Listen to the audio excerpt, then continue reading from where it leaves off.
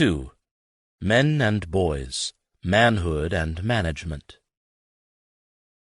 The struggle over work rules in the 1880s and 1890s pitted executives and middle managers against both foremen and workers, but what of the managers themselves?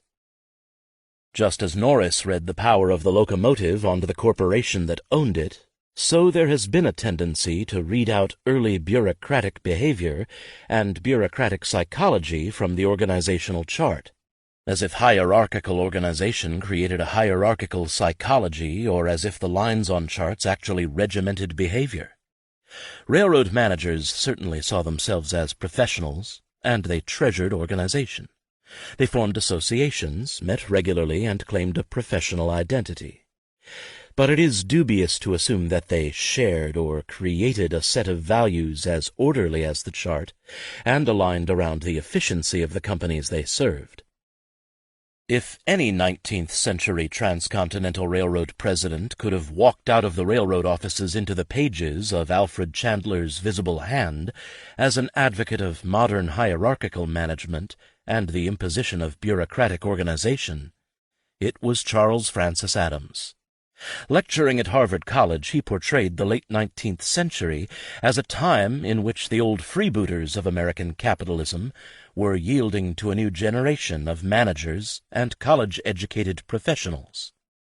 Organization was now everything, and he told Harvard undergraduates that the genius of the modern corporation was that the individual withers and the whole is more and more. His job as president of the corporation was to keep the whole operating in harmony. Privately, with that combination of arrogance, unforgiving intelligence, and condescension that so endeared him to others, Adams welcomed the changing of the guard. The railroad in general had outgrown the men in charge of it. In the beginning there were few what we would call educated men connected with it, and the men who ran the roads had the peculiarities of self-made men. They could not organize, they could not delegate, they lacked sufficient staff, and they could not grasp the changes in scale that had taken place. Their minds all run to extreme simplicity and to the primary relations of employer and employee. Unfortunately, they now ran railroads of thousands of miles rather than 50 miles, and with thousands of employees. Most saw their lines once a year, if that, and their employees regarded them as capitalists having no interest whatever in them or the property except to draw money from them and it. The virtues Adams wanted in his managers were the supposed virtues of the new bourgeoisie. When he named J.K. Choate as general superintendent of the Colorado Division, he wrote an avuncular letter telling him, "You will have to learn to be cautious of speech, careful in attention to detail, sure of your position, and then quiet and firm in execution. I especially hope that you will have no quarrels. They do not pay. The man who passes his life in continual contention uses up a very large portion of his energy in so doing. You will need it all for your work." Adams's ideal managers were to be the vanguard of the triumph of bureaucratic values in their preference of rationality and peace over passion and violence in a new middle class. They supposedly embodied the values of this class: tolerance, charity, cooperation, respectability, and a desire to persuade rather than to force. There was much about the Union Pacific and the modern railroad corporation that Charles Francis Adams did not share with the students at Harvard College. Privately, Adams described the Union Pacific as the worst school for railroad management that the country now possesses. The traditions of the Union Pacific are uniformly and wholly bad. The corruption and dishonesty that the original management had sown, Gould and Dillon had fertilized, and it now sent roots down through the whole enterprise. Adams soon ceased to be surprised by cases of small-scale fraud. "Like master, like man," he wrote after one revelation. The large operations of Messrs. Gould and Russell Sage in the stock market just as certainly led to a system of peculation and jobbery throughout the organization, in its subordinate parts, as an example of sharp dealing and dishonesty leads to more sharp dealing and dishonesty. He was alarmed by the nastiness involved in the Oregon Short Line, a road built through financial circumlocution to avoid the limits Congress had placed on the Union Pacific. There was nothing clean about the road. The thefts began with high officials in the Union Pacific and extended downward. Everyone there has been stealing right and left from us and robbing the public to a degree. S.H.H. Clark, the longtime general manager and intimate of Gould, did not know what a railroad was. The man was utterly incompetent and not over-honest. Adams eased him out. The more Adams discovered about the Union Pacific, the more he disdained it. C.E. Perkins of the Burlington hit closer to the mark than usual, and displayed the anger and petulance that Adams often provoked when he claimed that Adams suspects everybody less stupid than himself of not being honest. But fraud was virtually everywhere in the Union Pacific, even if the problems went beyond fraud. Adams complained that the Union Pacific was managed as if it were a small corporation operating perhaps 100 miles of road. Too many people have interfered with the duties of one another, for the simple reason that no one has well-defined duties, but from top to bottom the one-man power has prevailed. The incompetence of the general management from 1878 to 1884 exceeded belief. The Land Department, I am satisfied, is managed far from satisfactorily. I have grave doubts as to the honesty with which it has been managed. Adams thought the whole Colorado operation was tainted with fraud, and doubted whether there was a single sound spot in our whole Colorado system. The mechanical department was in very bad shape, as he discovered when 25 locomotives had to be condemned and scrapped at one fell swoop. He had little confidence in his chief engineer's capacity or mental alertness, but at least he was honest and vigorous. The commercial department needed thorough, radical overhauling. He had not one iota of confidence in the freight and passenger agents. I do not believe in their capacity or in their judgment. He was dissatisfied with the operating department and utterly dissatisfied with the construction department. The conductors, he believed, stole 50% of the collections on the trains. The bookkeepers could not be trusted. The workers, whom at first he had praised, he soon thought were a sullen, resentful mob. He eventually came to regard his employees who joined the Knights of Labor as so many felons. The road was still full of Gould, Hopkins, Clark men, and S.R. Calloway, the general manager Adams brought in to reform the system, seemed unable to delegate responsibility, recruit competent subordinates, or reorganize administration. You, Adams wrote Calloway, are trying to do the work of great numbers of incompetent men yourself, instead of weeding them out. Why, I have even expected you to tell me that you are convinced after long examination that our conductors were stealing, therefore you had decided to dismiss them, and in future you would run the trains and collect the fares yourself. By 1887, Calloway, rightly convinced that Adams had lost faith in him, was ready to depart. 17 years after its completion, the Union Pacific was floundering in the mud. Despite its huge capitalization, it was poorly ballasted and ill-equipped, an easy-riding road without any improved appliances whatever. There were no coherent standards for its locomotives or freight cars. Its shops were badly located and ill-equipped.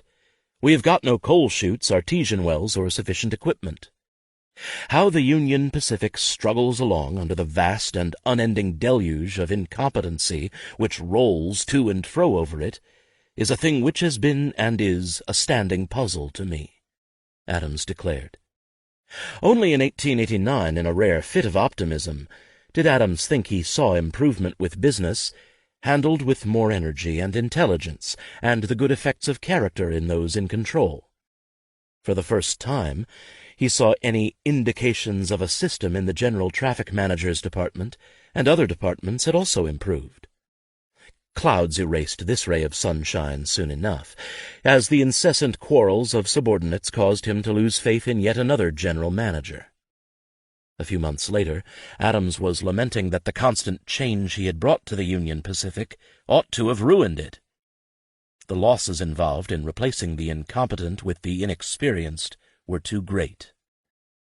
Outside of the Chicago roads, disorganization seemed the common condition of most Western railroads. In 1881, Herman Haupt, the general manager of the Northern Pacific, found that many of his department heads refused to speak to each other, either officially or personally, and it took a detailed personal investigation to find out what it was that the departments were supposed to do. The problem, however, was not just one of organization. It was more fundamentally an issue of culture. There was no sharp boundary between managers' business lives and other aspects of their social lives. It was hard to inculcate a bureaucratic competence when it was at odds with deeply held cultural values of manliness and masculinity. For the men who ran the railroads in 1880, these views were rooted in the Civil War. The Union Army had provided many men who later worked for the railroads with their initial experience in large organizations, with regimentation, duty, and bureaucracy, with command and subordination. The military's lessons were, however, paradoxical.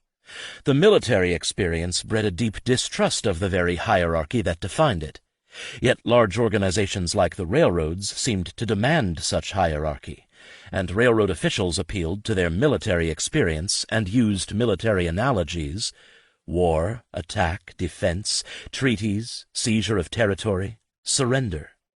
They militarized corporations in metaphor, if not in fact. In the railroads, as in Charles Francis Adams's army, the constitutionally unqualified were to instruct the uninformed. The rivalries and jealousies that rent the Union Army played havoc with railroads. In Adams's war, as in his railroad, the regimental quarrels were incessant. The spirit of insubordination was rife and in the air. It is no wonder that these veterans transformed the actual processes of war into the metaphors of the railroad business. The connection between the experiences of war and railroading went deeper than metaphor. Men who knew the war as soldiers often carried away a sense of themselves distinct from their positions as subordinates or superiors. It involved their sense of themselves as men. They had not entered the Civil War cynically. They did not fight it cynically. It had been a war, as the historian James McPherson has praised it, for cause and comrades. For many of them, the meaning of the war transcended the horrors they had witnessed. The war had given him, Charles Francis Adams concluded, that robust virile stimulus to be derived only from a close contact with nature and a roughing it among men and in the open air. Courage mattered. Loyalty mattered. Honor mattered. Personal pride mattered.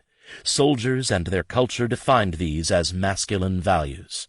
The Gilded Age substituted gain for cause and friends for comrades. A Civil War battlefield sometimes seemed a convention of men destined for the Transcontinentals. In the wake of his defeat in the Battle of Chickamauga in 1863, General William Rosecrans found himself besieged in Chattanooga, Tennessee. Rosecrans would become a promoter of Mexican railroads. His chief of staff, the future President James A. Garfield, would be caught up in the Credit Mobilier scandal following the war. William Palmer, who created the Denver and Rio Grande, was serving as a Union officer. Henry Villard, later President of the Northern Pacific, was there as a reporter. Tom Scott arranged the logistics of the movement of troops along the railroads that rescued Rosecrans. The railroads threw men whose values and temperament had been forged in battle or in proximity to battle together with men who had not served, and men too young to have fought in the great struggle. As veterans endeavored, often unsuccessfully, to ennoble money-making, their subordinates, mere children during the war, seemed to their superiors still children after the war, weak, unruly, willful, and hard to control. Their manliness had not been so fearsomely tested, and their elders could be quick to remind them of that. When the mother of one of his young subordinates in the Union Pacific wrote about the hardships of his life, Adams told her, "You will, I fear, have to talk in vain to men of my generation. The hardships and dangers incurred by your son seem to me quite trifling in comparison with my own recollections of 4 years' active service, summer and winter, in Virginia." Neither veterans nor their juniors easily fit the mold of bourgeois and bureaucratic rationality that supposedly defined the emerging corporation. Adams's subordinates were not men eager to persuade or cooperate. They were less manly, with its connotation of discipline and self-restraint, than masculine, with its aura of force, aggression, and sexuality. The standard interpretation is that leisure became the domain of a masculinity exiled from an increasingly regimented business world. But Adams located masculinity at the heart of corporate culture. The actual operation of railroads had as much to do with a code of masculinity, zealotry, honor, and revenge as with careful calculation of self-interest or the company's interest. Adams thought that 9 quarrels out of 10 costing large sums of money are brought about by the fact that subordinates, as a rule, have no sense of the responsibility of their positions.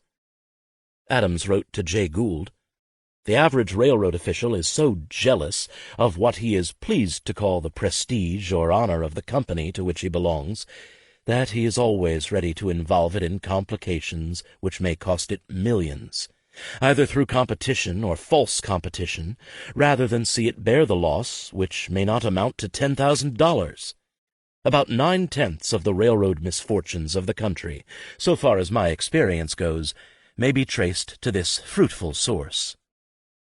The average railroad man has no judgment, less discretion, and less conscience.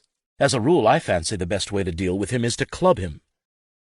Clubbing him, of course, put Adams within the club he was combating. It was a hard club to avoid. When Thomas Cooley, then a receiver but the future head of the Interstate Commerce Commission, contacted Adams about recruiting good men to take hold of the Wabash Road, Adams cautioned, "Really capable and intelligent men are hard to find." Railroads were full of men capable of development and worthy of promotion, but the organization killed them. In railroad, as in other life, I fancy the good die young. They certainly don't mature visibly. Adams's attempts to change this culture only led to frustration. His effort to keep the Union Pacific in harmony drove his general managers to nervous breakdowns and early death. He wanted men able to adjust to the West, but he also wanted Eastern college-educated men. His Harvard and MIT men often did not last. He dryly wrote how regularly his managers were overcome by a spasm of economy, which compelled them to dispense with the services of various minor officials. He added, "This fit of economy almost always strikes some young men whom I regard of decided promise, who have been sent out by me. The uniform certainty with which they have been let out under these circumstances is something which would require a wide philosophical generalization to explain." When C.S. Mellon, his general traffic manager, wondered why young Easterners were concentrated in a few departments, Adams went through the organization, department by department, to detail how his desires to place college men were thwarted. He ended with J.S. Tebbets of the commercial department. "Tebbets is so disturbed," Adams wrote, "by any connection with the East, with Harvard College and myself, that he has shown a strong desire to fill all vacancies which might arise in his own department by the appointment of men who could neither read, write, nor cipher. He was determined that no one should suspect him of any weakness towards education. His only regret was that he had ever had any himself." Adams thought of himself as the future, but he stood for what was an older Victorian attitude of manhood, defined by control and self-restraint that he thought should inform commercial life. "Pride, prejudice, and anger," he wrote, "should have nothing whatever to do with business." But Adams's managers were aggressive and testy. They were, in his terms, boys who lost their temper so that they go in for it regardless of the degree to which their clothes will be torn. They had no regard whatever for the interests entrusted to their care. Far from being throwbacks, they anticipated a new ideal of masculinity.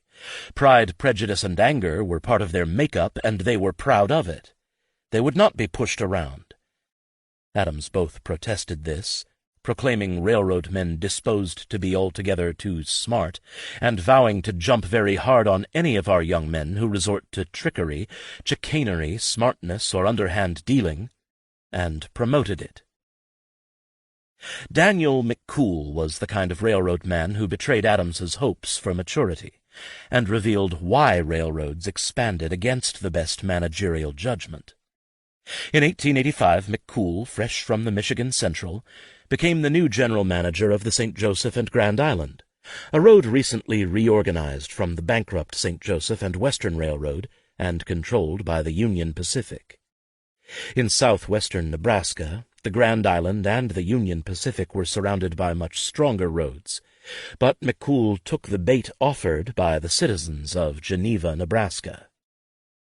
He agreed to accept a subsidy to build to Geneva, making it a competitive point with the Burlington. This was a hostile act, and the Burlington gave notice of its intent to build a branch line from Fairmont through Geneva south to Hebron. McCool had started a fight that he could not finish. The Burlington could crush the St. Joseph all to pieces, but the only solution Adams could see to ill-considered expansion was more expansion. If he could not restore the status quo or make a deal with the Burlington, he would extend the Grand Island into new territory to make up for business lost to the Burlington and later to the Rock Island. McCool was nervous and by temperament excitable. He acted rashly. For McCool, business involved manliness. He protested that he did not like to be obliged to lie down and be walked over. And Adams retorted that this is far less disagreeable than to be first knocked down and kicked in the face after you are down. Adams's advice, which strikes oddly on railroad ears, was to stand upon distinctly higher moral plane. Gradually they will have to meet on it. Adams himself was not always prepared to be either businesslike or moral. Antagonized by both the Northwestern and the Burlington, each of which crossed the Union Pacific's lines in Nebraska to invade each other's territory, Adams wrote Callaway, "It is very well to be Christian, and better yet to be businesslike, but we must not, as yet, cease to be human." When pushed, Adams often pushed back. In the midst of a dispute over Rocky Mountain business, John J. Hagerman of the Colorado Midland threatened to build to Salt Lake. Adams reported, "I replied that he might go to Salt Lake or the devil, but he must not threaten me in my own office. It was pure imprudence." The interview was a quite lively one. 3. A political animal. Charles Francis Adams at least tried to make the Union Pacific a managerial corporation, and to forge men like McCool into bureaucratic managers. He wanted the Union Pacific to become a corporation that made money by providing efficient transportation at a profit. He did not engage in stock manipulation. He did not engage in town site speculation. He did not create subsidiary companies to drain off resources from the railroad. He did not rack up huge corporate debts to create personal profits. Which is not to say that Adams was honest. He bribed politicians, but he did so as an Adams, claiming to do so for the good of the corporation, or rather for that of its stockholders, and not for himself and a select group of insiders. Adams was in current terms a manager, not an entrepreneur. The man who preceded and succeeded him, Jay Gould, has been resurrected as a Schumpeterian entrepreneur. He was a system builder who forced other railroads to imitate him and thus changed the whole nature of their operation. Joseph Schumpeter measured the success of capitalism by taking a view that emphasized increasing productivity over the long run. But the engine for long-run success was the ability of entrepreneurs like Gould to amass vast fortunes in the short run. What was immediately good for Jay Gould, Leland Stanford, Collis P. Huntington, Henry Villard, and the rest, was ultimately good for everybody. There is, however, something paradoxical in this logic. The rewards to entrepreneurs come quickly, but judgments about the utility and worth of their innovations come much more slowly. There arises a kind of evaluative shortcut, in which all those who engaged in creative destruction, changing the nature of existing systems, and reaped great rewards were, ipso facto, heroic entrepreneurs, producing a better product and a more efficient way of doing things. They contributed not only to their own wealth, but to the efficacy of the system and the larger material advantage of humanity. A successful entrepreneur who created inefficient and prodigiously wasteful corporations becomes impossible, a contradiction in terms. By definition, the market is always right. Because of bad luck or bad timing, some good entrepreneurs might fail, but all bad ones did. But how do we know whether the market is right in rewarding particular entrepreneurs if we can only judge their innovations over the long term? There is also something odd in Schumpeter's emphasis on entrepreneurial success as a product of business acumen. Not only was the successful entrepreneur supposedly not good at politics, but this was also supposedly a trait of the entire bourgeoisie, which Joseph Schumpeter portrayed as being unable to take care of its political class interest. Schumpeter denied what American railroad men knew. There was no separating business and politics. That railroads were political animals was the truth of the octopus, even if the power Norris attributed to them did not necessarily always exist. That leads us back to S. Behrman and his real-life counterparts in the employ of the Southern Pacific. The octopus raised questions that later critics of the robber baron school, dismayed by its exaggerations, largely dismissed. They threw the baby out with the bathwater. They did not spend much time on a central contention of the robber baron literature, that many entrepreneurial fortunes had as much to do with corruption of the political process as with success in selling transportation, and that such entrepreneurial success had long-term costs for society. Examining these costs will occupy a later chapter, but first it is necessary to explore in more detail how the Southern Pacific intervened in politics. Frank Norris envisioned the Southern Pacific as the epitome of the malevolent corporation, achieving through fraud, insider dealing, and political connections what it could not achieve through market competition. Norris had one of his characters complain, "They own us, these taskmasters of ours. They own our homes, they own our legislatures. We cannot escape from them. There is no redress. We are told we can defeat them by the ballot box. They own the ballot box. We are told that we must look to the courts for redress. They own the courts. They swindle a nation of 100 million and call it financiering. They levy a blackmail and call it commerce. They corrupt a legislature and call it politics. They bribe a judge and call it law." Leland Stanford was the president of the Central Pacific Railroad and its public face from its founding until his death. He was also the first president of the Southern Pacific Company, incorporated in Kentucky in 1884 as a holding company for the Associates' interests, until Huntington forced him out in 1890. In California, people assumed that Stanford's public presence connoted private authority, and that he had created and ran the railroad as he ran California politics. In reality, neither Leland Stanford nor Collis P. Huntington knew or initially cared much about operating railroads. The difference between them was that Huntington admitted it, telling General Manager A.N. Towne in 1880, when the Central Pacific was well into its second decade, "I have very little knowledge of the details of operating railroads." This was not false modesty. Stanford knew even less. Before 1884, Stanford's experience as a Civil War governor seemed to do him little more good than his lack of experience as a railroad man. The political agents of the railroad complained about their own ineffectuality in controlling California's electoral politics. Stanford's friendship with Christopher Buckley, beginning with the special session of the legislature in 1884, changed all that. Stanford and Buckley not only blunted the antimonopoly offensive, but solidified railroad power. Between 1884 and 1892, the octopus was quite real. In 1885, Stanford bought his way into the U.S. Senate. He was a Republican, but this was not a sign of Republican hegemony. Stanford needed Buckley, a Democrat, to help protect railroad interests during the years the Republicans were not in power.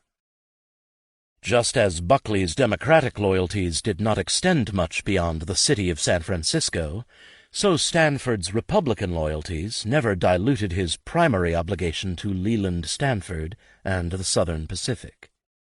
In 1886, it was rumored that Stanford gave enough railroad support to the nativist American Party to give the Democrats the legislature in a three-way election. The legislature elected the Democrat George Hearst to the U.S. Senate. He was the owner of the major Democratic daily in the state, the San Francisco Examiner, and ally of the Blind Boss. The late 1880s were halcyon, if very expensive, days for the octopus. The railroad ruled through an alliance with San Francisco's Democratic and Republican political machines, assorted friends, and businesses dependent on it. San Francisco's Republican machine sent as its delegates to the state Republican convention the toughest element San Francisco could well produce outside the state's prison.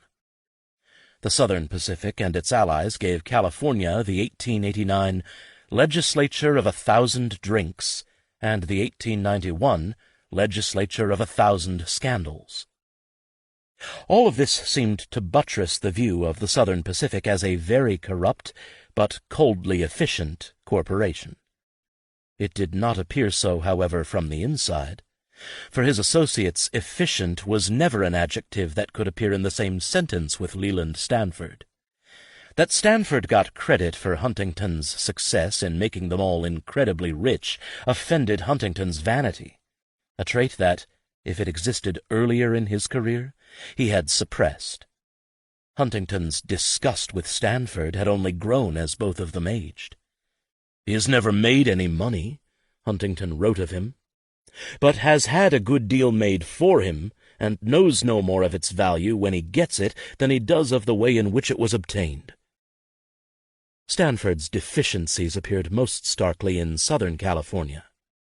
The Associates and Gould had settled the differences between the Texas and Pacific and the Southern Pacific out of fear, not so much of each other, but rather of a new combination formed by two lines that had spent time in receivership, the Frisco and the Atchison, Topeka, and Santa Fe. Together they shared ownership in a third bankrupt railroad, the Atlantic and Pacific, whose charter provided an entry into California. Huntington feared for California. Gould feared that the Frisco was going to strike into northern Texas and disrupt his new system there. Gould and the Associates approached the Seligmans, Gould's longtime bankers who controlled the Frisco. The Seligmans agreed to help them buy enough Frisco stock that together the Seligmans, the Associates, and Gould controlled that road, and through it the Atlantic and Pacific. After the predictable betrayals and disagreements, the Seligmans reaped a healthy profit on the stock sale. Gould, with a controlling share in the Frisco, stopped its expansion into Texas, and Huntington had the Atlantic and Pacific halted at Needles, on the border of California. Stuck at Needles, the Atlantic and Pacific was a dead-end and dead-beat road unable to meet its costs, which amounted to $2,300,000 per annum. Its local traffic amounted to only about $800,000, and so it needed $1,500,000 in earnings from through traffic and rebates to break even. Traffic from the Frisco and Atlantic and Pacific could supply at best half of this, and the Southern Pacific supplied it with precious little eastbound traffic. Blocked from entering California over the Atlantic and Pacific, the Atchison took matters into its own hands. In 1885 it bought and completed the California Southern to San Diego. The route was difficult and expensive, and was made more difficult by the Southern Pacific's opposition. By 1887, however, the Southern Pacific's opposition to the Atchison had grown distracted and ineffective, and Charles Crocker and his son, the only ones who seemed to be paying attention, were near panic. The Atchison penetrated Los Angeles, and Crocker, obese, diabetic, and soon to be dead, blamed Stanford's utter ineffectuality as president. Stanford was convinced that Southern California would never be the source of significant growth for the Southern Pacific, As the Atchison prepared to build toward San Francisco, Charles's son Fred Crocker even urged the consolidation of the Southern Pacific and the Atchison. Southern Pacific managers were convinced that the Atchison was building so aggressively, cutting rates so recklessly, and absorbing losses so cavalierly because they had some deep-laid plans which they were working out. Charles Francis Adams did not think so. "They have," he wrote, "no plan whatever. They got into this thing without intending to while playing a little game of bluff, and the contest had worked results which they by no means anticipated. They were content to continue what Adams called this grotesque Chinese battle, because they saw in the struggle an advertisement for Southern California and stimulation to immigration from which they would benefit later. The Southern Pacific could continue to resist because many of the passengers whom the Atchison delivered to Los Angeles at ridiculously low fares then paid full local rates on the Southern Pacific to travel through California. The Crockers' inability to rally the associates was a sign of the toll that death, illness, corruption, vanity, and desire were taking on the Southern Pacific. In October of 1883, Huntington's first wife, Elizabeth, died of cancer, and then in March of 1884, during a European trip, Stanford's only son, Leland Jr., died in Florence. These dual tragedies briefly brought Huntington and Stanford closer together, but their aftermaths soon drove them farther apart. Huntington sought consolation in a new wife and an old railroad. The old railroad was the Chesapeake and Ohio, whose first bankruptcy neither deterred Huntington's ambitions for it, nor changed the fact that it was overextended and mismanaged. The new wife was Arabella Worsham, whose background was as dubious as the Chesapeake and Ohio's. When Huntington married Arabella in 1884, he was 63, and she was somewhere near 33, though no one was quite sure. Arabella was one of those mysterious 19th-century widows who were as public as their origins and first husbands were obscure. Huntington and Arabella had known each other for years. Rumor had it that he was the father of her teenage son, Archer, and he was certainly the source of the capital she used in buying Fifth Avenue properties, refurbishing and redecorating them, and then selling them. She redecorated on a grander and grander scale after her marriage. Arabella's marriage to Collis took place scandalously soon after the death of his first wife. They married in the bride's Fifth Avenue parlor, and the ceremony had more than a whiff of the Gilded Age melange of corruption, reform, and friendship. Henry Ward Beecher, the most famous Protestant clergyman of his generation, presided. Beecher had been one of the nation's most prominent abolitionists during the Civil War, but by the 1880s he was more noted for the scandal surrounding his alleged adultery with a parishioner. His social conscience fluctuated as wildly as his affections. During the 1877 railroad strike, Beecher proclaimed that a workman who could not live on bread and water was not fit to live, but by 1884 he had drifted back to reform, warning of the dangers that consolidated railroad capital presented to the Republic. That would seem to make him an odd man to preside at the wedding of as consolidated a piece of railroad capital as Collis P. Huntington, but after the ceremony Huntington slipped Beecher an envelope containing $4,000 bills. This could buy a lot of bread and water. They were friends, and it was fitting that Huntington's marriage so closely echoed Huntington's politics. When Beecher died in 1887, plutocrats and knights alike found something to praise. The Stanfords could not so easily replace their only son, whom Jane had conceived on the verge of middle age. In their grief the Stanfords decided on an elaborate memorial, a private university in California that would bear Leland Jr.'s name. The deep loss of the Stanfords is still visible in the 19th-century sections of Leland Stanford Jr. University. The Stanfords' grief was touching. It was also mad. The university displayed the emotional vulnerability of the Stanfords, but it also revealed an egotism and arrogance that remains astonishing even in a state not known for reticence. The mourning parents erected a tomb for Leland Jr. on what became the Stanford campus, reserving space for themselves when they died. Constructed by Italian craftsmen, the tomb is granite and marble, and upon its completion its cost was higher than the 1880 assessment for the original 1,640-acre Stanford ranch on which it sat. They also built the Memorial Chapel, destroyed in the earthquake of 1906 but rebuilt, that contained the portrayal of Leland Stanford, Jr. being born into heaven by an angel. In the stained-glass window all eyes are on young Leland, as Christ sits relatively ignored above. Literally, to cap it all, there was the triumphal arch designed by Augustus St. Gaudens and erected at the end of the mile-long Palm Drive that still forms the main entrance to the campus. Today only the pillars remain, but originally a sculpted frieze showing the procession of civilization in America wound around a massive arch. It began with a female figure of civilization giving a torch to Columbus and ended with the mounted Stanfords, Leland apparently wearing a pith helmet and Jane riding side saddle, entering California with a locomotive at their back. They entered through the Sierras, which were held up by Titans. This represented a trip of exploration for the railroad that Stanford actually never took. In between Columbus and the Stanfords came Pizarro, Cortez, Washington, and figures representing agriculture, industry, and the arts. The arch radiated hubris too great even for California. The earthquake of 1906 brought it down, and it was never rebuilt.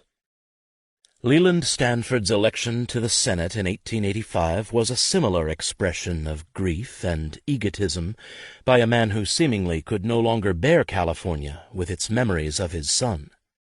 A. Sargent, who was again a friend of the railroad and Huntington, was the railroad's candidate. He found, however, that the Republican caucus, which would control the election in the legislature, had suddenly and surprisingly endorsed Leland Stanford, who had not previously been in contention. Stanford had bought the seat and broken the code of loyalty to friends. W. H. Mills, a Huntington partisan, thought this was the great mistake of Governor Stanford's life, and added nothing to his honor. He was not a figure in the United States Senate, and he had no capacity for defending his own position. Many rich people in the Gilded Age employed interior decorators. What made the aging associates and their widows different was that they married them. Mary Frances Sherwood Hopkins, the widow of Mark Hopkins, found solace with an interior decorator much younger than herself. Edward Searles was more than 2 decades her junior, and their marriage too caused waves that rocked the Southern Pacific. When her adopted son, Timothy Hopkins, who was close to the Stanfords, objected to the marriage, the widow Hopkins disinherited Timothy. Her representatives, Thomas Stillman and Thomas Hubbard, got Timothy dismissed as treasurer of the Southern Pacific and kept off the board of directors. Huntington cooperated. He thought Timothy Hopkins somewhat venomous, although too small to be dangerous, and only irritating. Searles proved more than irritating. His attorneys wanted to look at the books, which, as Charles Crocker put it, shows a spirit that may bring about a want of harmony. The want of harmony was already too evident. Hopkins was venomous, but Timothy's own desire for a share of the Hopkins fortune kept him only irritating. Years later, when the United States filed suit against the Stanford estate to try to recover money lent to the Central Pacific, there were rumors it would go after the Hopkins estate as well. It brought a letter from a C. Dunham to Attorney General Richard Olney, marked, of course, personal and confidential. After his mother disinherited him, Hopkins had consulted Dunham, because Hopkins believed that Dunham had damaging information about Searles, and Dunham admitted that his knowledge of some of the latter's, Searles' eccentricities and weaknesses, and of the whereabouts and way to reach certain unwilling witnesses who could testify minutely in regard to such weaknesses, would be of great service to Mr. Hopkins. Since Hopkins did eventually settle with Searles, blackmail may have worked, but Dunham's letter was not about Searles's weaknesses. It was about Hopkins's knowledge of what Hopkins had called the plunder and stealings of the associates. Hopkins admitted that he was fighting for his share of the stolen goods, and that the receiver is as bad as the thief, but he nonetheless gave Dunham detailed accounts of the stealing. Embittered against Huntington and Stanford, he said that if they were not protected by the statute of limitations, there was enough evidence to send them to prison for life. By 1887, both Crocker and his son, Charles F., were desperate to have Huntington concentrate on the West. They wrote with increasing concern and near panic about the rapid development of Southern California, the opportunities for combining railroad building and land speculation, and the aggressiveness with which the Atchison was cutting the Southern Pacific out of a rapidly increasing and lucrative business. Charles Crocker warned Huntington not to think that the Southern California boom was a temporary affair. Power and population within the state were shifting. He urged Huntington to come west to view the situation firsthand. More was involved than Stanford's inattention to Southern California. If Stanford's inattention to business could have killed a railroad, the Southern Pacific would have died long before. They were expending money in regions that Crocker doubted would ever give a return, even as they lost regions that promised rich traffic.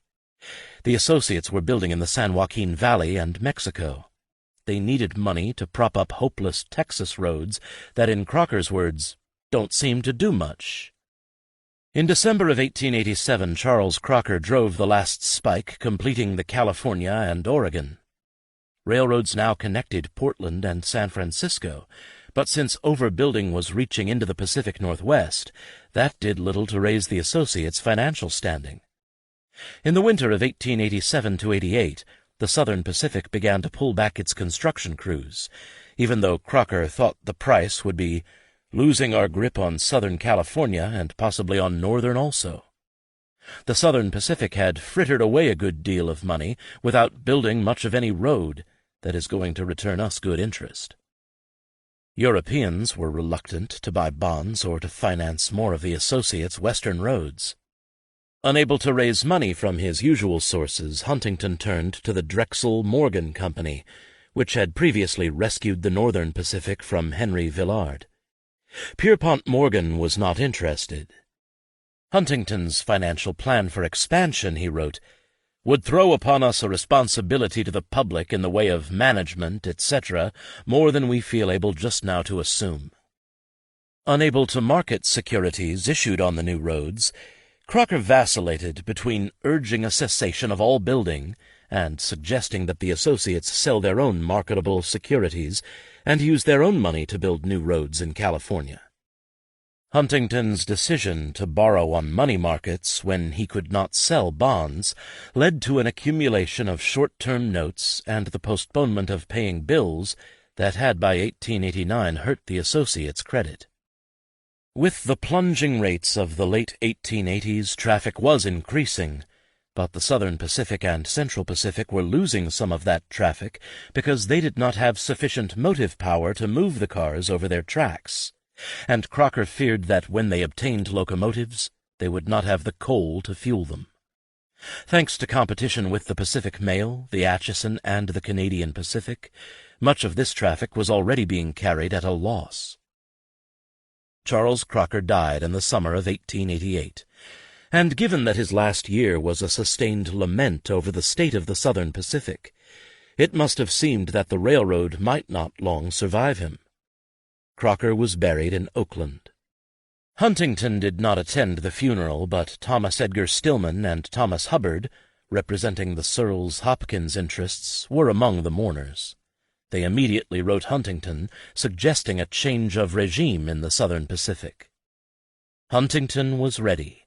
He had decided to liquidate his Eastern Railroad interests after the Chesapeake and Ohio collapsed into receivership for the second time in 1889, and he wanted revenge against Leland Stanford.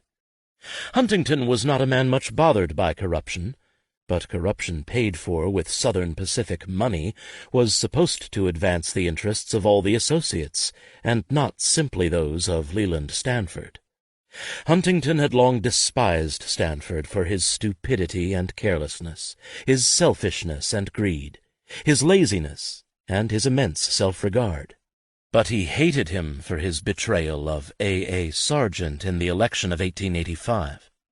When Huntington heard of Stanford's efforts to seize the nomination, he telegraphed Stanford, "It is reported that you are in the field against Sargent. I cannot believe it." Stanford had humiliated Huntington, who had promised Sargent the railroad's support. The California senatorial election of 1885 ended the tentative reconciliation between Huntington and Stanford, but it took a while for an open split to emerge. Huntington felt an obligation to elect Sargent that may have been indistinguishable from an obligation to demonstrate his own potency. Initially he swallowed his pride and flattered Stanford to get California's remaining Senate seat for Sargent in the next election. But Huntington was suspicious that the railroad's operatives did not work hard for a Republican legislature. When the legislature went to the Democrats and the seat to George Hearst, Huntington seethed with anger and resentment. Years later he still could not let these incidents go. He voiced disgust with Stanford's having used much money for political purposes which should not have been used. This very long and unsavory story the people of California already knew too well. Once launched, the war between Huntington and Stanford would continue until Stanford died. Few roads had as dysfunctional an upper management as the Central Pacific and Southern Pacific. In other roads, when one faction triumphed, the other left. Gould and Adams entered and departed the Union Pacific. Villard came and went in the Northern Pacific. But the Crockers, Hopkins, Stanfords, and Huntingtons, for all their bitterness and mutual hatred, always ended up where they started, within the Southern Pacific. The associates and their heirs were so intertwined that they could never be rid of one another. The split became public in 1890, as Stanford began preparations for his re-election to the Senate. Fred Crocker, who following his father's death controlled, along with his brother, a quarter interest in the Southern Pacific and its affiliated companies, was a vice president of the corporation. He had lost all faith in Stanford's management. Huntington, having largely sold his Eastern Railroad interests, cultivated Edward Searles. Huntington, Crocker, and the attorneys representing the Hopkins-Searles interest met with Stanford in New York at the end of February 1890. Huntington supposedly had documents showing that Stanford had bought the Republican nomination and the election in 1885. Men from both parties agreed that California's Senate seats were, in W. H. Mills's words, always for sale, but what was known was not necessarily to be talked about. If Stanford did not resign, Huntington would publish the documents. That Huntington, who had spent his career denouncing every account of his own wrongdoing as blackmail, was willing to blackmail Stanford was no more surprising than that Stanford was susceptible to blackmail. If Stanford resigned, Huntington would remain silent, and Stanford could return to the Senate and nurture his quite mad hope to become President of the United States by gaining, among other things, the support of the Antimonopoly Farmers Alliance. Crocker just wanted Stanford out of the active management, and he believed the easiest and best way to get rid of him was to allow him to return to the Senate. The bargain struck in New York made Huntington president of the Southern Pacific Company, and he took office in April of 1890. Getting Stanford back into the U.S. Senate was supposed to be done quietly and without disturbance. Crocker, although he did not approve of Stanford's business methods, did not want the company's dirty linen washed in public. Surprisingly, Huntington could not hold his tongue. He inserted into his otherwise conventional acceptance of the presidency of the Southern Pacific a line that found its way into newspapers across the state and nation.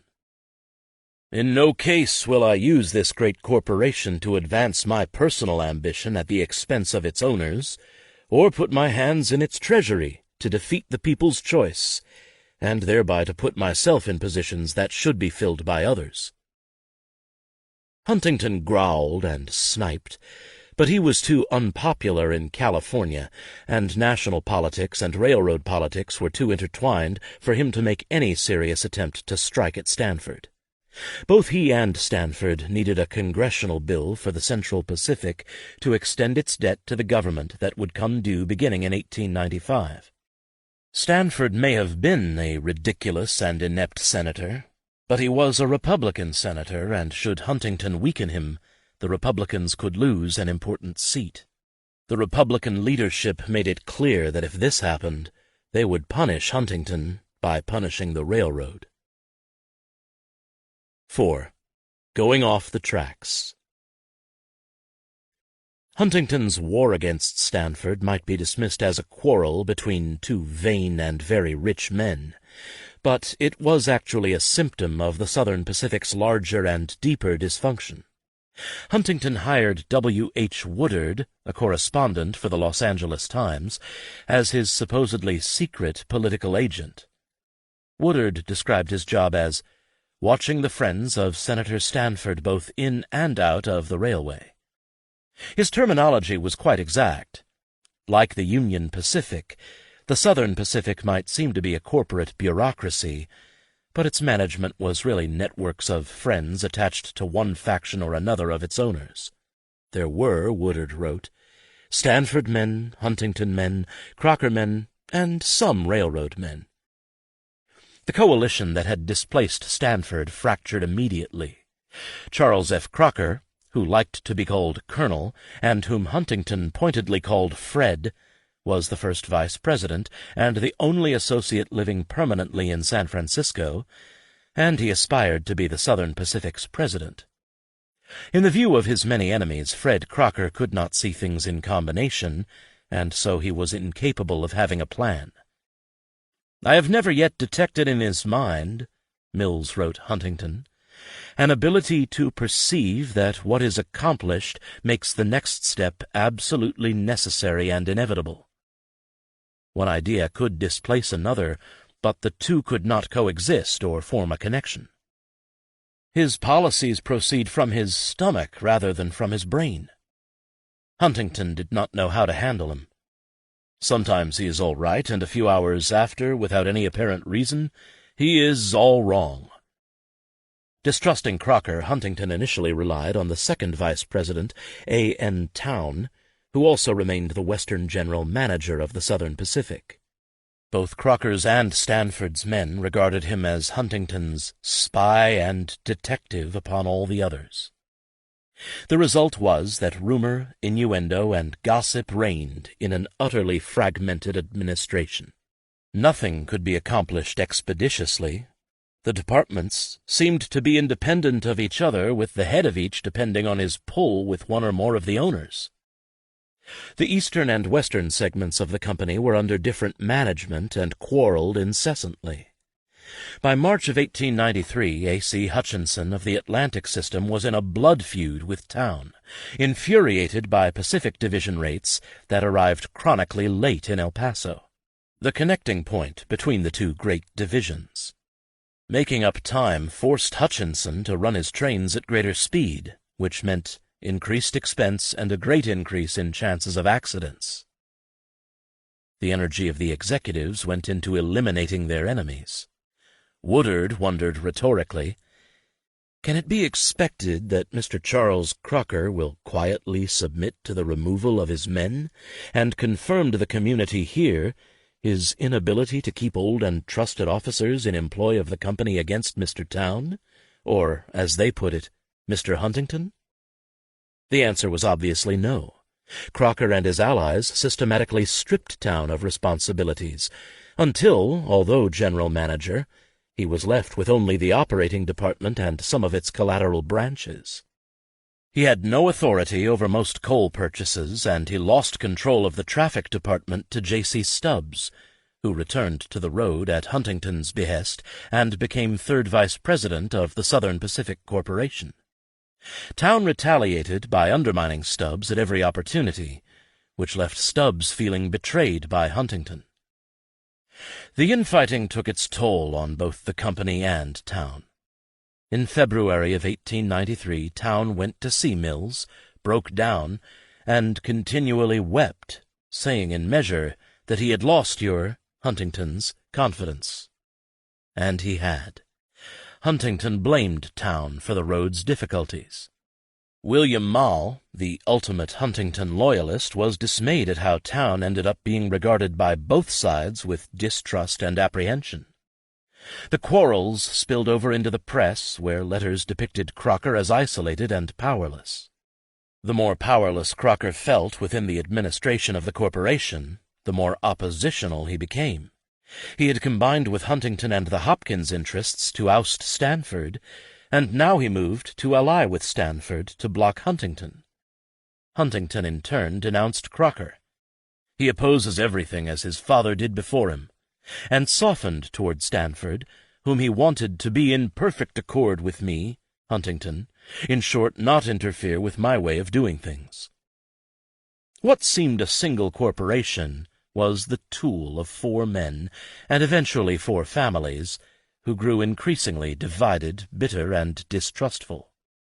The Stanfords, Huntingtons, Crockers, and Hopkins-Searles interests could not disengage, because their fortunes were mingled in the Pacific Improvement Company, the descendant of the Contract and Finance Company and the Western Development Company.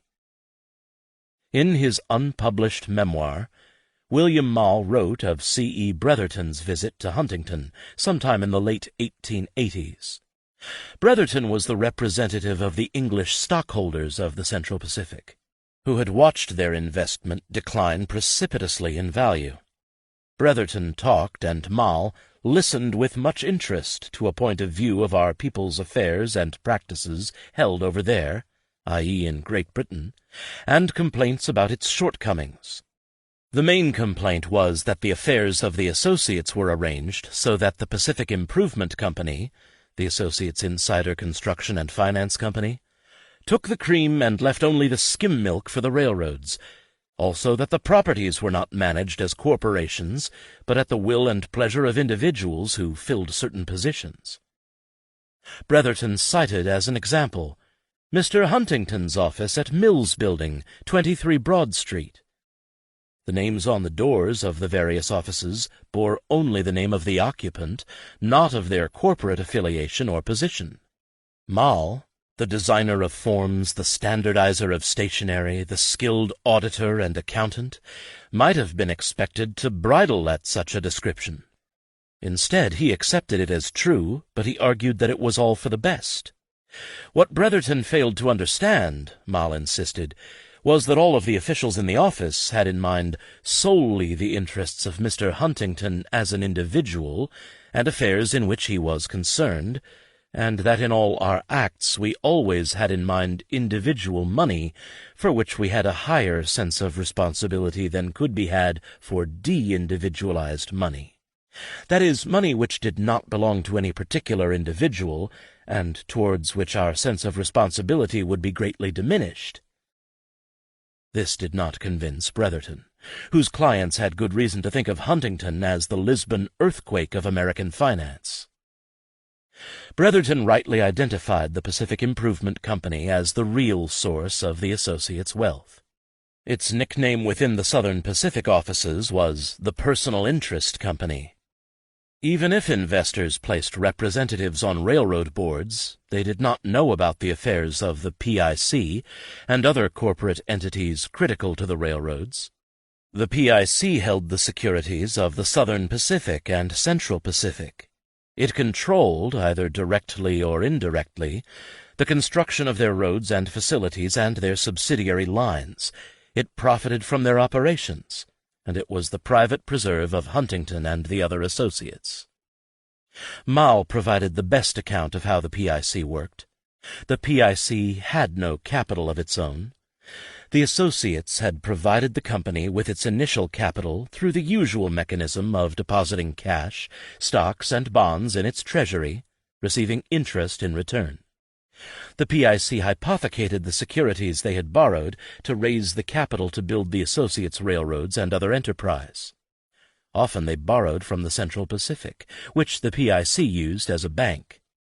When the PIC had finished work, it was paid for its efforts in securities, which sometimes had little or no value at the time of issue. These securities were then equally distributed among the associates and redeposited in the PIC.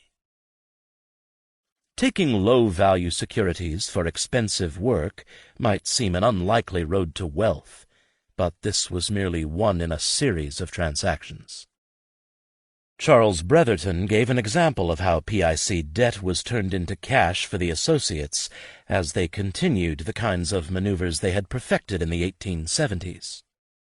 The PIC borrowed money from the Central Pacific, and having run up a debt of over $4.5 million, settled by surrendering its collateral, largely Guatemala Central Railroad bonds, property situated in a third-rate Spanish-American republic, and Southern Pacific steamboat bonds.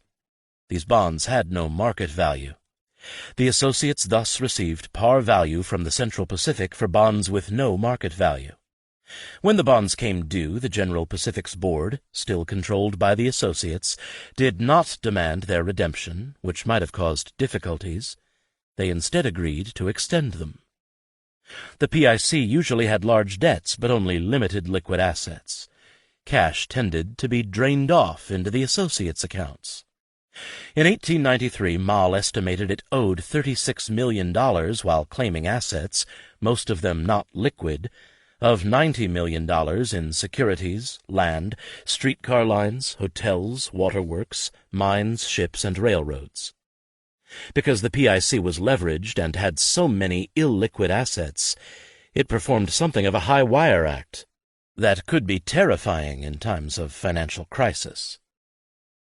The Southern Pacific was thus dysfunctional on multiple levels.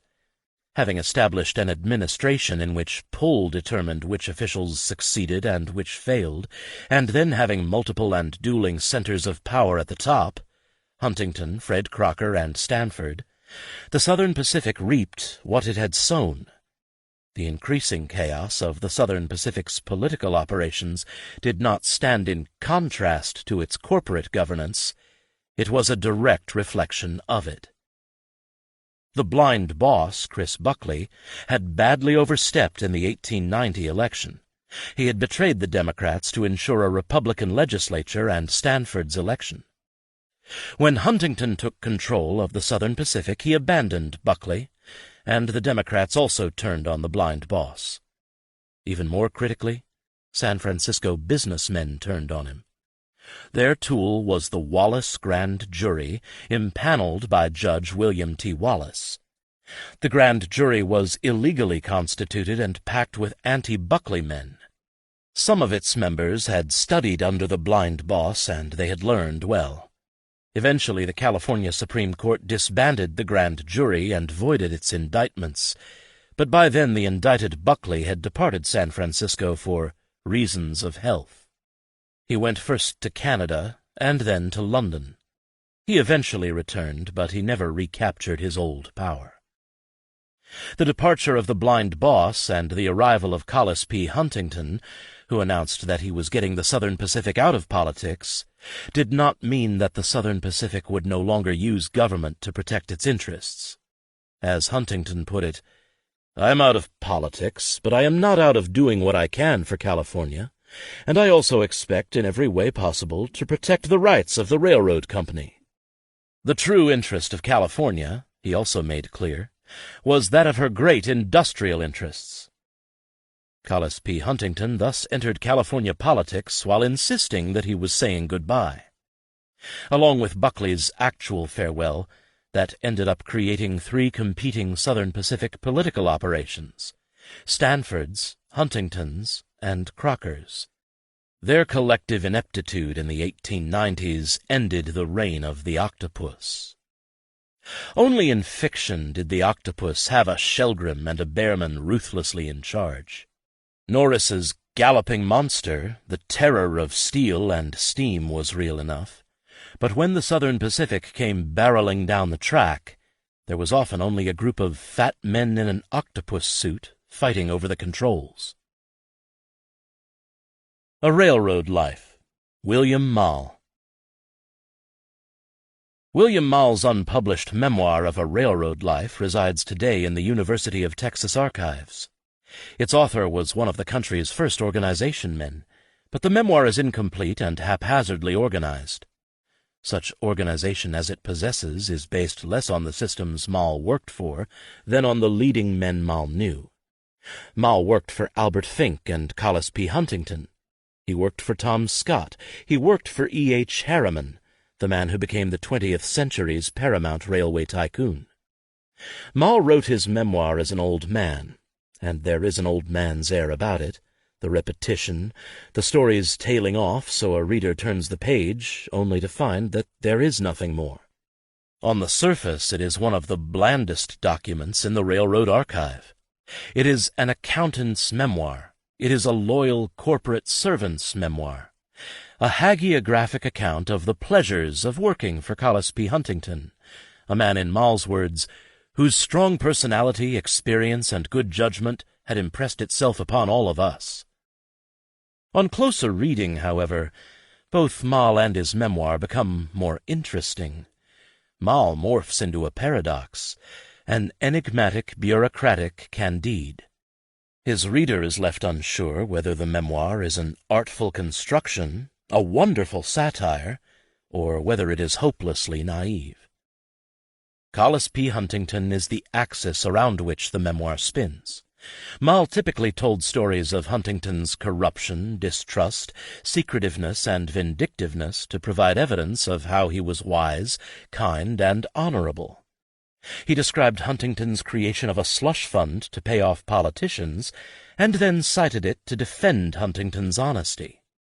He illustrated Huntington's grasp of human nature with an anecdote of how Huntington kept Mall from finding out about the desire of the Kansas and Texas to hire Mall for a job that he very much wanted and that would have paid him more than Huntington did.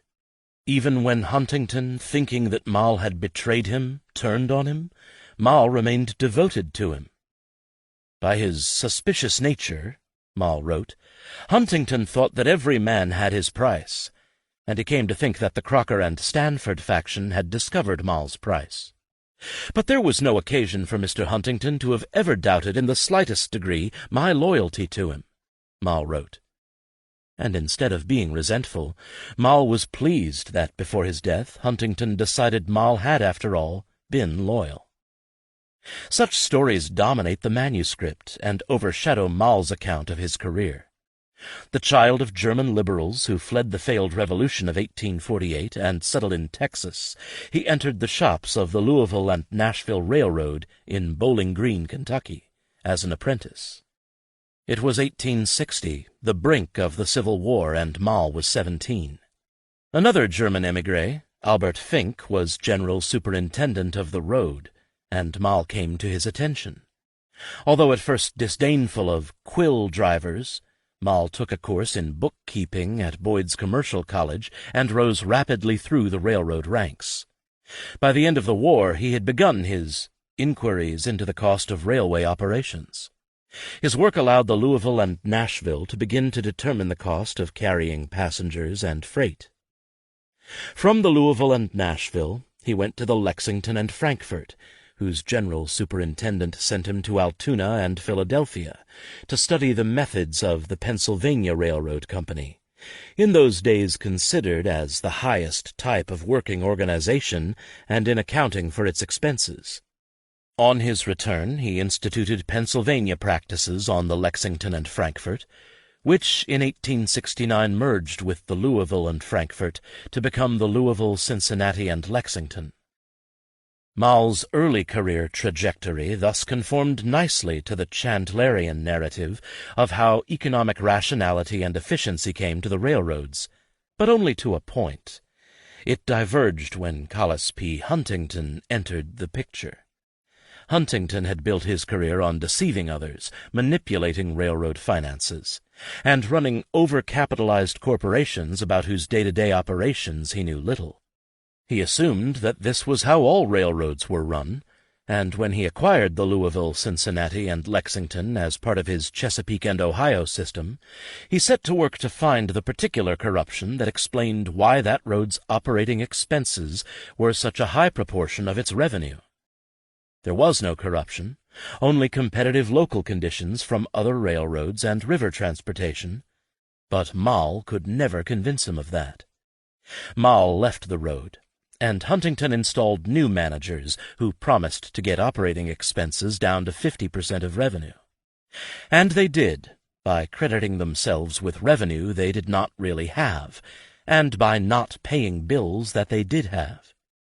Moll predicted it would take about 24 months for their accounting practices to catch up with them, and 2 years later the railroad went into receivership, along with the rest of Huntington's Chesapeake and Ohio system. Instituting the methods and forms of the Pennsylvania did not necessarily create an honest or efficient railroad. Moll returned to Kentucky in 1874, and in February of 1882 Huntington hired him and brought him to New York as a general agent to look after his properties in the lower Mississippi Valley and the West. The work was not glamorous. In May of 1883, Moll was writing to Huntington comparing the cost of the printed stationery forms used on the Central Pacific, and explaining how costs could be reduced substantially by changing paper quality, creating a standard system, and printing the forms in large lots. Such things were Moll's talent, but Moll also was, within the moral universe of the corporation, an honest man.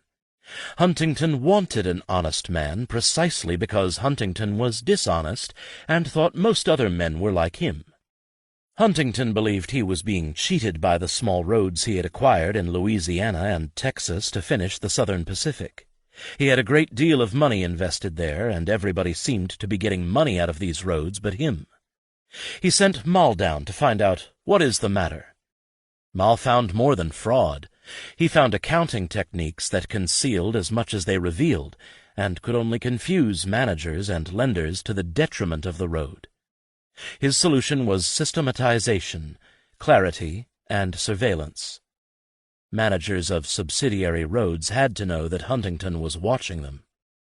Moll believed in good accounting. During the Civil War, he began to appreciate that accounting, for which up to this time he had but little appreciation, could be developed as a science for the supervision and control of the operations of a railway, and that good accounting could be synonymous with good management. Good management depended on good information. It was in part a matter of the correct form.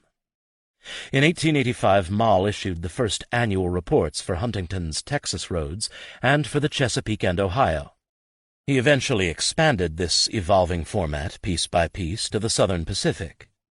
His reports gave the reader a clear and comprehensive account of the company's affairs and condition. Such reports remained rare in American railroading. These reforms took time. Into the 1890s there was still little in the annual reports of the Southern Pacific that allowed an investor or a banker to see the relation of the two divisions, east and west of El Paso, to their capitalization. Moll ordered and clarified the statistics.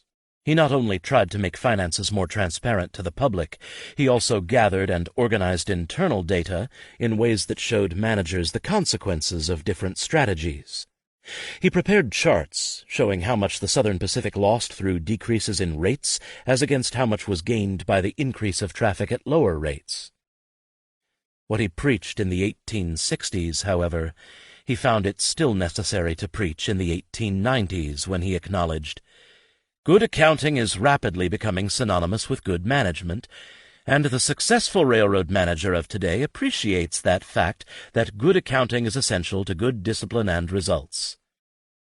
He still had to use becoming rather than has become. The trouble with good accounting and transparent reporting was that it made visible to railroad commissions and investors what the railroad wished to be invisible. This was why the practices railroad men encouraged with one hand they sometimes blocked with the other. But the corollary of good accounting for Moll was not the hegemony of accountants or the centralization of authority in the accounting department. Accounting was necessary but not sufficient for good management. An efficient railroad required not just good information, but an administrative system with clear lines of responsibility that could make use of that information. Railroads needed to give managers both authority to innovate and responsibility for the results. Accounting allowed results to be tabulated and tracked. Accountants were to be subordinate to managers.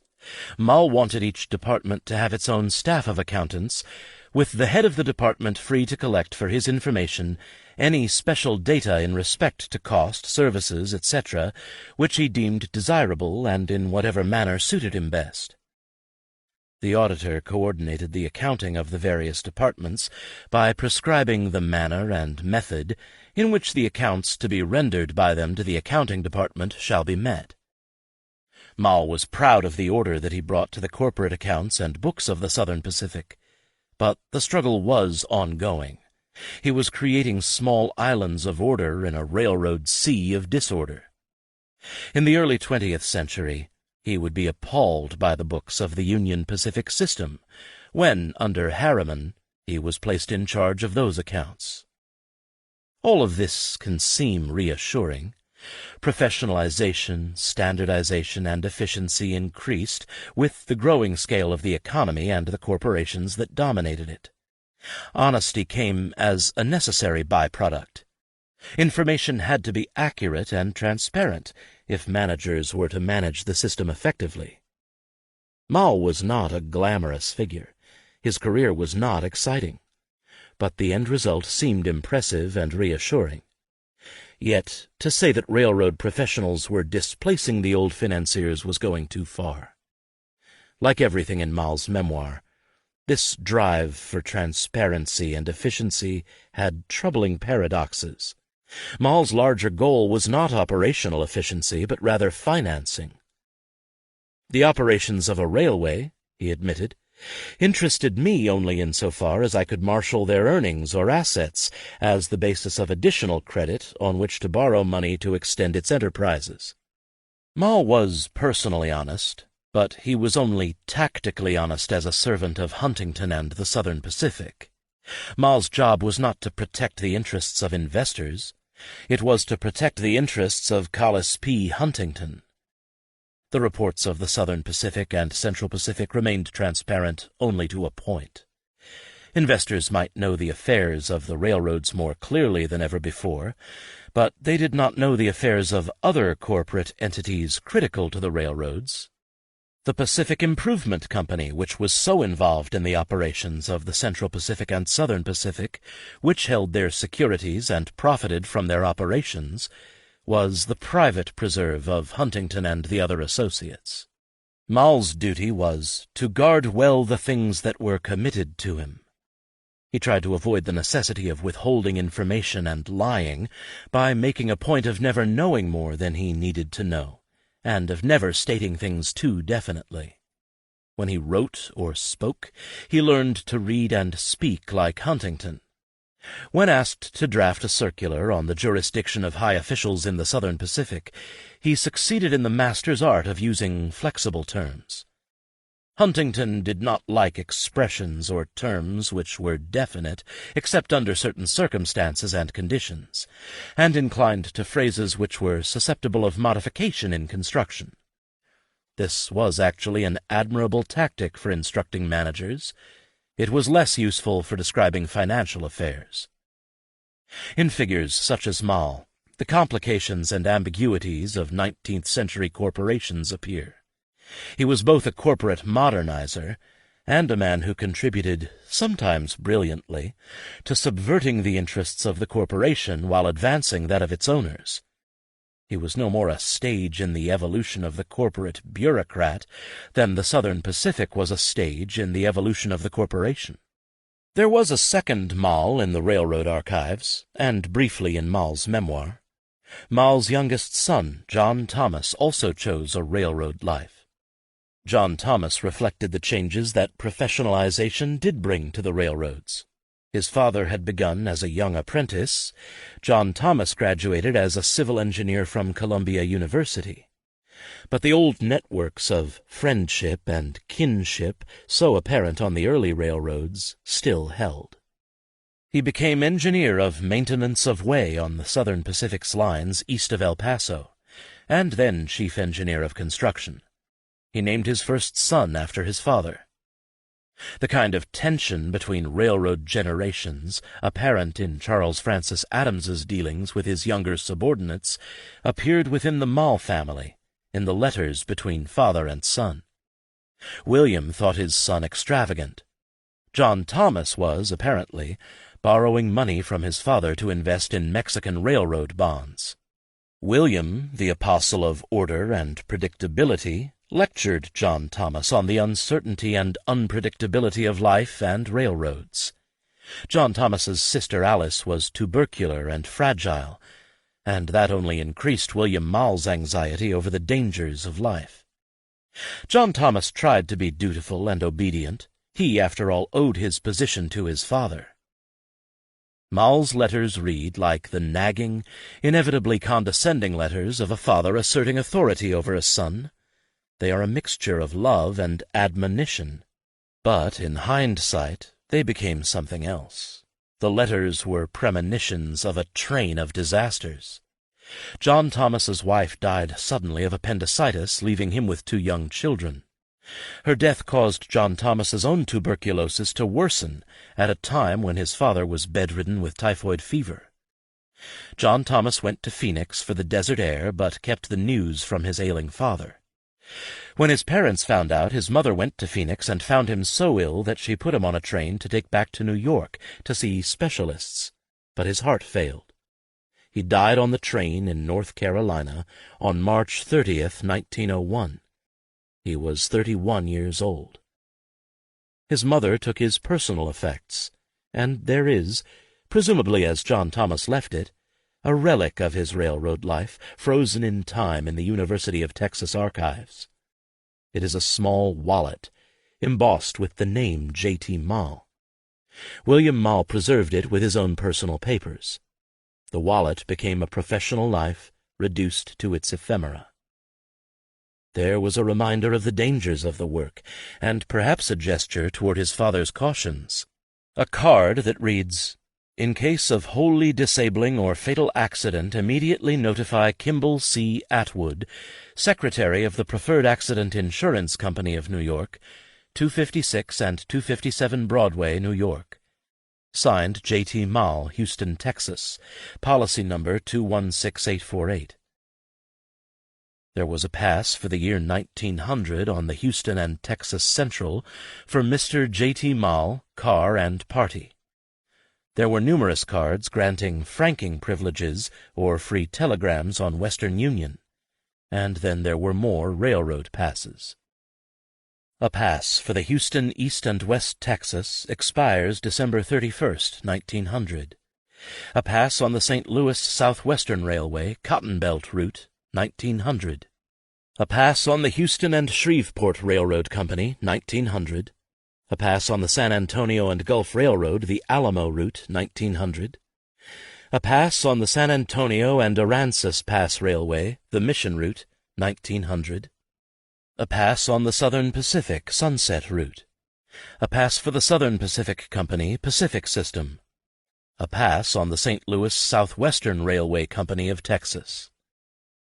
These latter passes were for 1901, longer than J.T. Mall's life would last.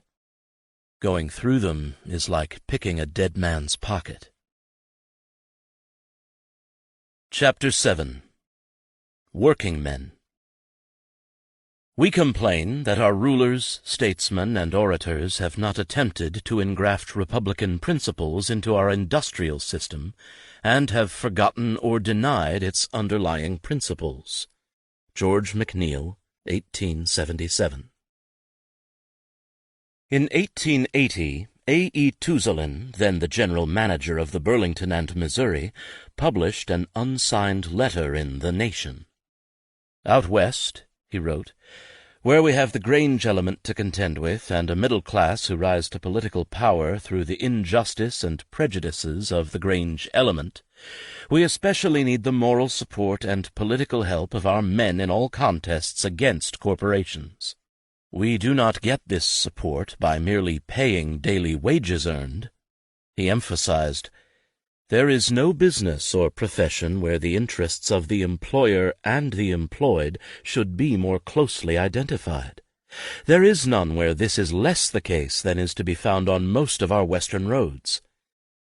Citing the extraordinary demands put on railroad men in the West, where the strain on the nervous system is severe, he suggested insurance plans, special loan funds for home purchase, reading rooms, and hospitals.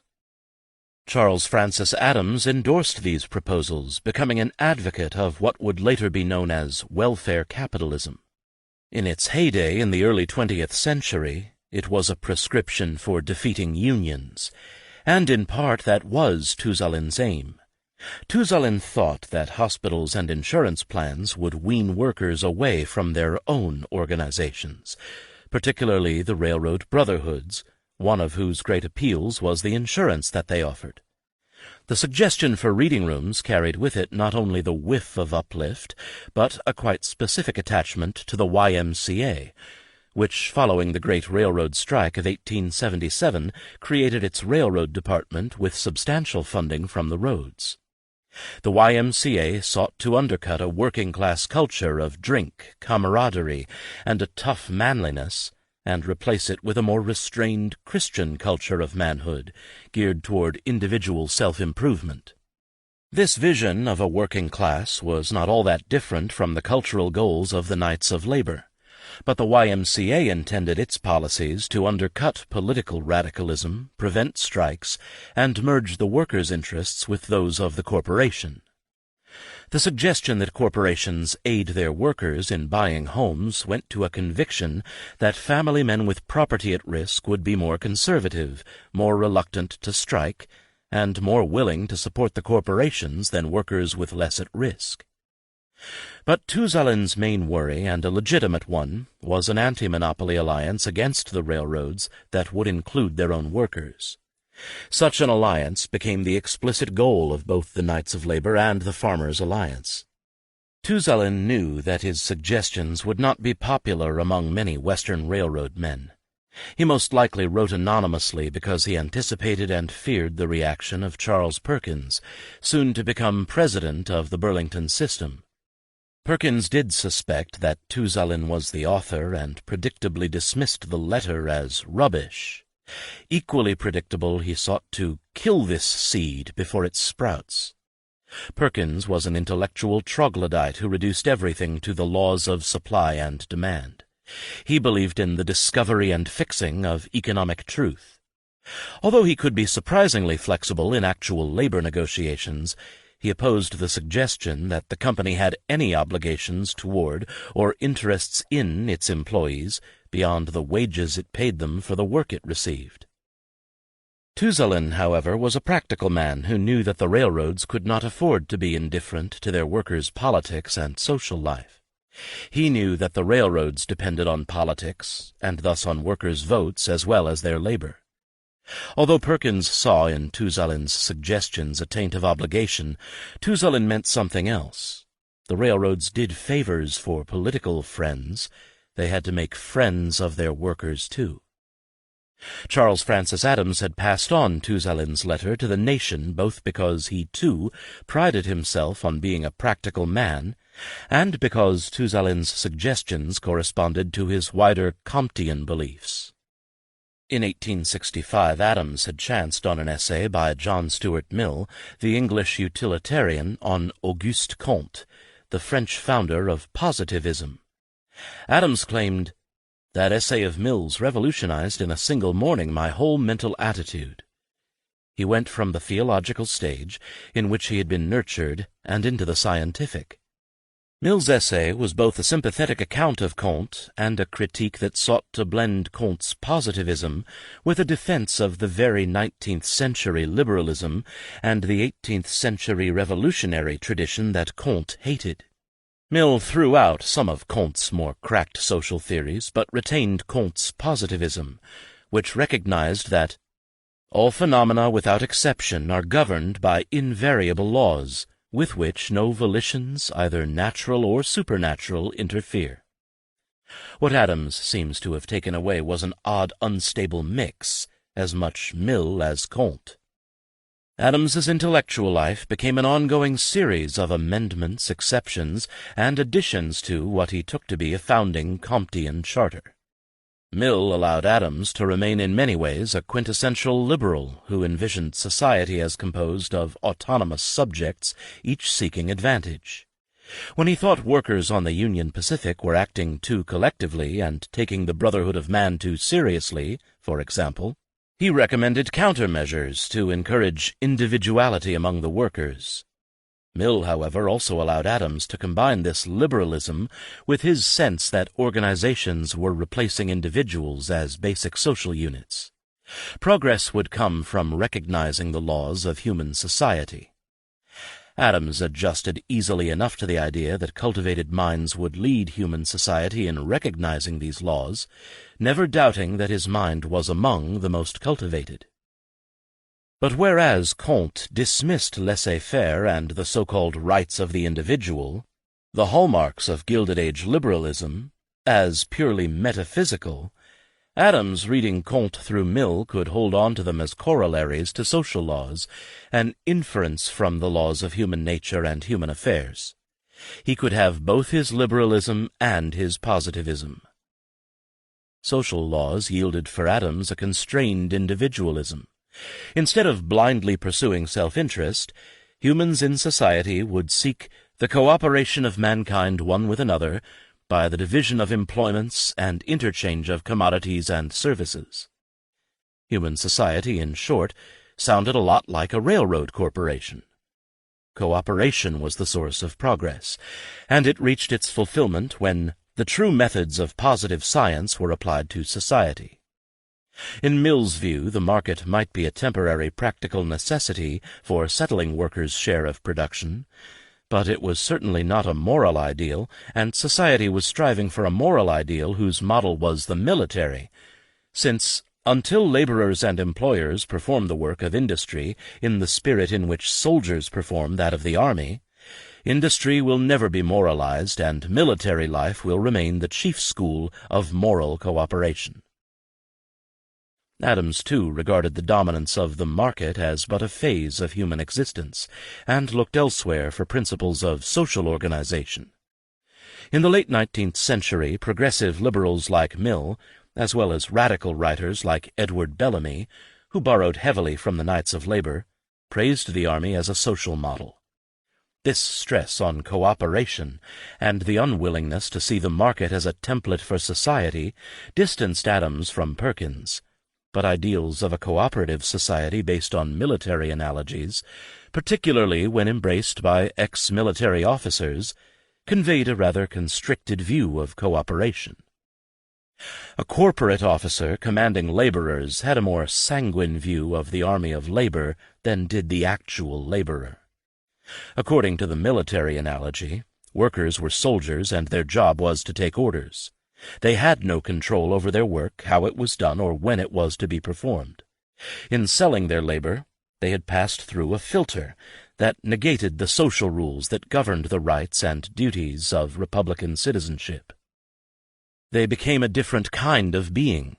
They were no longer, in the workers' terms, men. Their opinions did not matter. They were to do what they were told. Conditions they would never accept in their civic or public life were to be the conditions of their working lives. Employers might be benevolent, but that was the employer's decision. 1. Control of work. When Touzalin wrote about the extraordinary demands the railroads put on the nervous systems of workers and recommended insurance and hospitals, he was writing elliptically about the details of work. The details of work killed men. Long hours and dangerous work produced deaths and injuries. The Kansas Pacific monthly reports during the 1870s made the human cost just an addendum to calculations of monthly revenues. The juxtaposition makes for odd reading, but it did quite literally, if inadvertently, measure in blood the cost of profit. The net earnings of the Kansas Pacific Main Line and Leavenworth branch in December of 1877 were $80,440.46. Then came the casualties. On December 1st, Michael Menahaw, a brakeman on train number 6, was thrown from the top of the car by a sudden motion of the train while switching at Junction City, Kansas. He bruised his right arm and hip. Cornelius Anderson, a colored brakeman in the steel rail gang, was thrown from a handcar and run over on December 7th.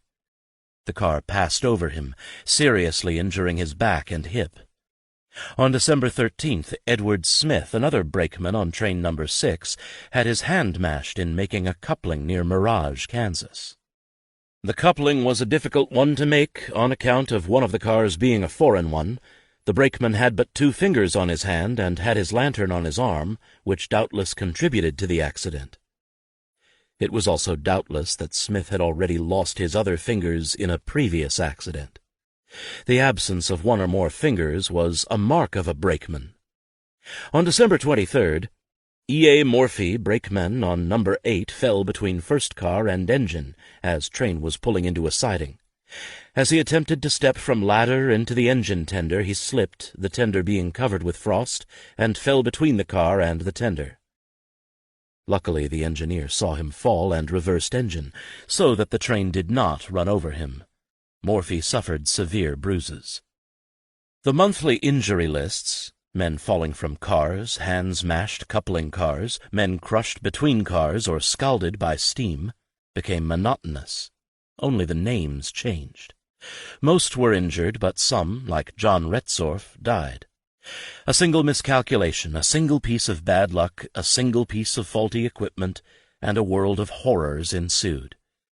John Retzorf, at least that is how his name was rendered by a clerk who never knew him, was a worker on the Kansas Pacific who on October 11, 1877, was switching trains in Hugo, Colorado.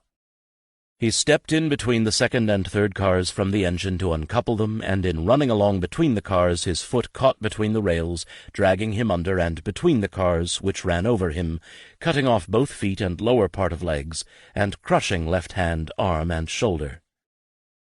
Imagine him there. One moment a man was doing his ordinary work. The next moment his feet were lying separate from his body and blood spouted from his legs. He was immediately sent to Denver by special train, where an amputation of his legs and arm was performed.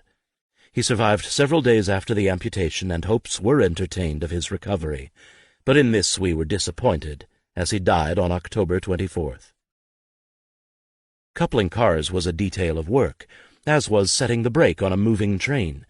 These were details to which only workers gave much attention.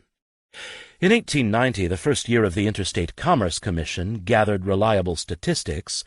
Roughly half of the 9% of all trainmen who were injured annually were hurt coupling cars. The chief culprit was the drawbar. A drawbar was a simple mechanism used to attach one car to another. The Car Builder's Dictionary defined it as an open-mouthed bar at the end of the car in which the coupling links enter and are secured by a coupling pin.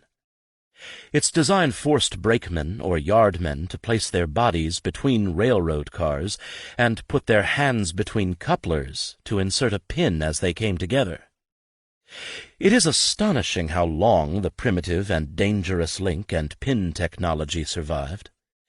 In 1887, the Yardmasters Mutual Benefit Association sent out a flyer to railway officials whose preamble began, "Whereas the old style of link and pin coupling has for the past 40 years not merely subjected yardmen and brakemen to extra hazardous risk in the performance of their respective railroad duties, but has been the direct cause of death and accident to many thousands of railroad employees, thereby entailing on their unhappy families widespread misery and other incalculable misfortunes, Automatic couplers had been available since the 1870s, and some states began requiring them in the 1880s. With automatic couplers kept in good repair, virtually all coupling accidents were preventable. The railroad's own tests of safety couplers demonstrated this.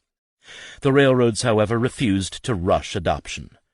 They continued to maim and kill, to avoid expense and the difficulty of standardizing equipment. The Northern Pacific responded to dangerous technologies and faulty equipment with convoluted statements of the obvious. The coupling apparatus of cars is liable to be broken, and as from various causes it is dangerous to expose between the same the hands, arms, or persons of those engaged in coupling, they admonished their workers to be careful, and warned that the common requirements of railroad work, getting between moving cars, stepping upon the front or rear of moving engines, were strictly prohibited and done at their own peril and risk. The Northern Pacific banned unnecessary whistle-blowing on the Sabbath and profane language any day, but it slaughtered workers day in and day out. Brakes ranked second only to drawbars in the dangers that they presented. Initially, railroads stopped trains by means of a series of mechanical brakes mounted on top of cars. Brakemen moved along the roofs of the cars, setting and releasing the brakes by turning wheels at each end of the car, according to commands communicated by the train's whistle. To brake a train properly required considerable skill. A brakeman had to apply light or medium pressure. Tighten a wheel too hard and wheels skidded, flattening the wheel but not effectively slowing the train. A brakeman could not simply tighten the brakes and move on. The Northern Pacific told its brakemen never to leave a brake on for more than 3 minutes, since it damaged the wheel. Instead, they were to move back and forth from car to car, setting and releasing the brakes. This was difficult in good weather when they needed to have one eye out for tunnels, bridges, and beams in snow sheds that might knock them from the cars. It was near suicidal on a winter night in the mountains with below-zero temperatures, ice on the cars, the wind blowing, and the snow falling. Realistically, a brakeman could control only 3 cars, but most freights never had this level of staffing. But the issue of automatic brakes bared the complexities involved in purely technical solutions. George Westinghouse in 1869 developed an automatic brake relying on compressed air that allowed an engineer to stop an entire train with a lever in the locomotive. The system also automatically set the brakes on a runaway car. Because air brakes could stop short trains quickly and reliably, they allowed increased speed. The possibility of more safety and greater speed, in turn, increased consumer pressure for their use on passenger trains. Brakes, not more powerful locomotives, initially made passenger trains faster. Automatic braking systems came much more slowly to freights. In 1883, the Northern Pacific mandated a maximum speed of 18 miles per hour for its freights, and it only slowly and gradually introduced air brakes in the late 1880s. Charles Perkins of the Burlington resisted automatic brakes on freights because increases in speed would allow more wear on tracks and equipment, further increasing costs. Also, until all railroads adopted automatic brakes, the interchange of freight cars between lines added time and expense to switching trains. Workers had to sort the cars with air brakes to put them all at the front of the train, so that their hoses could be connected to each other and the locomotive. All of this assumed that the brakes on cars interchanged with another line were actually functioning and in good repair. To be forced to pay royalties to Westinghouse, who adroitly used the patent system to achieve a near monopoly, and then to endure these difficulties, added insult to injury.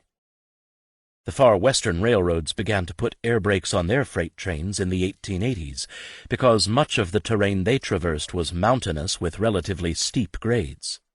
Steep grades kept trains shorter and obviated one of the problems with air brakes, which stopped long trains unevenly, causing the rear cars to jerk, shudder, and sometimes jump the tracks. The roads did not, however, place full faith in the automatic systems, which were hard to maintain. They still employed brakemen who could set hand brakes in an emergency.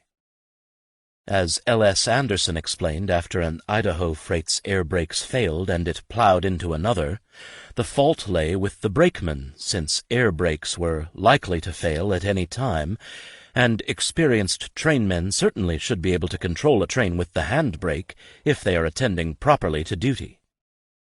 By the early 1890s, there was considerable pressure in state legislatures to mandate both automatic couplers and air brakes on all cars, and when statistics gathered by the new Interstate Commerce Commission made the toll of accidents visible, the carnage became too much even for conservative politicians to accept. In 1893, the year the first national safety legislation for the railroads was enacted by Congress, 1,567 trainmen died and 18,877 were injured. Senator Henry Cabot Lodge of Massachusetts thought the failure of railroads to prevent such accidents amounted to inhumanity. It was as if, Lodge wrote, the casualties from the bloody Civil War Battle of Shiloh were exacted from railroad workers year after year. The battle analogy was gripping and deceptive. It encouraged people to think that the dead and injured accumulated by hundreds in spectacular accidents instead of incrementally day by day. If work was war, it was closer to the guerrilla conflicts of the 20th and 21st centuries than to the Civil War. As the details of the Kansas Pacific reports indicated, workers died and were injured in mundane and predictable ways as fragile human bodies worked to control moving machines. The companies resisted any attempt by Congress to legislate technological standards, but resistance to implementing new technologies did not rest solely with the corporations. In the case of brakes, workers also suspected the new technology. Railroad brakemen had good reason to distrust technological fixes. To work properly, automatic braking systems had to be regularly inspected and kept in good repair, but the law mandated only the gradual addition of cars with automatic brakes. It did not mandate inspection and regular service. Nor did many brakemen have the technical skills to inspect the often complicated mechanisms themselves.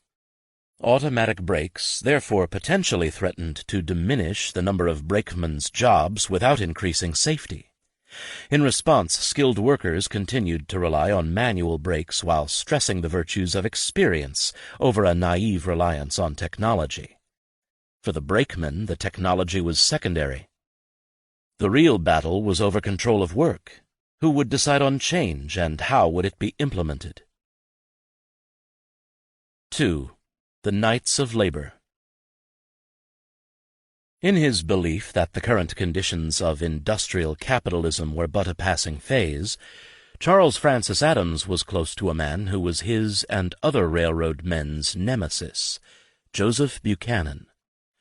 Railroad officials considered Buchanan far more dangerous than Terence Powderly, the Knights of Labor's grand workman, who was, they thought, able and very conservative in his views. In the 1880s, Buchanan lived in Denver, where he was an editor and a labor leader. The closest he seems to have ever come to a direct meeting with Adams was on July 14, 1885, when Adams visited Denver as president of the Union Pacific Railway. That evening there was a meeting, a séance Adams called it, between the executive board of the Knights of Labor in Denver, of which Buchanan was a leading member, and Adams. Adams found the Denver executive board distasteful. It had a strong hoodlum element. 3 or 4 of them, he thought, could not be dealt with in any reasonable way. They have got to be bought if they cannot be broken down. But he didn't meet Buchanan, who was probably in Canada attending the General Assembly of the Knights. Although a provincial city, Denver was, like the rest of Western North America, the product of global capital flows, global markets, and global labor migrations, and it was no more isolated intellectually than it was economically. In 1885, both Adams and his absent adversary Buchanan drank from international streams of political and social thought, and mixed the results in a way that was thoroughly American. Born in Hannibal, Missouri, Joseph Buchanan was no more systematic a thinker than Charles Francis Adams, But he too ordered his economic thinking around a larger cultural ideal of cooperation. He was, like Henry George, whom he admired, a typesetter turned newspaperman turned publisher, radical intellectual and organizer.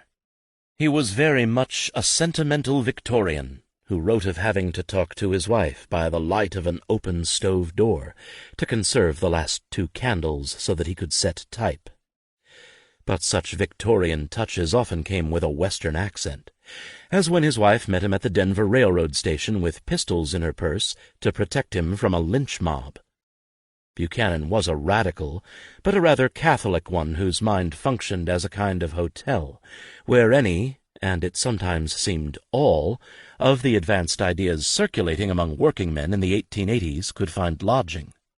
He believed deeply in the solidarity of the working class, but he was also a racist, prone to vicious ravings against Chinese workers. He was nominally an anarchist who for a period printed the current cost of dynamite on the masthead of the Labor Inquirer, but he was against propaganda by the deed, violence, and for political organization. His idea of anarchism amounted to little more than an attraction to a cooperative society, and he was more consistently a socialist. He himself was a teetotaler, who unfortunately and flamboyantly fell off the wagon at the 1885 Knights' Convention in Hamilton, Ontario, giving his enemies within the Knights, whose internal politics were as vicious as those of the railroads, an opportunity to secure his expulsion from the National Executive Board for actions unworthy of a knight. Although banished as a drunk, which he was not, he could nevertheless be a proud, self-righteous moralist, which did not make his relationship with the head of the Knights, Terence Powderly, who could be as priggish as any man on the planet, any easier. But Buchanan could also be a pragmatist, a skilled negotiator, and a superb strategist who knew what was possible and what was not. By the time that Adams ascended to the presidency of the Union Pacific, bringing with him his paternalist program, the Knights already dominated the road thanks to Joseph Buchanan, who embraced that organization's Gilded Age incarnation of American republicanism and the ideal of citizen as producer and producer as citizen. When the general manager of the time, Silas Clark, had cut wages on the Union Pacific in the spring of 1884, the men in the Denver shops had gone to Buchanan and asked for aid. Buchanan helped them organize the Union Pacific Employees Protective Association. Within days, the UPEPA spread down the line. When Clark, falsely claiming that the wage cut was not his idea, backed down, success brought in more recruits. Buchanan led the UPEPA into the Knights. The Union Pacific violated the May Agreement, fired leaders of the UPEPA, and instituted a second wage cut, but the machinists again struck, and Buchanan negotiated another victory. In 1884 and 1885, as Adams struggled to right the wobbly Union Pacific, the Knights of Labor seemed unstoppable in the West. In February of 1885, Jay Gould cut wages of the men in the Wabash railway shops by 10%. This followed a 10% cut the preceding fall on the Missouri, Kansas, and Texas, and it precipitated a strike on the Wabash and eventually on the Missouri Pacific and the Missouri, Kansas, and Texas. The Denver Knights, fearing a Gould victory could endanger their gains, funded an organizing drive led by Buchanan that created new Knights assemblies along the Missouri Pacific, from Kansas City to St. Louis. Gould retreated and rescinded the wage cuts. When Gould's managers reneged on the March agreement, Buchanan forced Gould to concede again in September of 1885. Not all strikes were successful. A strike Buchanan opposed on the Denver and Rio Grande failed in the spring and summer of 1885, but the victories over Gould helped instigate a boom for the Knights of Labor, whose numbers nationally had spiked from 111,000 in 1885 to 729,000 by July 1, 1886. Buchanan had made the Union Pacific the most thoroughly unionized railroad in the country. In 1885, Adams estimated that of the 15,000 employees of the Union Pacific, 10,000 were members of the Knights of Labor, with more in the skilled brotherhoods. Adams was unusual in that he met with the knights and negotiated with them, even though he regarded their complaints as few and trivial. The trivial complaints involved issues of seniority, the discharge of men for belonging to the Knights of Labor, the reinstatement of men following a strike, uneven restoration of wages, work rules, injuries on the job, and the like. It was typical of Adams that he carefully investigated these complaints. He found that the Knights' accounts were by and large true, and that his foremen had lied. For workers, seniority, wages, hiring and firing, and safety were hardly trivial. They were the bread and butter of union politics. Labor shortages in the West had allowed workers to sustain a regional advantage in pay into the 1880s, and when railroads squeezed them, as they did in both Canada and the United States, they organized to maintain their early advantages. Doing so demanded a say in the details of work. When Adams resolved the difficulties presented to him, the Knights considered him friendly. Adams, for his part, saw himself conceding particular points, but not general principles. He recognized that what was at stake in his dealings with the unions was whether management or labor organizations would be controlling the operations of the road. He conciliated the workers, but he still considered them vicious children. He feared and deprecated them. They still considered the company, if not Adams, their enemy. Adams was shocked to find the depth his own workers' hatred of the corporation, particularly in Wyoming. By 1886, Adams had concluded that the Union Pacific's workers in Wyoming were peculiarly rough, lawless, and undesirable.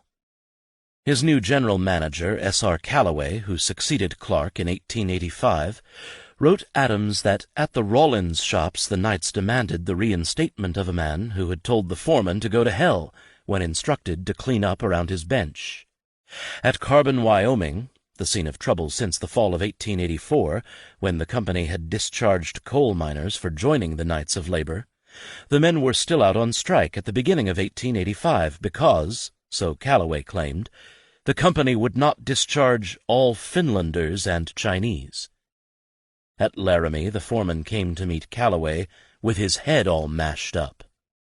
When he remonstrated with the men about a task they had not done, they set upon him and hit him over the head with a bolt. The bully wielding the bolt had already gained eminent distinction of having fought a bulldog on his knees with both hands tied behind him. Callaway did not know how it would be possible to bring about a greater state of demoralization than that which seems to exist today. There seems to have been no care whatever taken in the selection of the employees. Isaac Bromley, whom Adams hired and dispatched west in 1885, reported a hostile attitude to the company, and that jealousy, distrust, and suspicion in all matters proceeds upon the assumption that the company is greedy, avaricious, and tyrannical, with no interests in common with its employees, but on the contrary, determined to oppress and crush them. Bromley thought that a man's employment by the company is proof prima facie of his hostility to its management. And in the kind of surrogate manliness that often appeared in railroad correspondence, Callaway telegrammed his satisfaction at the Knights encountering Pinkertons in Cheyenne, Wyoming, and backing down when confronted with large number of 6-footers with Winchester rifles. What made the Knights particularly dangerous was what Tuzalin had feared: their links to antimonopoly politics. Buchanan was a Colorado delegate to the Anti-Monopoly Conference of 1883, which eventually led to the Greenback Labor Party, and in 1884 he had run the Colorado campaign of General Benjamin Butler, presidential candidate on the Greenback Labor ticket. That campaign failed badly in Colorado. He later led the drive to organize Colorado's workers around the Prohibition Party in 1886.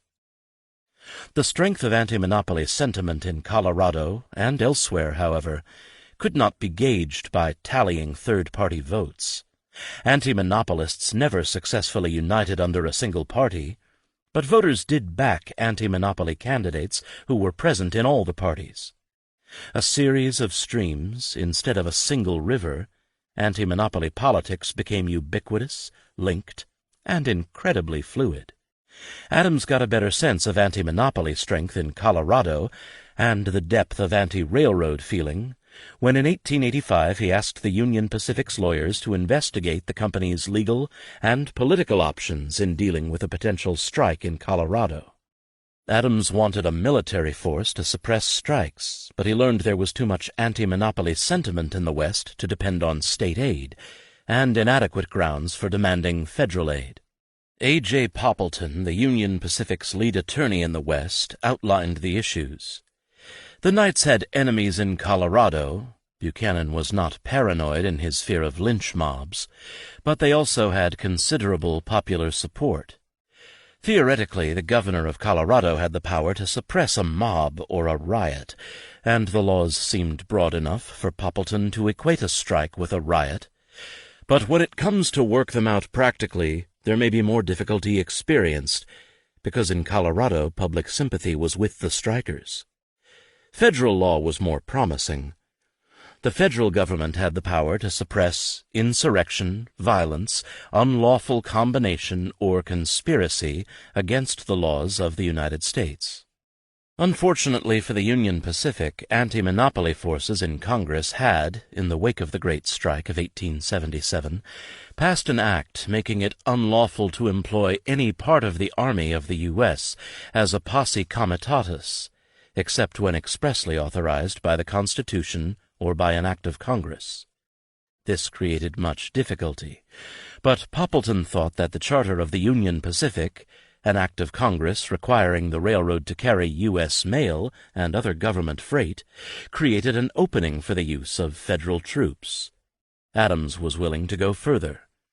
If the rationale for bringing in troops to protect the enemy on which the government held a lien failed, he would bankrupt the road and put it into the hands of the courts, which could then call on the federal government to suppress the strike. The difficulty the railroads faced was abundantly clear in the Knights' triumph over the Missouri Pacific.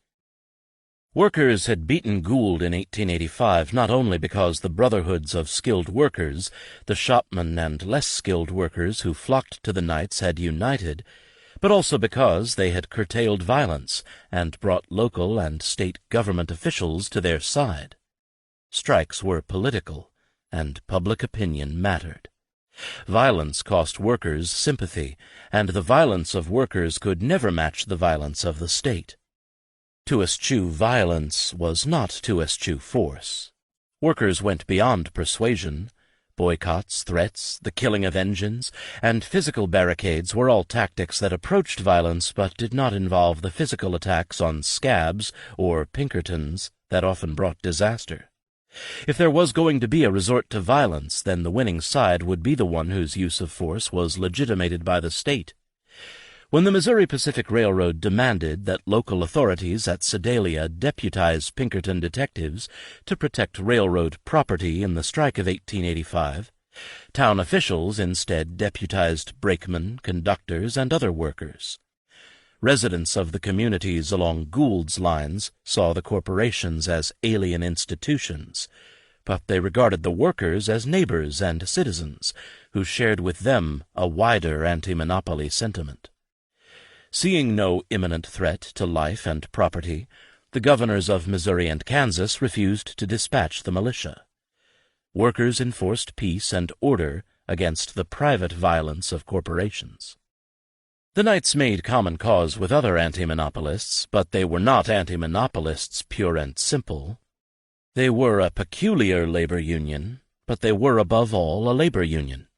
They linked their union to anti-monopoly politics by what amounted to three great grappling hooks. The first was common ideological roots in American republicanism. The second was an abiding distrust of railroad corporations in particular, and corporations in general, which led many of their members to see the railroads as little more than a privileged conspiracy to rob them of their wealth and manhood. And the third was hatred not just of contract labor, but of contract laborers. In the West, this took its most virulent form in xenophobia, which was unfortunately not some excrescence disfiguring Western anti-monopoly. It was an essential part of its worldview. 3. Contract labor and the Chinese. It is harder to find a clearer and more concise statement of the core principle of anti-monopoly than the claim of George McNeill, an official in the Knights, that the ultimate goal of the Knights of Labor was to engraft Republican principles into our industrial system. That such statements sound hopelessly utopian in the early 21st century marks the sea change between how Americans now think about work and how 19th century workers thought about it. Like McNeill, many workers believed that in a democratic republic, the same principles that governed organized social and political life should also govern people's working life. And the Knights, however unevenly, took Republican sacrifice and the equality of white men seriously. In 1884, the Knights told the Union Pacific that they regarded themselves as a band of brothers. When hard times came, they did not wish to have a portion of the force dismissed. Workers on the Denver and Rio Grande took the same position in the spring of 1885. Instead of layoffs, they wanted to have the work of all proportionately reduced. The Knights, like other anti-monopolists, embraced technological progress, self-improvement, and material prosperity. But this did not mean that they believed the primary purpose of an economy was to produce maximum wealth. The true object of a republican economy should be to produce republican citizens with the income necessary for independence and the leisure to devote to improvement and family. Monopoly thwarted this object, and workers, like many farmers and businessmen, embraced anti-monopoly and regarded the railroad corporations as their real and symbolic enemies. What added to the corporation's danger was its connection with unfree labor, which the Civil War had supposedly eliminated. Before the Civil War, the ability to make contracts was what differentiated freemen from slaves.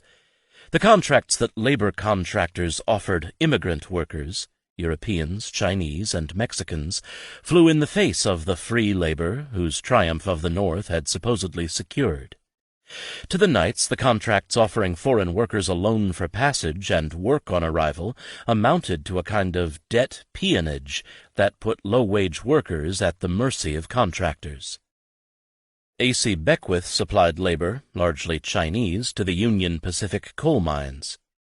The surviving contracts do not detail Beckwith's relationship with either the Chinese or white workers, but the Union Pacific always represented to the miners that they were in the employ of Beckwith, Quinn and Company, and that company seems to have followed the common practices of other contractors.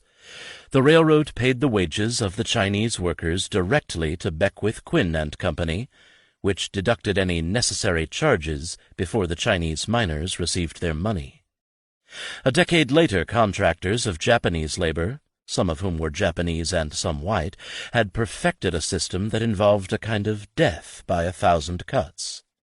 The contractors garnished a daily fee of 10 cents from each railroad worker they supplied, out of a wage of $1 to $1.15 a day. They took an additional $1 a month from each worker as a translation fee, charged the workers a medical fee, and deducted money for remittances to Japan. These fees were merely a beginning. Because Beckwith Quinn had possession of Chinese wages, it could advance credit against these wages, a huge advantage in securing the trade of the Chinese. A verbal promise by the Union Pacific to make it paymaster for white miners, and the acquisition of the Union Pacific's company stores in the Wyoming towns of Rock Springs, Almy, and Carbon, allowed them the same advantage in securing the trade among white miners. Beckwith Quinn became a combination employment agency, travel agency, loan shark, and merchant. Beckwith Quinn, by and large, followed a template developed during the construction of the Central Pacific by the 6 companies of San Francisco for recruiting large numbers of workers to labor in remote places. The 6 companies were the coordinating body of the 6 and later 7 benevolent associations of the Chinese in San Francisco. Merchants dominated these associations, and they supplied Chinese workers to the Central Pacific, and later to the Southern Pacific. The 6 companies recruited most of the needed workers from Chinese already present in California, but when recruiting new workers abroad, they advanced them the cost of a ticket plus interest, which the workers contracted to pay back. The 6 companies arranged for the employment of these indebted workers, and the workers' employers, in turn, agreed to garnish the money owed the 6 companies from the workers' wages. The interest the 6 companies gained was far less lucrative than collateral agreements to supply isolated workers with food, clothing, and other necessaries. Unlike white workers, Chinese and later Japanese workers did not get board as part of their railroad employment. They were dependent on contractors. The Knights of Labor and other organized workers racialized contract labor and used it to demonize non-whites as naturally dependent and thus the tools of bosses. But contract labor was exploitative. Contract labor turned the contracts that Americans had fetishized as both the symbol and the guarantee of freedom into weapons to use against workers. It was as if vampires, far from recoiling from the cross, had seized it and made it their own. Labor contractors using European, Asian, and Mexican workers operated across the North American West throughout the late 19th century. The demand for contract labor on Western railroads during the construction boom of the late 1870s and early 1880s was enormous. In 1881, Henry Villard, rushing the Northern Pacific toward completion, received a telegram reporting a great lack of men on grade toward Lake Pend d'Oreille, only about 700 where 3,000 to 4,000 are needed. He was already negotiating for Chinese contract labor. But European as well as Asian immigrants came west as contract laborers. In 1883, the Canadian Pacific was simultaneously building sections along Lake Superior, across Manitoba, and in British Columbia, and it was short of men in all 3 regions. East of the Rockies, contract laborers were more likely to be Europeans, Italians, or Slavs. Just as bankers acted as intermediaries to provide the railroads with international capital, so the padrones, as the contractors were often called, procured labor on an international market. Organized workers constructed a history of railroad labor that made not just contract work, but non-white workers a mark of decline. But to do so they had to ignore the presence of non-white contract labor from the beginning of the Transcontinentals. When William Pinkerton, the railroad memoirist, remembered the vast shifting army that builded the great railway lines of the United States, he made that army white. In the cartoons of Thomas Nast, Irishmen like Pinkerton retained the simian features used to mark their antebellum marginality, but the Irish had already become white, and often ferociously and defensively so. In Pinkerton's version, the railroad army had disbanded with the last tie having been laid, the last spike driven, and the last bolt fastened in our own great railway systems. The railroad army, however, never disbanded. Instead, its composition changed. Pinkerton had originally worked with men whom he considered white. As the railroads continued to expand, they recruited workers Pinkerton despised. In the places where they toiled but half a generation ago, one sees today gangs of dwarfed Italians, taciturn Greeks, and bohunks from the crowded and oppressed European countries. Pinkerton deliberately constructed his narrative as a tale of triple declension, from early freedom to corporate oppression, from manhood to dependence, and from whiteness to darkness. In order to create this trajectory, however, Pinkerton had to ignore the roughly 11,000 Chinese who worked on the Central Pacific during the peak periods of construction in the late 1860s. Pinkerton was a man of large intelligence and narrower sympathies. He saw his fate as conjoined with that of other workers, but not all of them. When Calloway blamed the strike at Carbon on the refusal to discharge all Finlanders and Chinese, he touched both on the expansive definition of non-white prevalent in the 19th century West and on the common hatred of all workers perceived to be contract workers. But ultimately the West had few anti-Finnish riots and no successful campaign to ban Finns. It was the roughly 180,000 Chinese who emigrated to the United States between 1849 and 1882 who came to be the ideological embodiment of worker declension, supposedly inferior men who became the tools of an oppressive corporation. The face of the contract laborer became Chinese, and the Chinese contract laborer morphed into a more plastic form, the coolie. Whites created the coolie long before any Chinese worker hoisted a rail or lifted a sledgehammer on the railroad. The coolie, at various times, was imagined as a surrogate of the slave and as an alternative to the slave. The coolie was neither black nor white and could be molded as a threat to either or both. The coolies were migrants, but xenophobes eventually successfully argued that they could not and should not ever be American immigrants. Creating coolies was not just, or even primarily, the work of workers and anti-monopolists in the West, but they enthusiastically equated Chinese with coolies as the term came to be defined following the Civil War. Coolies emerged as the most dangerous subset of contract labor, virtual slaves, racially inferior and inalterably alien. What the Chinese were, free immigrant labor, became submerged beneath the invented and imagined coolie. In the West, hatred of the Chinese was pervasive. It cut across class lines. The Chinese occupied a strange space where they were both essential and exotic. The newspaper writers, whom Henry Villard carried west to celebrate the completion of the Northern Pacific, regarded them as at once necessary and alien. The Chinese camps became more and more frequent. Idaho, Jocko River, Clark's Fork, and at every watering place and wood-up station he stands at the side of the train, bare-headed, stolid, indifferent, in his blue blouse and baggy trousers, with his hands in his pockets and his scant and ridiculous queue hanging over his shoulder, and down in front of his garments, altogether perhaps weighing 10 ounces, and his shoes 4 pounds. Hundreds of him along the line, waiting patiently for the next order to move on, and then back of Ah John for millions of acres stands the virgin forest of spruce and pine and tamarack. We glide through them for miles and miles.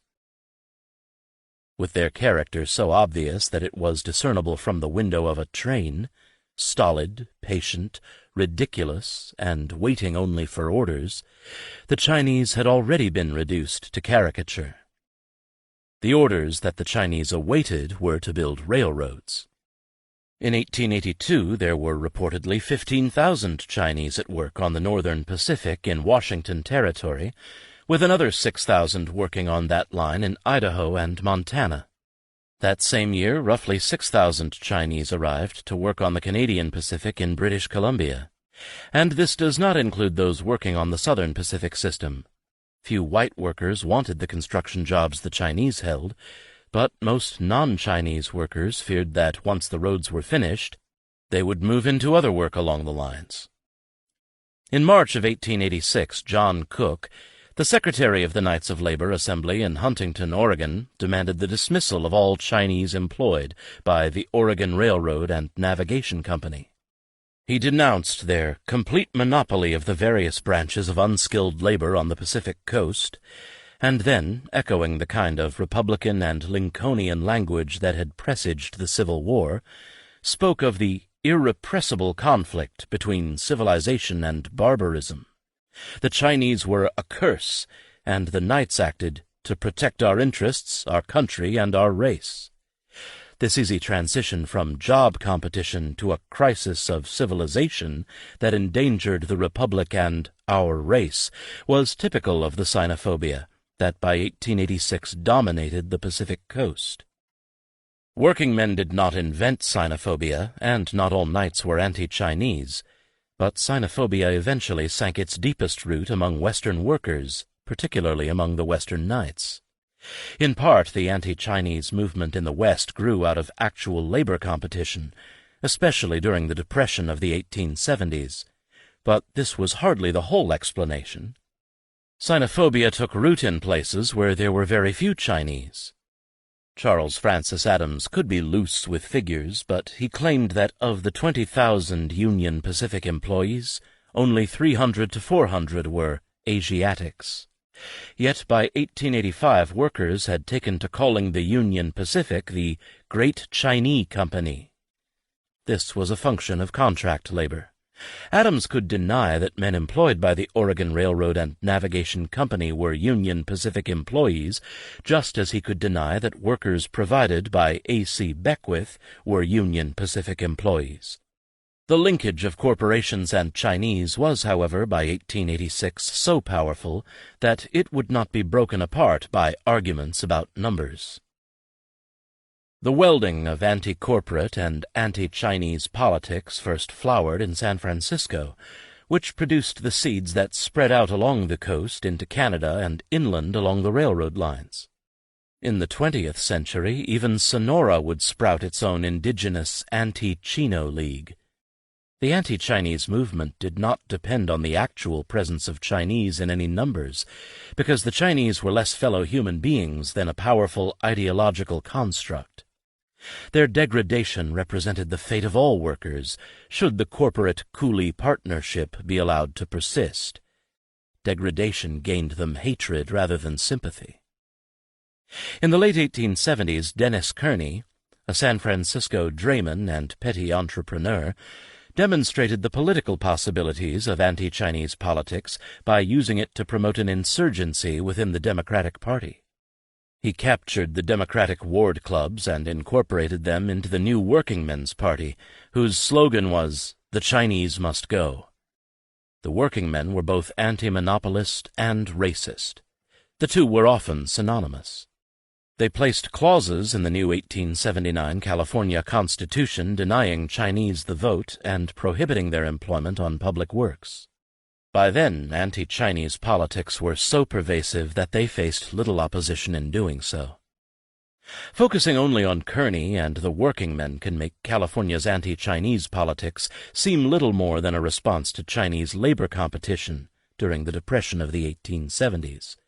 But the logic of the anti-Chinese movement was broader and deeper. The Special Committee on Chinese Immigration, whose report to the California State Senate on Chinese immigration, its social, moral, and political effect, appeared in 1878, can serve as a primer of the arguments made against the Chinese and an illustration of how widely diffused they had become in California. Although some of the facts the report cited were quite true, the report carefully selected them from a larger, more diverse testimony to weave an account of irreversible Chinese moral degradation and its threat to the American public. It was a story built on sex and a kind of prurience that imagined Chinese women, themselves degraded and abused, as ensnaring white children. Even though the committee estimated that only 3,000 of 100,000 Chinese then in California were women, the report put prostitutes who were held in slavery by their own people for the basest purposes at the center of their analysis. The committee's attempts to elicit testimony that Chinese immigrants in general were in fact coolies, and thus virtual slaves, failed, but they rescued their argument by equating the exploitation of these women with slavery. The trope of slavery allowed the Chinese to be both victims and a danger. Exploited themselves, they weakened white society. Advocates of Chinese exclusion paid little attention to white men who patronized Chinese prostitutes, but, like Terence Powderly, the chief workman of the Knights of Labor, they claimed that Chinese women infected thousands of boys with venereal disease. These boys of from 8 to 15 would, so doctors held, eventually infect their wives, and through them their children. Moving quickly from the real but limited evils of prostitution in California, the argument located the problem in the Chinese as a whole. They were, the committee wrote, quoting Bayard Taylor, "the most debased people on the face of the earth. Their touch is pollution, and harsh as the opinion may seem, justice to our own race demands that they should not be allowed to settle on our soil." The committee report repeated arguments that the Chinese degraded work, but such arguments were a capstone, not a foundation of the report. The report was not a product of workers. The author was Creed Haymond, who was then an antimonopoly Democrat, but who would evolve into the Southern Pacific's leading lawyer. Nor were such sentiments peculiar to the United States, let alone California. They were echoed in Canada.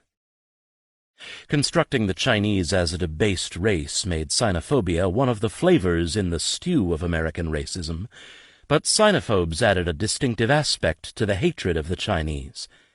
The other inferior races, Indians, Mexicans, blacks, would supposedly disappear under competition with whites. It was, however, whites who would retreat before the Chinese. Employed by the railroads and other corporations, the Chinese would drive wages down to levels that would undercut the ability of white workers to support their families, and this would unleash a cascade of catastrophes. They crowd our men of families out of employment and leave them to want and destitution. They make hoodlums and criminals of our boys, and drive our girls to worse than death by working for wages which to them means starvation. The Chinese were doubly unnatural in that they did not have families and that they threatened Republican families. Home life, as we understand and honor it, is unknown to them. For working-class white Westerners, what we consider issues of gender, manhood and family, what we consider issues of class, control over work, and what we consider issues of race, anti-Chinese politics, leaned on each other like poles in a teepee. In order for some workers to defend what they regarded as core values, they believed they had to demean and attack other workers. Workers' vision of themselves depended on those they despised. The Knight's motto that an injury to one is an injury to all served only to emphasize that all did not include Chinese.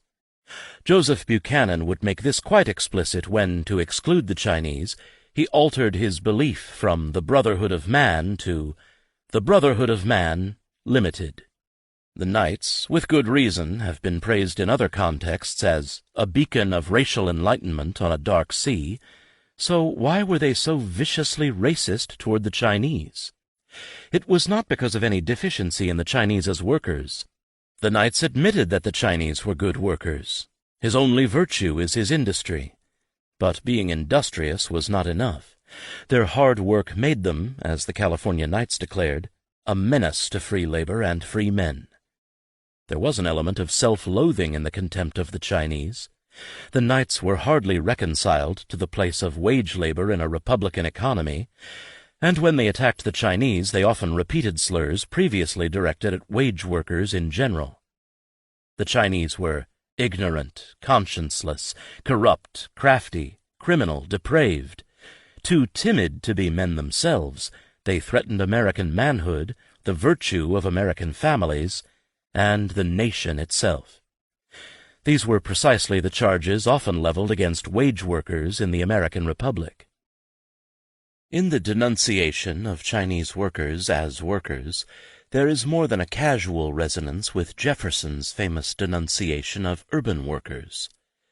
The mobs of great cities, Jefferson wrote during the 1780s in his Notes on the State of Virginia, add just so much to the support of pure government as sores do to the strength of the human body. Men who worked for wages were a source of the degeneracy that was a canker on the body politic. When E. L. Godkin's Nation denounced immigrant workers following the great railroad strike of 1877, which produced widespread violence, as men who carry in their very blood traditions which give universal suffrage an air of menace to many of the things which civilized men hold dear, he simply updated this language. Even Adams, for all his initial paternalism, echoed such sentiments. Unions, Adams thought, only made workers worse. It was the same everywhere. When brotherhoods are endeavoring to secure any result, they are as cruel and merciless as wild beasts when it comes to the question between them and their employers. The Knights, whose papers could refer to the stigma of being a hireling, took the general abuse of wage workers and translated it into racial abuse. The Chinese were quite literally scapegoated. They were credited with and then punished for attributes assigned to all industrial workers and which white workers feared in themselves.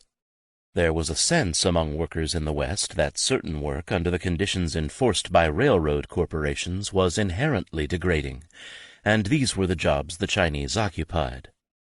William Pinkerton, for example, described punishing physical labor of maintenance and repair performed by section workers in the kind of grandiloquent language to which he was partial, as a job where the sweat from one's body dropped tinged with blood, where a man's soul withered and his heart contracted, and he became a machine, inert, callous, dead.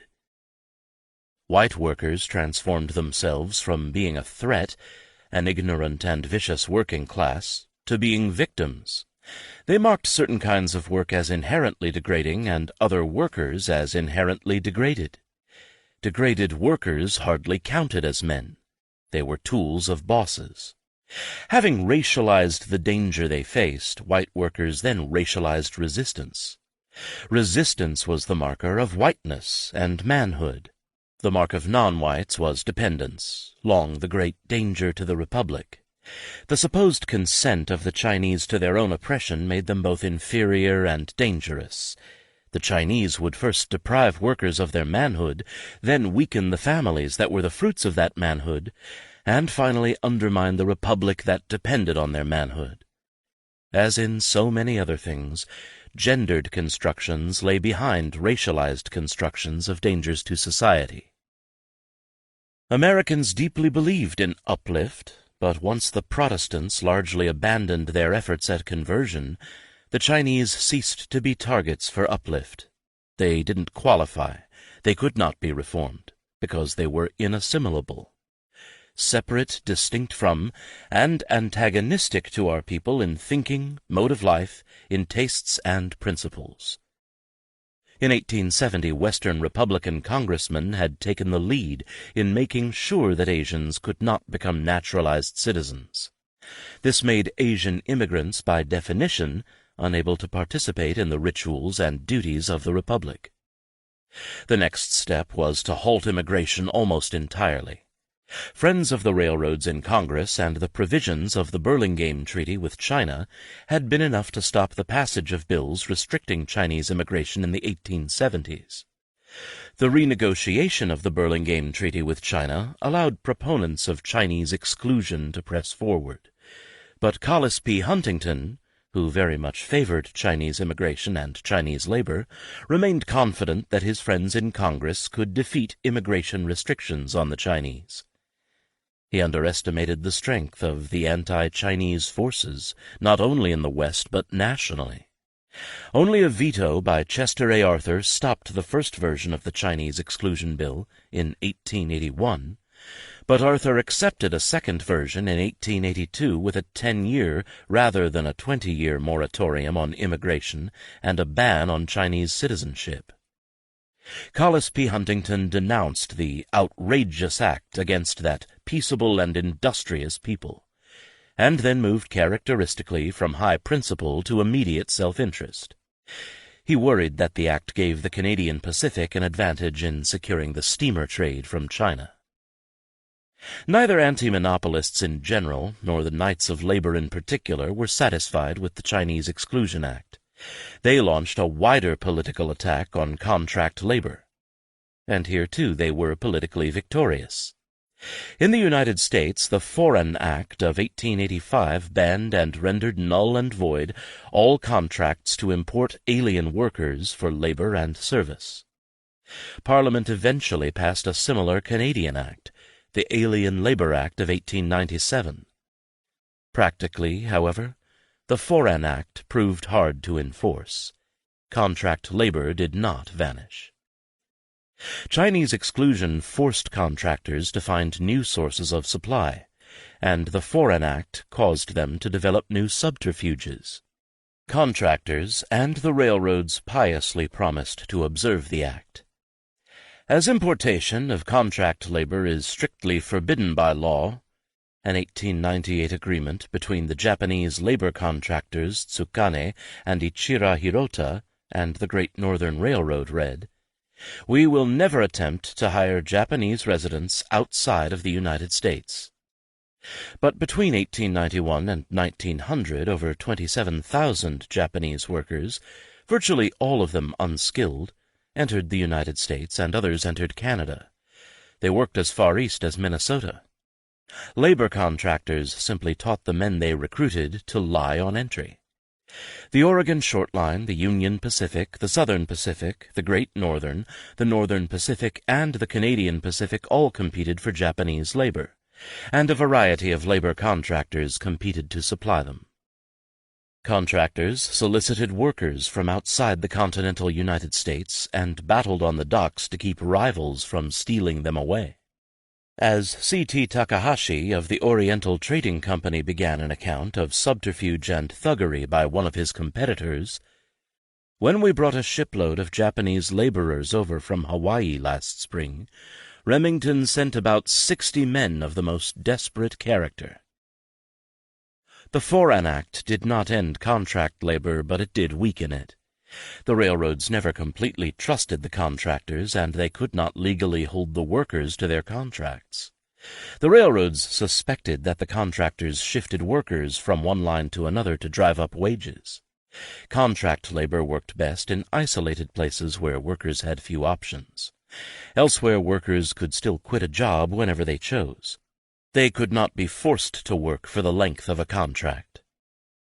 Chinese exclusion and the Foreign Act should have rendered the Chinese and contract labor dead issues.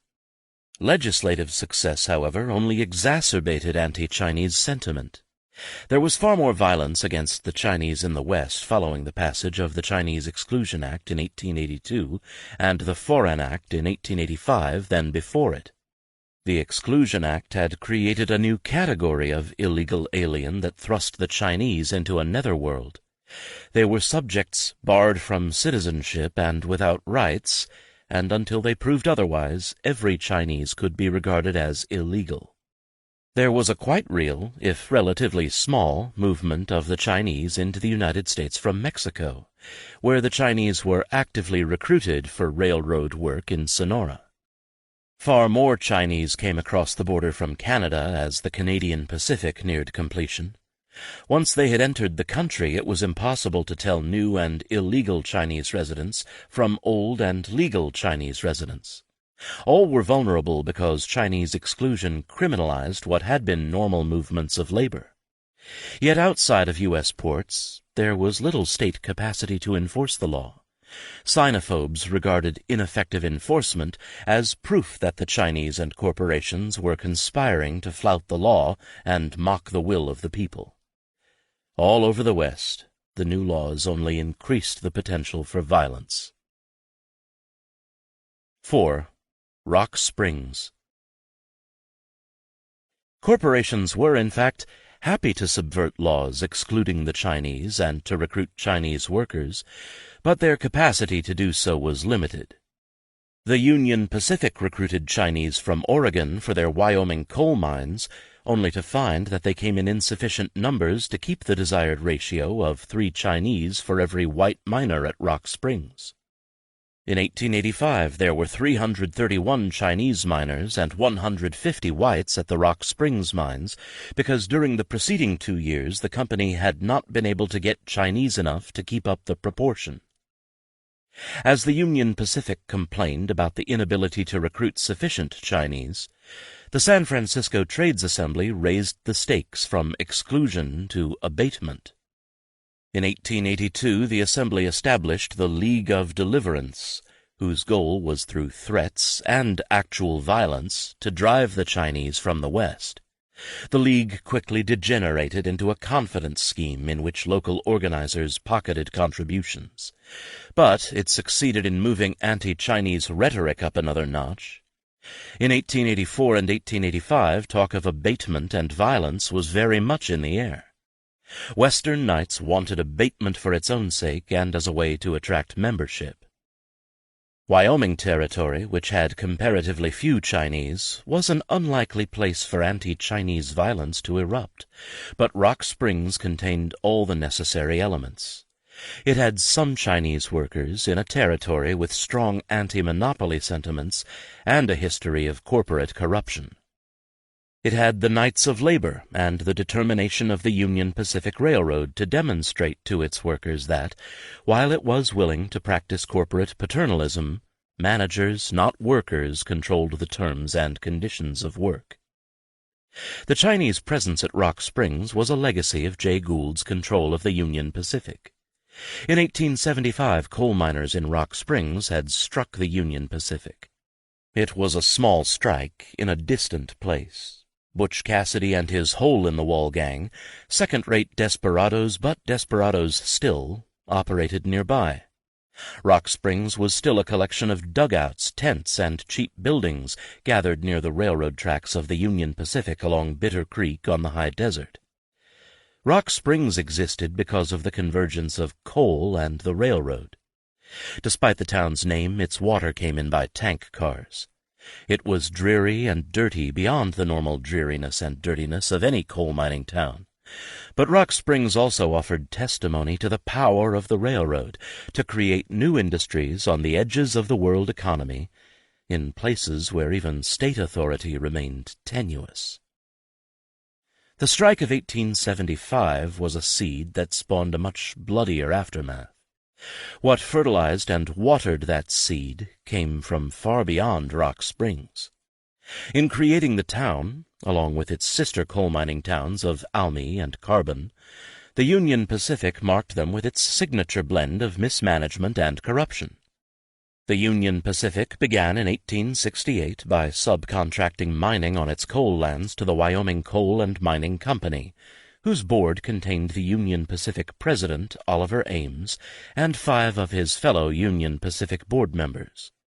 Wyoming Coal sold the coal that it mined at Almy, Carbon, and Rock Springs to the Union Pacific at $6 a ton for the first 2 years of the 15-year contract, and then gradually dropped the price to $3. This initial price was 3 times the going price paid to independent producers. That was business as usual. What the railroad lost, insiders gained.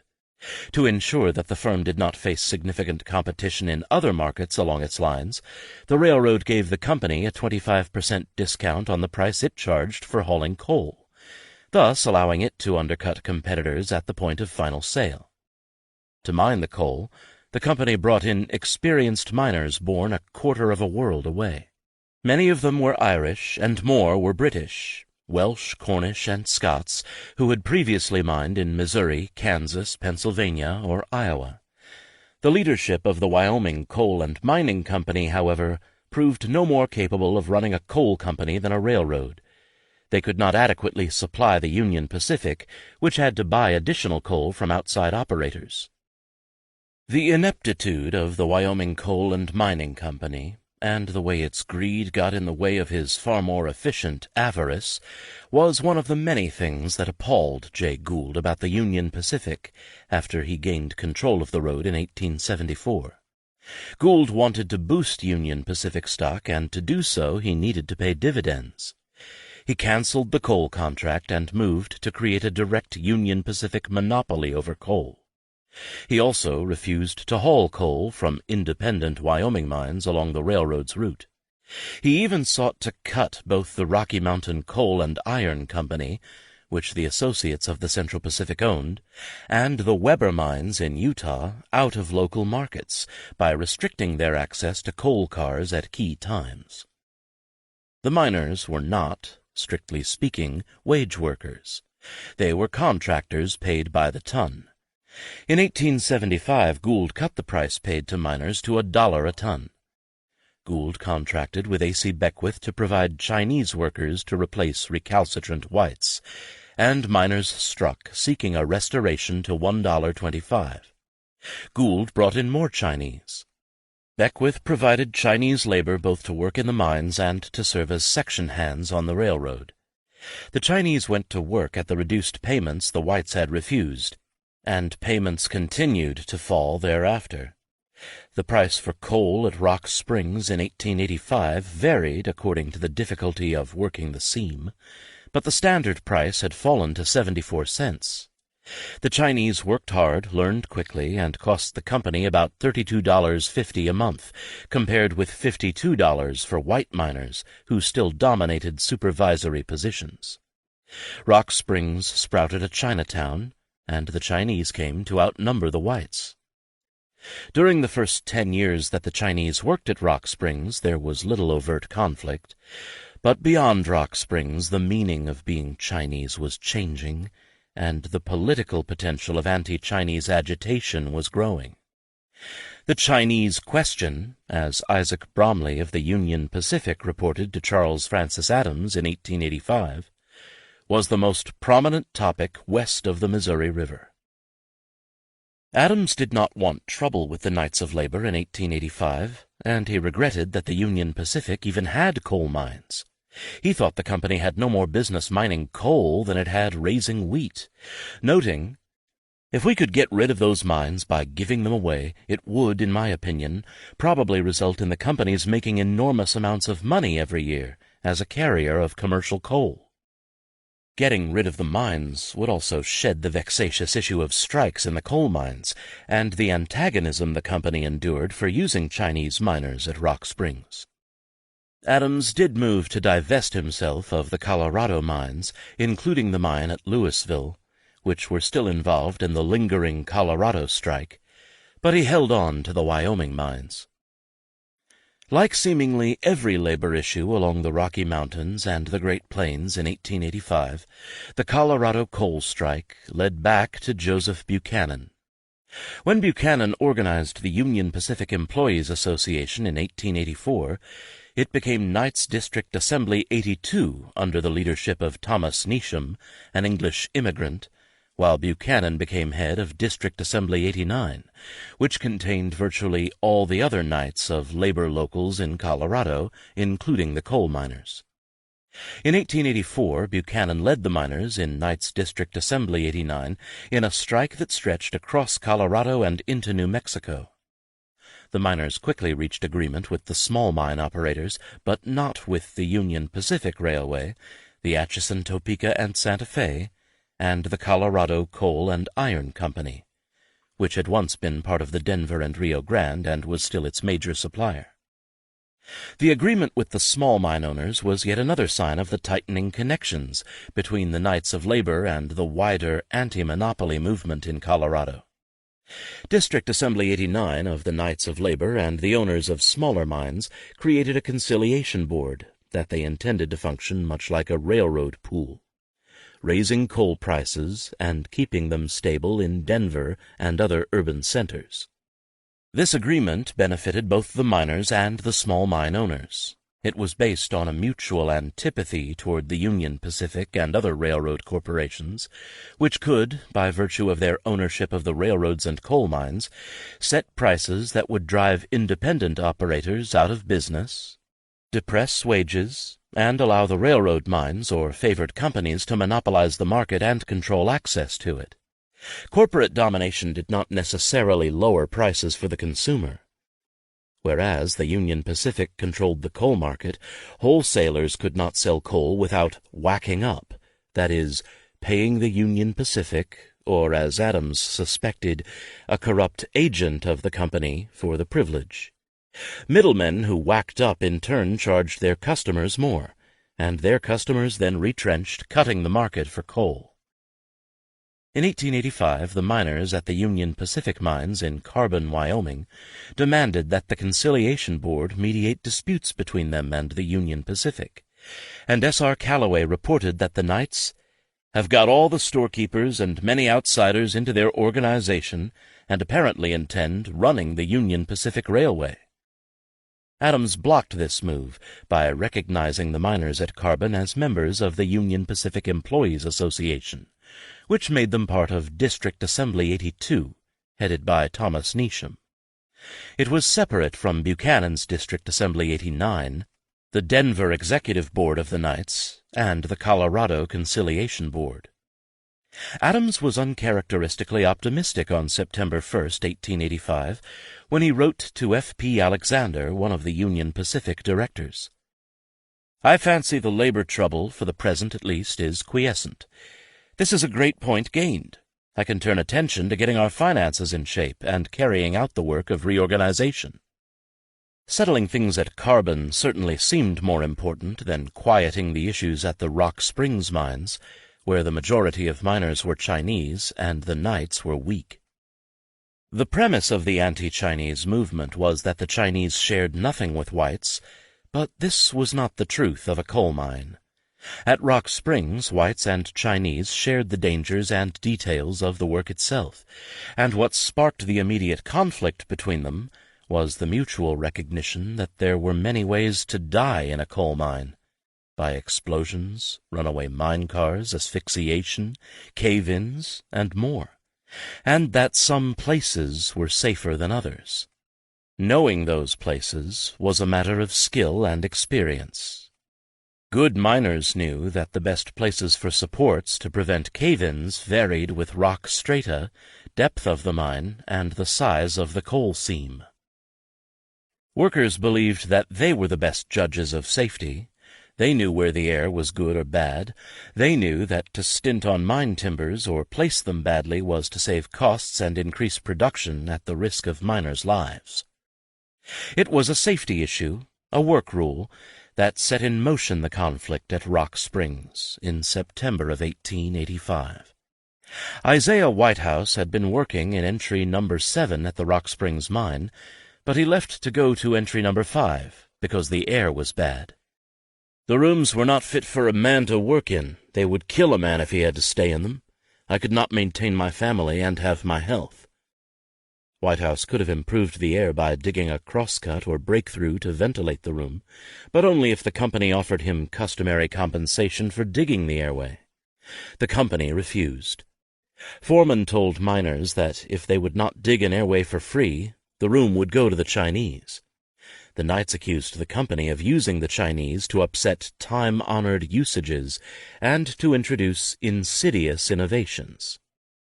Such company policies were signs of how the erosion of time-honored usages was costing skilled and independent workers control of both their work and their sense of themselves. The miners, the Knights Neesham argued, would be unworthy of the name of American citizens if they tamely submitted to the treatment doled out to them by the company. For employees to be forced to sign papers allowing the company to control where they worked and how they worked, and to assess penalties when they complained or refused, was an attack on the independence that was at the root of workers' identity. As one Rock Springs miner put it, a man was asked to sign away his free speech, his liberty, and his manhood. On September 2, 1885, the day after Adams had expressed his confidence in labor peace, Isaiah Whitehouse began to work his new room in mine number 5. Dividing a mine up into rooms was an old British practice, and Whitehouse was English. Born in Staffordshire, he had come to Wyoming by way of Pennsylvania 2 years earlier. He was a family man and a delegate-elect to the Wyoming legislature. Whitehouse's presence led to a quarrel with a group of Chinese miners over who had the right to work the room. James Evans, the mine superintendent, had assigned the Chinese the same room that a pit boss had given Whitehouse. The Chinese, except for the phonetically rendered Liu Karkwang and Liu Mawik, were unnamed, as they usually were in surviving records. The dispute between Whitehouse and the Chinese began as a conversation, a very rudimentary one, given the language differences, and escalated into an argument whose seriousness became clear enough when a Chinese worker swung a pick at Whitehouse, and Whitehouse knocked him down. More men came rushing in, and the swinging of picks and shovels at human bodies, rather than at seams of coal, became general. This spark had by afternoon blazed into an armed mob that marched on the Chinese section of Rock Springs. They shot down fellow workers in the streets and burned others alive in the houses where they had taken shelter. Both murderers and victims were overwhelmingly immigrants. The murderers were English, Scots, Welsh, Swedes, Danes, Irish, and in smaller numbers, Poles, Bohemians, and Hungarians. Their victims were Chinese. What struck observers was the contrast between the violence of the riot and the utter calm that followed. Rock Springs Chinatown burned, and then smoldered. Bodies lay where they had fallen, and amid the stench of death, hogs devoured human flesh. Residents of Rock Springs could hear gunshots in the hills, but inside the town, a Sabbath-like quiet reigned. Roughly 50 Chinese died, either in the riot or after the mob drove the survivors off into the high desert and mountains. The Chinese lost not only their lives, but their savings from years of work in America. Supposedly $200,000 was stolen or burned with the houses. Labor unrest soon spread to Evanston and its nearby mining town of Almy, and eventually even to Carbon, where no Chinese were employed. The rioters also drove James Evans out of town and threatened Mormon strikebreakers whom the railroad tried to recruit. News of all this came quickly to Boston, and Adams's notations in his diary about the struggles in Wyoming made it clear how utterly incommensurate railroad lives could be. Adams learned of the massacre as he prepared to leave for Newport, and further dispatches arrived as he kept what used to be politely called banker's hours, in his office by mid-morning and often out by mid-afternoon. As Adams mulled the negotiations that would shape the fate of men, both white and Chinese, who spent their days underground, he tracked the New England weather and walked in the woods and along beaches with his wife, children, dogs, and friends. He could spend part of a workday afternoon reading Carlyle. He enjoyed his baths and lunched at his clubs. There was nothing wrong with this. Quite the opposite. It was precisely the kind of life, with its leisure, family, friendships, comforts, and self-improvement, that the Knights imagined for workers, and that was so utterly beyond their reach. No one would be punished for the murders. No one would even be tried. Local papers reported that the unanimous opinion of the people sustained the white miners, and after ritual condemnation of the killings, the grand jury and the Wyoming press blamed the Union Pacific for the violence. S.R. Calloway, the general manager of the road, thought, "The sympathy of the entire community west of the Missouri River seems to be with the men against the company." In a period all too familiar with mass violence, the parallel between what was happening in the West and what was happening in the South was inescapable. Charles Francis Adams was quick to connect killings of Chinese in the West with the murders of blacks by the Ku Klux Klan and other white terrorists. If Rock Springs had been in the South, the whole Republican press of the country would have rung with it. The wheels of Congress would have been set in motion, and the untamed spirit of the rebellion would have been denounced in unmeasured terms. Rock Springs was the most atrocious, cold-blooded, systematic massacre anywhere in this country not done by savages. The savages Adams had in mind could have provided him with some other examples, but he was really not interested in that. The parallel with the South was a good one, and while it allowed Adams to take the high moral ground, it was also double-edged. If the battle was going to be understood in terms of Reconstruction, the Knights of Labor had already won. Just as the South regained the ability to subordinate African Americans, so the West was winning the right to subordinate Chinese. Adams's own general manager reported that the Knights had adroitly shaped the issue so that attention was diverted away from the massacre, and that the Knights appear before the people as a defender of American labor against the encroachment of capital and Chinese labor combined. Terence Powderly, the general master workman of the Knights, accused the Union Pacific of using the massacre, which he condemned, to deny employment to the Knights in Rock Springs. The low and brutal murders at Rock Springs, as is often the case in such instances, were soon obscured in a fog of high principles. Adams's high principles, however, dissipated as quickly as did the Knights' brotherhood of man. In early October he was defining the struggle as an issue between law and order, civilization and Christianity on the one side, and massacre and riot, socialism and communism on the other. Adams denounced the Knights for protecting murderers, although He never for a moment supposed that those guilty of the massacre were necessarily members of that organization or acting under its orders. 3 days later, Adams decided that the Chinese would have to be sacrificed. You cannot operate a railroad successfully in the face of an all-pervading public sentiment, no matter how wrong it may be. Railroads are commercial enterprises. They are not humanitarian, philanthropic, or political.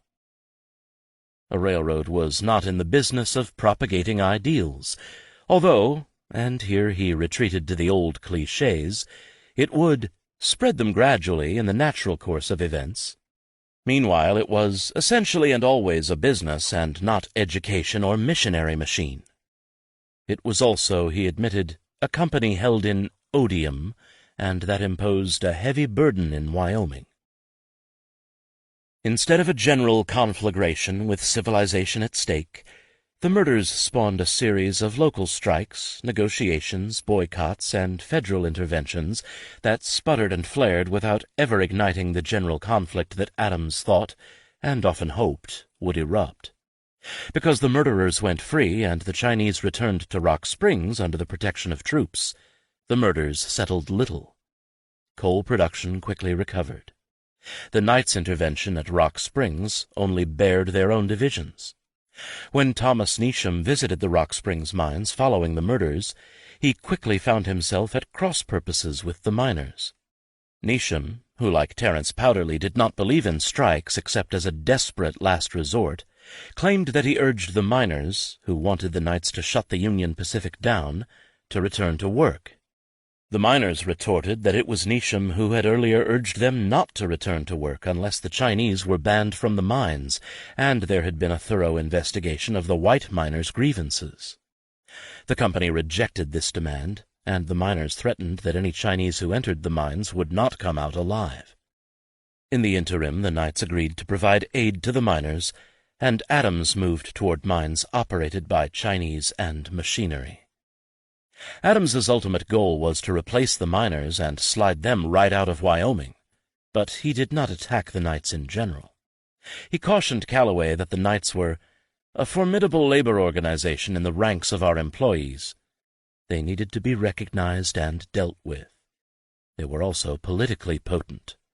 Calloway told him that the Colorado House was composed largely of Knights of Labor candidates who are pledged to support all kinds of anti-railroad measures. This was the alliance between workers and the anti-monopolists that Tuzolin and Adams had feared in 1880. 5. Workers' marginalism.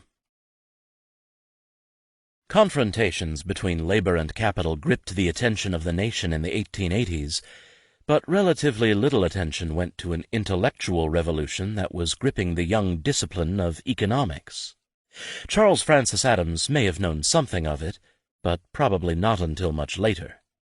Arthur Hadley of Yale, whom Adams promoted in railroad circles, would become a leading American marginalist. Marginalism was, in the words of John Bates Clark, its great American exponent, an expression of the law of diminishing returns, the one law that governs economic life. He might have called it the law of the final increment. Clark's theory of the variation of economic results explained how the first increment of land, labor, or consumption was the most valuable, and every additional increment declined in value.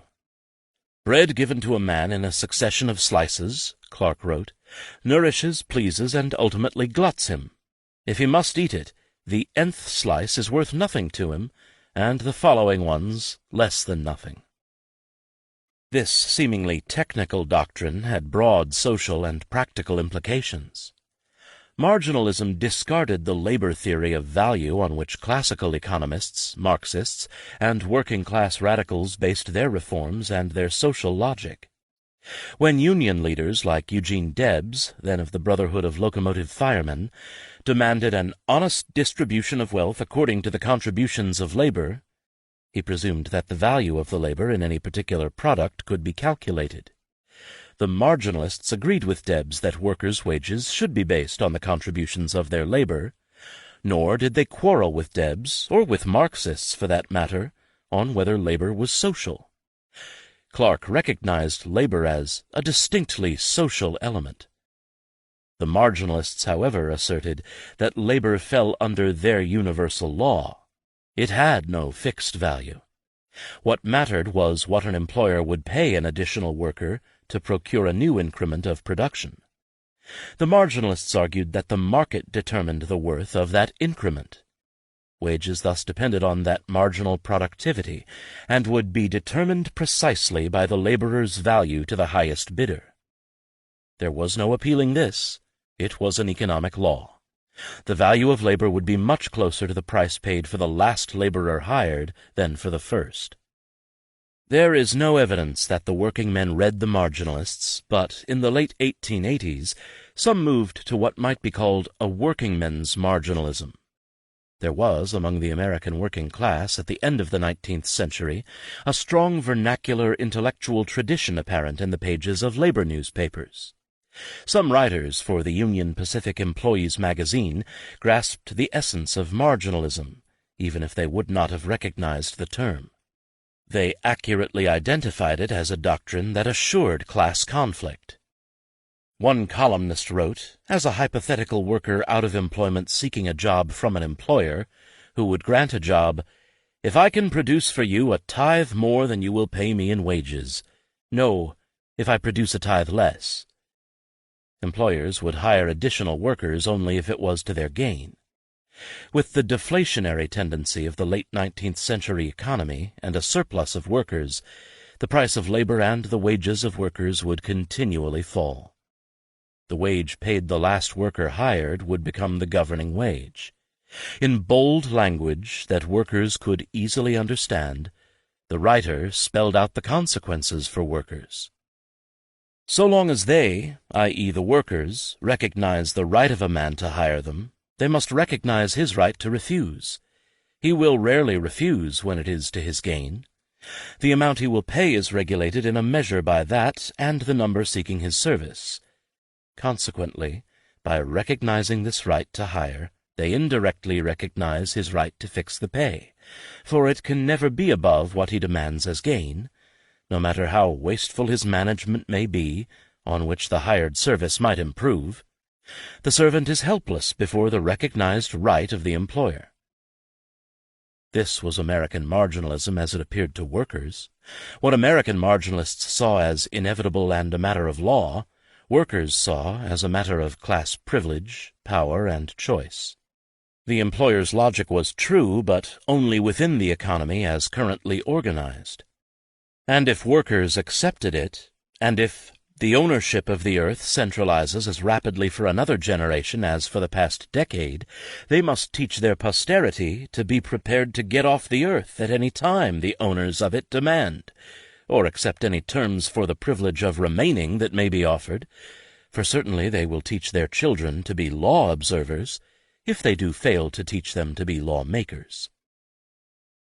In Europe, marginalism was often a doctrine that justified state intervention and welfare economics.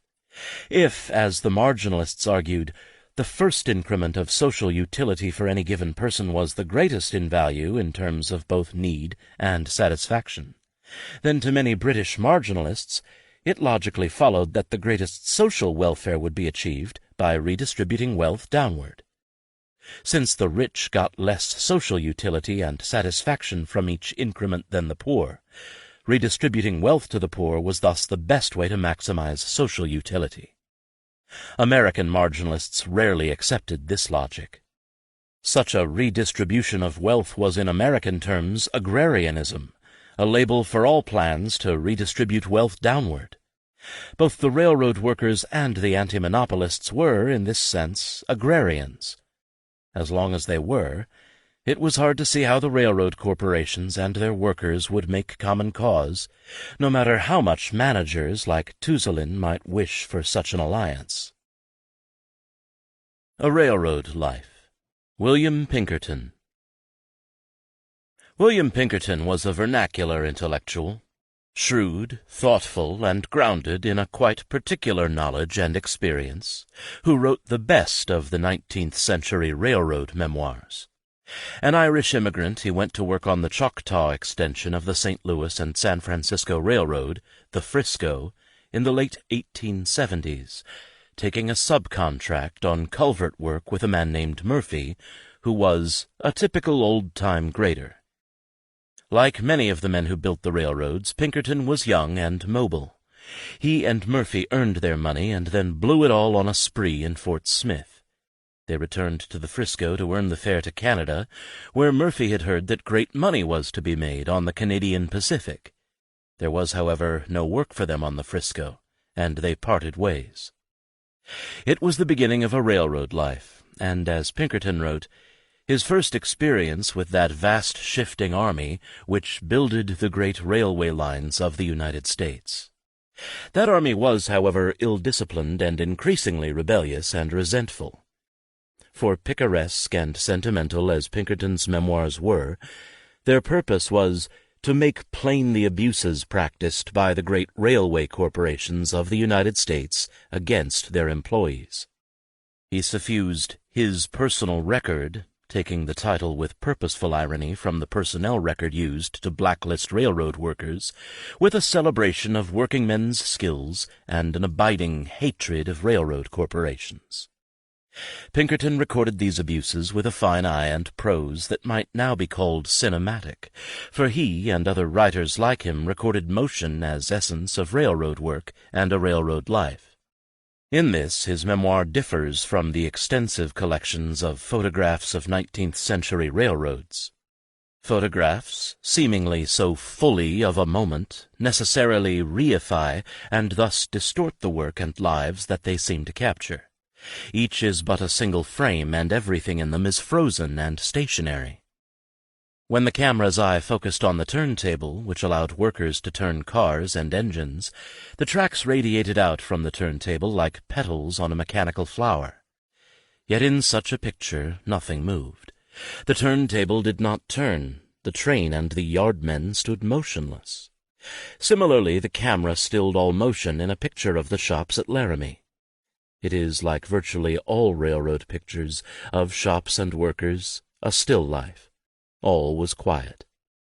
But Pinkerton's stories were about the railroad in practice, which was, of course, all about motion. Trains moved, workers ran and jumped on moving cars, shopmen worked with whirring belts and drills and saws that bored and cut. This is what photographs missed, and what Pinkerton captured. Pinkerton worked the yards at Oakland, Kansas City, and along Puget Sound. These yards were not still lifes. They were the beating heart of the railroad. Trains moved in and out of the yards. Workers made and repaired cars and locomotives in the shops. When workers like Pinkerton thought about movement, they thought about work. Not just trains moving up and down mountains, but shorter bursts of motion as trains switched cars, adding them and dropping them off, or the small movements involved in coupling cars together with iron pins. When they thought about such things, they thought not about contemplative human bodies at rest, but rather about bodies at work, bodies themselves part of nature, yet actively mediating between machines and the external natural world. When they thought about the sublime, they thought about the workers' sublime. After Pinkerton quit a job on the Denver and Rio Grande, he decided to visit Leadville, Colorado, a mining camp then rising toward the peak of its prosperity. It was a journey, a movement, partially by rail. He could not make the whole journey by train because a necessary tunnel was not yet completed.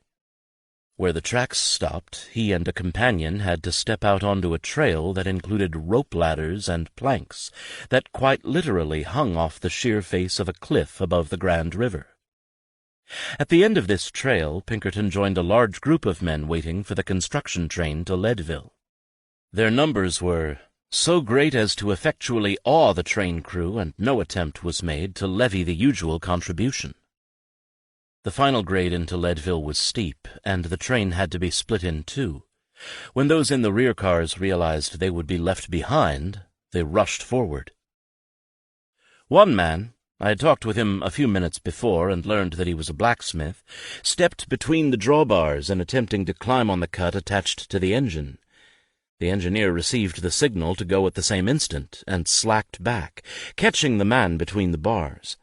He did not utter a sound, but I remember the look of terrible agony, of utter despair, in his white face as he clutched the iron that was pressing out his life, straining at it in an endeavor to hold it back. In a second the engineer slacked ahead, and the poor fellow leaped from the track like one springing from the path of threatening danger, to fall lifeless beside the rail. It was merely an incident. One more life had been extinguished in the unfeeling, unfriendly struggle. That was all. The incident, briefly told, is rich in technical details. The drawbars used to connect the cars, the cut, several cars attached together, how the engine slacked back on a grade before moving forward, the work the dead man did, and it is also rich in natural details, but not the ones we expect. There is only the description of the human body in agony, no sound, the white face, the body straining at the bar, crushing it between cars, the way the dead body seems to leap rather than crumple. The human body, the nature within us, and the labor it did, was at the center of Pinkerton's account. Pinkerton, an industrial worker in nature, stepped outside the usual representations of nature and technology. He did not mention the mountain scenery, the vast distances captured in the tourist's gaze. He could not take his eye off the foreground, the dying body of a man being crushed by a train. He concentrated on the technology, which he knew intimately, on bodies and machines in motion, but he hardly celebrated them. Technology and nature were awesome, dangerous, and uncaring. This was the worker's sublime. The dead worker had been a blacksmith, perhaps employed in the railroad shops. Pinkerton had been a grader, and over the course of his railroad life he would do more work as a grader, work as a laborer loading railroad cars, as a stevedore unloading railroad cars and loading ships, as a wiper lubricating and cleaning engines. He became a brakeman, a fireman, an engineer, a switchman, and conductor on a freight train. Besides the Frisco and the Denver and Rio Grande, he worked for the Southern Pacific, the Northern Pacific, the Montana Union, the Oregon Short Line, and the Atchison, Topeka, and Santa Fe. He acquired skills, but there was no upward progression in his railroad journey. Pinkerton bounced all around and up and down the organization charts. But no single job Pinkerton held could define him. His actual life took him all over, not only the West and the organization chart. The chart could not contain him.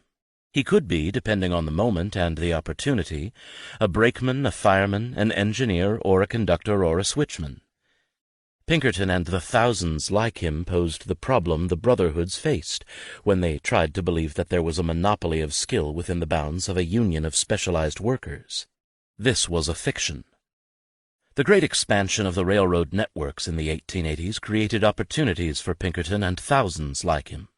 The West demanded labor, and without a system of tracking workers, a man's past would not necessarily follow him.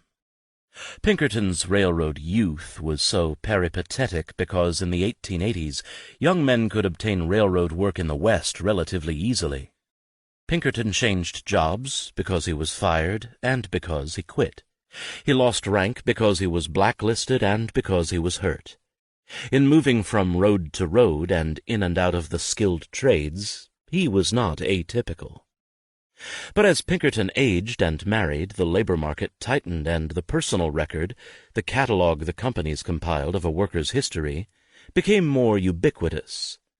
Pinkerton feared the personal record not just because of his involvement in strikes and his frequent insubordination. He feared it mostly because he was aging, and an aging worker was a vulnerable worker. Companies offered insurance plans and company hospitals, but Pinkerton regarded them as frauds, designed to shield the companies from liability and to undercut the appeal of the brotherhoods, whose insurance plans were central to their own recruitment efforts. Many workers shared his suspicions. Offering to pay benefits with one hand, the companies sought with the other to limit them by hiring younger workers who would be less likely to make claims on their insurance or use the hospitals. Physical examinations did help reduce accident rates, but they also reduced claims against relief funds. Companies could use physical exams to weed out applicants with what Pinkerton regarded as trivial ailments incurred on the job, and to terminate long-time employees who threatened to draw on a relief fund. Companies used hospitals as centers of surveillance. On workers discharged from the hospital, the Northern Pacific issued black forms to those who would be taken back on the payroll. Doctors issued red forms to those who would be terminated. Their personal histories came to haunt workers. Whatever the abuses of hiring by foremen and master mechanics, they did not create a permanent record. When Charles Francis Adams sought simultaneously to centralize hiring on the Union Pacific and to educate and weed out recalcitrant workers, he quickly realized that he needed some sort of examination as to their character, qualifications, and previous employment. By 1895, when W. H. McCord of Stanford University, a college founded with a railroad fortune, wrote the Illinois Central to ask about its hiring practices, the Illinois Central sent him a blank application form, of the kind that William Pinkerton detested. To a worker approaching middle age, it was full of dangers. His name? This would allow the railroad to trace his previous employment, including strike activity. If he gave a false name, then he would have to falsify his family, because the form asked for information on his family members. If he was caught in any lie, he could be fired. The form demanded the names of any roads he had previously worked for and why he had left. Here Pinkerton saw the blacklist. Offending one road antagonized them all. But the key piece of information the railroad sought, seemingly the most innocent, was to Pinkerton the most dangerous. The railroads needed to know the worker's age. By the 1890s, railroads refused to hire anyone over the age of 38 for any position below an executive and above a laborer. A man who lost his job at 38 and looked for another had to lie or sink to the section gangs. Pinkerton's bitterness boiled up out of his prose. A railway employee amenable to the age limit knows he cannot leave his present position and obtain another if he has attained the proscribed age. He will submit to reduction in wages, he will stifle his resentment at the impositions practiced upon him, chafe at the restrictions, and bow his neck to the slavery his employer demands. In rendering its employees subservient, dependent, in chaining them, hopeless to one position, one spot for years, in imposing conditions against which an employee cannot rebel without losing his employment, and with it all hope of finding another position at this chosen vocation, the primal purpose of labor unions, independence, is weakened, if not entirely broken. And yet the aging bodies that threatened to betray them and cost them their livelihood were also the repositories of railroad workers' skills. Railroad work demanded a bodily knowledge that could register the connections between machines and the physical world around them. In a story he told to show the value of a seasoned man, Pinkerton recounted how one day a freight that he worked while serving as brakeman on the Oregon and California was tipping over the hill into Leland in Oregon. They were going, Pinkerton thought, a little too fast for a starter. As an experienced brakeman, he liked to feel the air brakes working when they first started going down a grade. He began to pinch them up a little, setting 4 brakes, but with no effect. Only when the whole crew set to work on the manual brakes did they succeed in stopping the train on a flat stretch of track in Leland. The train did not feel right, and as it left Leland, Pinkerton moved from car to car, clutching each brake wheel and looking down to check the angle cocks, the valve by which the air is cut in and out on a car. On the 4th car, he discovered some men beating their way by riding on the bumpers between the cars. One of them had his foot on the air pipe and, in endeavoring to steady himself, had completely closed the angle cock, which disabled the braking system to that car and all the cars behind it.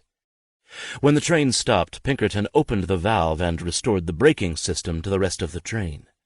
He noted, But if my experience had not told me that something was wrong, and we had tipped the hill into Glendale, where we were to meet a passenger train, there might have been a different ending. Privately, the companies admitted that an increase in new men meant an increase in accidents. Pinkerton did not resent railroad companies because of some ideological predisposition. He resented them because of their policies, which he regarded as an attack on American workingmen. Pinkerton valued loyalty among workingmen, but who counted as an American workingman depended on race. Japanese, Chinese, African American, and the dwarfed Italians, taciturn Greeks, and bohunks from the crowded and oppressed European countries, who replaced American-born and Northern European workers on construction crews, were not American. When they took jobs white men needed, or when they broke strikes, they posed a threat to white workers. Race trumped class for Pinkerton in part because for him race was a complicated category. It went beyond descent and included character whose great marker was independence. White men were independent. Non-whites were by nature dependent, the ideal tools of bosses, suited to the most demeaning work, and dangerous because the corporations would use them to force all workers down to their status. Racial lines hardened when work became scarce and the number of available workers increased. Pinkerton was working as a switchman in yards of the Columbia and Puget Sound Railway in 1889 or 1890. At a time when the coal miners at Newcastle east of Seattle were on strike, and the mine owners were shipping Negroes to take their places. About 20 black workers were crowded into a boxcar, waiting for the train to take them to the mines. There was a railroad ball with a half-barrel of beer on tap in a boarding house next to the yards, and the switchmen concluded it would better suit our convenience to have it nearer at hand. They sent a committee, of which Pinkerton was one, to claim the barrel, and, after meeting and overcoming some opposition on the part of assembled guests, they brought it to the switch shanty. After drinking for a while, they decided to have some fun with the Negroes, and they carried the keg to their boxcar, where the men in the car were soon enjoying themselves greatly. By then Pinkerton and 2 companions, none of us sane or sober, decided to make the blacks the victims of an excellent joke as we looked at it. Silently, or as silently as drunks could be, they shut the doors on the boxcar and fastened them from the outside. All went quiet inside the car, which stood on a wharf. Pinkerton and his companions' plan was to signal the switch engine back and bump the car off the wharf and into the waters of Puget Sound, where the car would have been submerged many times its depth. The men imprisoned in the car began to fear their fate, and one began beating on the door, demanding it be opened. The other 2 men were ready to proceed according to plan, but the gravity of the situation struck Pinkerton like a lump of ice between the eyes. He realized that we were about to commit murder by wholesale, and in a most cruel and savage form. He told his companions it was murder, and they would all hang for it. He dashed the signal lantern to the ground and ran ahead to stop the engineer from obeying any signal that followed. Instead of pushing the Negroes into the Sound, we coupled their car into a Seattle freight as an empty.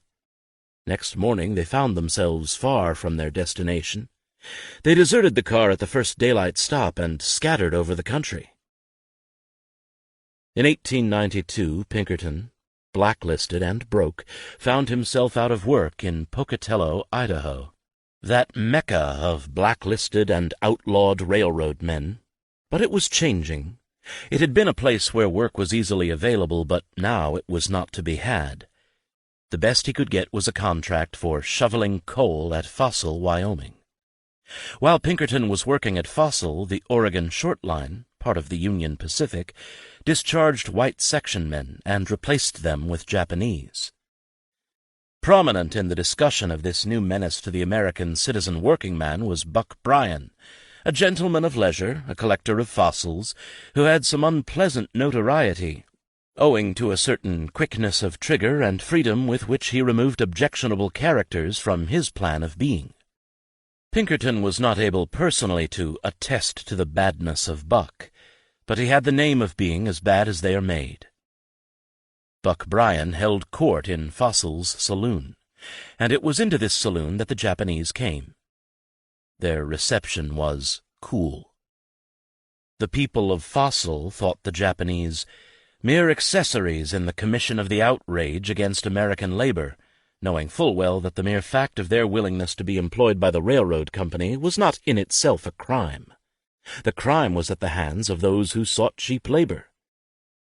As the last of the Japanese workers walked past Bryan, he jumped to his feet with a yell. "What in the hell do you mean by tramping on my foot, you sawed-off savage?"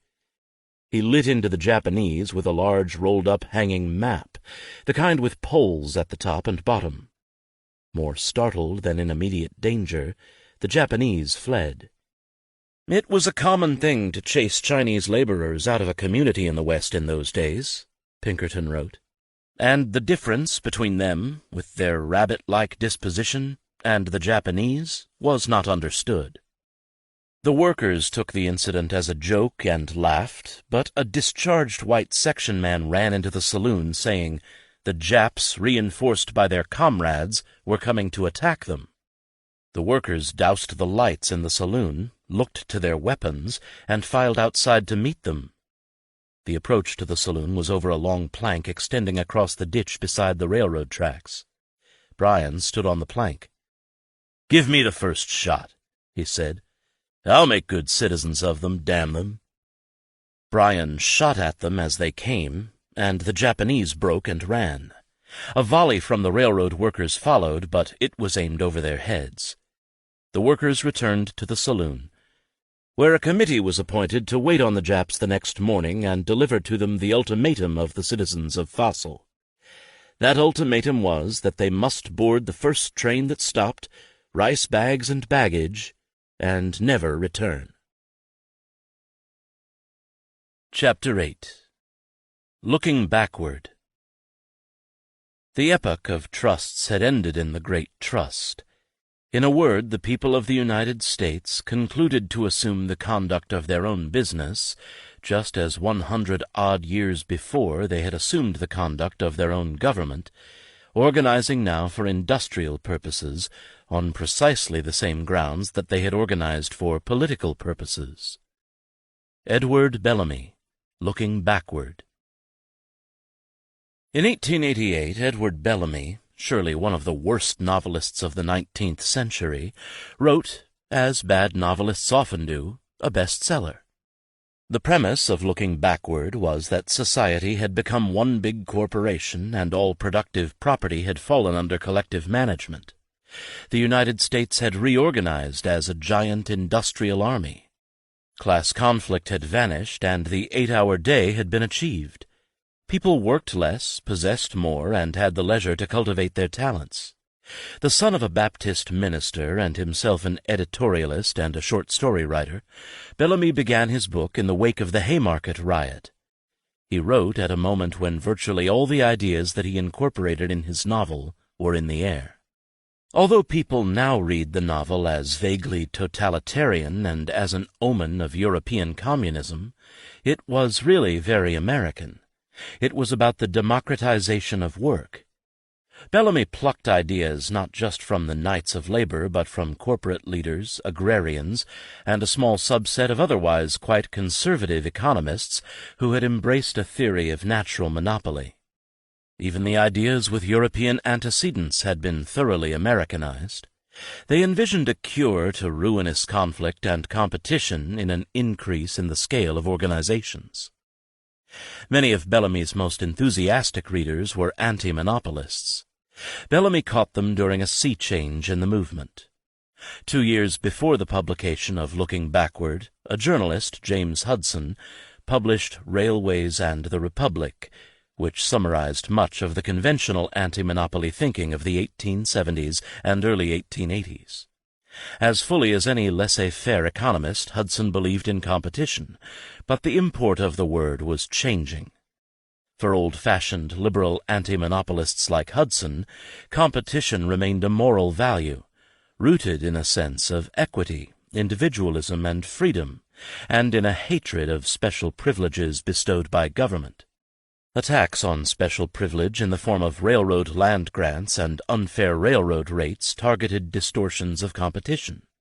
Reformers and courts justified railroad commissions as legitimate tools for restraining the anti-competitive practices of railroads, which were a restraint on individual freedom.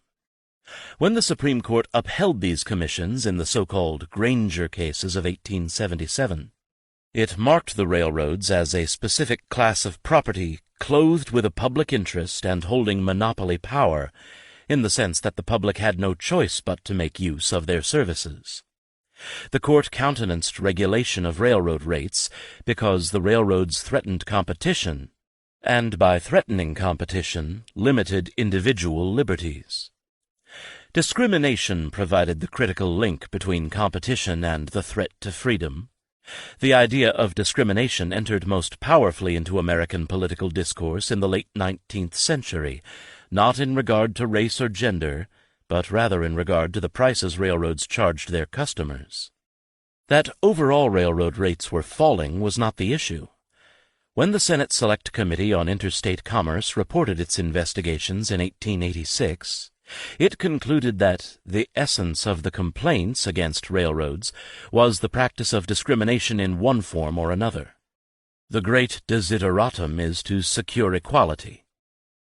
Railroads discriminated in three ways. They discriminated among people when they offered one shipper a lower rate than a competitor. They discriminated among places when, all things being equal, they charged more for shipment from one place than from another. They discriminated among things when they offered lower rates on one form of a product than on another, such as when they charged less for wheat than for flour, or less for live cattle rather than for frozen beef. All of these forms of discrimination involved movement. They were all forms of spatial politics. Charges of discrimination had resonance because they touched both the material interests of millions and the basic notions of republican equity. Because railroads were chartered by the state, because the government used its powers of eminent domain to aid the railroads, because governments granted land to railroads and extended some railroads credit, and because the railroads were public highways under common law, their obligations to the public were much greater than those of normal businesses. Critics claimed it was unjust for railroad corporations to set rates that discriminated against the citizens of the governments that gave them life. When railroads charged more to some shippers than to others, and more per mile from one place to another, then, as Hudson argued, the equality of all persons is denied by the discriminations of the corporations which the government has created. Wealth was not distributed among all classes according to their industry or prudence, but is concentrated among those who enjoy the favor of the railway power, and general independence and self-respect are made impossible. When such influences undercut the establishment of a nation of intelligent, self-respecting, and self-governing freemen, the result was little better than national suicide. Hudson denounced discrimination among things as prescriptive and unreasonable, discrimination among places as burdensome and dangerous, and discrimination among persons as corrupt and criminal. When Bellamy rejected economic competition as wasteful and dangerous, he was universalizing a much more particular argument made by corporate leaders and some university economists, call them railroad intellectuals, that railroads were a natural monopoly. Railroad intellectuals turned antimonopoly on its head. What antimonopolists designated the solution, competition, became the problem. The rapid increase in railroad mileage in the 1880s and the resulting competition for traffic made railroad abuses worse, not better. Competition made railroads weaker, even as it intensified complaints about the discrimination they practiced against their consumers. Cheap transportation would come from directing the largest possible volume of movement through the fewest possible channels, and not from encouraging the duplication that created competition.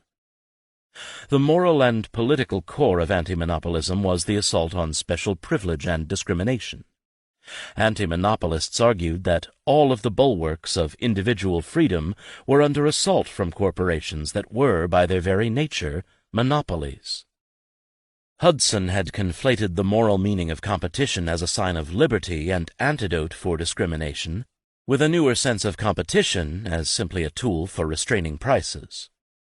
The conflation of the two meanings exasperated the easily exasperated Charles Francis Adams, who had already accepted the demotion of competition from a moral imperative to simply a technical factor that helped establish a relationship between prices and costs. Mr. Hudson was, Adams wrote, a newspaper man, which means he is no thinker. Everything Adams had learned about railroads in his years as a reformer and president of the Union Pacific could be encapsulated in the idea that competition and the cheapest possible transportation are wholly incompatible. Bellamy combined Adams and Hudson. He kept Hudson's attack on discrimination and universalized Adams's belief that competition in railroads was inefficient and destructive into a belief that all economic competition was ineffective and destructive. Adams and the railroad intellectuals admitted that their defense of monopoly was counterintuitive. Most Americans regarded competition as a nostrum at once universal and infallible. Competition, however, helped neither railroads nor their consumers. Adams, who by 1886 was president of the Union Pacific, had played a major role in popularizing this critique of competition, but by 1885 he was promoting not his own books, but a book by Arthur Hadley, a young professor at Yale. Hadley's Railroad Transportation was not particularly original, but it was wonderfully clear and succinct.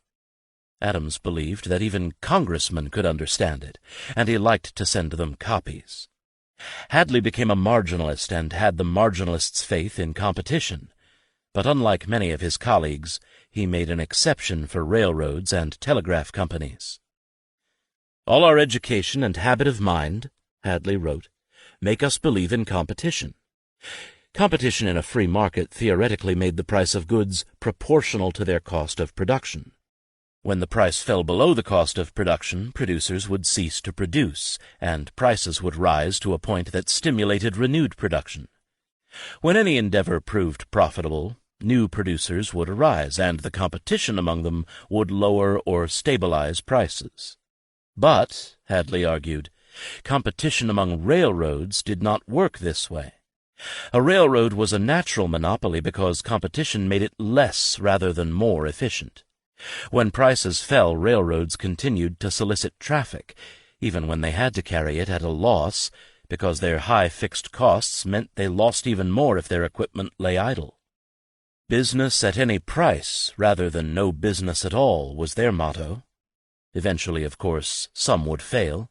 Followed to its logical conclusion, competition would leave only one road standing, thus creating the monopoly it was supposed to prevent. Hadley gave a simple calculation that showed why fixed costs made competition disastrous for railroads. Imagine a situation where Railroad A connects two places. It carries 100,000 tons of freight at 25 cents a ton between those places and earns $25,000 a month. It costs $10,000 to run the trains. The remainder goes to interest, maintenance, and general expense. This $15,000 is a fixed charge that does not vary with traffic. Now imagine a Railroad B that builds a parallel line and cuts the rate to 20 cents. Railroad A must meet the rate. When B reduces its rate to 15 cents to gain traffic, A must do the same. The new rate does not allow Railroad A to pay interest, but it can still pay for repairs. Railroad B cuts further to 11 cents. If, Hadley explained, you take at 11 cents freight that cost you 25 cents to handle, you lose 14 cents on every ton you carry. If you refuse to take it at that rate, you lose 15 cents on every ton you do not carry. For your charges for interest and repairs run on, while the other road gets the business. Hadley's analysis was accurate enough in regard to Western railroads, whose immense initial costs and limited traffic made the duplication of routes seem a species of insanity, but this was not necessarily all that was wrong with them, nor would it necessarily be permanently wrong with them. Adams, the manager, as opposed to Adams, the railroad intellectual, knew that this was not the whole story. Adams admitted that without the immense fraud that had inflated the cost of the Union Pacific, it could have made money. Many of its fixed costs, after all, were for interest on money it had never actually received. And Adams, the manager who complained about the inefficiencies of the Union Pacific, would have been simply rearranging the deck chairs on a sinking ship if the real problem had been enormous fixed costs about which he could do little. Fixed costs were a huge problem on Western railroads, but they were not necessarily inherent in railroads themselves. When, in the early 20th century, Louis Brandeis quite surgically dissected railroad rates, he demonstrated what the correspondence of managers had already revealed. Railroad accounting was incapable of giving a clear picture of costs. And later studies demonstrated that, on mature railroads, the ratio of variable to fixed costs was almost the reverse of what Hadley posited.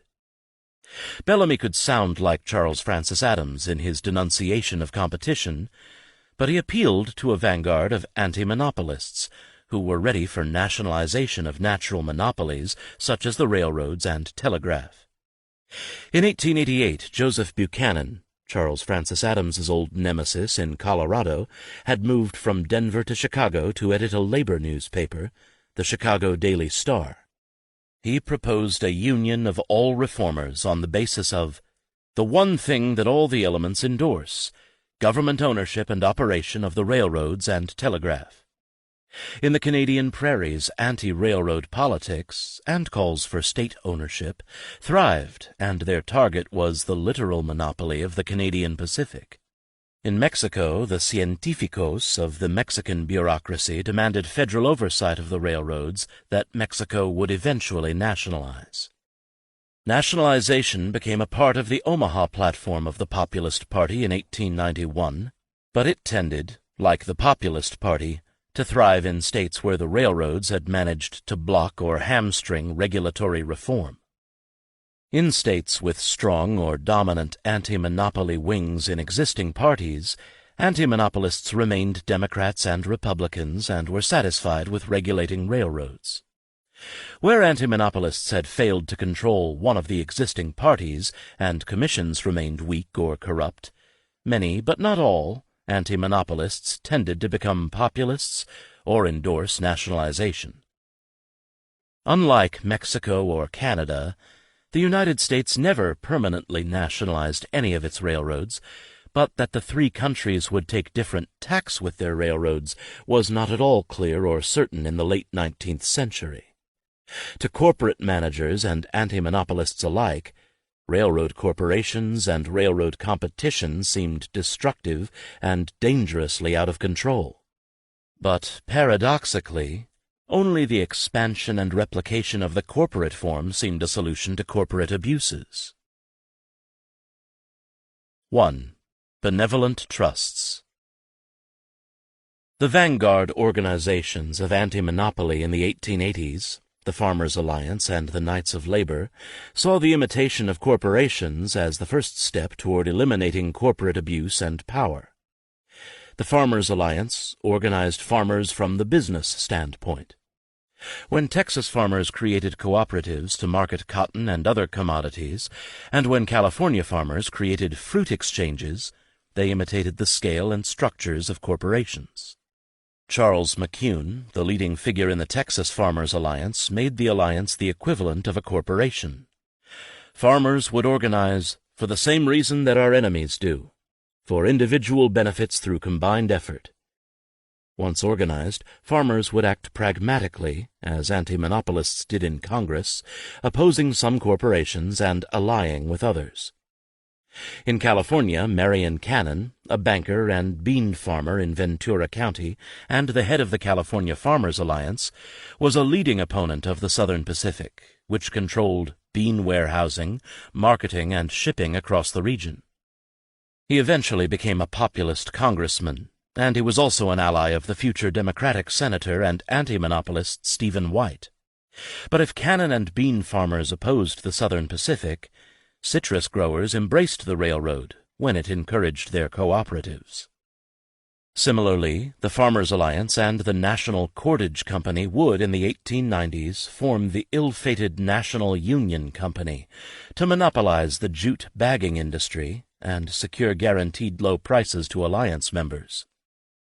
The alliance sought to defeat monopoly by creating benevolent trusts such as the National Union Company, and by pushing government ownership of natural monopolies such as the railroad and telegraph.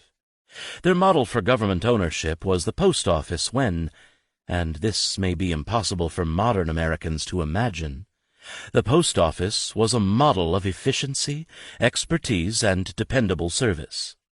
The Farmers' Alliance had, in its Ocala platform of 1890, advocated the nationalization of railroads, but only as a last resort, if the state commission system failed to rein in railroad abuses. The California Populists demanded the absolute and unconditional government ownership of the railroads, and they wanted it as speedily as possible. The St. Louis Convention of the Populists, which grew out of the Farmers' Alliance, endorsed nationalization in 1891, and with Marion Todd's Railways of Europe and America, the Populists added their own analysis to a large library on what was wrong with the railroads and how to fix them. According to Todd, the question had become whether the railways shall own the people or the people own the railways. The Knights of Labor both attacked monopoly and rejected existing arrangements of wage labor as an adequate basis for an equitable economy or a just republic. They embraced a zeal for small independent producers in agriculture and an equivalent zeal for large cooperative enterprises in industry.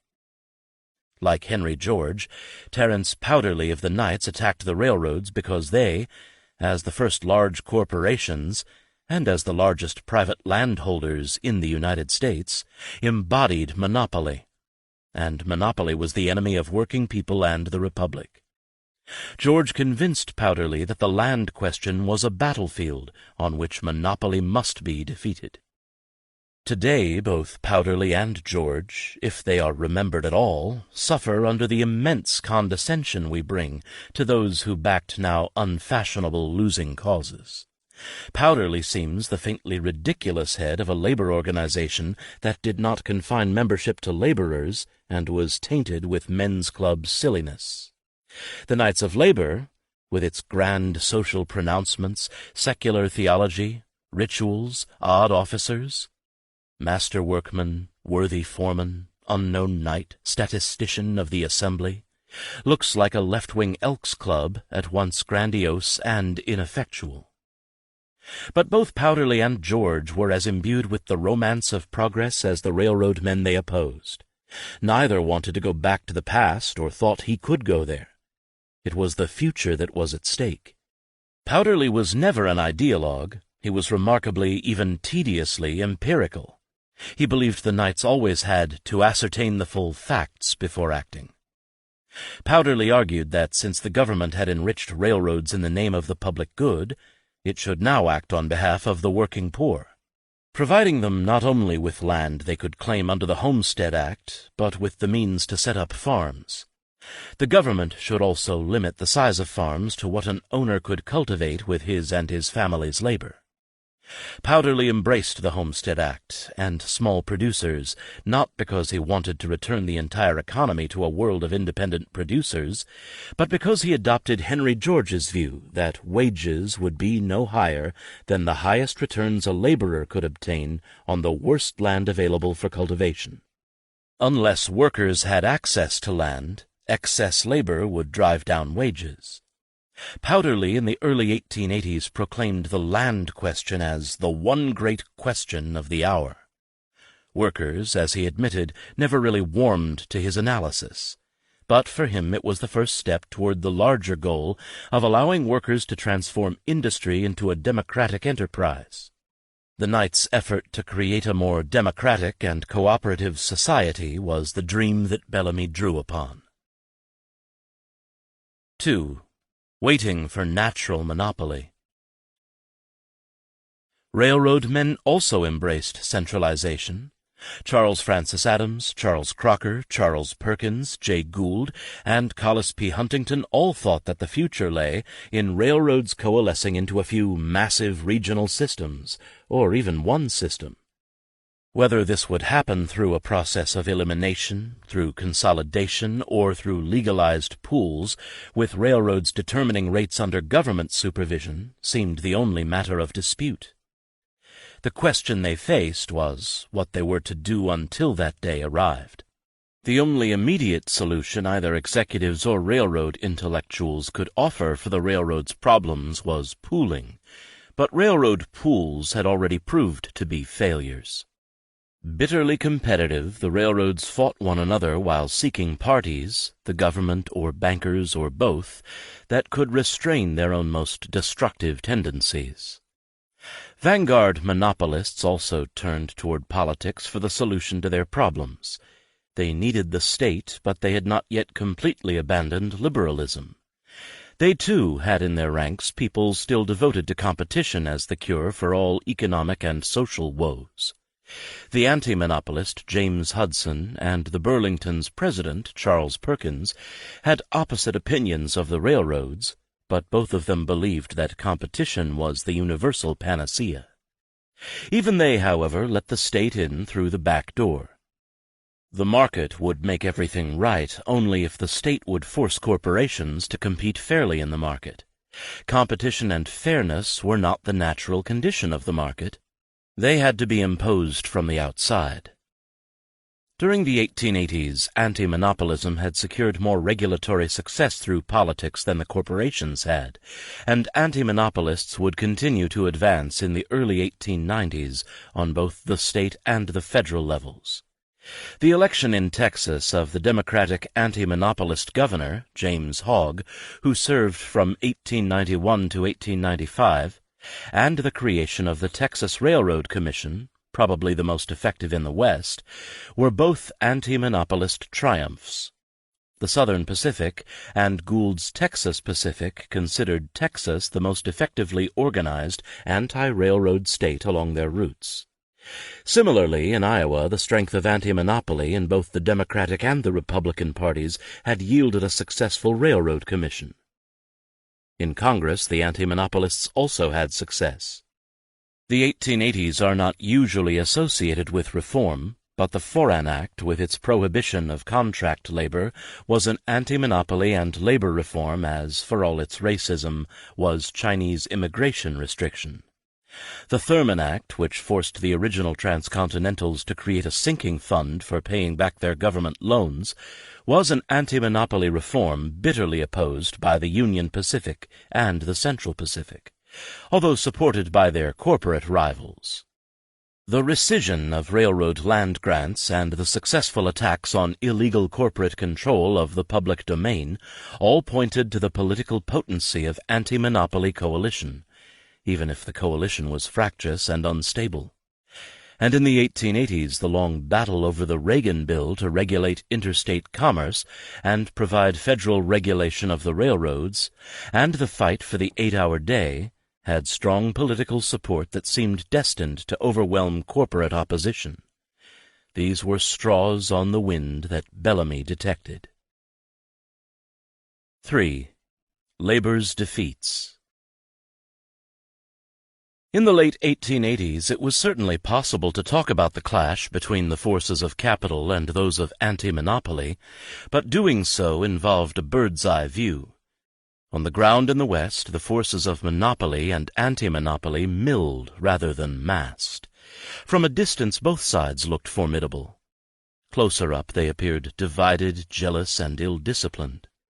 They were as likely to turn their arms on each other as on their supposed enemies. The attacks each side launched could be ferocious and the damage inflicted great, but the results of these tremendous battles were often ambiguous.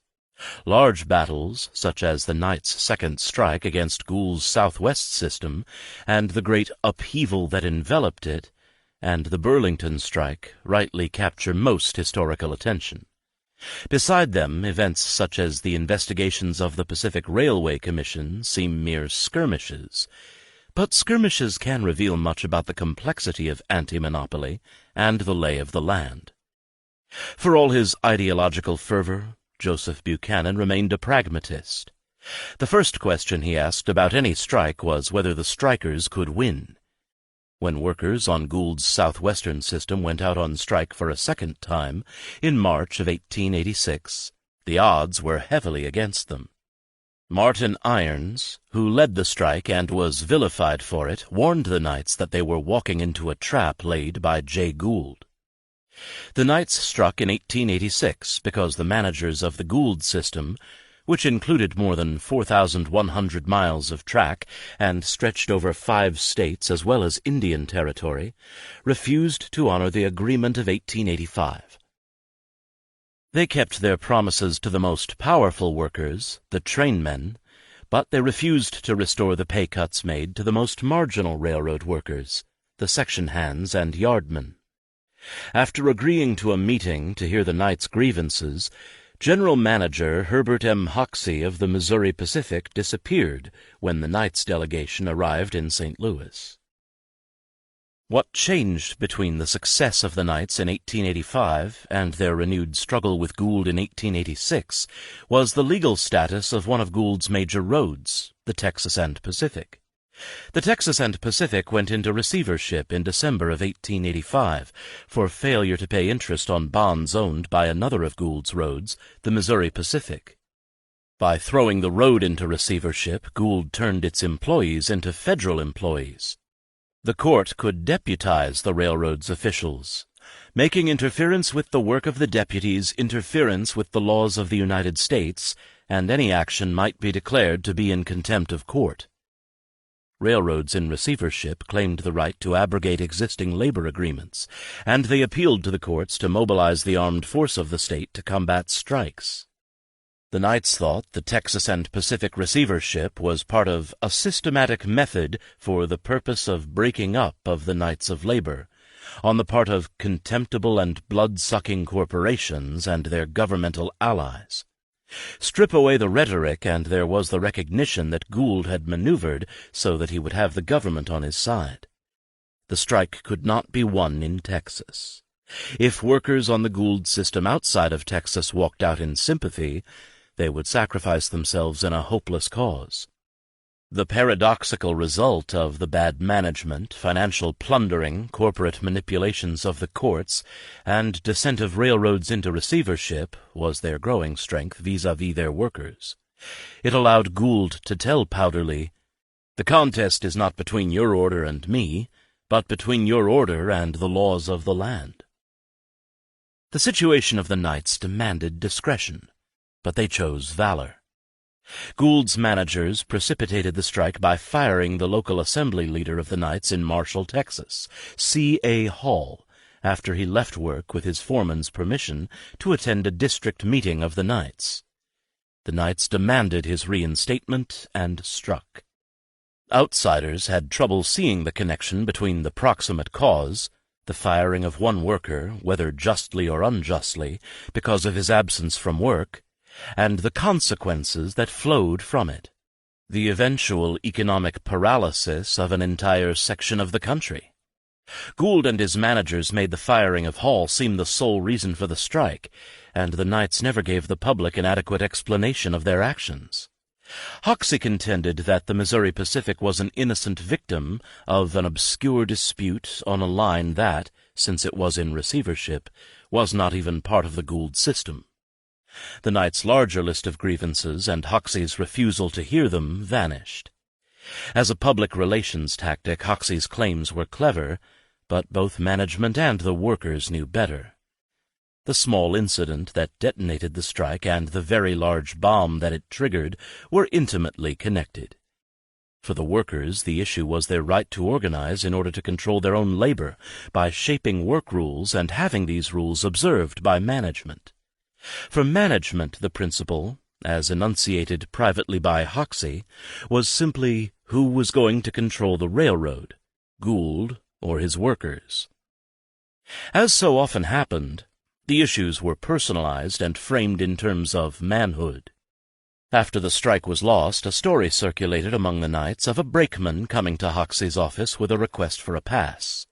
He entered, left the door open, kept his hat on his head in true brakeman style, and in a loud voice asked whether Hoxie was in.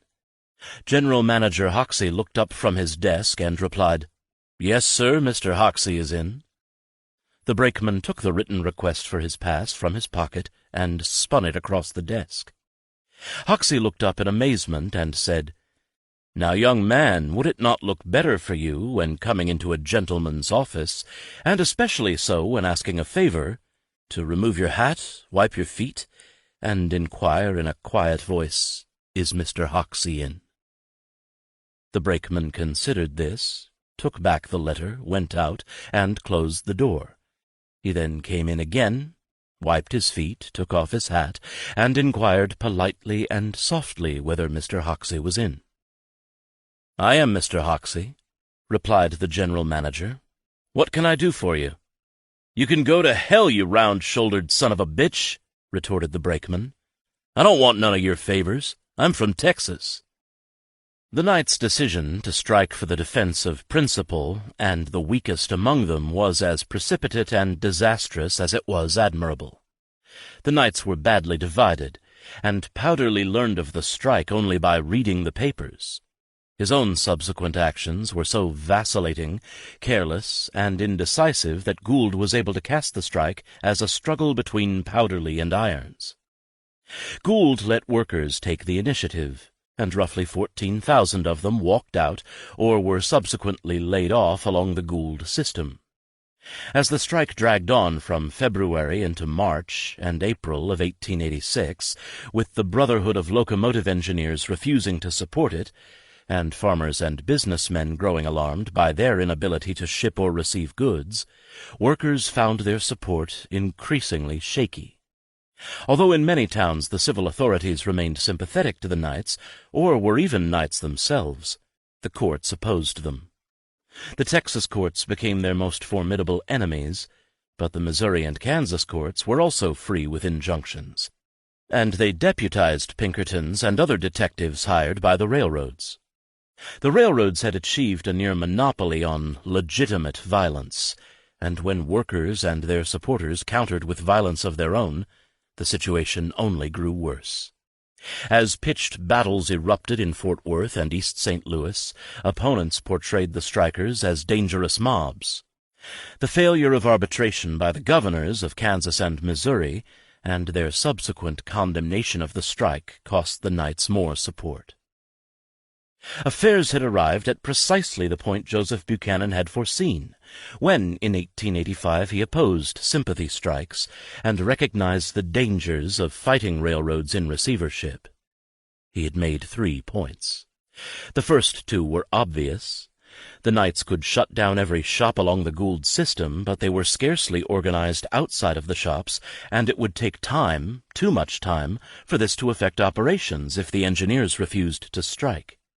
Second, if they resorted to force to stop the trains, they would be met with counterforce that would inevitably escalate. He acknowledged the workers' potential for violence. They could beat the Pinkertons and railroad detectives, and fighting for Betty and the babies, they might even defeat the militia. But this would only draw in the federal government, and the workers were no match for the army.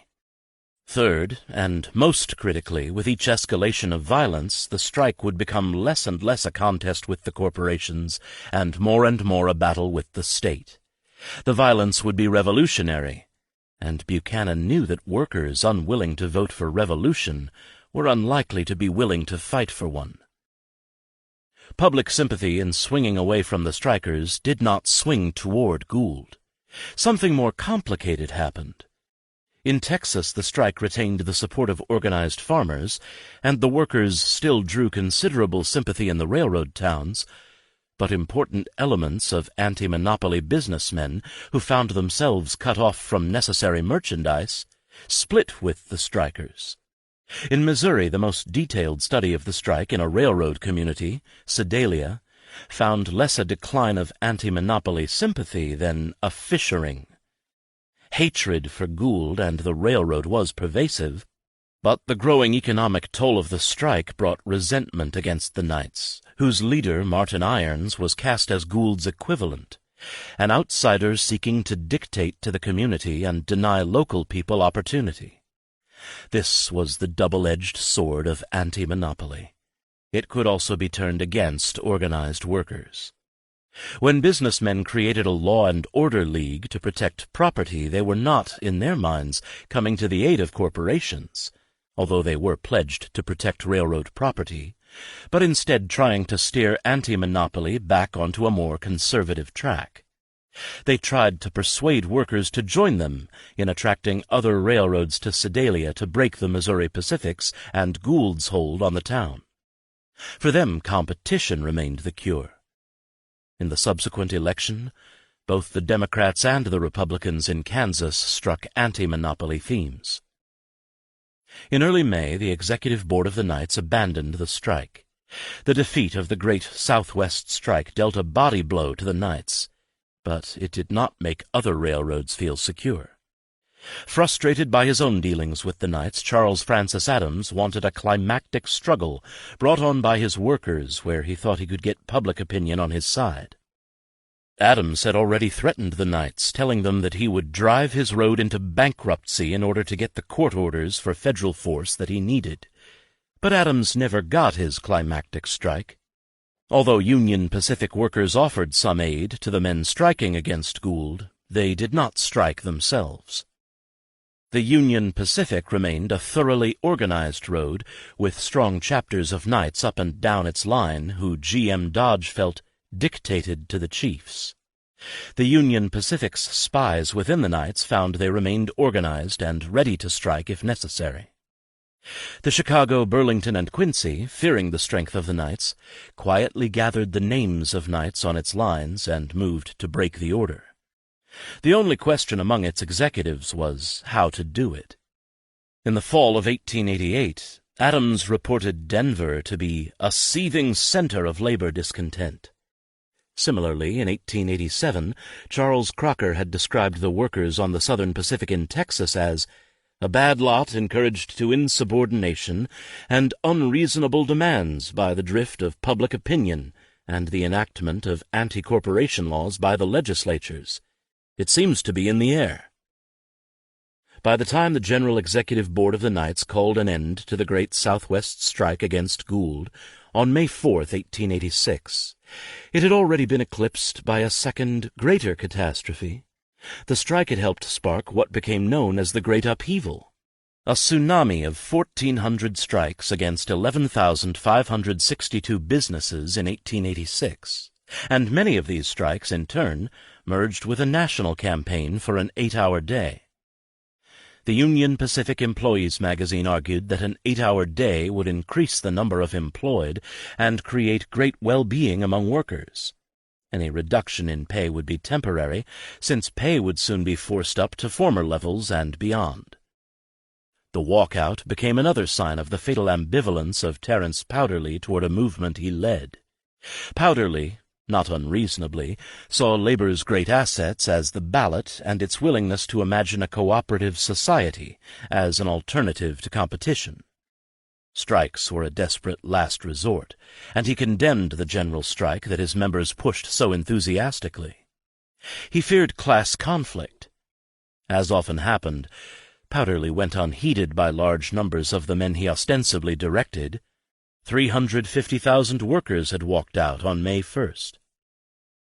In Chicago, the 8-hour strikes had merged with other labor actions, including a major strike at the McCormick Reaper Works, where on May 3rd the police fired into a crowd of workers, killing 6. And then, on the rainy evening of May 4th, amid a dwindling crowd, an unknown bomber tossed an explosive device in the midst of the police. The Haymarket bombing, and the wild police shooting that followed, took the lives of 7 policemen and at least 3 civilians. It spawned endless rumors of anarchist plots, a period of what the economist Richard Ely would call police terrorism in Chicago, and what Brand Whitlock, a Chicago journalist, saw as one of the strangest frenzies of fear that ever distracted a whole community. The bomber was never found, but 8 Chicago anarchists were demonized, convicted, and condemned in a shameful trial. 4 would eventually be executed, and one would commit suicide in his cell. The 8-hour strikes petered out, and many of the employers who had conceded 8 hours now reneged. The Haymarket riot inflicted dire wounds on the Knights and the Antimonopoly Alliance. On May 14, 1887, during a Western tour, Terence Powderly gave a public speech at the Mammoth Rink in Denver, which could hold 5,000 people. A ticket costing 25 cents admitted both a gentleman and a lady, and Powderly drew a crowd of more than 3,000. He and the Knights remained formidable enough that the governor of Colorado and the mayor of Denver were in attendance, and preceded Powderly on the stage. Thomas Neesham introduced him. Powderly, despite bad lungs, was a compelling orator, able to fill not only halls but hours. The Union Pacific Employees magazine gave full coverage to his speech, and even though the editors summarized parts of it, the small print of the article filled 6 pages of 2 columns each. Powderly spoke for over 2 hours. The speech gave a flavor of the man. His sense of high principle, his mastery of the intricacies of labor politics, and his ability to fixate on the wrong target. He spoke quietly, slowly, earnestly, with every mark of the greatest sincerity. Listening to Terence Powderly was like listening to a man, eloquently and sincerely, condemning the termites in a burning house. Part of the talk was homilies. He believed in progress, in the greatest good to the greatest number, in America and in temperance. But mostly his speech was a frank, manly avowal of principle and the severe denunciation of the red flag element. When he proclaimed that he was no anarchist, no communist, and that he was a knight of labor and an American, there was tremendous applause for several minutes. He praised education, opportunity, and denounced foreign ownership of American land. It was a labor sermon. By socialists and anarchists, Powderly meant not only the accused Haymarket bombers, but District Assembly 89 in Denver and Burnett Haskell, who had taken over Joseph Buchanan's old paper, The Labor Inquirer. The Union Pacific Employees magazine occasionally ran columns praising socialism, but Haskell's Inquirer was stronger stuff. He maintained the socialist and anti-Chinese leanings of Buchanan's Inquirer and added a dressing of vituperation. Haskell had viciously attacked Powderly's leadership. There was much to attack, but many of Haskell's accusations were ridiculous and nearly hysterical. Powderly did not come to Denver simply to defend himself against Burnett Haskell. His speech was part of a larger strategy of shoring up the declining Knights. He made denunciations of socialists and anarchists the glue to hold together middle-class anti-monopolists and the Knights, but it was a weak bond. In Denver, the conservative press, as well as anti-monopolists, praised Powderly.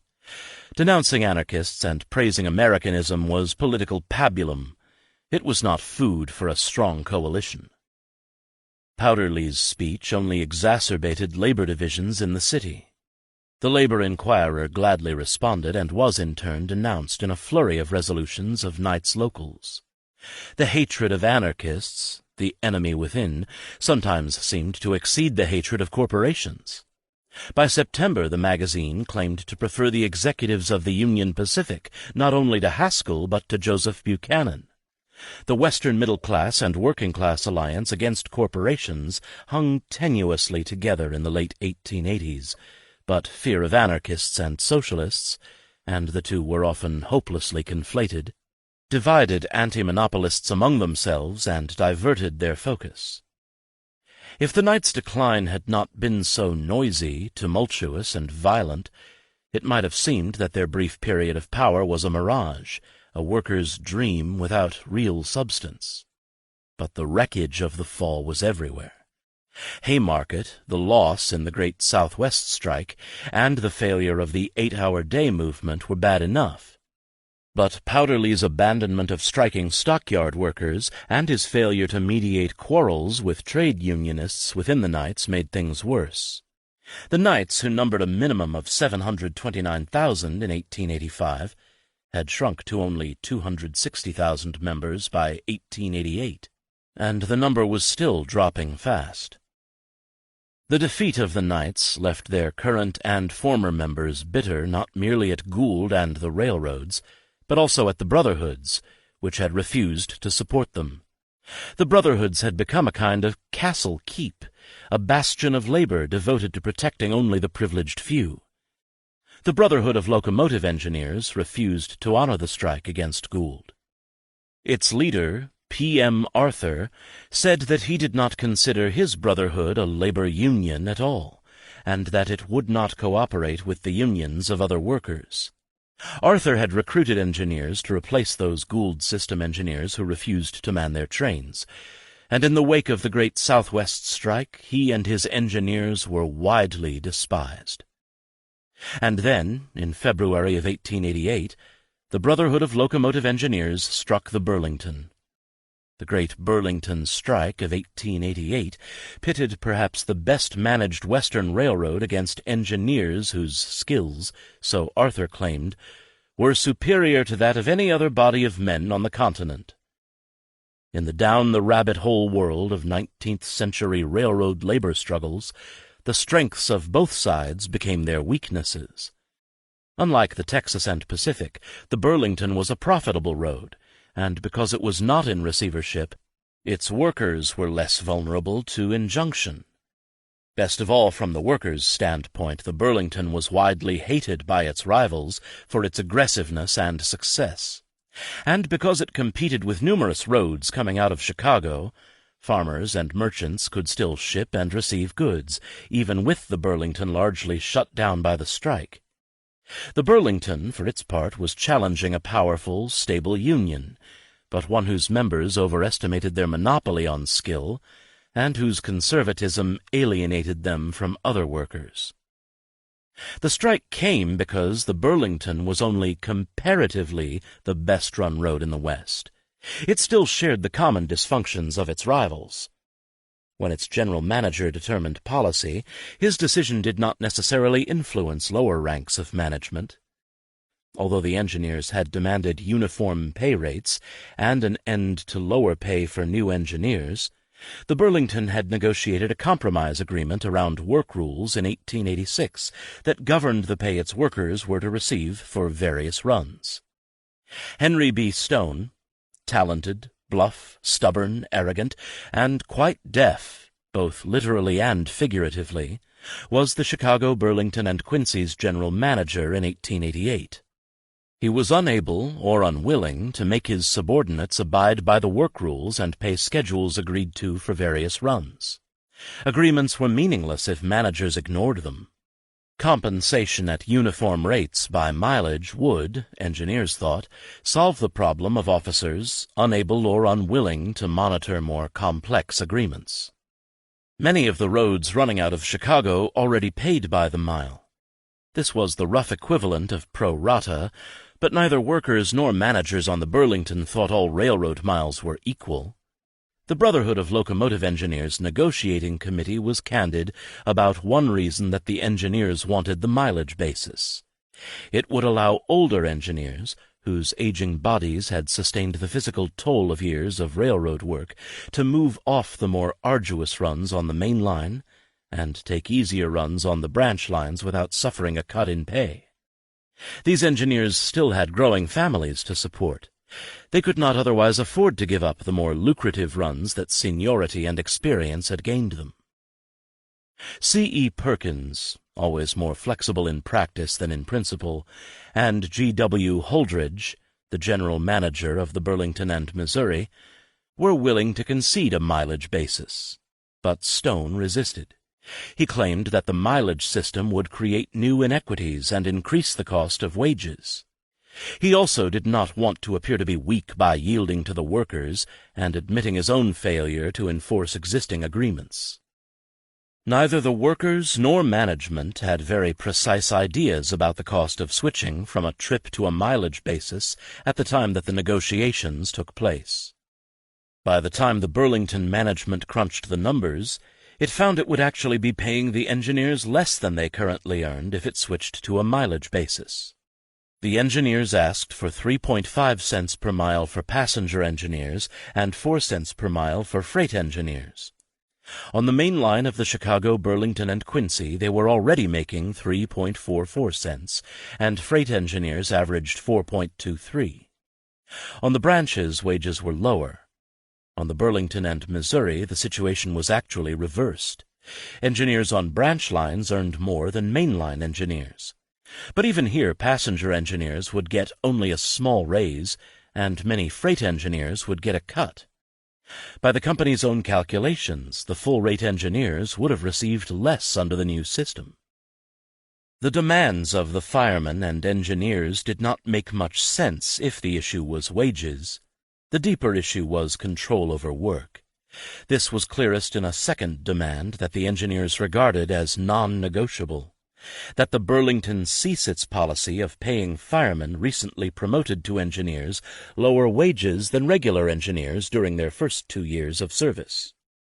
This change would cost the company money, but more critically it would inhibit the production of a surplus of younger engineers, who provided a constant temptation for officials to run things cheap by discharging old engineers and replacing them with new men at lower wages. A surplus of engineers also made it harder for older engineers who lost their position on one road to gain a position on another. Stone, who along with his superintendents and master mechanics thought the workers were bluffing, got his strike. The engineers and firemen's committees, just as committed to their own manliness, mistook disarray among management and the necessary delays this involved as management's trifling with them.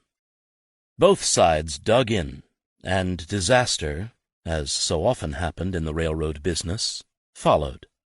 The strike, which did not fully peter out until the summer, hurt the company badly. For the strikers it was a catastrophe. Both sides found themselves deserted by their nominal allies. The knights who dominated the shops refused to join the strike, and many engineers and firemen on connecting roads refused to boycott Burlington cars. The Brotherhood of Locomotive Engineers put too much faith in its monopoly of skills. Taken together, men it had expelled over the years, men who had lost their jobs to younger men who had been blacklisted by other roads, and men who, not finding work as engineers, had become firemen, formed a large pool of potential replacements. Many of these men had reason to hate the Brotherhood. Some of them proved willing to turn scab.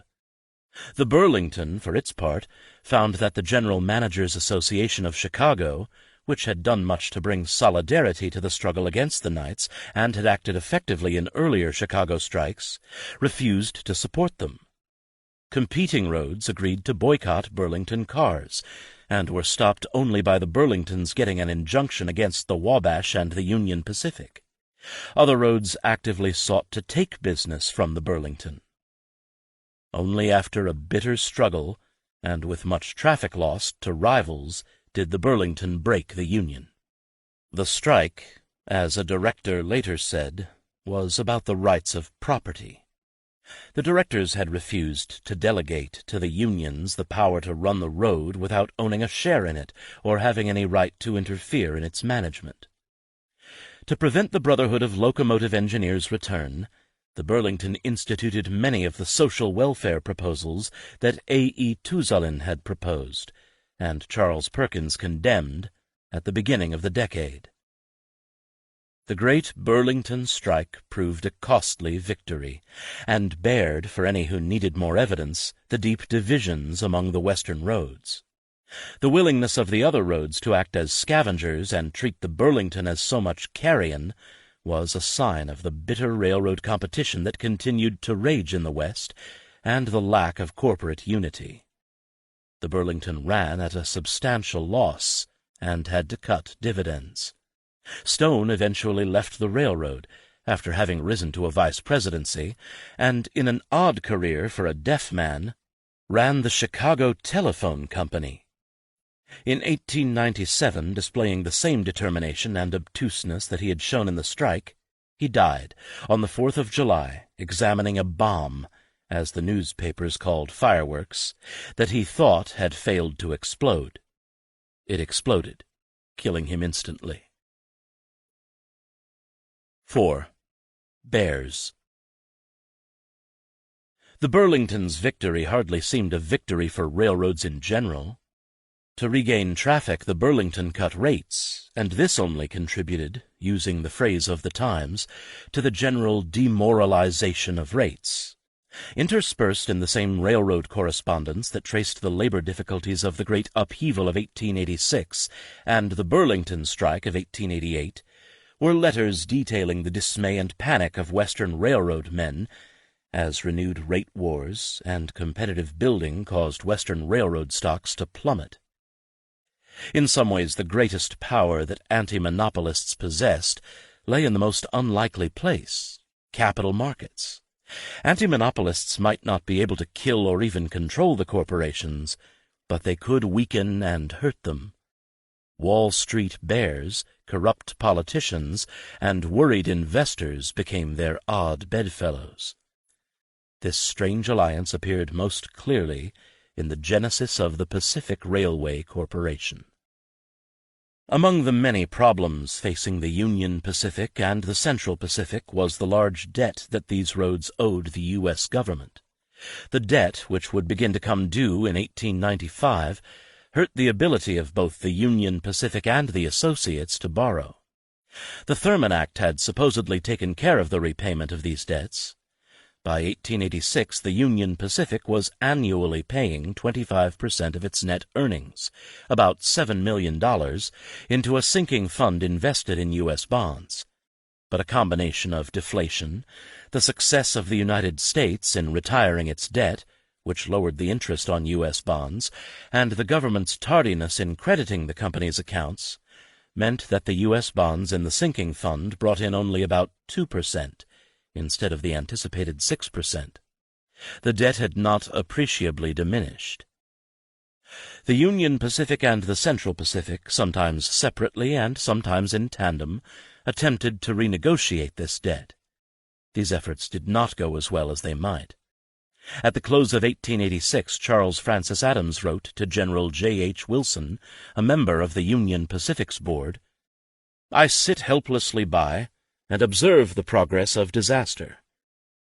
The disaster in question was the so-called funding bill to settle the debt. Adams watched the legislation that he sponsored slip so thoroughly out of his control that it transmuted into a bill that he tried to kill. The coalition that defeated his funding bill included anti-monopolists who distrusted the railroads, congressmen sympathetic to labor who feared that Gould would regain control of the Union Pacific, former friends of the railroad who felt neglected, and Wall Street bears who sought to drive down Union Pacific stocks for their own profit. Adams tried to make the whole defeat a plot of the bears. Senators had unintentionally been like jumping jacks under the hidden manipulation of Wall Street influences. Men in Wall Street have pulled the strings, and these senators have jumped up on their legs and waved their arms exactly like mannequins. Some of the jumping senators had interests of their own to pursue. In the late 1880s, the railroad lobbies were not what they had been. The Central Pacific retained its lobby, but under Adams the Union Pacific had cut back on its operatives. As Huntington would do in California a few years later, Adams announced that he wanted the Union Pacific out of politics. But Adams, no less than Huntington, cared about legislation. His goal was for laws benefiting the company to have the appearance of not coming at all from the Union Pacific. This was an ideal tactic if the company could secure such legislation, but it could not. Both the Central Pacific's all-too-visible lobby and the Union Pacific's nearly invisible one proved to be problems. Adams blamed the failure to get legislation on the Southern Pacific lobby, which he thought did more harm than good. On hearing of the death of Charlie Sherrill, Huntington's chief lobbyist, in January of 1887, Adams wished it might be the beginning of a succession of obsequies, in the case of each of which he could designate the person whose corpse should occupy the hearse. Sherrill had certainly embarrassed Adams, but he knew what Adams had forgotten. The railroads ran on friendship. Isaac Bromley, the Union Pacific lobbyist in Washington, tried to convince Adams that a larger lobby, distasteful as this might be, was necessary. He reported that the average congressman saw the Union Pacific funding bill as a measure for the benefit of a great corporation, and one that offered little to his constituents. A paid lobby could make it clear to congressmen that some of their constituents would be benefited by the passage of this bill. In short, that it means business for somebody who can mean business for them. The Union Pacific had the name of employing a lobby, Bromley argued, so it might as well have the game. Senator George Edmunds of Vermont took it on himself to intervene in the Pacific Railroad debt debate. Adams came to regard Edmunds as an ill-mannered bully and by all odds the most covertly and dangerously corrupt man he had ever had opportunity and occasion carefully to observe in public life. But Edmunds had originally wanted to be Adams's friend. Adams had consulted him in 1885 on changing the Thurman Act so that the Union Pacific could invest its sinking fund money in its own bonds in order to get a higher return and generate money for expansion. Edmunds had cautioned against it, saying that if he did so, someone would then demand a higher rate of payment from the company. Adams ignored him, and when the Union Pacific pushed legislation in the following session of Congress, Edmunds became that someone he had warned Adams about. He introduced an amendment increasing the rate of payment to 40% of net profits. Edmunds had sabotaged the bill. Adams and John Boyd, Sherrill's successor as lobbyist for the Southern Pacific, had to sabotage Edmunds' sabotage, getting the 40% provision removed. But the Wall Street Bears were still active, and they got a provision into the bill for a commission to investigate the Pacific Railroad. Edmunds, switching sides, vociferously opposed the commission. He had his principles, and one was that no outside commission should investigate congressional corruption. That should be left to men like himself, who were experts in such matters. Senator Preston B. Plum of Kansas had also once been a friend of the Union Pacific. He had come to hate Adams and the railroad because, as Plum put it, the Union Pacific was a selfish crowd who never divided with anyone. Plum added the investigation of land grants and taxation to the Commission's instructions.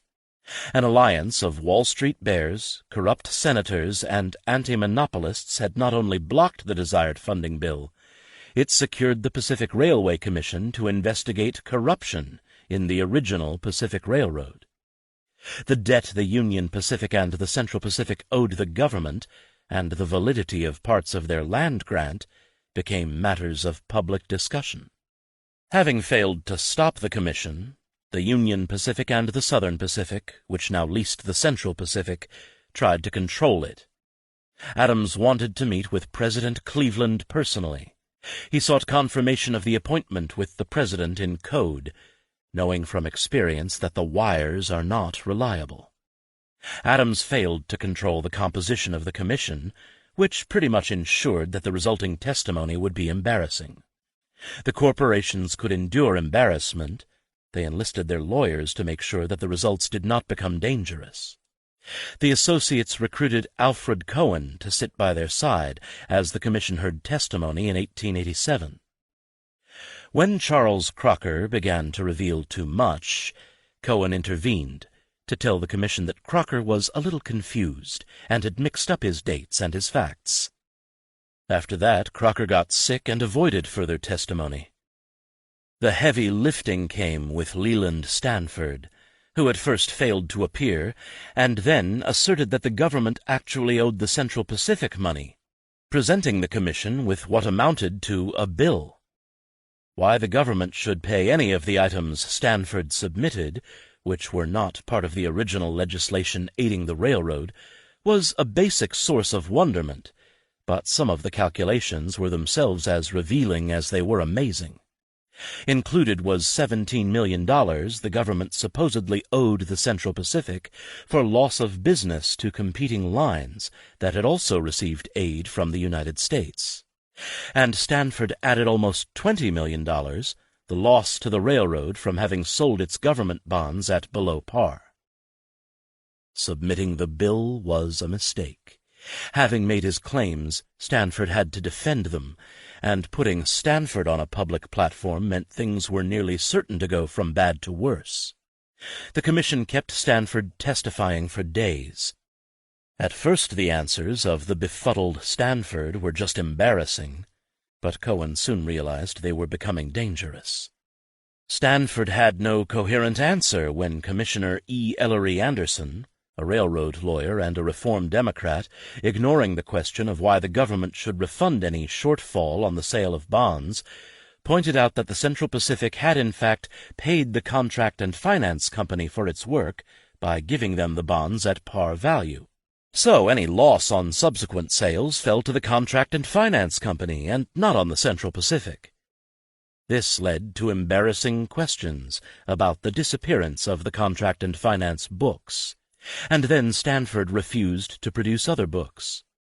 Cohen began to intervene more frequently, at first to compromise with the commission, and then to try to halt the flow of questions and disastrous answers. Cohen asked that Stanford, which is to say Cohen, be given a chance to correct his testimony in writing. There was, Cohen feared, a little misapprehension as to the answer of Governor Stanford yesterday with respect to the net earnings of the road. Cohen objected that the questions were confusing the witness. Sometimes Stanford's answers were contradicted by the board minutes of the Central Pacific approved by Stanford. In such cases, Stanford retreated to a failure of memory. He couldn't remember, for example, the purpose of a seemingly memorable personal voucher for $171,781.89 charged to the general expense account on December 31st, 1875. With the damning evidence pouring in, Cohen decided the silence of his clients was the last and best resort.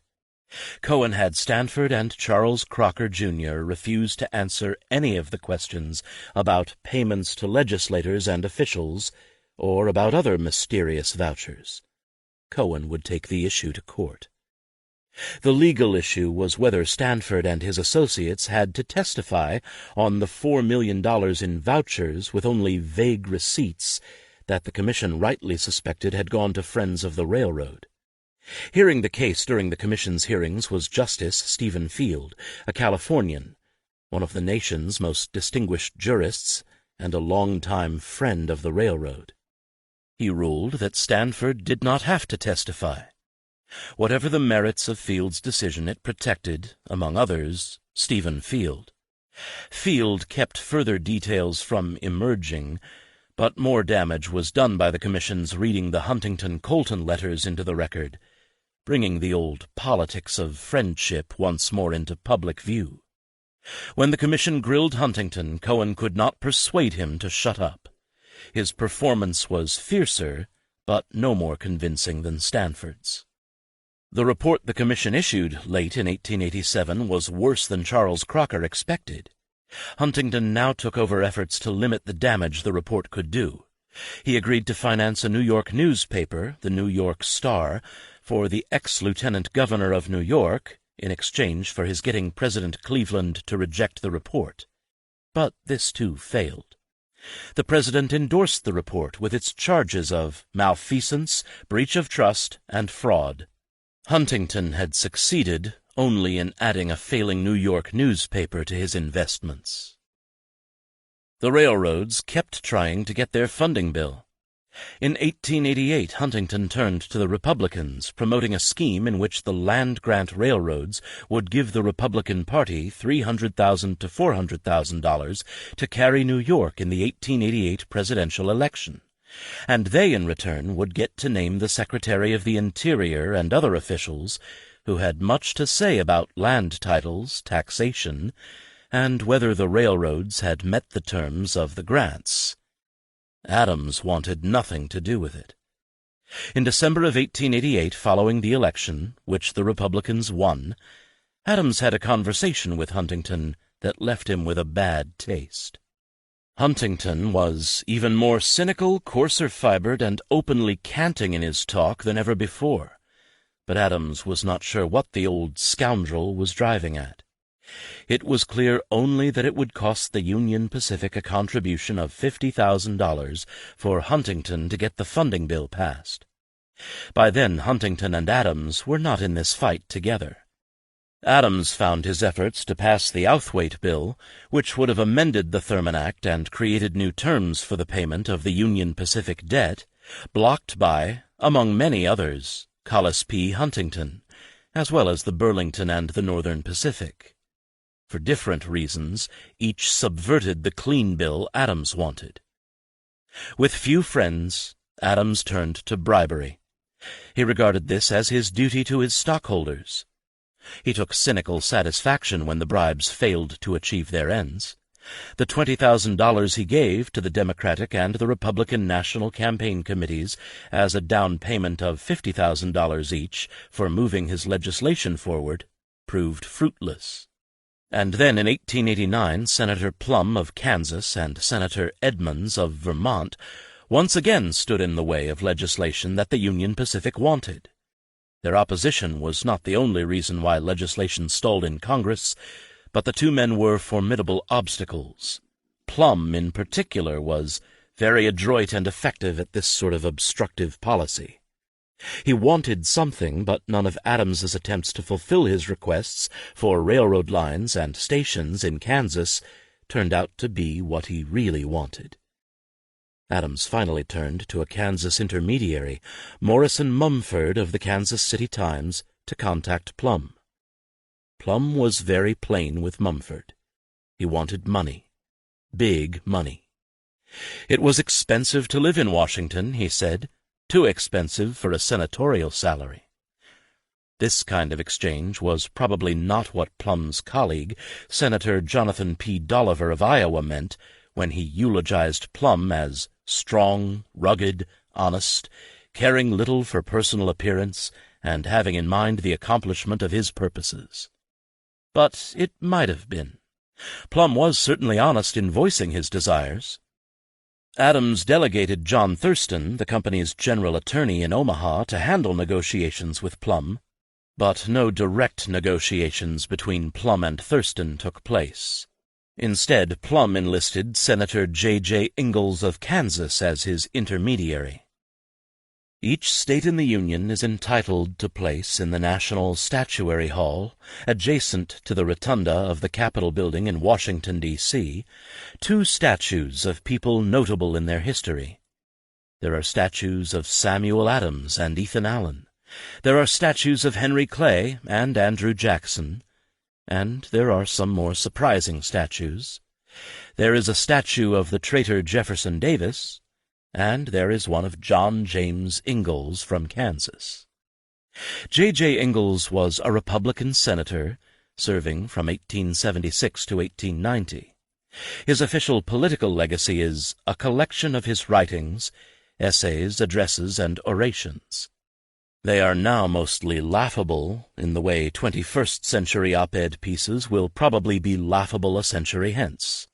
There are the bland certainties, the tout est bien quality of knowing that J. Ingalls is senator and Kansas is well served, that those who are rich should be rich, that the poor deserve to be poor, and that all is as it should and must be. Ingalls was the kind of senator who thought Roscoe Conkling an honest man, and began a speech on Kansas with the phrase, "Kansas is the navel of the nation." But buried in the pomposity and flattery is what he calls an epigram. The purification of politics is an iridescent dream. This modern cant about the corruption of politics is fatiguing in the extreme. It proceeds from tea-custard and syllabub dilettantism and frivolous sentimentalism. Ingalls thought himself cut from presidential timber, and considering the presidents of the late 19th century, he might have been. In 1889 he was also acting vice president of the United States, as close to the presidency as he ever came. In late January of 1889, John Thurston, after traveling to Washington to consult with Ingalls, met Charles Francis Adams, Jr. at the Knickerbocker Club in New York. He conveyed a proposition from Ingalls that left Adams, hard as it is to picture, speechless. Ingalls was up for re-election in 2 years, and feared the rising tide of agrarian discontent in Kansas. The Kansas Republicans were divided over the Union Pacific Debt Extension Bill, and Ingalls wanted it resolved and out of the way. To do this, he had to satisfy his colleague Plum. Plum wanted $25,000 in cash and $25,000 more when the bill passed the Senate. He also wanted the freedom to vote against the bill and offer hostile but meaningless amendments. Plum had cultivated a reputation as a railroad reformer and anti-monopolist by seeking a law to ban the granting of railroad passes. Plum claimed to accept no passes, preferring to be independent and under obligations to no one. Ingalls intimated that unless Plum was satisfied, Ingalls too would oppose the bill. The situation, in Adams's words, was that he had 2 senators of the United States, one of them acting vice president, colleagues, and one of them very deliberately negotiating the sale of the other, and urging it on me, the president of a railroad company, as a thing most desirable to be consummated for reasons connected with his own political future. Adams consented to the purchase, but he negotiated terms. Plum would get no money until the bill passed the Senate in a shape acceptable to the Union Pacific. The Union Pacific did, however, place $25,000 in Ingalls' hands to disperse for the furtherance of his own political ends. Adams claimed that he thought of this and other bribes as a kind of congressional experiment. He did not think the bill would pass. He did not think the money would be paid over. He was acquiring useful knowledge. His attempts would demonstrate the fact that he could never work the funding bill through Congress. The job called for a workhorse of a wholly different build from his. And so it did. The bill did not pass. The final payment was not made. The bill demanded friendship, not bribery. It demanded a railroad lobby. Adams, as was so often the case, could diagnose the problem. He just could not execute the remedy. 5. The Interstate Commerce Commission. In the late 1880s, the battle between anti-monopolists, who sought to control and regulate the railroads, and railroad managers, who sought to lessen killing competition, resulted in a fragile truce, whose fruit was the Interstate Commerce Commission. The commission became the great hope of railroad men like Charles Francis Adams for restraining competition. That one of the most ardent supporters of the Interstate Commerce Act was Senator George F. Edmunds of Vermont indicates how tangled and potentially dubious a piece of legislation this was. Edmunds could go both ways, becoming a willing corporate servant when his price was met, or an ardent reformer when it was not. During the negotiations around the Interstate Commerce Act, Edmunds emerged in full anti-monopolist mode, speaking of the tyranny of corporate management and corporate combination.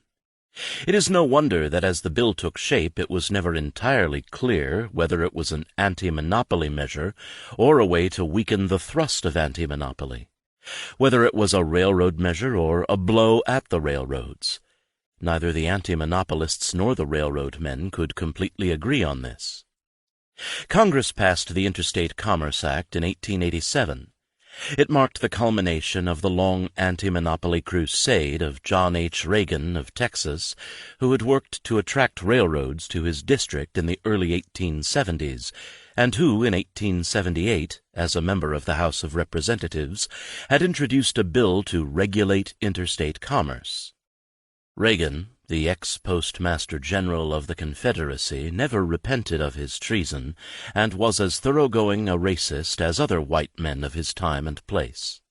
He was, however, an eloquent anti-monopolist whose bills were aimed at the unjust discriminations of common carriers, although he consistently defended the presumably just right of these common carriers to discriminate on the basis of race.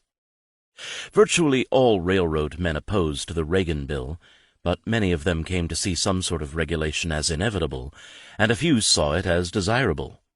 There was a spectrum of railroad opinion. By 1887, Leland Stanford was an undistinguished senator from California. He had sunk so low in the opinion of his associates that Huntington's cipher name for him was Noxious. He rarely spoke in the Senate, but on January 10, 1887, he rose to denounce any federal attempt to regulate the railroad corporations as unjust discrimination against what were innocent associations of citizens, as natural as farmers gathering to raise a barn. Everything in the railroads had come from private sources, Stanford claimed, and the government had no right to single them out for regulation. These were the kinds of assertions that might have left listeners as slack-jawed as if Stanford had claimed locomotives ran on moonbeams. But the correspondent for the New York Tribune reported that few senators could actually hear him.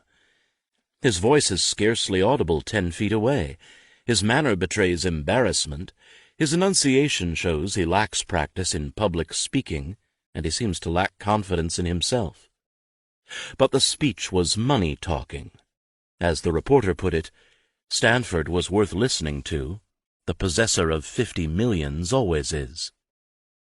Even as reactionary a figure as Charles Perkins, who publicly denounced regulation, privately saw it as inevitable and worked to pass legislation for a National Board of Railroad Commissioners. The board won Perkins's approval for the same reason that railroad men came to accept a commission to regulate interstate commerce. Such boards could investigate, but they lacked direct enforcement powers. The railroads believed, and Reagan feared, that members of expert boards would be in railroad terms reliable men, or in Reagan's terms, salaried apologists of the railroads. When the Republicans controlled Congress in 1882, the railroads tried to gut the Reagan bill and substitute a measure inspired by Charles Francis Adams that would legalize federal enforcement of pooling agreements. An infuriated Reagan denounced the substitute measure, but in a way that revealed the complexities of the Gilded Age Congresses that crafted these bills. Reagan voiced disgust at the corruption of Congress, while expressing the anti-monopolist sentiments that the same Congress contained. Reagan feared that the imbecility, corruption, or fear of offending the managers of these corporations would allow the railroads to master both the government and the economy and reduce the masses of the people to serfdom, poverty, and vassalage. An aristocracy of wealth with monopolies and perpetuities which are forbidden and denounced by all our constitutions threatened to overwhelm the Republic, breaking down all the bulwarks of civil liberty and to the destruction of all manhood, of that personal freedom and independence which is the pride of every American citizen and of civil liberty itself. If Congress did not act to curtail the railroads, our weakness and moral cowardice would create a class of rulers and masters, and instead of being citizens of a great free republic, Americans would become subjects. In this rhetoric, the stakes of spatial politics of railroads were apparent. Reagan turned aside the railroads' efforts in 1882, and after that, momentum was on his side. The introduction of his bill became a nearly annual ritual, and these bills often passed the House only to die in the Senate. Reagan, however, had made the regulation of interstate commerce a national issue the railroads could not avoid. After 1882, with an anti-monopoly majority in the House, the question was not so much whether there would be federal regulation as what form it would take. Railroad men recognized that they were losing their ability to defeat it. Even the Senate committees, the great bastions of railroad friendship, began to weaken. In January of 1886, the Senate Select Committee on Interstate Commerce reported that upon no public question are the people so nearly unanimous as upon the proposition that Congress should undertake in some way the regulation of interstate commerce. The differences between Reagan and his most formidable congressional opponents had by 1886 boiled down to how precisely the prohibitions in the bill were to be worded and how they would be enforced. The rival Cullom bill contained the commission that Reagan so distrusted. Then in October of 1886, the Supreme Court in Wabash, St. Louis and Pacific Railway Company v. Illinois ruled that the states could not regulate interstate commerce. This left a vacuum that it was clear only the federal government could fill. As passed, the Interstate Commerce Act of 1887 was as much a product of the conference committee put together by the Democratic leadership as its ostensible parents, Representative Reagan and Senator Shelby Cullom of Illinois. Much of what Reagan advocated, the public posting of tariffs, outlawing of pools, and fines against guilty railroad officials, would eventually end up in the conference version, but the act took Reagan's specific prohibitions of rebates and short-haul, long-haul distinctions, and either attached conditions or made the requirements vague. They had to be reasonable and not undue or unreasonable. Prohibitions that anti-monopolists wanted etched in stone, the law made a matter of the Commission's and Court's discretion. Although many railroads continued to oppose it, and the Atchison, Topeka, and Santa Fe and the Burlington both hired Richard Olney, the future Attorney General under Cleveland, to lobby against it, there was much in it to reassure railroad men. In the phrase, "under substantially similar circumstances and conditions," a cynical Charles Francis Adams thought, there is much labor cut out for the Commission, and they are big with litigation for the courts and fees for the lawyers. Ultimately, the price Reagan and the railroads paid for the bill's passage was the elimination of what each regarded as the essential element for successful regulation. The law's embrace of a commission gutted Reagan's core conviction that state courts and local institutions were the best remedy for railroad abuses. Reagan, in turn, insisted on language specifically banning railroad pools, and government-enforced pools were the key prescription of railroad intellectuals for curing excessive competition. Still, Charles Francis Adams hoped the bill would improve the way that railroads behaved. Anything, Adams thought, would be an improvement. Our method of doing business is founded upon lying, cheating, and stealing, all bad things. Rebates in particular were a canker, eating into the very vitals of railroad prosperity. The current system, he held, is so bad, so rotten, so corrupt that it cannot long continue. A thorough shaking up will, in my opinion, lead to nothing but good results. If it worked, the Interstate Commerce Act would be a blessing. Collis P. Huntington opposed the Interstate Commerce Act, but he hardly panicked. Like Adams, he recognized the imprecision of the act. He put his hopes in the possibility of amendment and repeal, and the ability of the railroads to influence the Commission for their own purposes. He presumed, correctly enough, that the first result of the act would be to raise rates.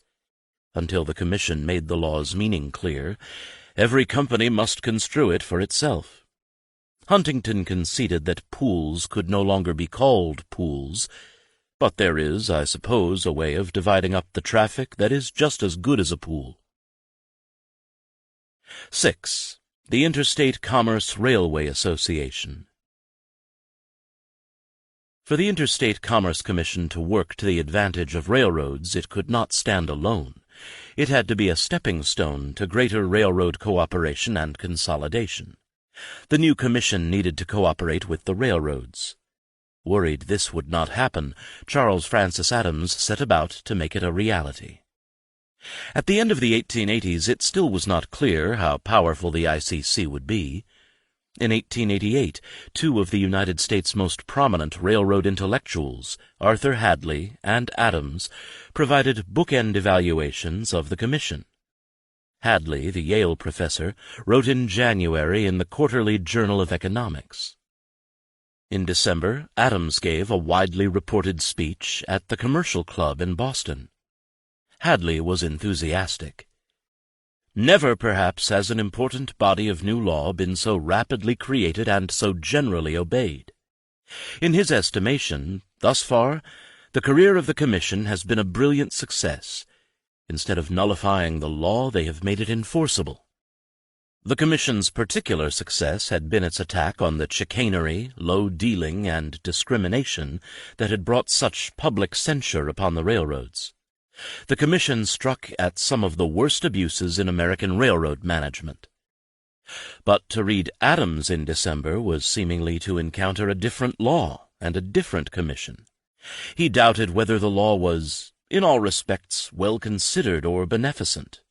It had not produced the good results that were hoped from it.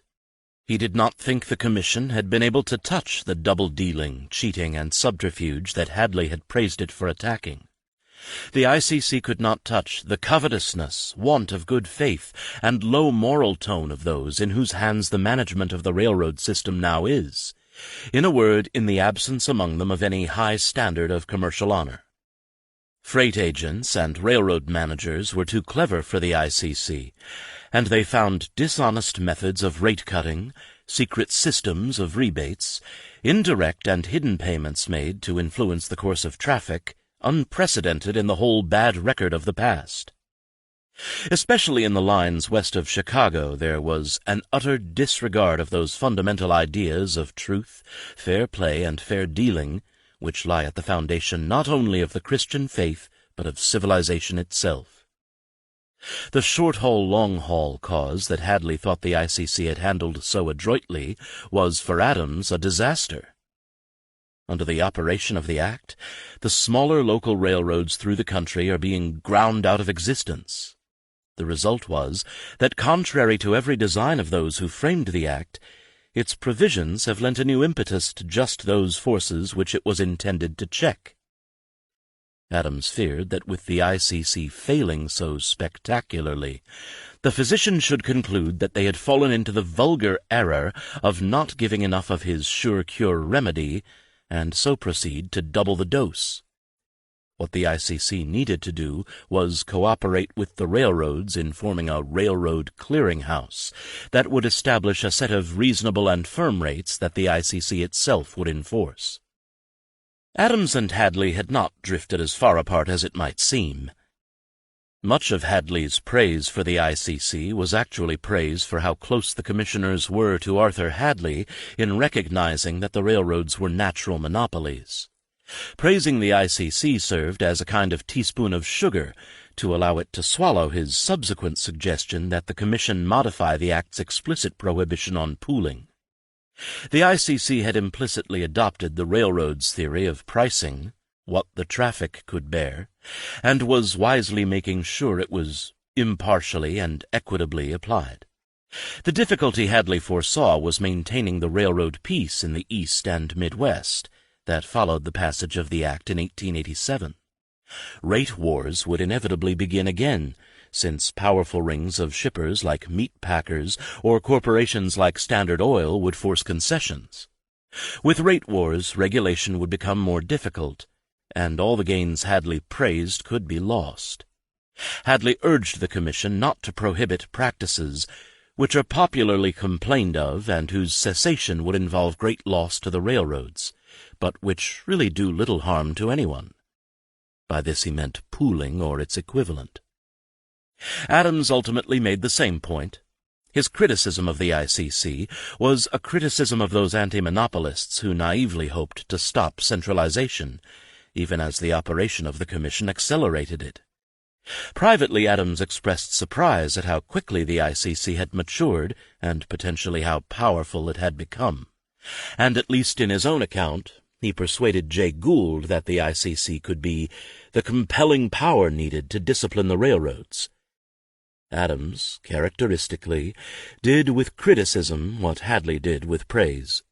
He criticized the railroads far more harshly than the Commission, and this served as a prelude to his suggestion of how the Commission could be useful.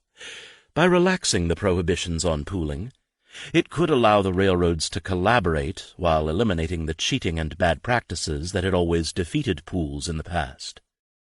Adams's position was not that different from the one that John Reagan himself eventually came to hold. Reagan, as head of the Texas Railroad Commission, preferred to have railroad commissions set general freight rates, but the next best alternative was a system of pools, whose rates were approved by state commissions and enforced by them. The Interstate Commerce Railway Association was Adams's tool for collaboration. Adams designed the association to ensure the cooperation of the railroads running west of Chicago and to have those roads align their interests with those of the ICC. The need for such cooperation was apparent across the West. Railroad war, often instigated by the expansion of the Atchison, Topeka, and Santa Fe, was ubiquitous in Kansas, Texas, Colorado, and California. The mileage of the Atchison system had increased from 2,799 in 1884 to 7,010 in 1888. The situation was not much better in the Pacific Northwest and in Montana. After Villard's fall, the Northern Pacific began in 1885 to move tentatively toward cooperation with the Union Pacific. Instead of rate wars, they sought to arbitrate. Instead of competitive building, they sought to consolidate, sharing track. Or at least that is what their presidents said they sought to do. But neither events nor their railroads were fully under their presidents' control, and what presidents said and what presidents did were often not identical. In 1887 and 1888, the two roads repeatedly seemed to reach agreement, and just as repeatedly things fell apart. The negotiations began as an attempt to fix territories. They moved to an agreement to use the Oregon Railway and Navigation Company, which the Union Pacific leased in 1887, as a jointly owned instrument to develop the Pacific Northwest with disputes settled through arbitration. This evolved into a track agreement in which each company agreed to sell the other access over its tracks in the Northwest. But these agreements were inherently unstable. When the Northern Pacific finally succeeded in 1887 in completing its Cascade Division, this direct line over the mountains into Tacoma made, as Frederick Ames of the Union Pacific noted, their interest antagonistic to the Union Pacific's. It also exacerbated the rivalry between Portland and the cities on Puget Sound. The completion of the Associates line between Portland and San Francisco added another American route to tidewater in the Pacific Northwest.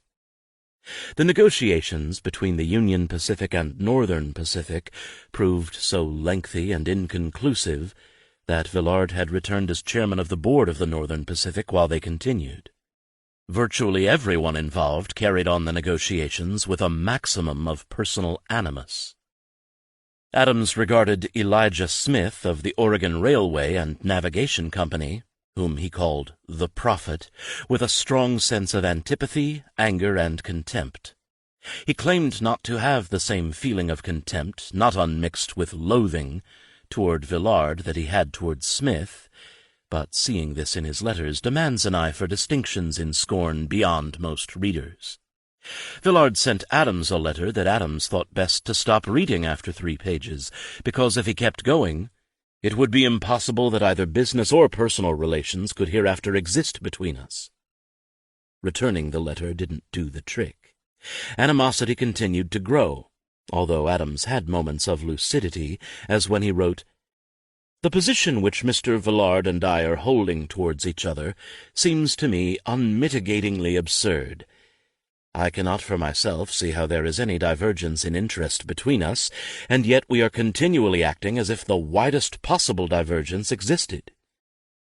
But mostly Adams despised Villard as a broken man, nervous, half beside himself with irritability.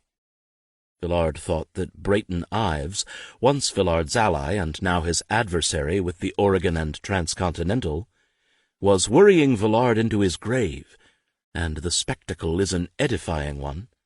He has my best wishes. Given Adams's dangerous financial maneuvers in the Pacific Northwest and the Union Pacific's renewed building, his participation in the Interstate Commerce Railway Association was a kind of financial detoxification. Adams wanted the association to prevent him from doing virtually everything he was doing. He wanted the bankers and the government to discipline him and his rivals.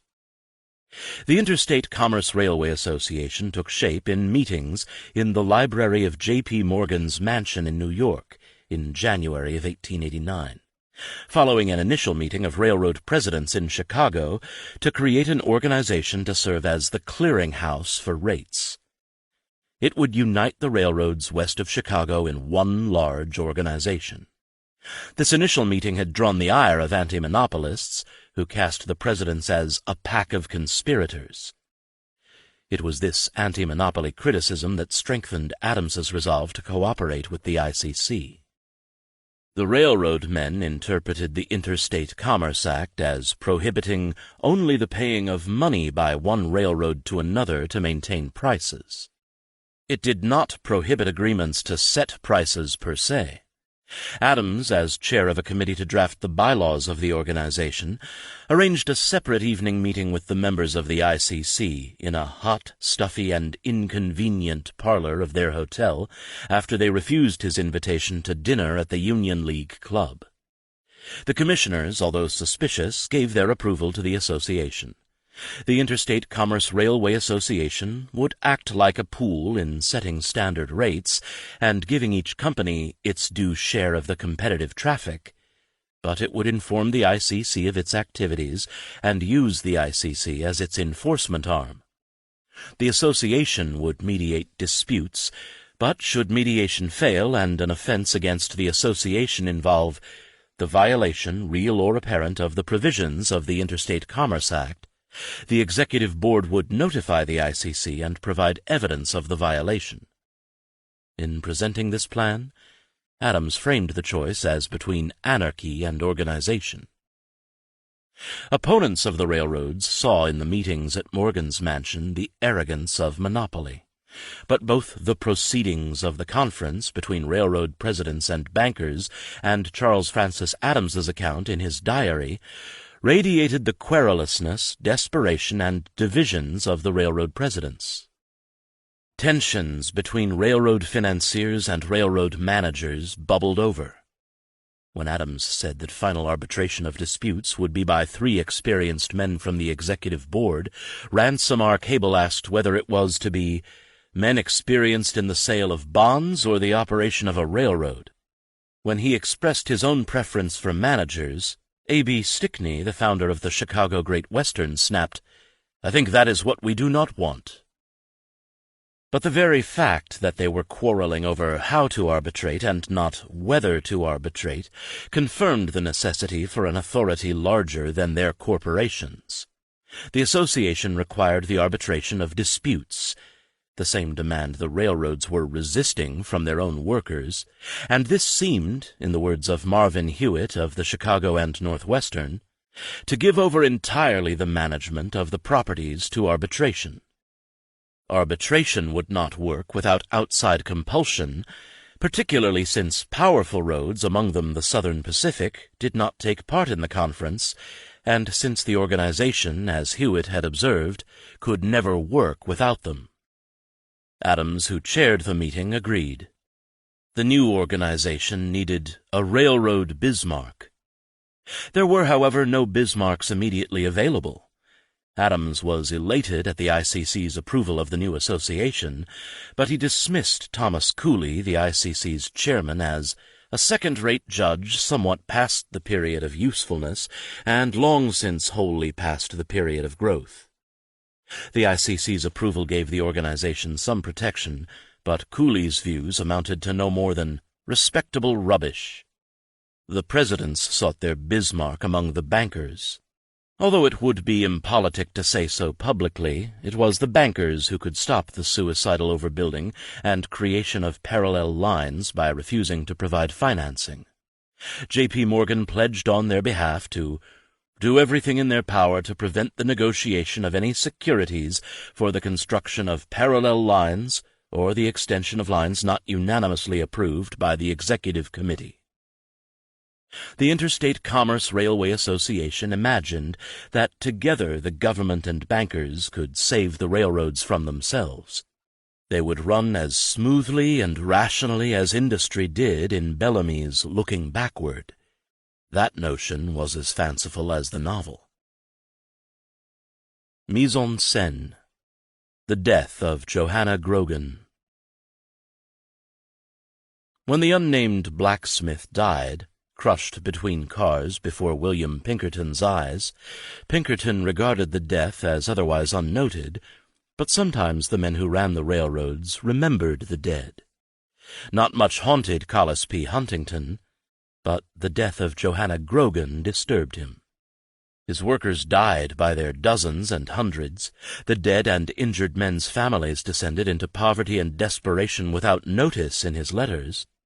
But Huntington remembered Johanna Grogan after the special hauling his private car along the Atchison, Topeka, and Santa Fe tracks struck her in Missouri on May 26, 1890. Huntington had to go out of his way to find out who she was. She was employed at a hotel in Baring, Missouri, for $2 a week. She gave all the money, except what was necessary to clothe her, to her parents, who lived in a log cabin on a farm of 135 acres, much of it worthless swampland a few miles outside Baring. The farm had a makeshift barn with a thatched roof and a mortgage of $700 on it, which it turned out had been embezzled from the school fund by the county clerk who had used county funds as capital in making private loans. The clerk, in the words of Johanna's father, Michael Grogan, "done the same to a good many more. When he was about to be found out, he shot his brains out." This threw the mortgage into something of a tangle. The Grogan family had come from Chicago and had 10 living children, the youngest of whom was a year old. The agent from the Atchison, Topeka, and Santa Fe who visited their farm wrote that although the father was industrious and the family well thought of in the community, the farm didn't pay. He also noted that neither the wife nor the children wore shoes. On the day the train hit her, Johanna was going home to prepare to go to Chicago to visit an uncle whom she had not seen for a number of years. She was taking advantage of a cheap rate, $1, from Baring to Chicago. The Atchison was drumming up business for its new route. The agent noted Johanna's wages, the amount of the mortgage, and the cost of a ticket. The details that mattered mostly had dollar signs. Johanna was walking the track, as rural people usually did, to cross a bridge, and before starting across she looked back and saw the engine at the depot. A number of trains were idling at Baring, and she assumed they were switching cars. She had no idea that there was a special among them, and she was nearly across the bridge when she discovered that the engine was upon her. The engineer, seeing her, sounded the whistle, but the result was not what he intended. Startled, she panicked, and she lost all control of herself, and she seemed impeded in trying to get off the track. The accident was, her family agreed, her own fault for going down the track, although this is a short way to get to their place, and it seems they all take that road in going to and from Baring. The railroads assigned blame, and the poor accepted it, and this created room for charity.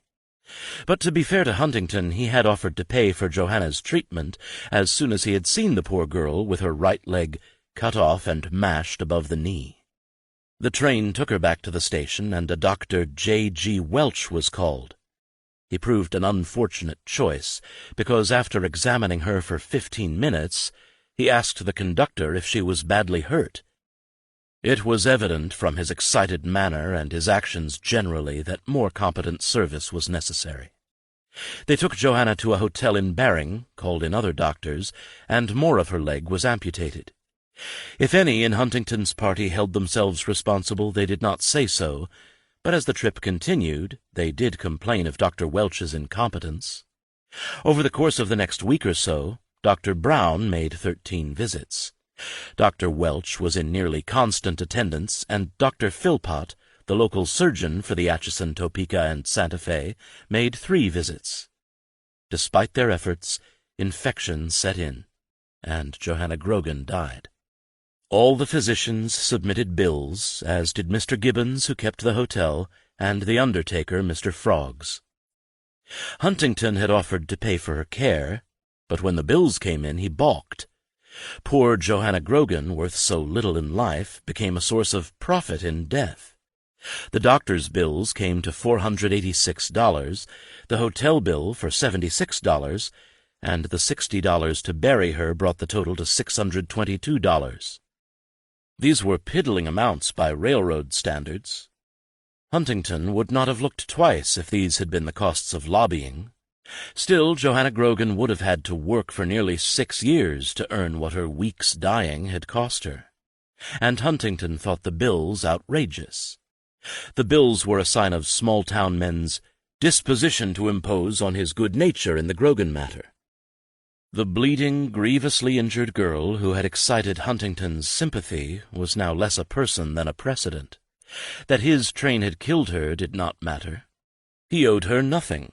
His sorrow for Johanna Grogan yielded to self-pity for being in a position where he could not possibly protect himself from swindle so long as he manifested a willingness to show substantial sympathy. The Atchison, Topeka, and Santa Fe sent its lawyers to knock down bills, and they did so. Only Dr. Welch, who enlisted on his behalf a justice of the peace, also named Welch, refused to settle. Like Huntington, the officials of the Atchison, Topeka, and Santa Fe began to see themselves as the real victims of the accident. They did not want a summons served on Huntington by Justice of the Peace Welch, and they most certainly did not want to see him robbed. It was not just Huntington. For their own safety in such future cases, some stand should be taken. The railroad regarded Dr. Welch's case as blackmail. When he returned from vacationing in the Adirondacks, Huntington thanked President Manville of the Atchison, Topeka, and Santa Fe for his efforts to be just and fair all around. His own offer to pay, he explained, was not an impulse but a feeling that every humane man understands. His humanity, however, had to be balanced against manhood. Since I am liable for nothing, I most certainly do not wish to be imposed on by outsiders. Johanna's death had become a contest between a small-scale chiseler and a man who had never been over-scrupulous in accumulating his millions. Welch was out of his league. Still, the death nagged at Huntington. He had the Atchison, Topeka, and Santa Fe use its lawyers to negotiate with the county to lessen the amount Grogan owed on the mortgage, whose principal had been stolen from county funds.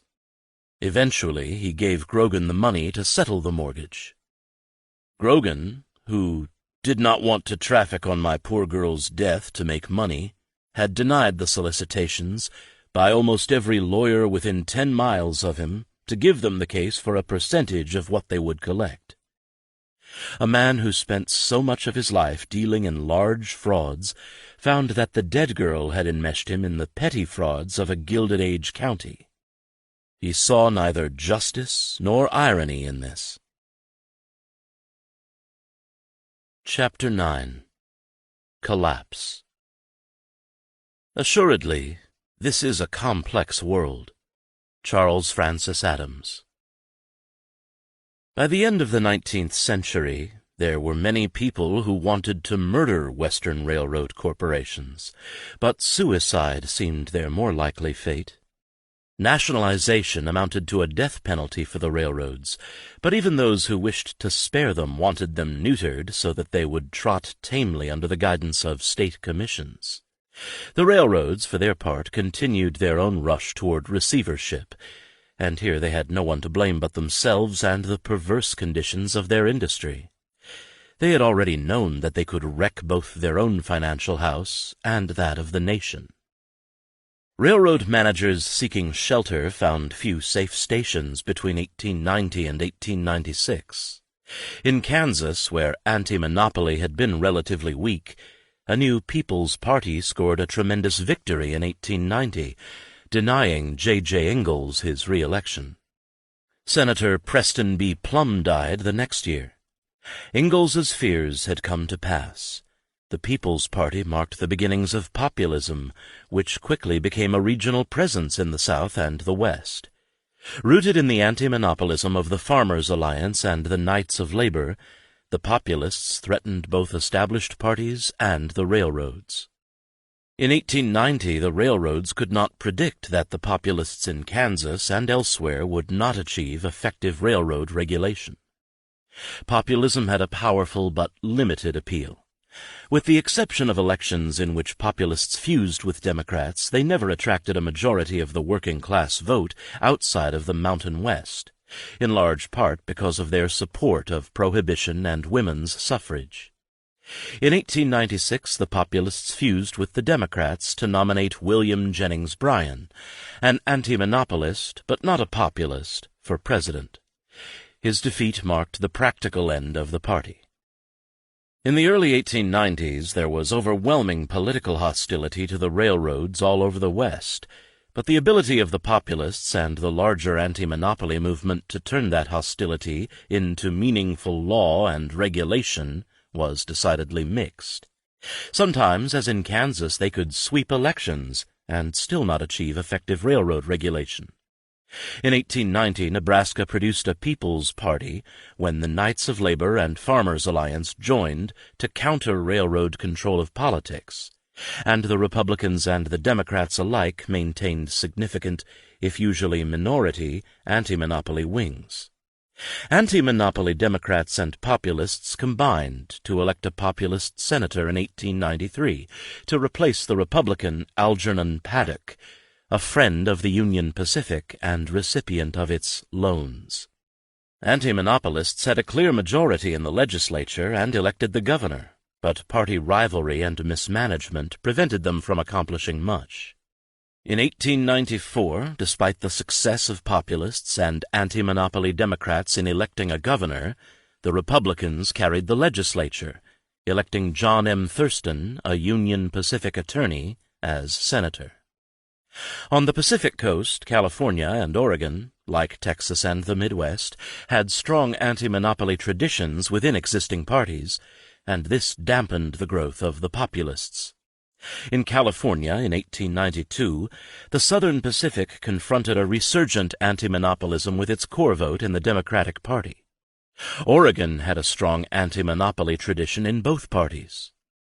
In 1886, Sylvester Pennoyer, an anti-monopolist Democrat and xenophobe, won the election for governor and was re-elected in 1890. But the failure of anti-monopolists to control both houses of the legislature led Pennoyer himself to endorse the formation of a third party. In 1892, the People's Party emerged in Oregon. It appeared like a comet targeting the federal judiciary and the railroad, and it disappeared just as quickly. Oregon anti-monopolists produced anti-Chinese legislation as well as anti-railroad legislation, but the federal judiciary struck them both down as unconstitutional. The still sparsely populated and less agricultural portions of the West, Colorado, Nevada, western Washington, and Montana, were among the few places where workers, particularly miners and railroad workers, enthusiastically embraced populism. The biggest reason was silver, whose overproduction had crippled the economy of the region. The Populists recognized deflation as the curse of the era and wanted an inflationary money policy. Going off the gold standard and coining silver at the ratio of 16 ounces of silver to 1 of gold was one way to achieve this. Such a policy would stimulate silver mining and the industries that depended on it. Some Republican office holders in Nevada, Montana, Idaho, and Washington became silver Republicans and urged the full monetization of silver. In Washington state, anti-monopoly Democrats and Populists controlled the state in the mid-1890s, capitalizing on unusually high voter turnout and enthusiasm. In Colorado, the populist governor, Davis H. Waite, proved a loyal ally of labor. As a bulwark against this rising tide of political opposition, the Western railroads initially had the Interstate Commerce Railway Association. It was a kind of Railroad Alcoholics Anonymous, supposed to suppress their self-destructive tendencies. Their hope that bankers, such as J.P. Morgan, would impose discipline was an attempt to seek professional care. Relying on the association turned out to be as effective as committing a drunkard to a saloon. The railroads kept all their old faults and learned new ones. 1. An Alcoholics Anonymous for Railroads. In late 1890, the Interstate Commerce Railway Association died at the hands of the corporations that formed it. It was 2 years old. Among the hands around its throat were those of Charles Francis Adams and the bankers, Peabody, Kidder, Baring Brothers, and others, who had taken over the Atchison, Topeka, and Santa Fe. Adams was the father of the Interstate Commerce Railway Association. The bankers were supposedly the saviors not only of the association but also of the Atchison. In the end, they dispatched both. By 1888, the Atchison had driven the first Transcontinentals, the Union Pacific and the Central Pacific Southern Pacific, to distraction and desperation. Under William Strong, the Atchison fought the Southern Pacific in California, Mexico, and Texas. It also challenged Jay Gould and his system in Kansas, Colorado, Texas, and Indian Territory. In 1887 it had taken to fighting its friends. The Burlington and the Atchison shared investors and had a long history of cooperation. But when the Atchison decided to build from Kansas City to Chicago and become the only transcontinental with direct connections to the large eastern trunk lines, it alienated the Burlington, a road always ready and willing to retaliate. The Atchison regarded its own expansion as delayed revenge for the invasion of the West by other Chicago roads. The Rock Island, the Chicago and Northwestern, the Burlington, the Chicago, Milwaukee, St. Paul and Pacific, and others, had expanded into the most heavily settled and lucrative agricultural regions west of the Missouri, while the Transcontinentals still remained dependent on these roads for access to Chicago, the railroad hub of the nation. Even though many of its enemies were vulnerable, the Atchison by the late 1880s had too many fights on too many fronts. The Southern Pacific under Stanford had resembled a gladiator so debilitated that he had to lean on his sword to stay upright. But quite suddenly, the Southern Pacific's feared enemy, the Atchison, keeled over and crawled from the field. It had collapsed under the weight of paper. Building railroads without much regard for how to pay for them or for the traffic they might carry, neglecting to provide or maintain the equipment necessary to run trains on vastly extended systems, and accumulating large and often disguised debts were not traits peculiar to the Southern Pacific. The vast quantities of new stock the Atchison had sold declined in value even as the bonds it sold increased its fixed costs. In 1884, as a much smaller road, it had a reported profit of over $5 million, whereas in 1888, having more than doubled in size, it had a deficit of nearly $3 million. In 1888, the Atchison paid $2,361,300 in interest charges on leased lines alone. It carried as assets large payments due it from branch lines, but there was little chance the money would ever be paid. It was living in a fool's paradise, paying out real money and taking in worthless IOUs. By 1888, critics and stockholders encircled President William Strong and demanded a change in management. In 1889, as Atchison stock prices were plummeting, the banking houses that had helped sell the road's securities, and held large amounts of them, forced Strong out. Led by Kidder Peabody, they installed Allen Manville of the St. Paul, Minneapolis, and Manitoba as president. With an annual interest obligation alone of over $9 million and earnings of only $6.3 million the preceding year, the Atchison sorely needed reorganization. The bankers persuaded bondholders to accept a voluntary reorganization in order to lower interest payments and eliminate the large floating debt. They also instituted a new, supposedly state-of-the-art bookkeeping system that replicated that of the Pennsylvania Railroad. Charles Francis Adams deemed all of this a good sign. When the Atchison Road was taken by the bankers out of the hands of the railroad men into their own, I supposed that we should see at least one management which would always be on the side of conservatism and forbearance. There were agreements with Gould and Huntington, who toyed with the idea of merging the Southern Pacific and the Atchison to stabilize rates and curtail the wars of expansion in Texas and California. The Southwestern Railroad and Steamship Association and the Trans-Missouri Freight Association of 1889 joined the growing number of associations designed to limit competition within the confines of the Interstate Commerce Act. In 1889, it appeared that the Western railroads had embraced order. They had taken what to some of them had appeared a defeat at the hands of antimonopolists, the Interstate Commerce Act, and used it to try to control the rate-cutting, overexpansion, and internecine competition that was ruining them all. They turned what had become increasingly testy relations with investment bankers into a collaboration that could work for the benefit of both the banks and the railroads. But it was not as it appeared. When Allen Manville left James J. Hill's St. Paul, Minneapolis, and Manitoba to take over the presidency of the Atchison, Topeka, and Santa Fe in 1889, he wrote Hill, "I could write a small book of revelations now, and it will be a large volume before I get through."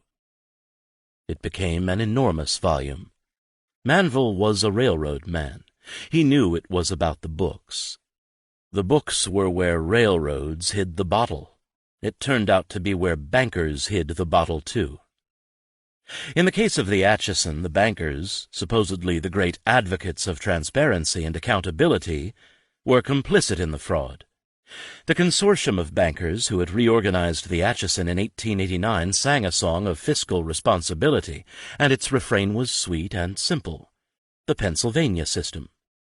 That system allowed much more refined measures of fiscal health than simple profit or loss. It forced distinctions between construction costs and operating costs, and how expenses were to be allocated to each account. And as refined by Albert Fink, it classified operating expenses in a way that allowed distinctions between fixed expenses and operating expenses, with the operating ratio measuring the percentage of gross revenue needed to meet operating costs.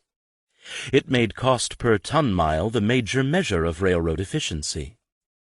Such reforms promised much because, for most Western roads, bookkeeping remained formidably opaque. In 1888, John H. Davis and Company, a brokerage firm that was one of the first to employ a financial analyst, reported in its April circular that Gould's Missouri Pacific system had set a new standard in inscrutability, with a report that was so vague and confusing that it was a credit only to the technical skill of the company's bookkeepers in disguising information. The Pennsylvania's accounting system, however, presumed rather than required honesty, and the accounting practices of the Atchison in the early 1890s became quite literally a textbook case in deception and fraud. The textbook was that of William Morse Cole, a professor of accounting at Harvard. The company's report over the 4 years between 1889 and 1893 showed a fairly steady growth of gross earnings, and net earnings per mile. Were these earnings real? The financial press told readers that they were. In 1893, the Commercial and Financial Chronicle assured investors that statistical analysis refuted unfavorable rumors. It was hard work for a professor of accounting at Harvard to decipher the books and determine the accuracy of the Atchison's rosier figures. Cole was suspicious of the road's construction, equipment, and improvements accounts. There was what looks like an attempt to hide the fact that there is a discrepancy. Totals in these accounts increased mysteriously from one annual report to the next without explanation, but this was apparent only if a reader carefully compared the reports. Often the published figures were incomplete and confusing. The road reports, sometimes for the consolidated system, and others for the Atchison system proper. In some years, without explanation, the report included the Colorado Midland, and in some years left it out. The report exaggerated the assets of the road and tried to conceal the failure to maintain track and equipment. The Pennsylvania's accounting system did allow Cole to go beyond the rosy bottom line, where earnings were steadily increasing, and notice a decrease in earnings per train mile, and that every other element of the accounts was doubtful or distinctly unfavorable. Cole's analysis was retrospective. The actual errors, fraud, and misstatements in the accounts remained safely concealed until the Atchison fell into receivership in December of 1893. Then an auditor appointed by the receivers did the forensics, and what had happened became clear enough. The Atchison credited $4 million in rebates to shippers as an asset under the heading Auditors Suspended Accounts Special. Not only were such rebates illegal under the Interstate Commerce Act, but rebates should have been deducted from earnings and not credited to them in a special account. The road created purely fictitious assets and credited sums that had no foundation in fact to their accounts. The books carried uncollectible balances from dissolved pools as assets. The cash balances, bills payable, and accounts receivable were all inflated with fictional assets or bad debts. The road understated interest charges. Although Cole had no illusions about the desire of all railroads to bury facts and leave others open to misinterpretation by the unskillful or optimistic reader, the Atchison reports boldly ventured into actual misstatements of clear fact. These misstatements were on matters about which the outsider could get no information from the reports, and they served to hide actual losses and make them seem profits. When the company did attempt to explain its figures, the efforts were not convincing. They reflected a deliberate attempt to obscure the poor economy of the management. Not only did the new management cook the books, it continued Strong's policy of expansion. Baring Brothers of London were part of the consortium that controlled the Atchison, and the Atchison appeared to have added the failing Colorado Midland to its system only to protect the investment of Baring Brothers in that road. The Atchison's renewed expansion into Chicago undercut the Interstate Commerce Railway Association, which was supposed to contain expansion and the duplication of routes. With the Atchison proceeding to Chicago, Adams decided that the Union Pacific must go to Chicago, not by building there, but by brokering an agreement with the Chicago and Northwestern. The agreement would destroy the association. In the fall of 1889, Adams was excited by the Union Pacific's partnership with the Chicago and Northwestern, a road largely controlled by the Vanderbilts. It was the largest of the Chicago roads in mileage, with 7,000 miles of track, slightly larger than the Union Pacific and second only to the Pennsylvania Railroad nationally. Its branches extended into the Dakotas, Nebraska, and Wyoming. By cooperating with it, the Union Pacific would do away finally with the Missouri River as an artificial barrier in Western Railroad traffic. Publicly, Adams denied that the agreement violated the Interstate Commerce Railway Association Compact, but privately he gloated over a formidable combination. The agreement practically brings together, in close association, the two largest railroad organizations of the West. Adams envisioned an even larger combination with other Vanderbilt roads, including the New York Central, which would make the Union Pacific part of a truly transcontinental system with outlets on the Great Lakes, the Gulf of Mexico, and eastern ports. There was no reason to expect other Western lines to acquiesce in the Union Pacific, Chicago, and Northwestern alliance. Jay Gould was particularly outraged.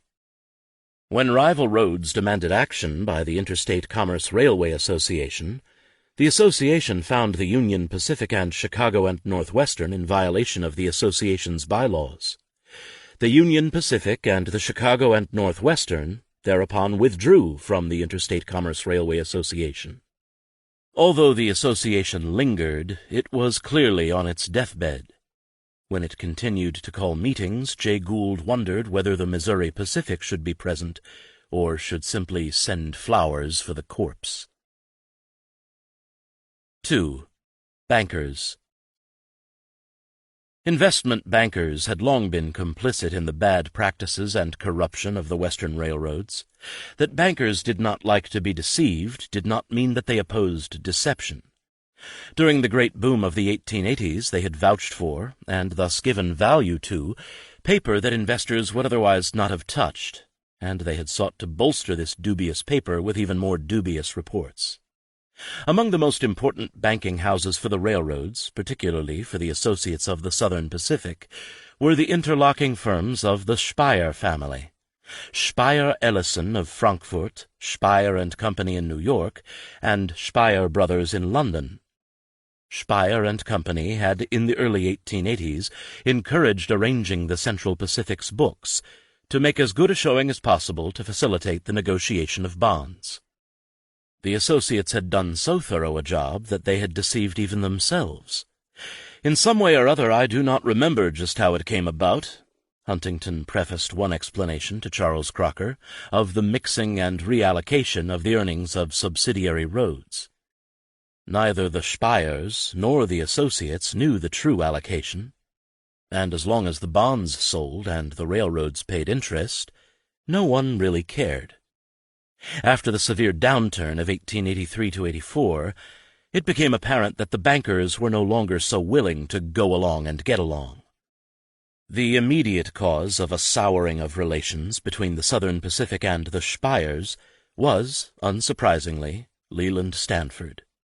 The usual procedure of the associates was to sell their bonds through a pool established by Spire and Company, which had the exclusive right to market the bonds at a set price. The bankers also lent money to the associates with the bonds as collateral. It was in the interests of both the associates and Spire and Company to maintain a base price for the bonds, and they did so by buying up any privately held bonds that came on the market. The associates did retain the right to sell bonds that they held personally on the California market, but the California market was small and their bonds were supposed to stay there. Doing their best to sustain Southern Pacific bonds on a bad market in 1883, Spire and Company found bonds appearing on both the New York and the European markets that were being sold for a California account. They told Huntington that they suspected, correctly enough, that the bonds emanate from his associates and friends in California. The bonds came from Leland Stanford.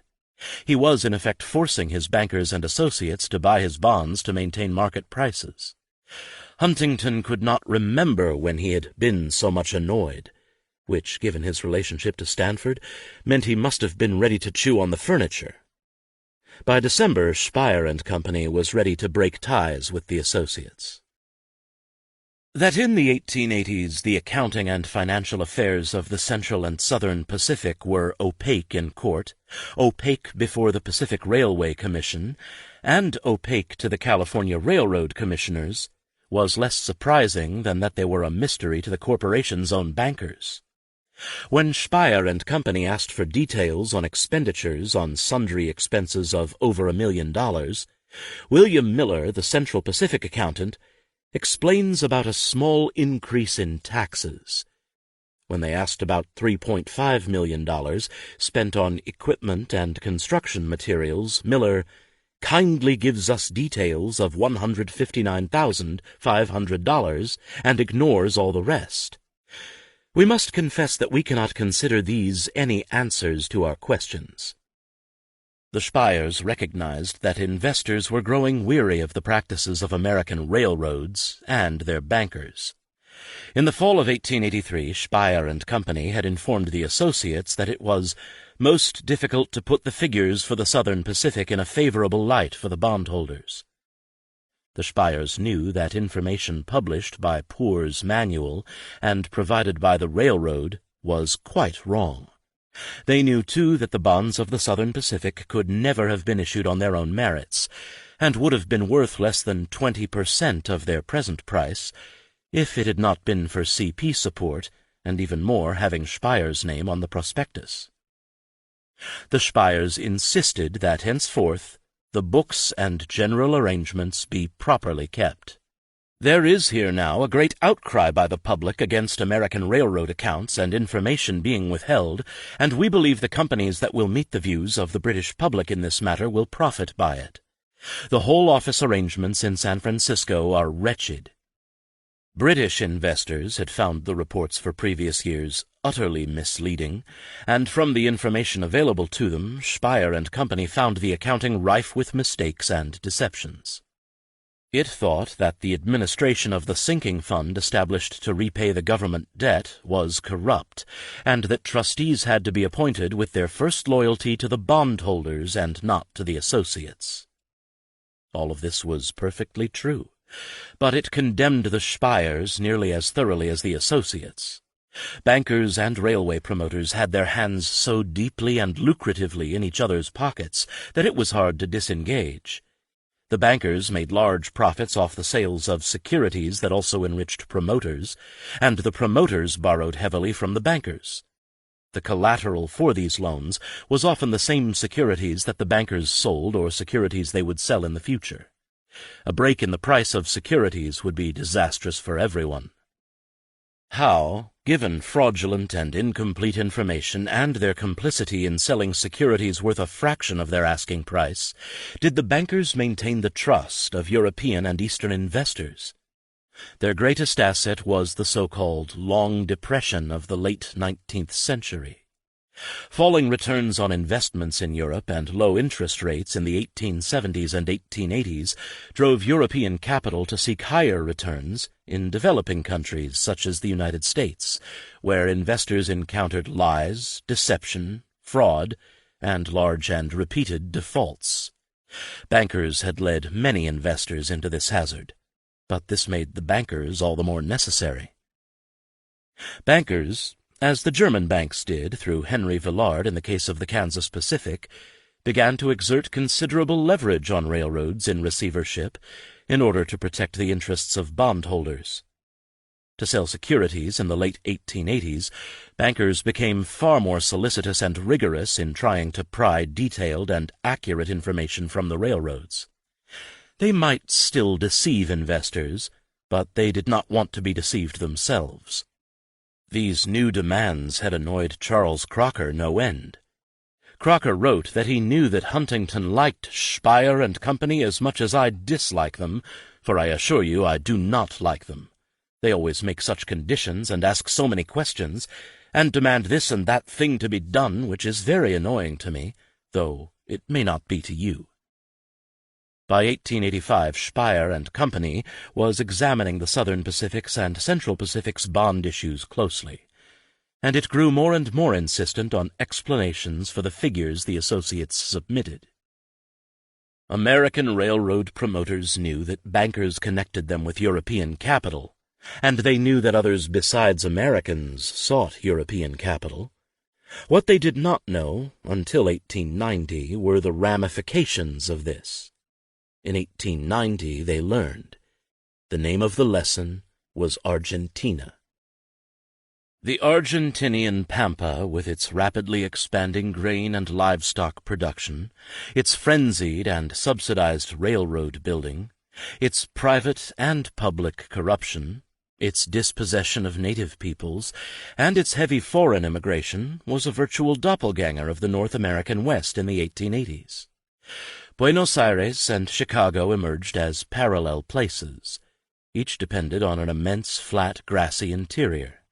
Each had benefited from a wave of recent conquest that had dispossessed and displaced indigenous inhabitants.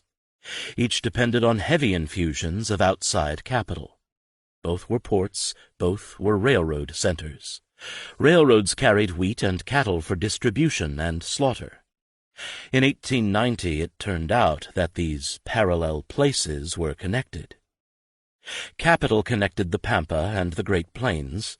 Capital connected Chicago and Buenos Aires. More particularly, the London banking house of Baring Brothers connected them. Railroads in Argentina depended on new loans and investment to cover the fixed debt from old loans and investments and the cost of imported equipment. This made them twins of North American Transcontinentals, which also needed steady infusions of new capital. Baring Brothers of London sold Argentinian bonds and made heavy investments in Argentina's railroads and land, and for a while this brought the bankers large profits. In 1889, foreign investment in Argentina, seeking even greener fields, declined while Argentinian export revenues fell with the price of wheat on world markets. The Argentinians began having difficulty meeting their interest payments, which in 1890 amounted to 40% of the country's foreign expenditures. The existing British loans, payable in gold, began to look more and more risky as the collateral held for them fell in value. Argentinian securities held by Baring Brothers became negotiable on London markets only at a heavy loss. With declining wheat prices and declining investment, land prices fell. Provincial banks that had made domestic loans with land as security failed, and the government collapsed. The tragicomic finale came when new government officials seeking additional loans met delegates from Baring Brothers, who asked the new officials to pay what they owed and release the Barings from existing contracts. Only the intervention of the Bank of England, which assumed Baring Brothers' obligations and then reorganized the firm, prevented the bank's complete collapse. This would seem to have been a disaster in a distant place, but that is not how it seemed to Henry Villard and Charles Francis Adams. 3. Villard and Adams. Henry Villard had returned to New York in 1886, bearing bags of German money and the influence of the Deutsche Bank. Villard's railroad career was a series of recapitulations that always seemed to begin and end in the same way. German trust launched him, and Germany was his refuge in disgrace. After his first failure at the Northern Pacific, Villard in effect returned to his German womb and was reborn. He re-entered the United States on the wings of German capital. Someone, after all, had to guide German foreign investments into the late 1880s, when about 17% of the 667 million marks that Germans invested annually went to the United States. Villard acted as an intermediary between the Deutsche Bank, other German banks, and American railroads, engineering a series of bond sales that benefited both him and the bankers. In late 1886 he returned to New York as the Deutsche Bank's agent to negotiate the purchase of securities from Drexel, Morgan and Company. In New York, Villard recapitulated earlier moves that took him from being an independent operator to holding a position of power in the Northern Pacific. Like so many of his railroad contemporaries, Villard mixed greed with heedless optimism and thought the result was vision. John Ainsworth, from whom Villard had bought the Oregon Steam Navigation Company in 1881, had recognized very quickly that Villard never prepares for nor anticipates disasters or disappointment, but presumes always on a greater increase of business than the growth of the country will warrant. He returned to the Northern Pacific boardroom in the fall of 1887 and was put on the Northern Pacific's Finance Committee. He later claimed that he had returned from a sense of duty to rescue his old company from disaster. In the fall of 1888 he declined a nomination to the Rhodes presidency, successfully urging the election of Thomas Oakes instead. By 1889, Villard was chairman of the board. Once again channeling J. Cook, Villard promoted Third Mortgage Northern Pacific bonds, which he marketed through syndicates that included August Belmont, the Rothschilds, the Northern Pacific directors, and himself. Drexel and Morgan snapped up the bonds at a premium, and in yet another demonstration of hope-trumping experience, the Deutsche Bank had to close the subscription in Germany immediately after opening it. Applications for the $4.5 million offered covered the issue several times over. The Deutsche Bank doubled its purchase of bonds the next year. The Northern Pacific had always been notable for selling more paper than transportation, and that did not change. The success in selling third mortgage bonds led to the issuing of yet more bonds. $160 million of the 5% consols, or consolidated bonds, which were designed to run for 100 years and fund new lines, as well as retire the higher interest first and second mortgage bonds, and the old Oregon and Transcontinental bonds now largely held by Villard's new holding company, the North American Company. As long as European money was readily available, the plan seemed sound, but Frederick Billings, a long-time power in the Northern Pacific who was all too familiar with the difference between Northern Pacific plans and Northern Pacific execution, was cautious. He wanted the purpose of the new bonds explicitly stated, and a floor set on them below which the directors would not be allowed to sell. "Let us," he wrote, "make no mistakes." The Northern Pacific immediately made mistakes of the most fundamental kind. In its attempt to retire the first mortgage Oregon and Transcontinental bonds, officials miscalculated the number of bonds involved. Then, as financial markets tumbled in 1891, Drexel and Morgan reneged on its earlier agreement for marketing the new consols. A renegotiated agreement greatly increased the cost. Billings died in September of 1890 and was not there to object. Just as with the Atchison and the Union Pacific, Chicago became the siren beckoning the Northern Pacific to disaster. The Northern Pacific had leased Wisconsin Central to gain direct access to Chicago.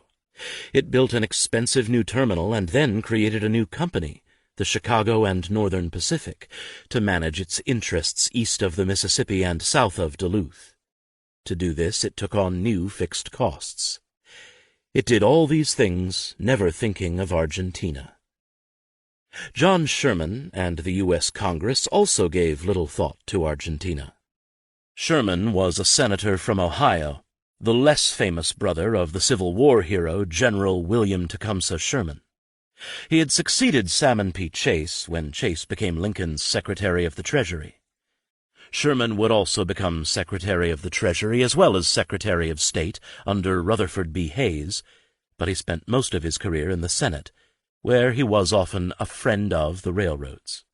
He was known as the financial statesman of the Republican Party, and he yearned for but never achieved the presidency. John Sherman was an odd man to have his name attached to two of the most famous and least successful anti-monopoly measures of the late 19th century, the Sherman Silver Purchase Act and the Sherman Antitrust Act. Sherman was not an anti-monopolist, but he recognized that by 1890 anti-monopolist strength in Congress necessitated compromises beyond the Interstate Commerce Act, and the result would be the two acts passed in July of 1890 that bear his name. In making a case for political compromise, one should avoid John Sherman. If Henry Clay was the great compromiser, John Sherman was the not-so-great compromiser. The Sherman Silver Purchase Act failed to achieve the intent of the original bills it replaced, and the Sherman Antitrust Act aimed at capital but hit labor.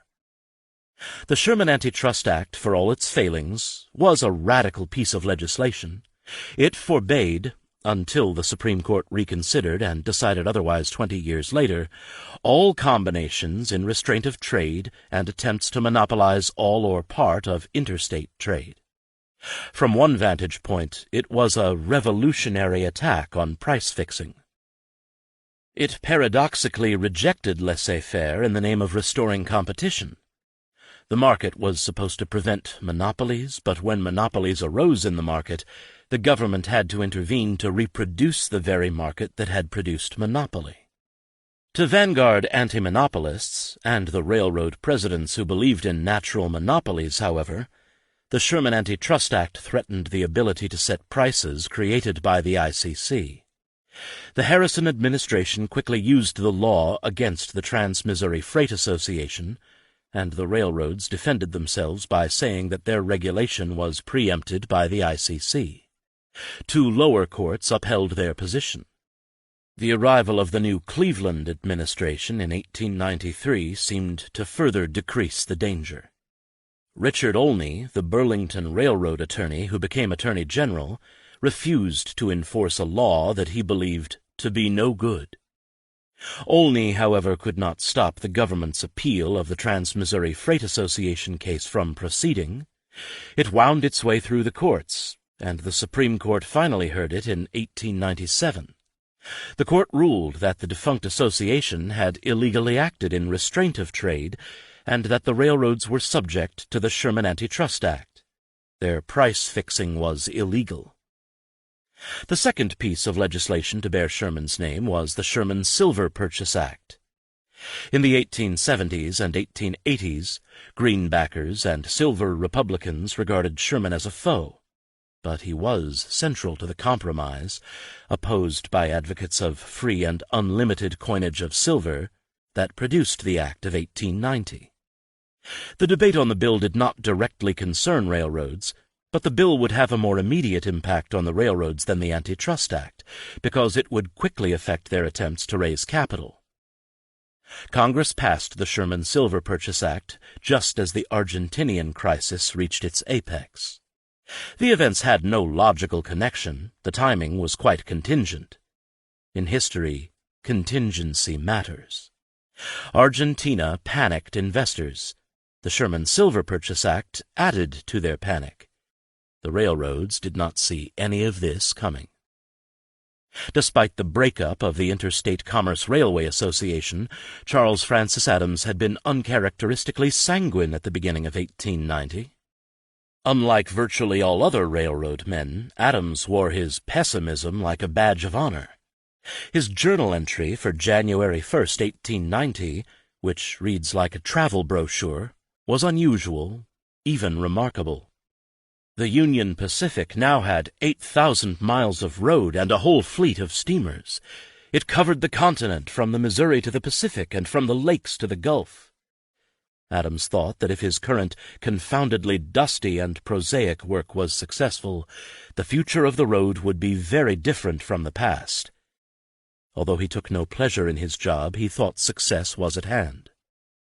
As the year wore on, Adams's journal entries grew more familiar, venomous, despairing, and at once self-accusatory and self-justifying.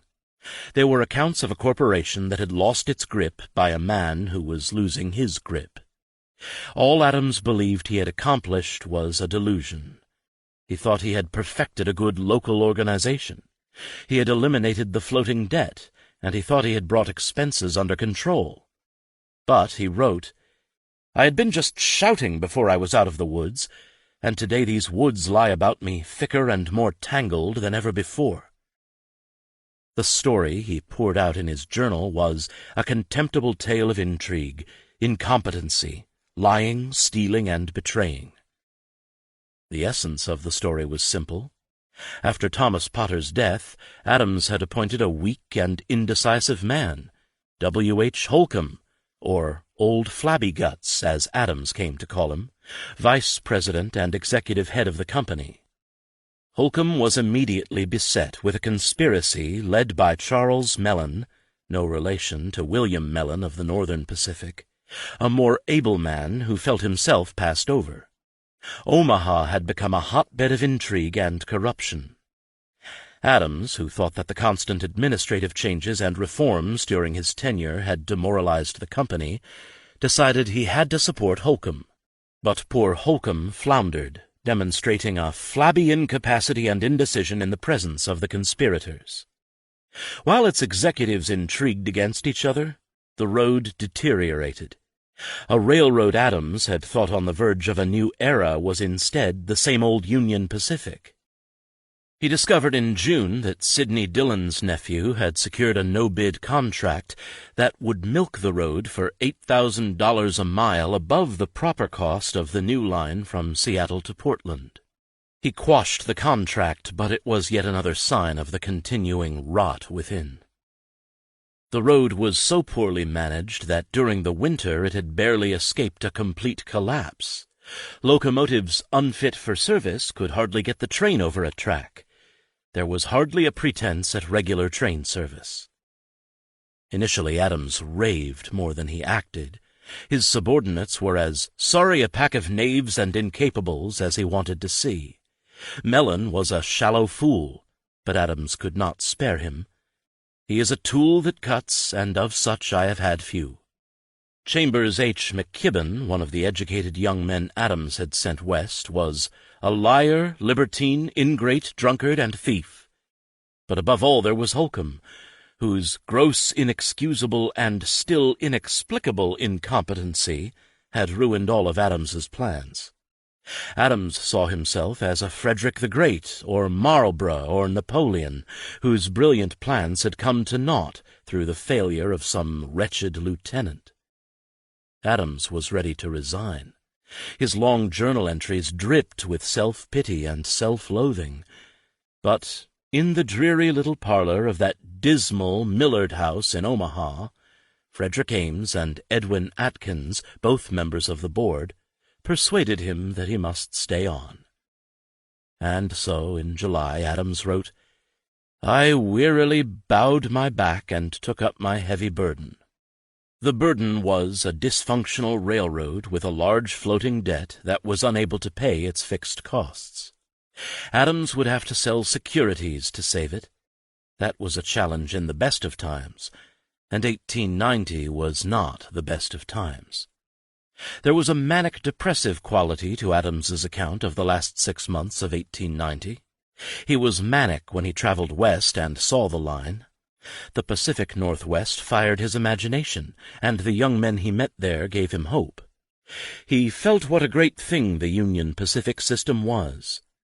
When he came east, discouragement and despair met him at the station. He sat in Boston and received numbers, and the numbers were not good. In September, Adams told Grenville Dodge, who despite Dodge's age and illness Adams hoped would succeed him, that he intended to resign. But he went west again, and this time even Omaha buoyed him up. He persuaded himself that what excited him was actually running the road. The management of the property, the development of the system, the contact with the officers. It was only the finances and dealings with Wall Street that depressed him. The problem was not lack of traffic. The Union Pacific was overwhelmed with traffic. Trains were daily running into each other, and a carnival of accidents prevailed. The problem was that traffic drove up expenses faster than revenue. Expenses were running $500,000 over the preceding year. By Adams's account, Holcomb had done nothing to cut expenses and improve the road's performance. The problem in Adams's mind was ineptitude and inefficiency, and remedies came too late. The Union Pacific was so vulnerable because it had been unable to sell securities since the preceding March. It had acquired majority control of the old Oregon Railway and Navigation Company from Villard, but to pay for its stock, it resorted to $4.5 million in short-term notes that it intended to redeem by the sale of 5% bonds. Until those bonds were sold, it had huge floating debt. The answer as to why the Union Pacific was unable to sell securities was not a single trail to a single cause. There were too many bonds for too many roads on the market in early 1890, and Adams did not want to discount the bonds too heavily. He preferred to wait. That there was no reason for an investor to trust the Union Pacific was apparent from Adams's correspondence, but investors did not have access to his correspondence, and they had bought securities from even worse railroads, including earlier versions of the Union Pacific. Still, two of the main lines of expansion for the failure to arrange bond sales led back to Washington and to Buenos Aires. The Argentinian crisis spooked British and other European investors, who saw all too many parallels between Argentina and the United States. This was hardly an irrational reaction. The West was a larger version of Argentina. By the autumn of 1890, the crisis that began in Argentina had ricocheted through London and struck North America. "Assuredly," Adams wrote, "this is a complex world." The Sherman Silver Purchase Act in June of 1890 and the fear of a devalued dollar only heightened the anxieties of already nervous European investors who were liquidating their American investments. Unable to sell their bonds, the railroads had to borrow. The securities they depended on for collateral were falling rapidly, and they were trying desperately to maintain security prices to avoid margin calls for more collateral on their loans. Bears on the New York market smelled blood, and they attacked, further driving down prices. Europeans increased their sale of American securities, and European banks called in their loans. It was not only the Union Pacific that was in trouble. In the autumn of 1890, Henry Villard's private correspondence, always a fine barometer of trouble, reached a pitch somewhere between panic and hysteria. This was the situation in which the crisis within the Union Pacific came to a head. When in the past Adams needed money quickly to meet fixed obligations, he turned to the House of Baring as his last and most reliable resource in times of financial trouble. In November in 1890, when Thomas Baring was en route to New York, Adams claimed that he still had no clear idea that Baring Brothers was on the verge of failure. He expected Barings to lend the Union Pacific money. Adams claimed to be shocked when Baring refused him. He felt that the game was up. Adams had suspected since April that Gould was getting ready to make a drive at the Union Pacific and probably me personally. Adams had alienated Gould by his alliance with the Chicago and Northwestern, but the animosity was older than that. Gould had been Adams's target in chapters of Erie, and Gould had a long memory and was very astute. Adams thought Gould had control of the Associated Press, and newspaper attacks on the Union Pacific were a sign that the whole pack headed by Gould are now at work to pull me down. Rumors circulated that Jay Gould was seeking to control the Union Pacific to save it, and with it the entire American railroad system. But this was possible only if Adams could be gotten out of the way. Gould, of course, denied the stories, but Adams recognized his own obituary. He was gunning for me, and he had dropped me. The wounded Adams's last hope was that the Chicago and Northwestern and the Vanderbilt interests would save him. While he waited for his answer at the Knickerbocker Club in New York, Adams wrote cover letters to go out with his just-completed Life of Dana. Hewitt of the Chicago and Northwestern came with the expected answer. He told Adams that the Vanderbilts were not enterprising. They would not help the Union Pacific. It remained only to negotiate the terms of surrender. Adams had already sent Edwin Atkins to arrange the preliminaries. Atkins found Gould, as he always is, gentle and persuasive. Adams himself was present for the surrender on November 20th, 1890. There was no choice. The alternative was bankruptcy. On Thanksgiving Day, Adams wrote a long account of the debacle. He had come to the Union Pacific presidency to rescue it from the legacy of Jay Gould. He arrived as a reformer and sought to make it an honest road, an efficient road, a profitable road free of floating debt and watered securities. He had failed at all these things, and now the bitter dregs of his failure was turning the road over to Gould, the little wizard, quiet, small, furtive, inscrutable. Gould was polite. The talk was pleasant. Gould outlined a scheme for saving the road once he took control. There being nothing more for me to do there, Adams wrote, I got up to go. Gould showed him out. And there the account should have ended. But Adams, who was a writer as well as a businessman, was in no more control of his writing than of his business. He wrote on, and what was meant to demean Gould only diminished Adams. Gould, Adams wrote, was smaller, meaner, more haggard and lined in the face, and more shriveled up and ashamed of himself than usual. His clothes seemed too big for him, and his eyes did not seek mine, but were fixed on the upper buttons of my waistcoat. I felt as if in the hour of my defeat I was overawing him, and as if he felt so too. Adams congratulated himself that he had been equal to the occasion. He had asked no favors. He sought to convince himself that losing to lesser men did nothing to diminish him, while they remained lesser men. All that was left was Adams's resignation. On November 26, 1890, Adams ceased to be president of Union Pacific, and so ended his life of railroad work. That same day, Houghton Mifflin Company released his biography of Henry Dana, and he began a second life as historian and author. As he left, Gould, Sage, and the pirate band were scrambling on deck. In hindsight, Adams regarded his railroad downfall as blessed, an act of a kindly providence that rescued him from the disgust and discontent for and with his position. But these were reflections in his autobiography. They were a retrospective and, for all their admission of failure, self-serving. Adams desperately wanted to preserve a vision of himself as someone too good for the railroads. To see Jay Gould, Sidney Dillon, whom Adams had succeeded as president, and Silas Clark, whom he had eased out, take over, was so much salt in his wound.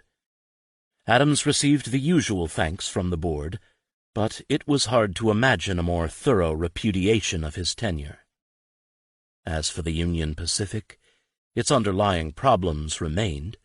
It survived the crisis in the fall of 1890 by resorting to short-term loans, many of them provided by Jay Gould. The road then sought to refinance with new consolidated bond issues, and when those failed to sell, with trust notes backed by piles of paper that would bring nowhere near par on the market. The bankers who had promised discipline provided nothing of the sort. J.P. Morgan agreed to handle these notes. 4. The second fall of Henry Villard. The Argentinian crisis threatened to bring Villard as well as Adams down. Villard kept his panic private. Publicly, it was as if the Northern Pacific kept a storehouse of phrases and incantations from the days of Jay Cooke to use in times like these. Thomas Oakes declared at the end of 1890, "I never had stronger faith than at present in the value of the Northern Pacific property. There is no property in the West, not even the Chicago and Northwestern, that compare with it in earning capacity, gross and net per mile." For the moment, statistics seemed to support him. The net earnings per mile of road for fiscal year 1889-90 were the highest in the Northern Pacific's history. They would not last. They declined for the next 3 years. A major reason for their decline was the lease of the Wisconsin Central by the Northern Pacific. It was a weak line whose service was abominable. Its acquisition alienated the powerful Chicago roads, and William Mellon, the Northern Pacific's general manager, feared that the Wisconsin Central would deliver far less traffic to the Northern Pacific than the Northern Pacific would lose through the competing alliance of the Chicago and Northwestern and the Union Pacific. By 1892, the lease of the Wisconsin Central was losing the Northern Pacific $917,000 annually, and the losses were rising. At the end of 1890, however, no one yet knew what a drain on resources the Wisconsin Central would prove to be. To meet the present crisis, Villard enlisted John D. Rockefeller and retained the support of the Deutsche Bank. With their help, the road met its interest payments. He had steered at least $27 million into the Northern Pacific and the Allied Oregon Railway and Navigation Company by the end of the year.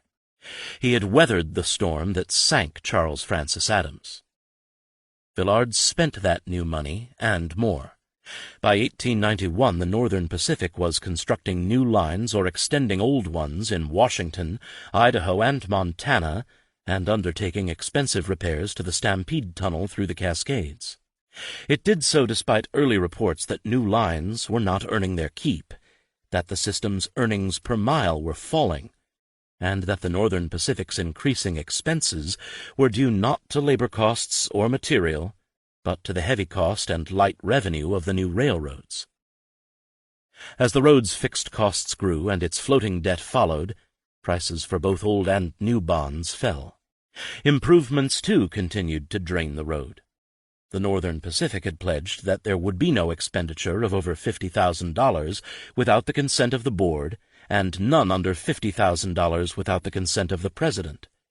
But the promises were not kept. Adding to the Northern Pacific's travails were the roads it had acquired in its contest with the Union Pacific and the Canadian Pacific, and in anticipation of James J. Hill's pushing his Great Northern into the Pacific Northwest. When in the summer of 1890 the Northern Pacific first acquired majority ownership of the Seattle, Lakeshore, and Eastern, and then leased the company after guaranteeing its bonds, it acquired a bankrupt and unfinished road that had not been able to run a train over much of its route the preceding winter because of snow. It had been, as was customary, set up to create profits for an insider construction company that Northern Pacific officials described as a circus, and its financing had been so loose that it had issued bonds on its sidings. The Northern Pacific and Manitoba, which the Northern Pacific leased as a Canadian extension, was also badly managed, poorly built, and neglected. The Northern Pacific had grown very overextended by the spring of 1891, but the road was in a position where it could neither retreat nor stand still. There was always pressure on managers to put money into the roads. Their existing facilities were often incomplete and unable to handle what they presumed would be constantly increasing business. Borrowing and building were symbiotic. Borrowing allowed building, and building, by providing more collateral for mortgages, allowed more borrowing. With security prices falling and with loans being called in, Villard had to borrow simply to survive, and he became more and more inventive in creating collateral for consolidated bonds. He agreed to a scheme to count improvements on existing tracks as collateral. Investors had little security beyond the Northern Pacific's word. Villard, of course, saw none of this as a failure of management. He was convinced that the problem was the Sherman Silver Purchase Act. A Cleveland Democrat, he would devote considerable political effort toward its eventual repeal in 1892. The act had never pleased free silver advocates. It had not provided the cheaper money the backers promised and the country needed. It had only aroused the fears of European investors. Its passage had done no good. Neither would its repeal. 5. The Panic of 1893. By the summer of 1893, the Transcontinentals were barreling down the track. Having expanded mileage, they were cutting rates, and they rushed forward, although nearly every signal they saw was red. The ICC failed to prevent their rush to destruction. The ICC's sponsor, Shelby Cullom, feared that the refusal of the courts to accept its rulings as binding meant that the ICC must become practically a non-entity or a full-blown court.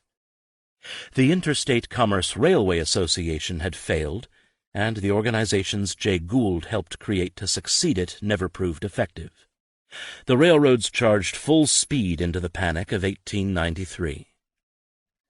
That panic led to the deepest depression in American history until the Great Depression of the 1930s.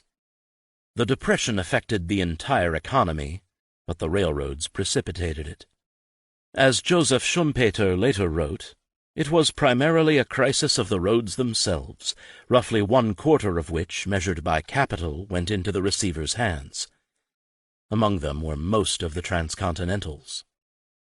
Many of the men actually managing the railroads now recognized, at least privately, that they were heading for a cliff, and their knowledge took a toll.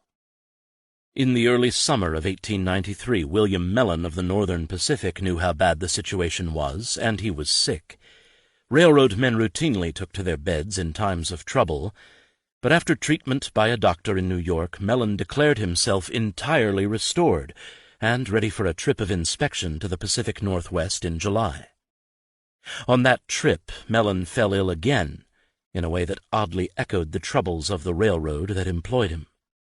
His pain, suffering, and occasional fears of impending disaster were met with an incongruous optimism, consultations with the best doctors, a very clever man, misdiagnoses, and inappropriate remedies.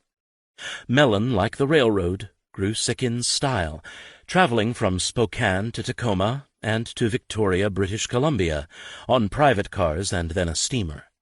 He consulted doctors as he went. The doctors blamed his heart palpitations, his fearful pain, and his cold sweat on cholera morbus, what is now called gastroenteritis.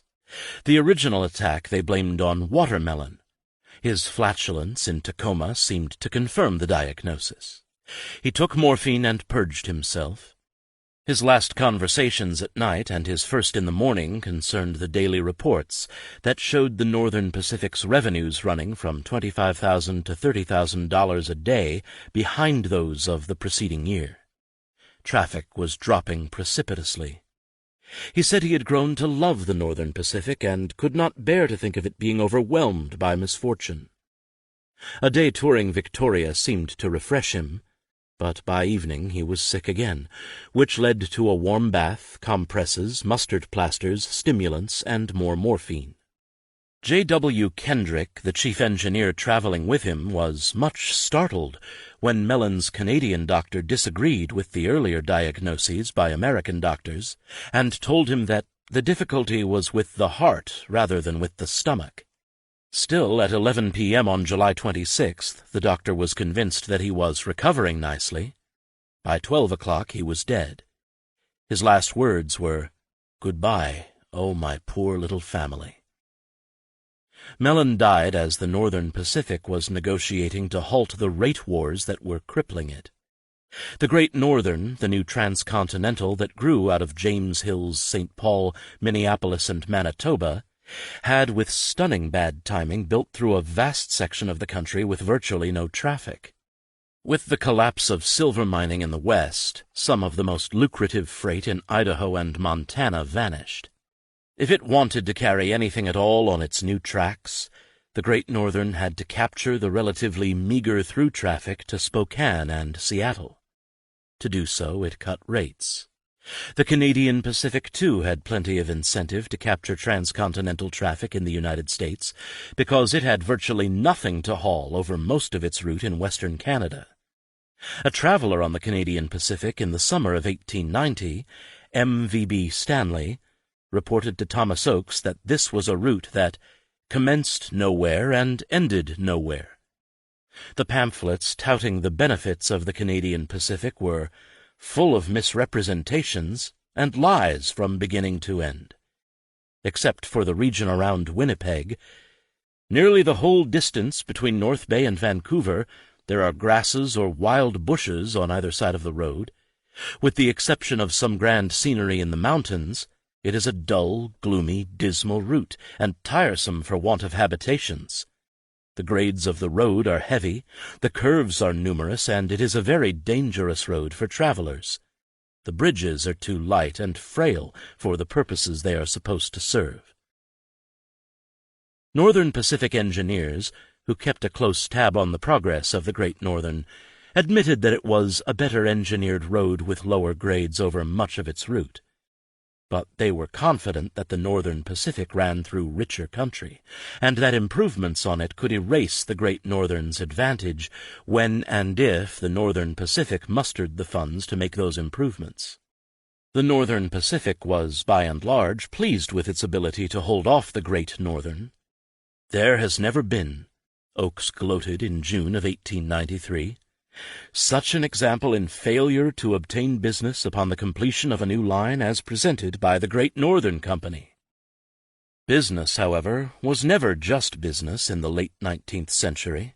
It was deeply personal, involving judgments of manhood and character. The management of the Northern Pacific and the Canadian Pacific hated James J. Hill, and he reciprocated. Thomas Oakes petulantly declined to attend a St. Paul dinner honoring the completion of the Great Northern, and was privately gleeful that the advent of his road, the Great Northern, has hardly been noticed by the public.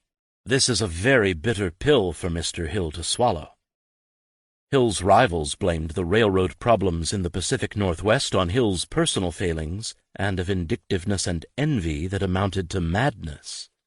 Wall Street, Oakes claimed, thinks Hill is out of his mind. Even his friends are disturbed about his mental condition. Hill did have a capacity to alienate, and Northern Pacific managers eagerly reported each new account of enemies he made.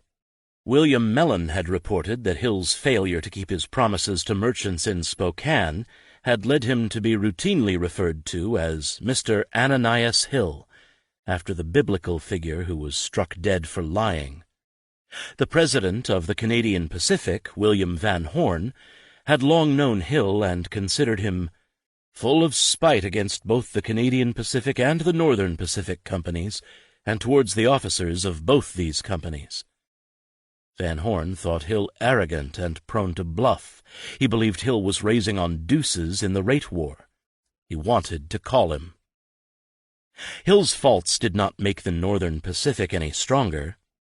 In late July of 1893, like a raven croaking at the window, J. Cook, now old and only a privileged passenger on the road he once controlled, sent a message to Thomas Oakes. Cook thought that, The arrangements made with the Wisconsin Central and other roads out in Puget Sound were disastrous to the Northern Pacific, but he just wished the resulting controversy could have been settled quietly within the family. Cook praised the general management of the road. A vote of confidence from J. Cook was still the kiss of death. Within weeks the road would be in receivership. Virtually everyone but Henry Villard blamed Henry Villard for the Northern Pacific's fall. In 1893 he departed in his usual manner. His resignation was accompanied by a long, self-justifying lament to Oakes. He had been made the scapegoat, and this to such an extent as to render it an open question whether any other man of position in the financial world was ever subject to more misrepresentation, slander, and abuse than he had been for a long time past. He had resigned because his self-respect rebels at the thought of being subject to still more vindictive falsehood and calumny.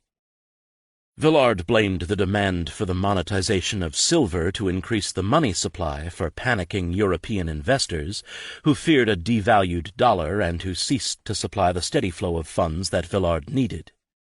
When the Farmers Loan and Trust Company pushed the Northern Pacific into receivership, it also accused Villard and other directors of fraud.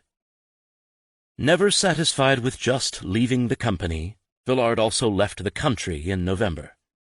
"Our old friend Villard sailed for Egypt," E.L. Godkin wrote James Bryce, "in disgrace. He has been kicked out of every enterprise he was connected with here and is universally denounced as a visionary, if not worse, who has made money at the expense of other people.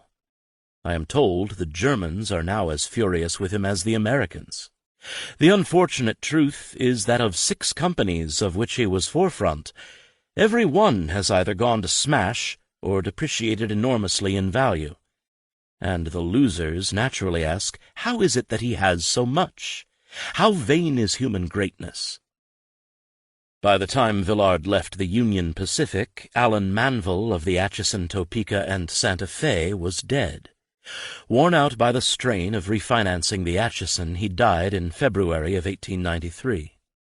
It had been hard work cooking the books, and it did not end well. The railroad barely survived him.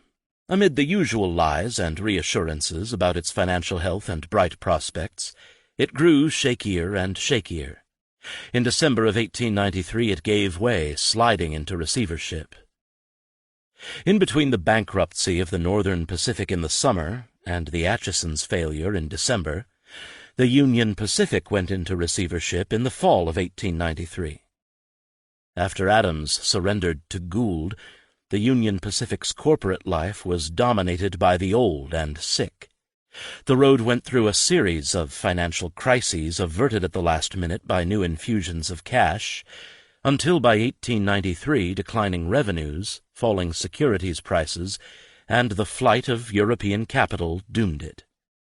By then, Jay Gould was dead of the tuberculosis that had left him so shrunken at his last interview with Adams. Coming to New York to try to stem yet another financial crisis, Frederick Ames, the last of the Ames family in the Union Pacific, had a stroke and died in his stateroom. Sidney Dillon died in June.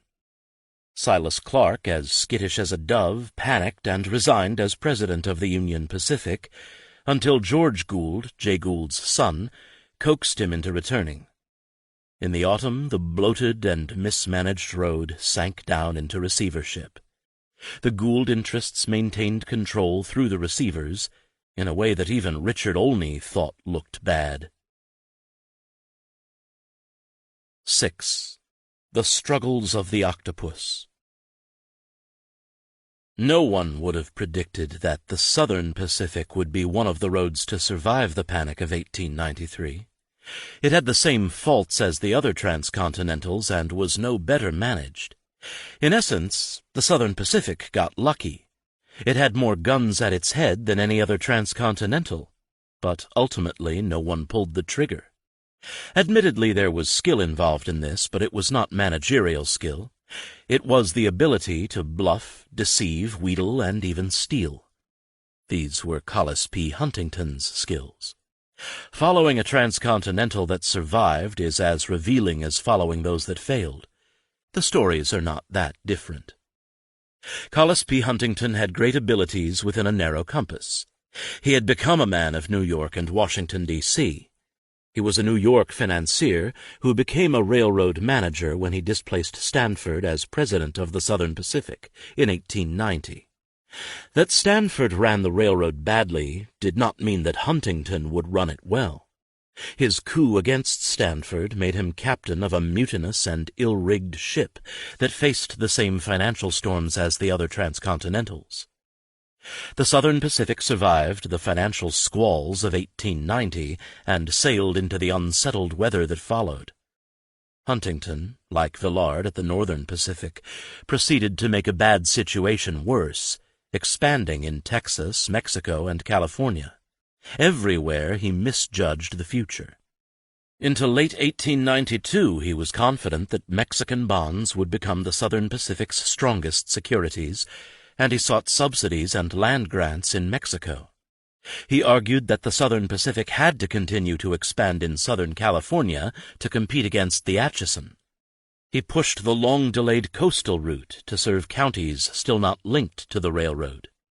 He participated in the general scramble for traffic that led to another breakdown of the reconstituted Transcontinental Association. Rates to the West Coast went into a free fall. This in turn again ended the subsidy to the Pacific Mail, a company that Huntington then sought to control. Huntington overreached and misjudged in politics as badly as in business. The death of Senator George Hearst in 1891 had made one of California's U.S. Senate seats available, and Michael DeYoung became Huntington's candidate for the Republican nomination. The Huntington-DeYoung alliance paired two of the state's most powerful institutions, the Southern Pacific and the San Francisco Chronicle. It also paired two of the most hated men in California. DeYoung was Jewish, and his election would have been difficult under any circumstances, but Huntington made it more difficult by relying on two anti-Semites, W. W. Stowe and W. H. Mills, to elect him. Stowe and Mills disliked each other as much as they disliked DeYoung, and in them Huntington had wedded the smug with the secretive. A reliable prelude to any new disaster was a long, detailed letter, often sycophantic, from Mills, assuring Huntington that everything here well in hand. Stowe was Mills's opposite. He was pathologically secretive and churlish, and demanded almost complete independence. Stowe informed Huntington that he had no intention of explaining his actions or taking orders. "I am almost as mulish as you are when I understand a subject, and I won't attempt to deal with it unless I do. I can't take orders." Stowe's rules of politics were simple. "I always try to take care of two parties, first my client, and second the party who has done him a favor." This took money, and Stowe did not want to draw directly on the company treasurer for legal expenses, as Huntington had suggested. That left records that may be exceedingly troublesome. The money would need to be disguised. Mills agreed to support Stowe, who was so very sensitive as to being let alone, but quietly so that Stowe would not know he was being supported. Huntington expressed confidence in both men, even though they had no confidence in each other. In August, DeYoung, suspecting that Stowe was subverting him, called Stowe into his office to tell him that he would spend his fortune and the next 20 years on wreaking vengeance against those who opposed him. Stowe replied that DeYoung had a paper, but he had a shotgun, and if the Chronicle attacked him, he would certainly kill DeYoung. In other cities such language would have been hyperbolic, but DeYoung was presumably sitting in the very office where his brother had been killed and he himself had been shot. The outcome of the election was what seemed impossible at the outset, the election of an anti-monopolist Democrat, Stephen White. White exemplified both the breadth of Californian anti-monopoly and its weakness. He was anti-Chinese, although he defended Chinese clients, a free trader, and a person seemingly not much bothered by inequities of the world that did not afflict him. He saved his public discontent for the corruption of politics that had sent both Leland Stanford and George Hearst to the U.S. Senate, and he became an enemy of both. He blamed corruption on the railroads and favored the Australian ballot and direct election of senators. Privately, he could see no reason why railroads should not be nationalized and treated the same as public highways. Honesty in government, free trade, and curbing corporate power were the heart of his anti-monopolism. His election gave the Southern Pacific a dangerous enemy. The Southern Pacific did not really need enemies. Mismanagement and a sinking economy were doing damage enough. After 1892, its gross transportation revenues steadily fell. In 1890, it had 6,061 miles of railway, with transportation revenues of $48.3 million. The next year, the revenues reached $50.5 million, and then dropped until 1898, when it had revenues of $43.9 million on 6,744 miles of track. Part of the problem was the immense stretches of line with virtually no traffic. As W. G. Curtis explained in 1895, on 45% of the entire road mileage west of El Paso, one train or less is run each way daily carrying freight. Many of these trains carry small loads, but still must be run to perform the service required by the public. Huntington reported in 1897 that local traffic in Louisiana and East Texas kept the whole Atlantic Division from New Orleans to El Paso afloat, which was hardly a ringing endorsement for a transcontinental. Huntington seemed to think the cure was yet another railroad. Early in 1893, without the knowledge of his associates, he became involved with an engineer, E. L. Cothrell, in negotiations to complete a Mexican railroad already in progress across the Isthmus of Tehuantepec. Eventually, when Europeans secured control of the road, Huntington narrowed his plan to constructing ports at either end of the line. The whole endeavor was a telling and tacit recognition that the most efficient passage between the Atlantic and the Pacific would run through either Mexico or countries to the south. To finance expansion and improvements, Huntington first took on a dangerously large floating debt, and then to reduce it and to finance more branch lines, he in 1892 undertook negotiations with the Speyers for issuing $38 million worth of Southern Pacific bonds on a new 5% mortgage on branch lines. When the Speyers refused to take the whole issue, Huntington, late in 1892, dramatically altered the negotiation by adding new lines to the mortgage and raising the total to $58 million. William Barney, representing the Speyers, wrote Huntington that this was impossible. Times have greatly changed, and people nowadays are more discriminating. Europeans would not touch a $58 million bond issue, even from a solvent and well-managed road, and certainly not from the Southern Pacific, whose earnings, despite Huntington's assurances of prosperity, were in sharp decline.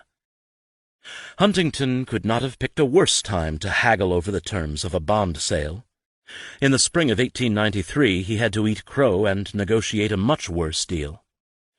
The Speyers dropped the price that they would give for Southern Pacific bonds by 2.5 points, demanded that the Southern Pacific issue only $38 million worth of bonds over the next 10 years, and required that Huntington accept all the other conditions he had earlier rejected. Even on these terms, they were not sure they could form a syndicate and create a market. They told Huntington that he could not have selected a more unfavorable moment than the present one to make an advance negotiation. It was as if someone had set the calendar back 20 years.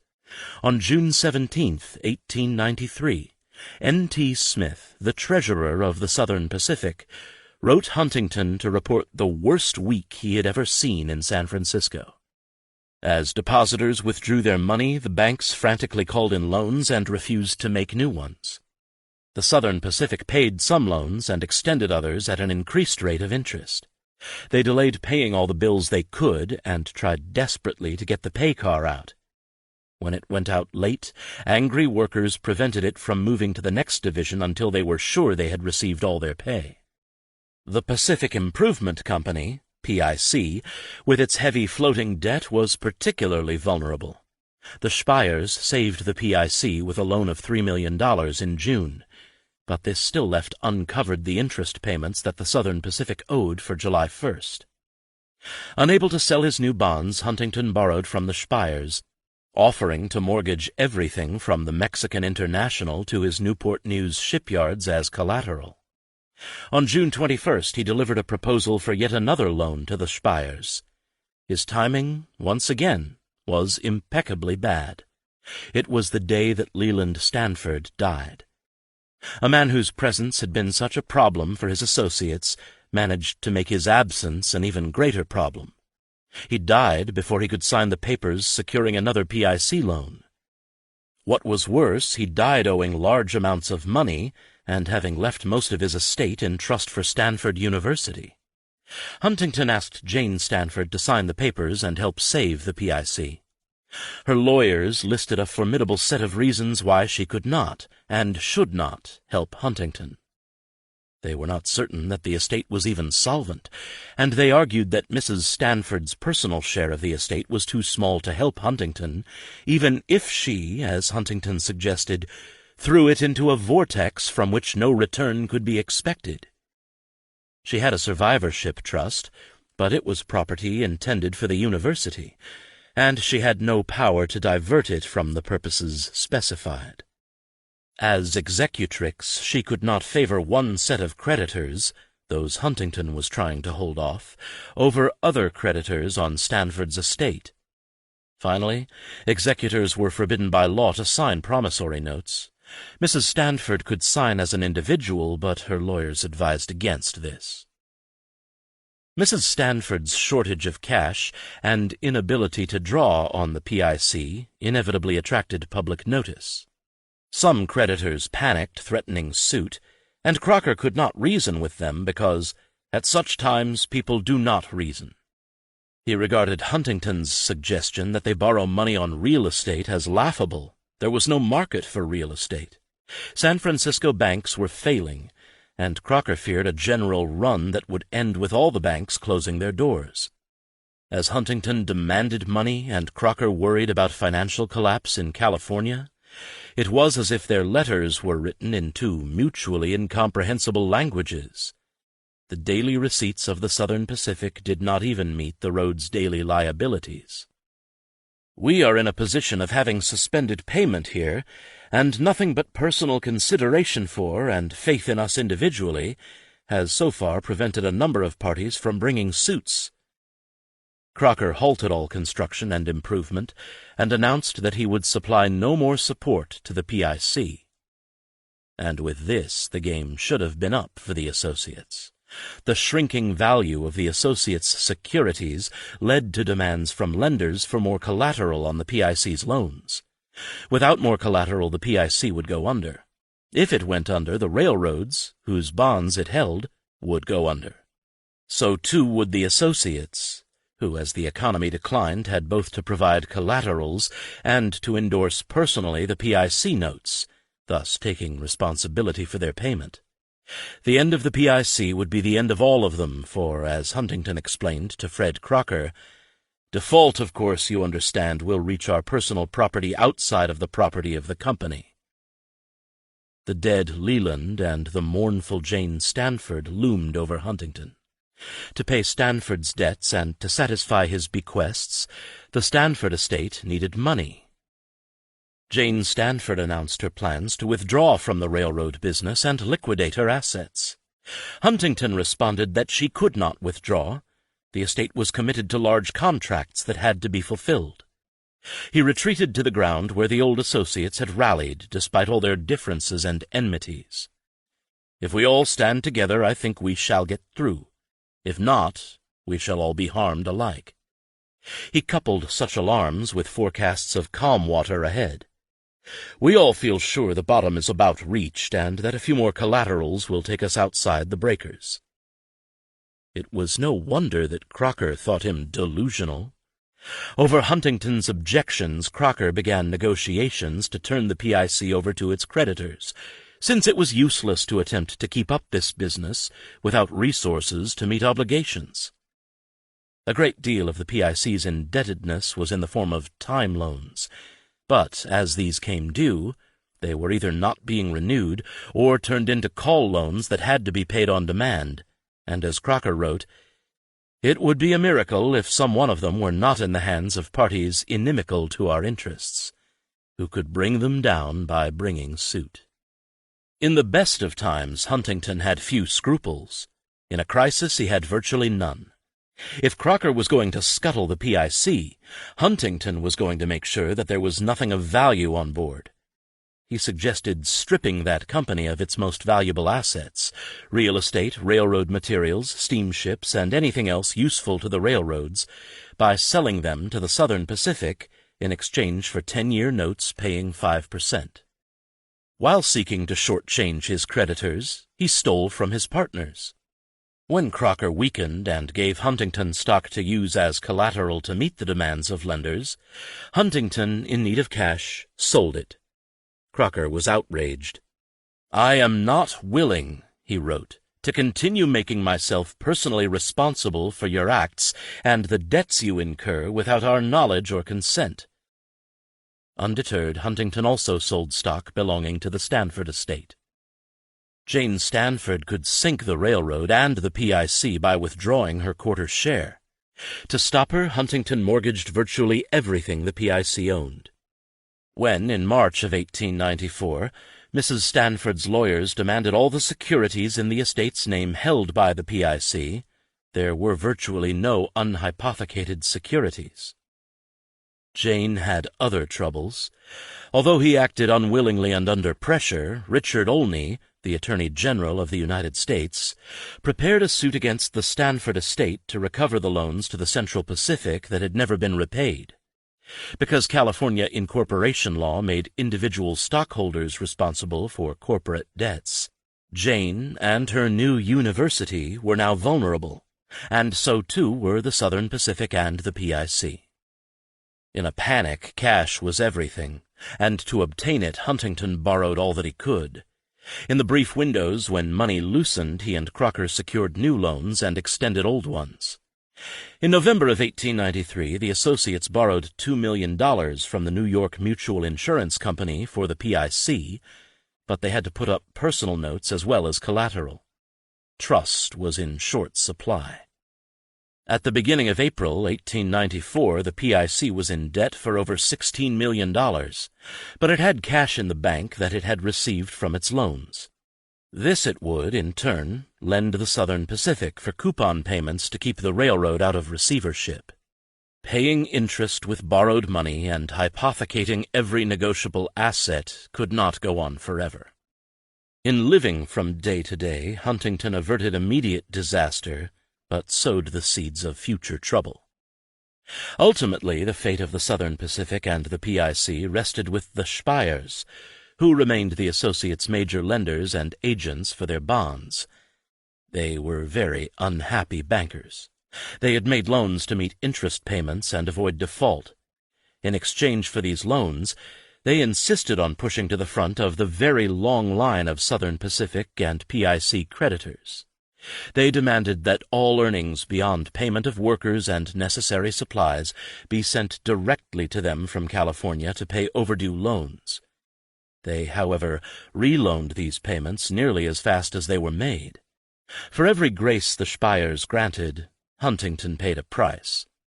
When he asked the Speyers to release to him securities that they held as collateral in exchange for other, less readily negotiable securities so that he could procure new loans in New York, they did so, but only on the condition that Huntington guarantee payment of dividends on the Central Pacific and pay them hefty commissions and interest. The Speyers no longer trusted Huntington.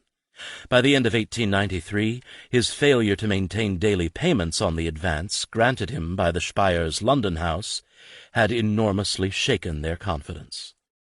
They could not and would not advance him more money, and they looked forward to January 1st, 1894, when interest payments on various railroad bonds were due with very grave anxieties.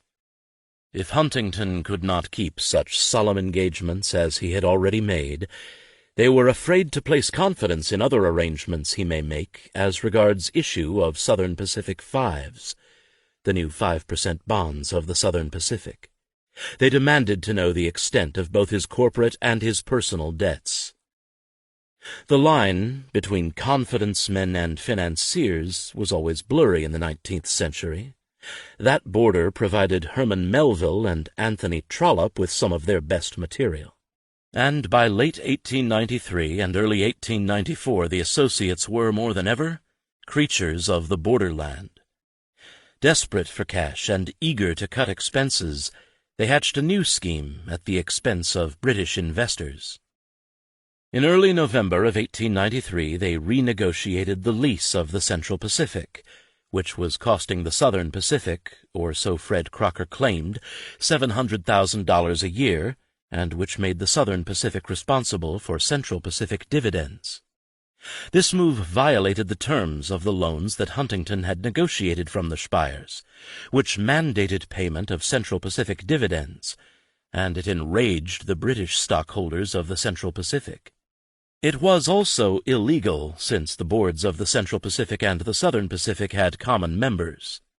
C.E. Bretherton, the representative of the British stockholders, proclaimed that the new lease of December 1893 was a mere naked fraud which ignored the numerous benefits, most obviously the control of traffic diverted to the Southern Pacific, that the Central Pacific bestowed.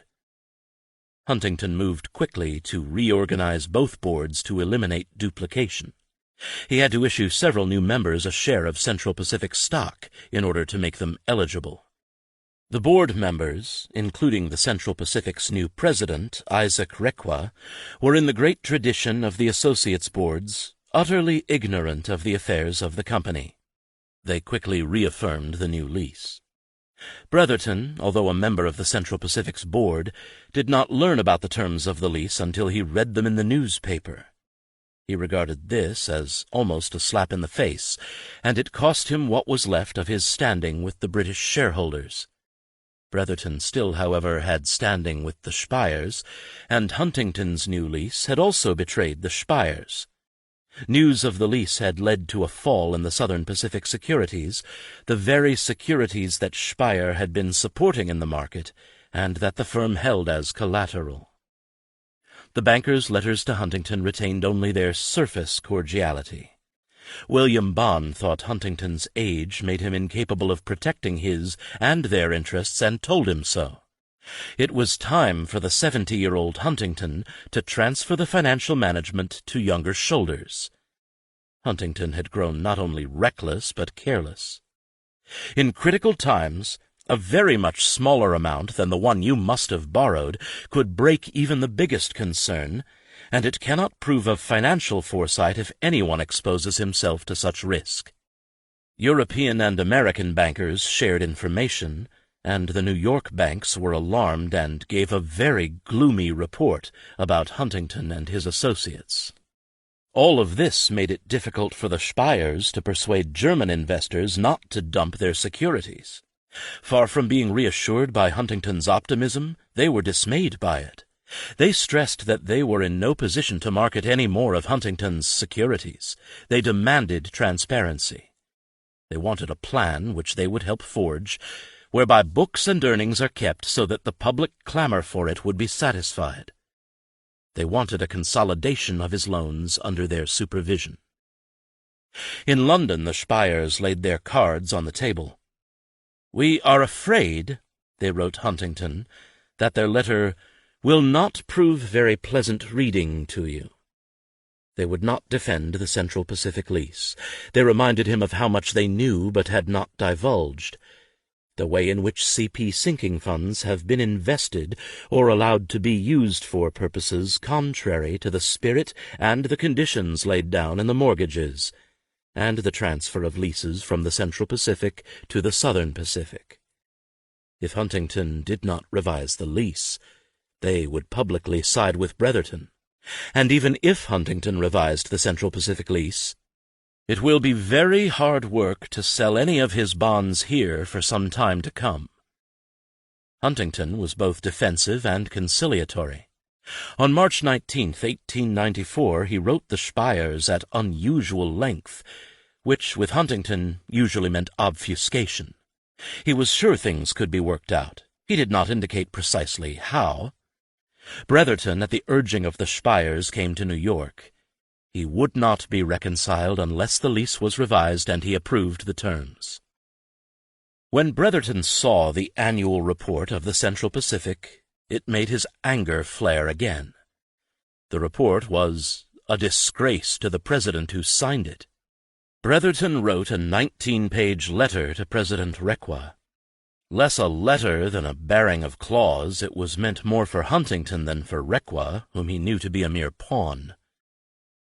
I cannot accept the document in question as a truthful presentation of the operations and position of the company, he wrote, and then spelled out why. The report's numbers were provided by the Southern Pacific, not the Central Pacific, which lacked the staff to verify them. They utterly misstated the many benefits the Central Pacific provided the Southern Pacific, ignored the diversion of traffic from one road to the other, and the interest-free loans the Central Pacific provided the Southern Pacific.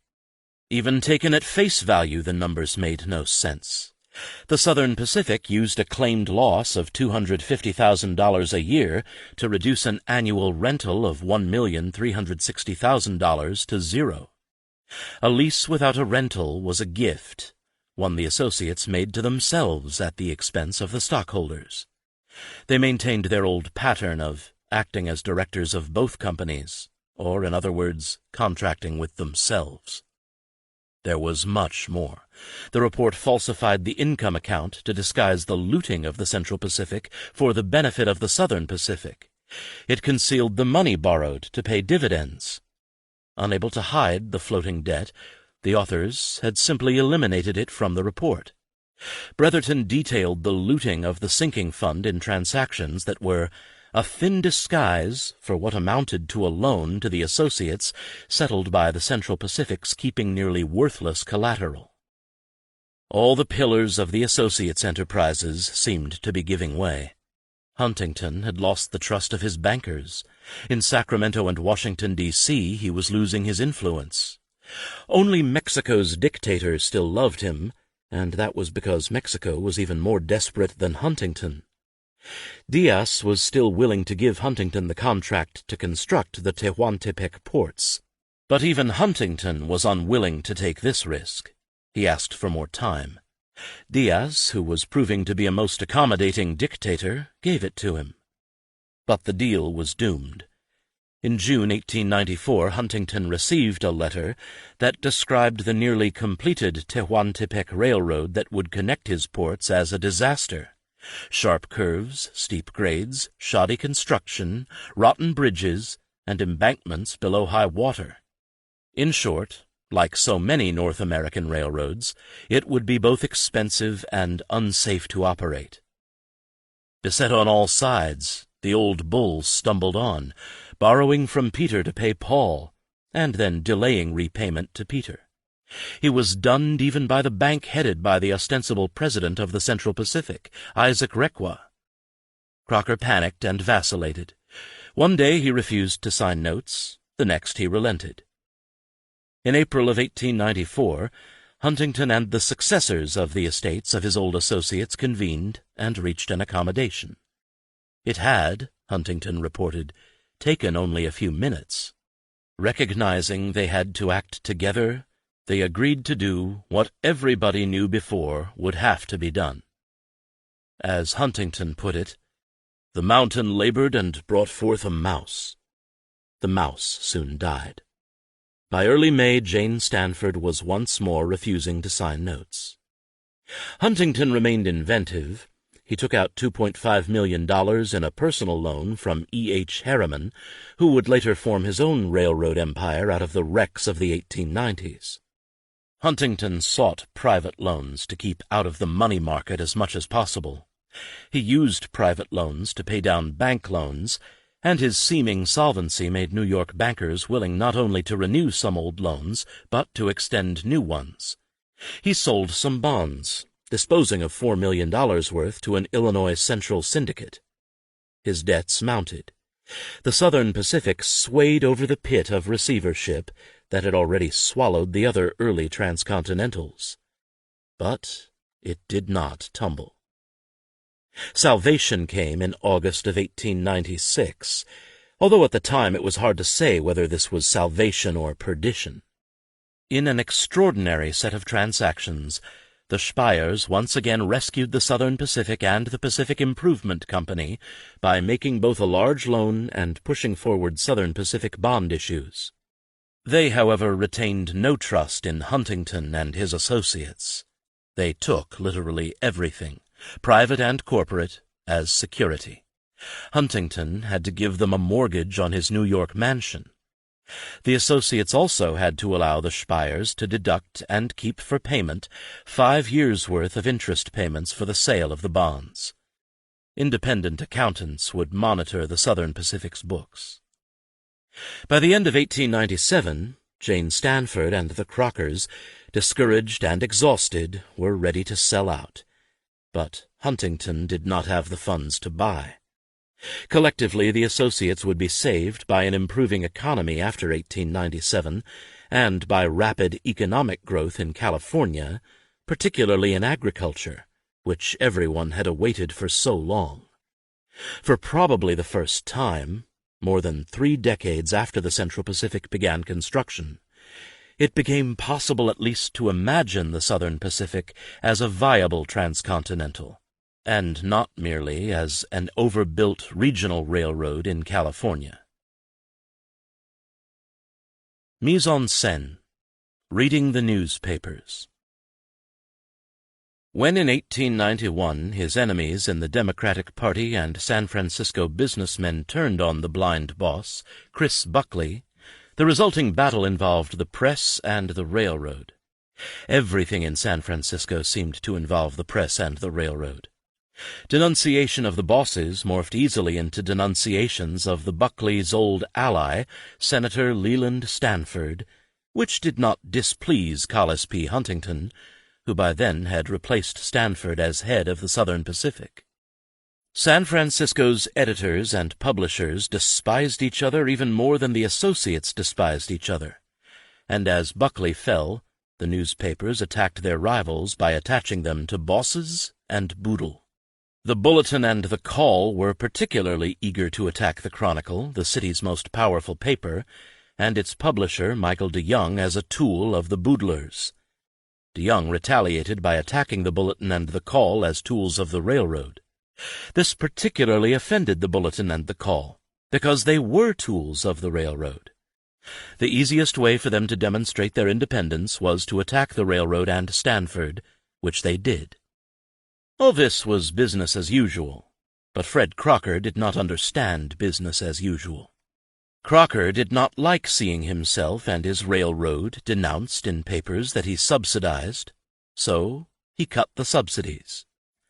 "I have withstood the slanders, misrepresentations, and attacks of the Bulletin and Call as long as I can," he wrote Huntington, "and do not intend to permit any money that I control, in whole or in part, to be and sustain these people."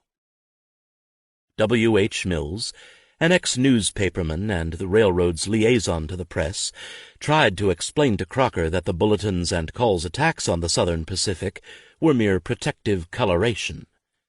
It was also true, however, that their attacks on it were usually attacks on Crocker and Stanford, and not on Huntington. Mills was a Huntington man. Huntington restored the subsidies, embarrassing and further alienating Crocker. When Huntington backed Michael DeYoung in the Senate election of 1892, the election involved negotiations with the newspapers, which were made more complicated because DeYoung owned the San Francisco Chronicle. Michael DeYoung was a brave and seemingly reckless man. In 1879, Charles DeYoung, Michael's older brother and predecessor as publisher of the Chronicle, had attacked Isaac Kalloch, the Working Men's Party mayoral candidate and Baptist minister, as an adulterer. Halleck responded from the pulpit, claiming the DeYoungs' mother had run a brothel, and that the DeYoungs were the bastard progeny of a whore born in the slums and nursed in the lap of prostitution. The next day Charles DeYoung shot Halleck, who survived and was elected mayor. When DeYoung's Chronicle resumed charges of adultery, Halleck's son got a gun and killed Charles in his Chronicle office. A jury acquitted him on the grounds of reasonable cause.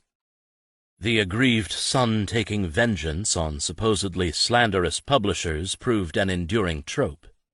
When Michael DeYoung accused Klaus Spreckels, the sugar baron, of abusing his workers and swindling his stockholders, Klaus's son, Adolf, shot Michael in the same office where Charles had been killed.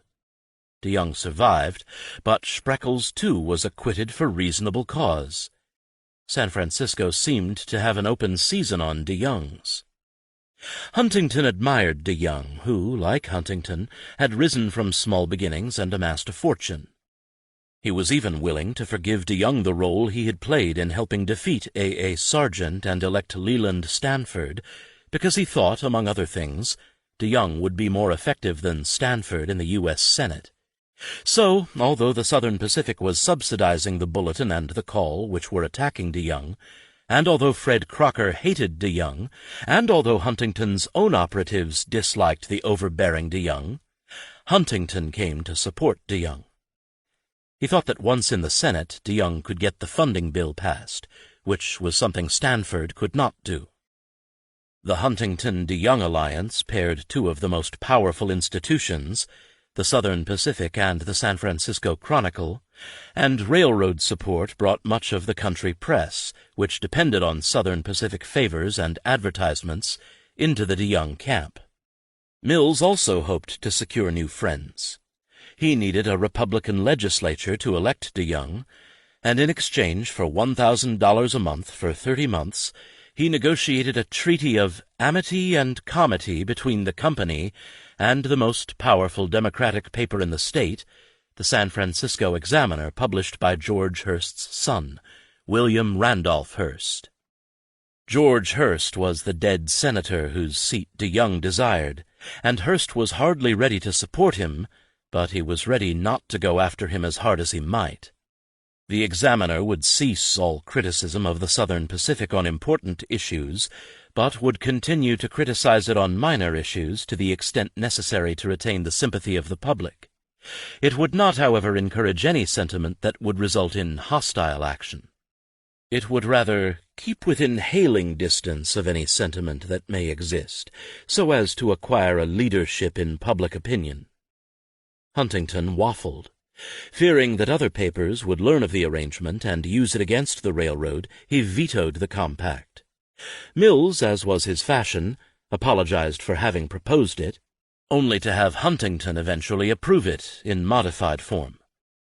Having gained the far more powerful Examiner and Chronicle, the Southern Pacific seemed to have lost the Bulletin and the Call, which demanded a platform embracing all the living state issues, but it was not so much the railroad that lost them as Huntington. The papers apparently went over to Crocker and Stanford. W. H. Mills saw in the Bulletins and Calls attacks not assaults on the railroad, but rather assaults on Collis P. Huntington. Unnamed friends of Stanford were using the press to attack Huntington's management of the Southern Pacific. They sought to defeat DeYoung in order to strike at Huntington. The election was a disaster for the Republicans, for Huntington, and for Michael DeYoung, and with defeat, the worm turned once more. Stephen White, the leading Democratic candidate for senator and an anti-monopolist, had accused his predecessor, George Hearst, of having bought his Senate seat, which was true. W. H. Mills reported that Mrs. Hearst and Willie were determined to defeat White when the legislature convened to choose the next senator. The best way to do so was to attack him as a tool of the railroad, and so the Examiner, which was taking Southern Pacific money, asserted that White wore the railroad collar. While some railroad friends in the press were accusing the railroad's enemies of being railroad friends in order to defeat them, Other railroad friends in the press really did become the railroad's enemies, at least temporarily. Michael DeYoung, who blamed very little on himself, thought that Huntington and his agents had played him for a fool, and he was ready to wreak revenge against the railroad. By January, hostile articles began to appear in the Chronicle. When Stephen White was elected by the California legislature, a furious William Randolph Hearst telegraphed from Italy that he was going to fire the whole Examiner staff. "Mr. Hearst," Mills wrote Huntington, "is not judicious. Here are a lot of bohemians running a newspaper whose proprietor is a young millionaire full of extravagant notions as to his consequence in the world. It is not easy to influence a situation of that kind." Chapter 10. Strike. If we could but destroy the money monopoly, land monopoly, and the rest of them, all would be different. Eugene Debs, 1894. Eugene Debs did not set out to be a radical, and Richard Olney, while hardly a friend of labor, did not always seem its unrelenting foe. Debs did not want to strike, but he led one of the largest and bitterest strikes in American history. Olney had disparaged virtually all the tools he used against the strike, but he used them ruthlessly and effectively. The outcome of the Pullman strike depended on much more than Eugene Debs and Richard Olney, but they were its public faces. Eugene Debs built his world on the same liberal foundation as Henry George. He was born in 1855 to immigrants from Alsace. They settled in Terre Haute, Indiana, which seemed a place that embodied the core liberal values: individualism, progress, and a community organized around voluntary associations.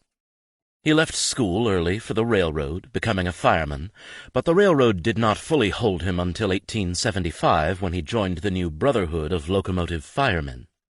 For him, the Brotherhood became the root of personal and social progress.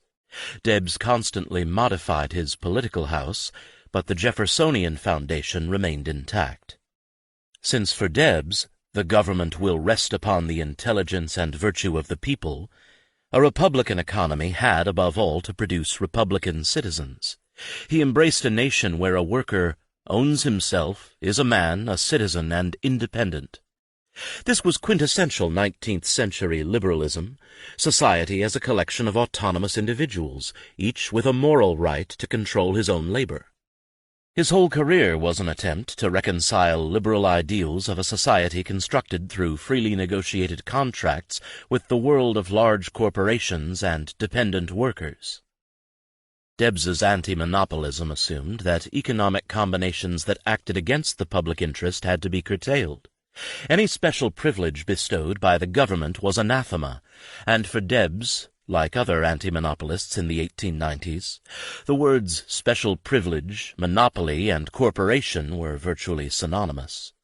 As an official of the Brotherhood of Locomotive Firemen, Debs had often opposed the Knights of Labor, but he gradually embraced a position indistinguishable from that of the Knights, who proclaimed, "There is no basis in the Constitution for a charter for special privileges. The spirit of a private corporation is alien to its whole purpose." Monopolies, however, had now proliferated and left the whole land blackened by their shadow. They had to be confronted. Political rights were no longer enough. Debs, in the words of his biographer, moved to link traditional political rights with a more democratic economic system. Debs wrote, "All that labor has demanded is an honest distribution of the wealth that labor creates, fair wages, a lesser number of hours for toil, the evaluation of the American idea of citizenship, home, and family.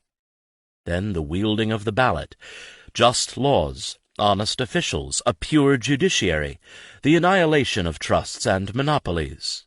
In a word, the reign of justice." There was nothing radical in just laws, honest officials, a pure judiciary, but Debs became a radical because in his attack on trusts and monopolies he challenged a key fiction imposed and upheld by his less-than-pure judiciary, that corporations were persons under the law. Debs believed that the courts had destroyed the ability of free men to organize a society and an economy by contract by creating artificial persons, the corporations, whose powers dwarfed those of any actual human being. Freely negotiated agreements between an individual worker and a railroad were a charade.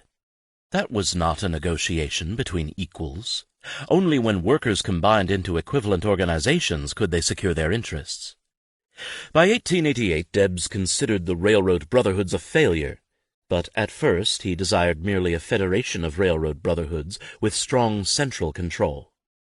Like similar efforts to organize corporations, his efforts foundered on what Union Pacific firemen called home rule.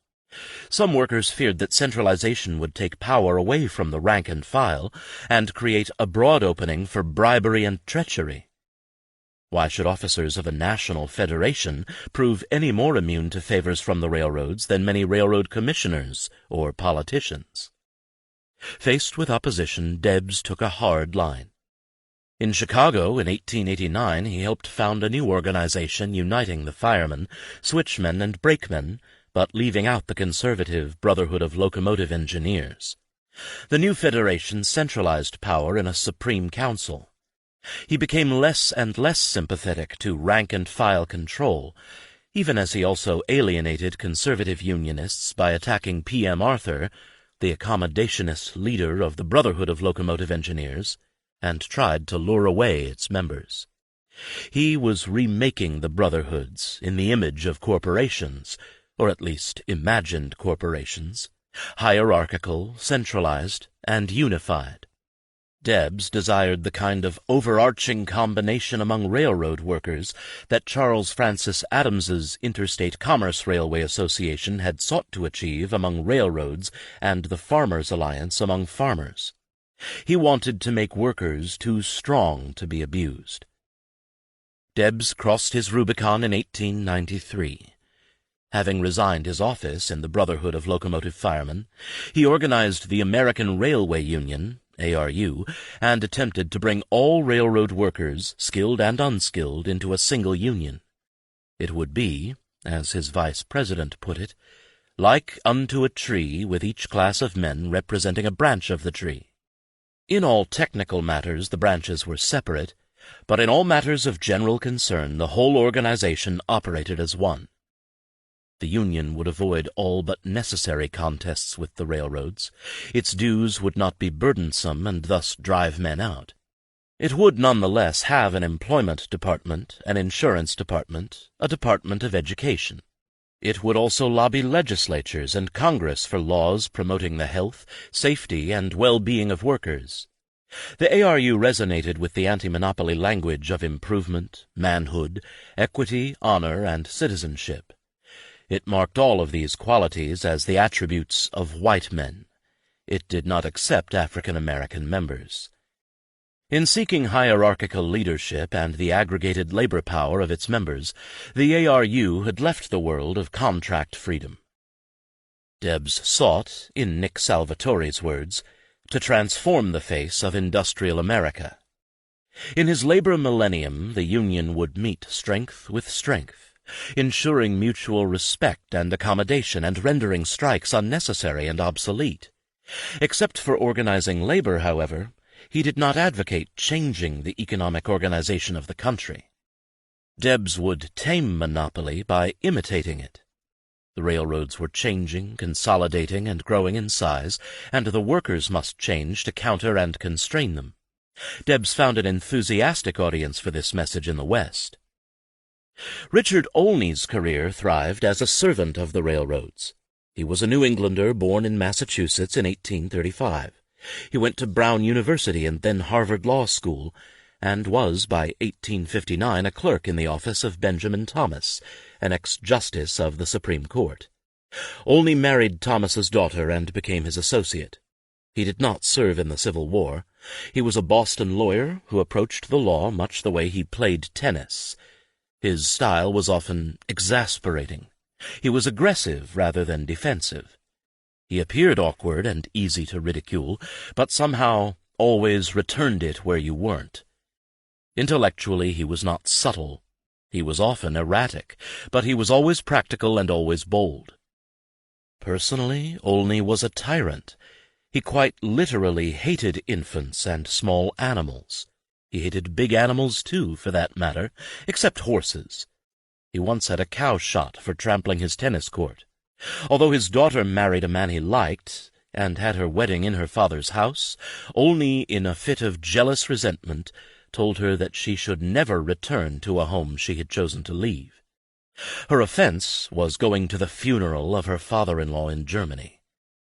Olney was a New England Democrat partly from his devotion to laissez-faire and his dislike of protectionism, and partly from simply contrariness, for he lived in a world of business Republicans.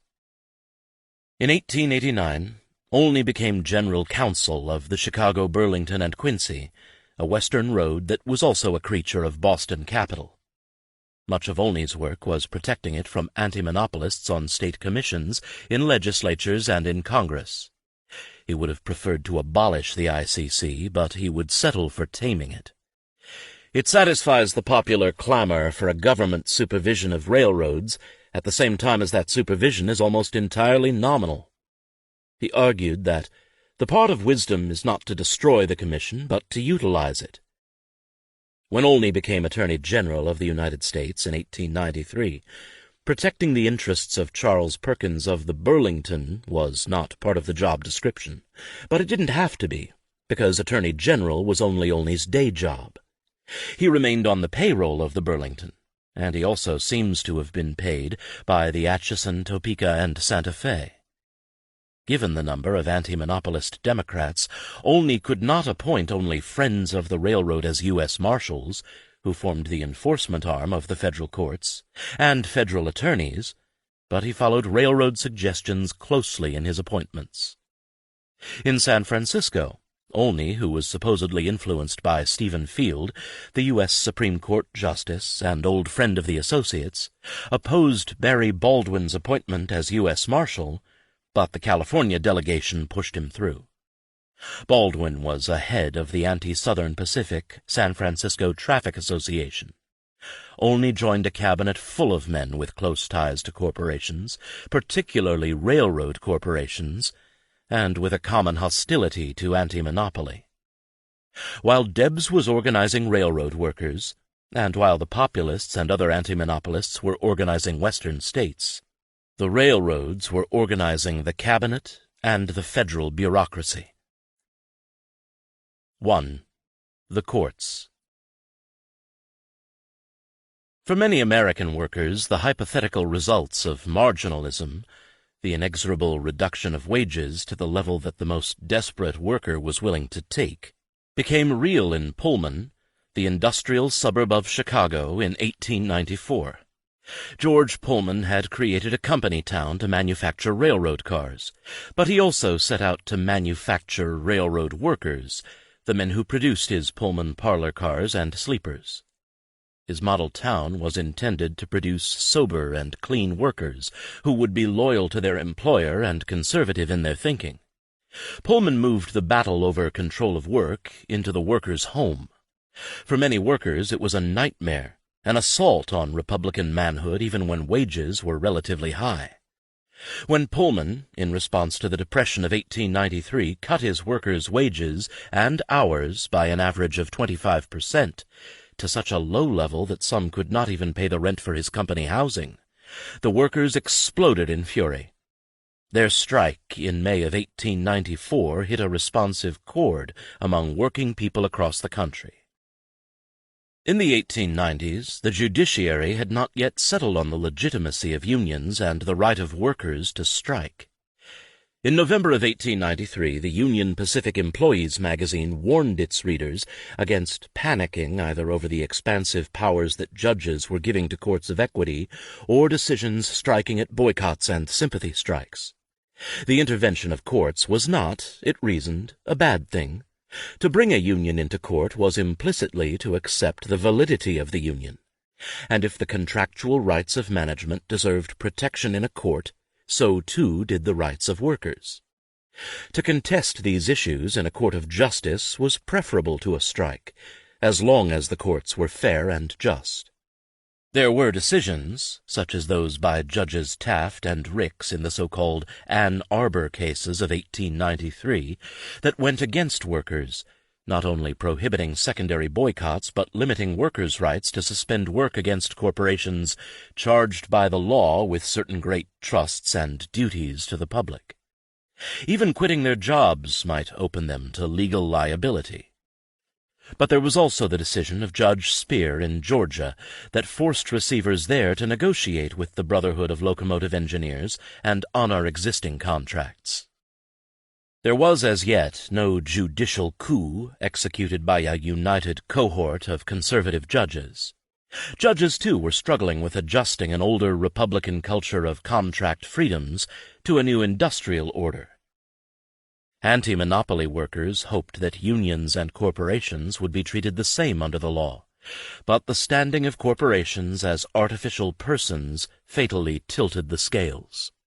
Union leaders could be indicted for conspiracy simply by acting together for the benefit of their union because the courts regarded them as discrete and separate persons. Corporate leaders acting for the benefit of the corporation, however, were a composite corporate person, rather than discrete individuals, and thus could not conspire as long as they acted within the corporation. There was little logical reason why a corporation was considered a single rights-bearing person, while a union was merely a collection of rights-bearing individuals. The legal reason was that corporations had chosen to incorporate, but in organizational terms there was little difference between a union, such as the American Railway Union, and a corporation. A union combined the aggregated labor power of its members to increase their collective earnings and maintain their collective security. A corporation combined the capital of its stockholders to increase their collective earnings and to limit their financial liability in a given venture. Both entities ideally sought to maximize the earnings of their members and render their livelihoods more stable and secure. And occasionally a judge like Marshall Harlan, a district judge in Nebraska ruling against the Union Pacific in 1894, cut through the obfuscation and said as much. A corporation is organized capital. It is capital consisting of money and property. Organized labor is organized capital. It is capital consisting of brains and muscle. What is lawful for one to do is lawful for the other to do. Both act from the prompting of enlightened selfishness, and the action of both is lawful when no illegal or criminal means are used or threatened. Most judges, however, recognized no such equivalence, nor, given the refusal of unions to incorporate, did they have to do so. Unions believed incorporation would open them up to lawsuits and hold them responsible for individual acts by their members. The failure to incorporate brought costs. Judge William Howard Taft ruled in 1893 that by requiring members to join their union brothers in legitimate strikes, the Constitution of the Brotherhood of Locomotive Engineers makes the whole brotherhood a criminal conspiracy against the laws of their country. To engage in a criminal conspiracy, they did not have to commit or even contemplate any crimes. By the early 1890s, the courts had begun to rule that acts, while perfectly legal when performed by an individual, could be illegal if many individuals combined and conspired to perform them. One worker quitting work was thus legal, but many workers combining to quit work could be illegal. The same rules did not apply to corporate officials who met to cut workers' wages in violation of contracts. The playing field may not have been fatally tilted in 1893, but the courts had the hydraulic lifts in place to force the workers into an uphill struggle. This was the shifting and unstable ground that Eugene Debs traversed when, in 1893, he organized the American Railway Union. His logic, like that of Western and Southern farmers in creating the Farmers' Alliance, was that what was sauce for the goose was sauce for the gander. Corporations were large and powerful. They could be countered only by organizations of equivalent size and power. He chose to create an organization of similar size and power. In organizing the ARU, Debs almost eerily repeated the initial success of the Knights of Labor a decade earlier.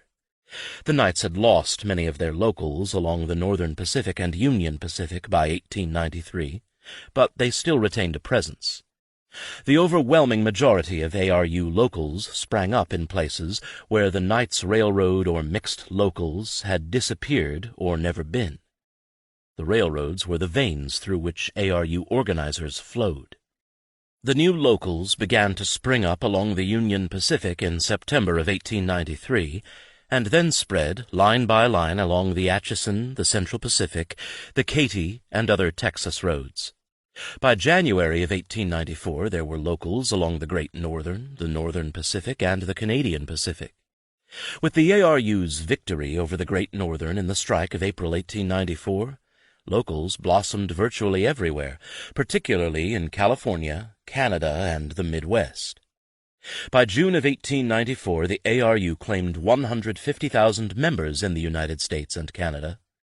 Debs believed that if the ARU had to fight, it could win in the West. There is brawn and energy in the West. Men there are loyal, fraternal, and true. When they believe they are right, they all go out and stay out until the fight is over. But this growth was precarious.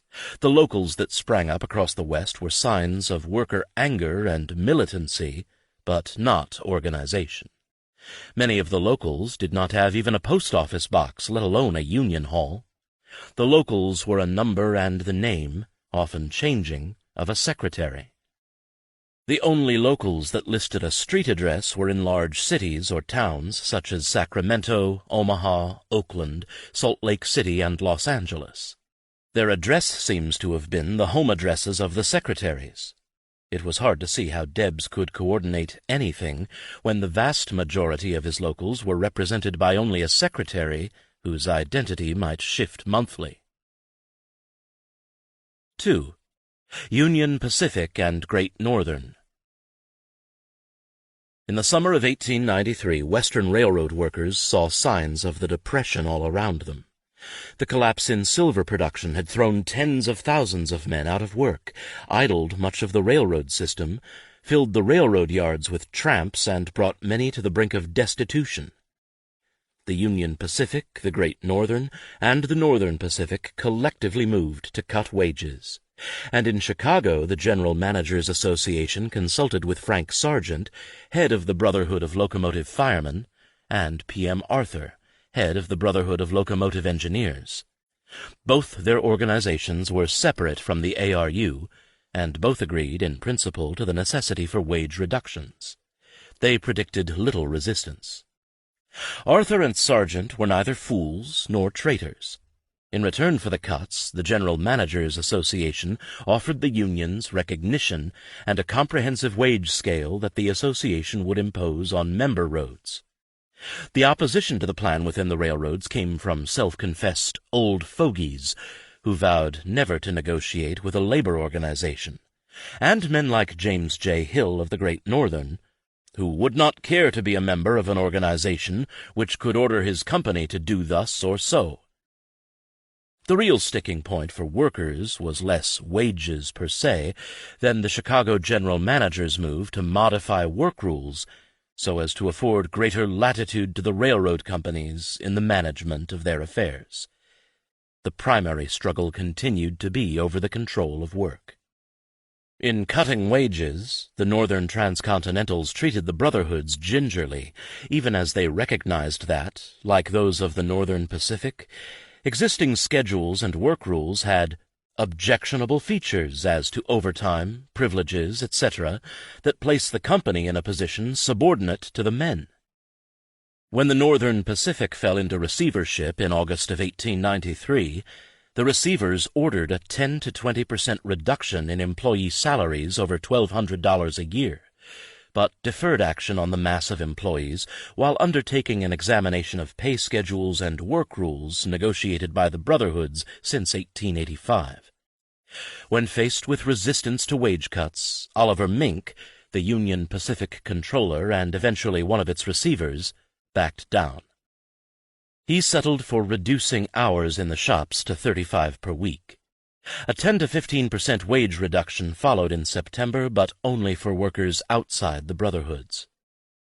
The Great Northern took the most draconian actions, but James J. Hill, too, hesitated to take on organized workers. He did not immediately cut the trainmen, enginemen, or shopmen.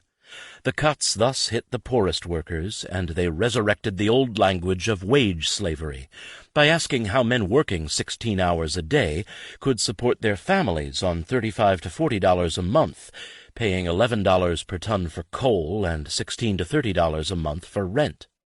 Hill replied that they were lucky to have jobs in such hard times. The initial reluctance to take on the brotherhoods sprang as much from the railroad's distrust of each other as from fear of organized labor. John W. Kendrick of the Northern Pacific thought the Great Northern might encourage the Northern Pacific to cut wages in order to embroil us with our own men in some way for the purpose of advancing their own interests. Whenever Kendrick tried to meet with Hill's officers, they were always on their way out of town. Kendrick exchanged pay schedules with the Union Pacific so that the two roads could act in concert, but the Union Pacific's schedules were so complicated that Kendrick despaired of any quick wage reduction. In late November 1893, the Northern Pacific bit the bullet and attacked the Brotherhoods, and the Union Pacific followed with cuts across its system. The Great Northern held back until it saw the results of the Northern Pacific's efforts. The Northern Pacific announced a systematic alteration of both salaries and work rules across the line. The two were intimately related, because special rules for overtime, for mountain work, for deadheading, for pay while being on call, and for switching all elevated workers' pay, which, combining the pay of conductors, trainmen, and switchmen, had risen 22% per train mile between 1885 and 1893. The company aimed to end the Brotherhood's power to control the terms and conditions of their work. It wanted a simplification of the rules, a reduction of wages, and a standardization of wage schedules. The workers recognized the larger goal. The engineers, Kendrick reported, state that they do not care so much about their reduction in wages as they do about the loss of their rights. Similarly, the trainmen east of Mandan object to the schedule principally because they were not consulted. The switchmen are very much discontented. They allege as a reason for this that if they concede the company's right to make any decrease whatsoever in their pay, they must expect that future reductions will be made, and the statement is commonly made that if they submit to this, their condition will soon be no better than serfs. The Brotherhoods did not immediately unite. Kendrick reported, "The committees are coming to us from the different orders, and we, apparently, shall not be subjected to the embarrassment of being called upon to receive the Federated Committee of all the men." Kendrick's hopes proved premature. In mid-January of 1894, the Northern Pacific had to modify the first draft of its new schedule after negotiations with a United Brotherhood Committee of trainmen and yardmen. By the time the Northern Pacific acted, it was in receivership, as was the Union Pacific. Despite the legal power of receivers, the Union Pacific Employees magazine remained sanguine. Receivers were often enemies of the workers, but in receivership workers received precedence over bondholders. The ideal receivership would be one that led to public ownership. The appointment of S.H.H. Clark as receiver on the Union Pacific meant there would be known rather than unknown devils in charge, and the magazine believed courts would protect current wage agreements. Its correspondents were not so sure. Sage Brush, writing from Shoshone, Idaho, saw the courts stripping workers of their liberty, manhood, and dignity, while the workers supported the two old parties that placed such judges on the bench. Workers were right to be skeptical. When faced with resistance to wage cuts, the Union Pacific and Northern Pacific receivers badly overstepped, giving the ARU its first opening. The receivers, fearing a strike, secured an injunction that forbade the men from even consulting their leaders in the Brotherhoods.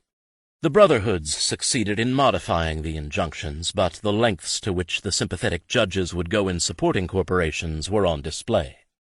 Then, in February 1894, the federal judge Elmer S. Dundy issued an injunction that prohibited Union Pacific workers from so much as meeting to discuss the wage cut, let alone striking. It was, Debs said, a death blow to human liberty. He attacked the decision as a move to destroy constitutional guarantees and undermine American manhood. The ARU's first victory came in court. Within a month, Judge Henry Caldwell had overruled Dundy and ordered the receivers to abide by existing agreements. The receivers had to schedule meetings with the various brotherhoods to renegotiate schedules. As the Union Pacific case made its way through the courts, the Great Northern had been negotiating with the Northern Pacific to make coordinated cuts across both systems. The two roads were careful not to make the schedules exactly the same, and thus open themselves up to charges of conspiracy.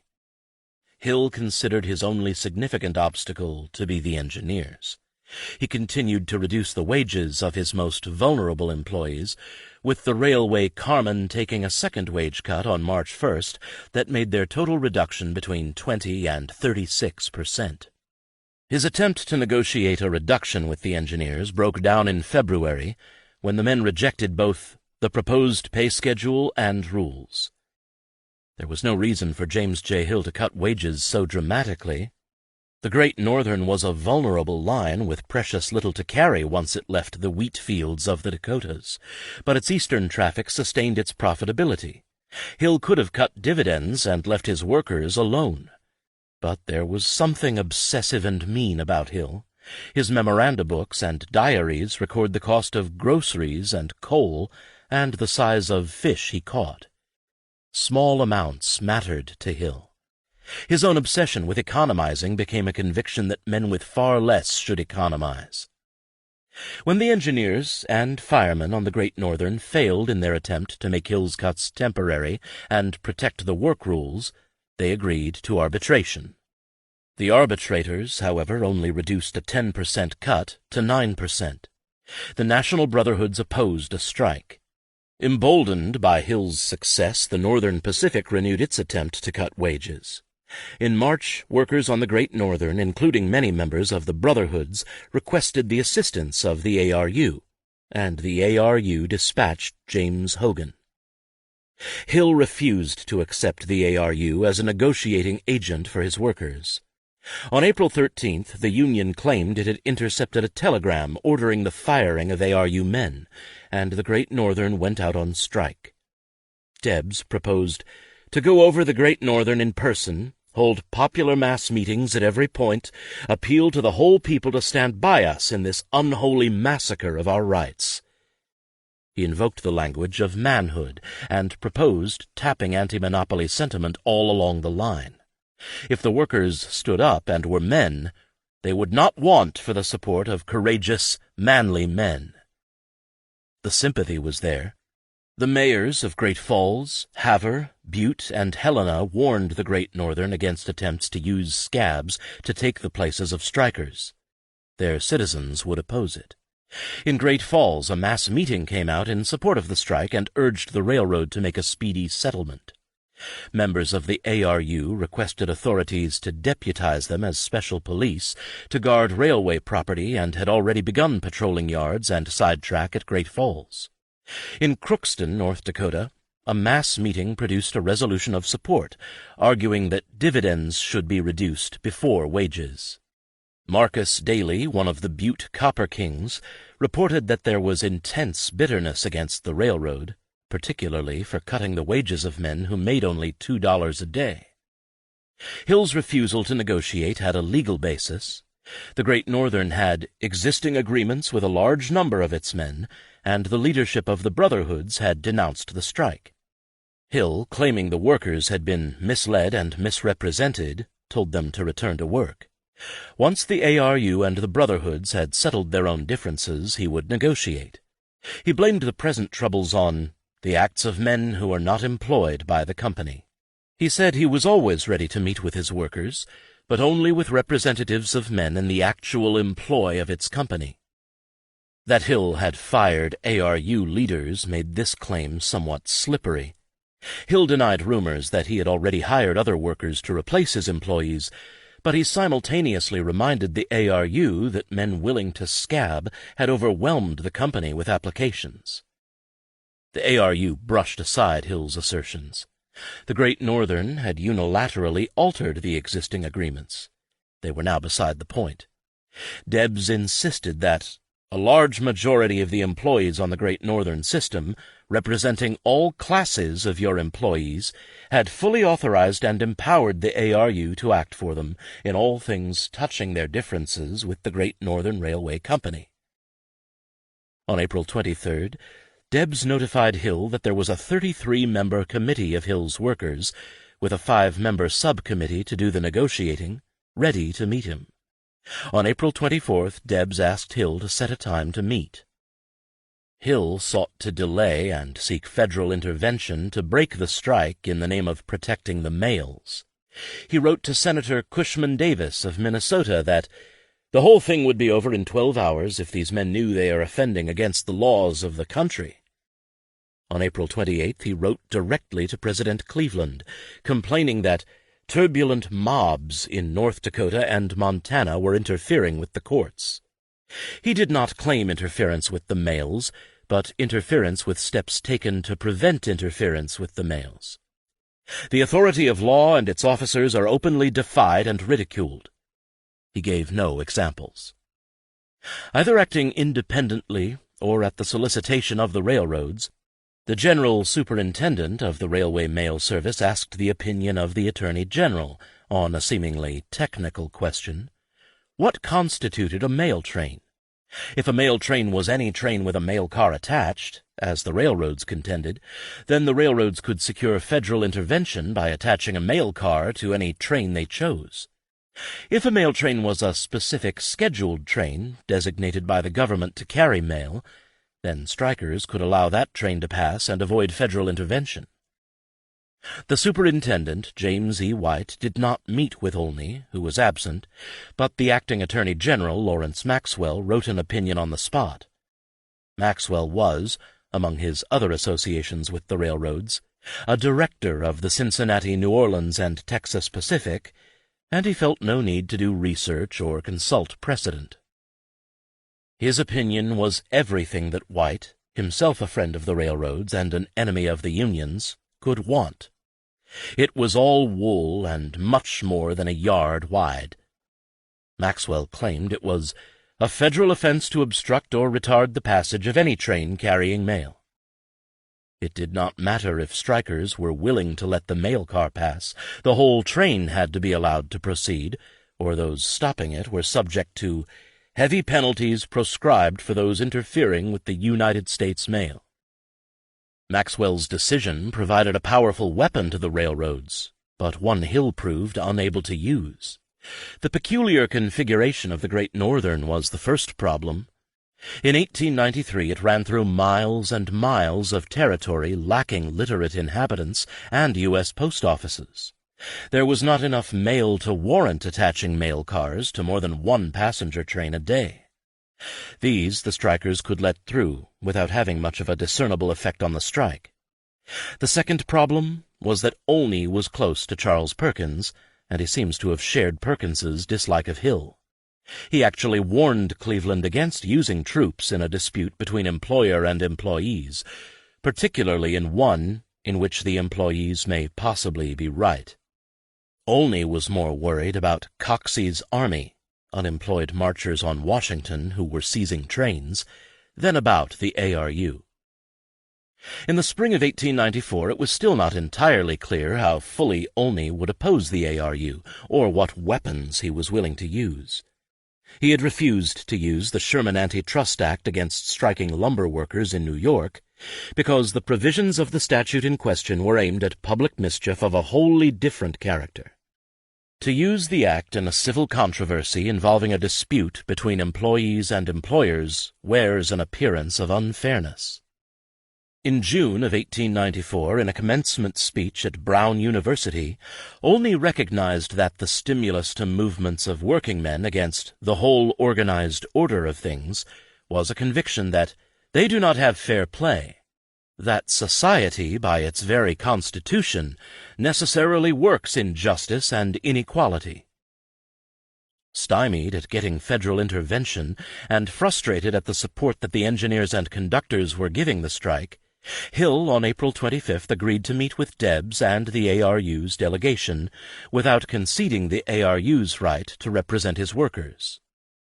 At the meeting, the ARU rejected his proposal for arbitration by a board of 3 disinterested railwaymen, denouncing it as an attempt to delay and divide the men. Hill replied with his own language of manliness, "Assure all employees who maintain their self-respect and act like men that they will be taken care of by the company." In fact, Hill's sympathizers among the brotherhoods were demoralized. J. Nolan, who had undertaken the original negotiations for the engineers, wrote a long, rambling letter, a self-pitying lament, at the refusal of the engineers to act like men and desert the ARU. He thought Hill was showing too much forbearance and denounced the ARU rabble. The letter ended up in Hill's files, and no one reading it could think that the Brotherhood controlled even the engineers on the Great Northern. Minneapolis and St. Paul businessmen intervened, asking the judges of the Minnesota Supreme Court to appoint the majority of the arbitrators. Hill accepted, after getting a private letter from the head of the committee, C.M. Harrington, saying that he was convinced that the powers of the government had to be invoked to secure a resumption of business, and that Debs would not accept arbitration. Hill's acceptance backfired. Debs agreed to arbitration, and Charles Pillsbury, not Harrington, whose child had fallen ill with scarlet fever, chaired the ensuing meeting, where the St. Paul Chamber of Commerce demanded that both sides submit the issues to a panel headed by Pillsbury. In less than an hour, the panel, which did not include representatives of the brotherhoods, found in favor of the strikers. They restored 97.5% of the wage cuts. Hill attempted to exercise his pique by dismissing men who had abandoned their trains, but Pillsbury's commission objected that this was not part of the agreement settling the strike. 2. Pullman.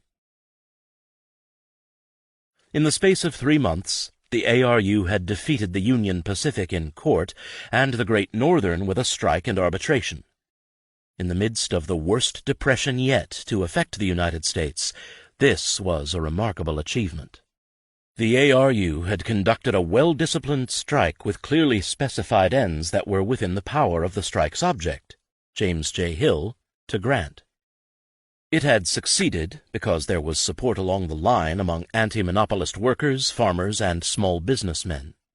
Even the business community of Minneapolis and St. Paul was ultimately not willing to stand with James J. Hill, and the federal government had remained neutral. These were the conditions of labor victory. The Pullman strike, which for the first 2 weeks of June remained confined to the town of Pullman and Pullman's employees, replicated virtually none of these conditions, except that it too was rooted in antimonopoly, and in the West obtained wide public support. The strike appealed to the railroad workers' best instincts, that an injury to one was an injury to all. When the ARU held its annual convention in Chicago that June of 1894, Debs urged that the Union supply money, speakers, and aid to the strikers in Pullman, but otherwise stay out of the strike. His speech to the convention advocated conservative propositions, but Debs also unleashed the powerful rhetoric of labor republicanism. When men accept degrading conditions and wear collars and fetters without resistance, when a man surrenders his honest convictions, his loyalty to principle, he ceases to be a man. Debs meant it. The workers believed it. Debs's eloquence trumped his pragmatism, and the convention committed, against his advice, to a nationwide boycott of Pullman sleeping cars. They would not move any train carrying Pullman cars. The railroads immediately denounced the strike as a sympathy strike that made them the victims of a dispute in which they were in no way involved. But this was only partially true. Because George Pullman did not sell but only leased his cars to railroads and staffed them with his own crews, the famous Pullman porters, railway workers, by targeting only the Pullman cars, were directly targeting George Pullman. And although the railroads had contracts with Pullman requiring them to use his sleepers, they had complete discretion over when and where to use them. They were at full liberty to leave Pullman cars off their trains. Even with Pullmans attached to long-distance trains, the strike could have remained limited. There was no need for the vast majority of railroad traffic, locals and freights, to become involved in the dispute. The center of the struggle was always Chicago, the railroad center of the nation, which had Pullman as a suburb. Here the core struggle played out in June and July, ending with the 7th Cavalry, Custer's old regiment, deployed on the streets, with strikers, the mob, depicted as the equivalent of savages, the Lakotas, whom the soldiers had slaughtered at Wounded Knee a few years before. Both sides thought large principles and vast stakes were involved in the boycott.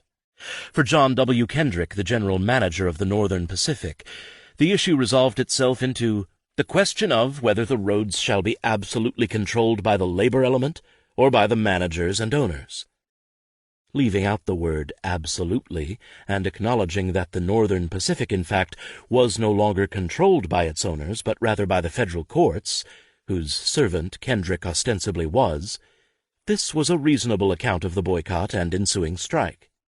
It was about worker control versus managerial dictation. Richard Olney would raise the stakes even higher. He argued that the strike, if successful, would seriously impair the stability of our institutions and the entire organization of society as now constituted. The ARU contended that it was fighting to protect American institutions, but its proponents would agree that the strike was about the proper organization of American society. As usual, in struggles over large principles, actual events proved messy, ad hoc, and unpredictable. On the Western railroads, the strike unfolded as a series of often quite personal confrontations and particular decisions made about specific trains in specific places. This was certainly true of the Northern Pacific. On Tuesday, June 26th, when we attempted to move train number 1 from the coach yard to the Union Depot, began a letter from Kendrick to T.F. Oakes, now a receiver of the Union Pacific. Men declined unless the Pullman cars were removed. The yardmaster who ordered the train moved was named Finnegan, and he, like his subordinates, was a member of the ARU. He remonstrated with the men that they could not strike without giving the road notice, and that the Northern Pacific, not the Pullman Company, owned these cars. This was both not exactly true and unpersuasive. The men still refused to move the train. Finnegan reported the refusal directly to the general manager because the superintendent was absent from St. Paul and the assistant superintendent was in Minneapolis. Kendrick told the yardmaster that he expected him to perform his duty or resign. Finnegan succeeded in persuading the crew to move the train to the depot, and afterwards reported himself for future duty. The train left nearly on time, and the assistant superintendent had now arrived at yard. The Northern Pacific was under contract with the Minnesota and St. Louis Railway, and thus obligated to move that road's evening train with its Pullman from the depot. But one crew after another refused to perform service, and the men were dismissed. The train had moved from the yard to the depot only because the assistant superintendent and the yardmaster manned it themselves. They had to do the same thing for the next Northern Pacific train, the number 7 bound for Fargo and Winnipeg. The next day proved a turning point. On the morning of June 27th, an ARU committee met with the general manager and the assistant general manager and asked for the reinstatement of the workers dismissed the evening before. Kendrick refused, unless they were willing to move trains with Pullman cars attached. This they would not do. Still, the morning and afternoon trains arrived and departed with little trouble. The strike escalated dramatically when the Brotherhood of Locomotive Firemen announced that it had federated with the ARU and would not move the Pullman cars. This surprised and alarmed Kendrick, who, like other railroad managers, did not think that the brotherhoods would strike. Without the firemen, trains could not depart. When train number 1 was ready to leave the station at 4:15 in the afternoon, every fireman assigned to regular road service refused to board the train. The general manager succeeded in persuading a stationary engineer in the yard to serve as fireman, but he filled the firebox so full of coal that it smothered the fire, and the train stalled 10 minutes after leaving the depot, blocking the main track of the Great Northern. The Northern Pacific had to push the train from behind until it reached Hamlin and could coast into Minneapolis. Here the temporary firemen, having sabotaged the train, deserted completely, and since no other firemen could be found, the rest of the crew also abandoned the train. Back in St. Paul, the firemen of train number 7, scheduled to depart at 8 p.m., deserted the train at the depot. Trains continued to arrive from the west, but they had to be taken into the yards by the assistant superintendent and the yardmaster. Debs's decision to have all ARU workers walk out until the men dismissed were reinstated was a critical move. What had begun as a boycott of Pullman cars became a strike of the ARU against the Northern Pacific and other roads dismissing workers. In Livingston, Montana, the walkout was nearly total. The only men willing to work were some conductors and a very few brakemen. By June 28th, the refusal of the firemen to serve had prevented the departure of any passenger trains from St. Paul. At Elliston, in western Montana, all the employees, conductors, engineers, brakemen, firemen, operators, and clerks, walked out. There was still limited service on the other branches and divisions, but the strike gave every sign of completely shutting down the western divisions as well. Passenger trains remained scattered where the firemen or engineers deserted them, or at terminals from which they could not be moved. One train was at Billings, 2 were at Livingston, 1 was at Helena, and 1 at Hope. At the end of the day, Kendrick declared the strike general, with nothing moving, and expanding to other lines. Tracing who walked out and who remained created a diagram of worker solidarity. It varied from place to place. Dispatchers, many but hardly all engineers and other trainmen remained loyal to the company, but most firemen and nearly all the employees in the lower branches of service were out. The actions of the men comprised a kind of awkward dance as they balanced their loyalty to one another, their fear of losing work in a depression, their devotion to the ARU, and their anger at Pullman. In Washington State, when the Northern Pacific obtained substitutes for striking firemen, engineers in the Mountain Division pushed other engineers to refuse to work with new firemen. At Missoula, the engineers did not strike, but they would not go out without their regular firemen, who were on strike. In Fargo, North Dakota, engineers also refused to work with new firemen. The switchmen at Seattle struck, but in the face of an ultimatum to return or lose their jobs, they returned and agreed not to go out again on the call of the ARU. At Glendive, some men tried to stay neutral, but the Northern Pacific quickly ruled there was no such thing as neutrality. Kendrick wrote that, "Men who decline service when called upon to perform it are strikers." The railroads counted on the brotherhoods to support them, but the brotherhoods could not control their members who refused to handle trains with Pullmans. That the brotherhoods were no practical help as the strike took shape was shown in the Northern Pacific Telegraphic Code for them. Forsaken, SOB, and titular anarchy. On June 30th, when the Winnipeg train arrived in St. Paul on time, the firemen there refused to serve, and the road could find no engineers. They put 2 new men on the train, but it was stopped so often by strikers that it took 2 hours to clear Minneapolis. To move a train to Fargo, the Northern Pacific had to use its assistant superintendent in St. Paul as an engineer. The engineers remained divided. The same day that Kendrick could find no engineers for the Winnipeg train, the engineers on the Minnesota division promised to move trains with any firemen provided them. As the strike evolved, certain men and places emerged as critically important. On the Pacific Division, the firemen shut down traffic, although the superintendent there thought the other men were all right. Grand Forks, a division point, was a critical place. Tangling major yards stopped the flow of traffic, but the strikers' tactic of abandoning trains on the single tracks of the West also created other impromptu blockades that the railroad had to eliminate one by one. Because the workers' actions seemed so ad hoc, managers were initially confused. Kendrick could not determine whether there is any method in the manner of the attack of the Union or not. Nor could the Northern Pacific be sure initially whether other railroads would support it or capitalize on its difficulties. There were reports that some lines were being struck while others, such as the Burlington, which operates Pullman cars upon a large scale, has not yet been molested. Kendrick initially suspected that the ARU was striking some roads and letting others alone in order to create divisions among the roads.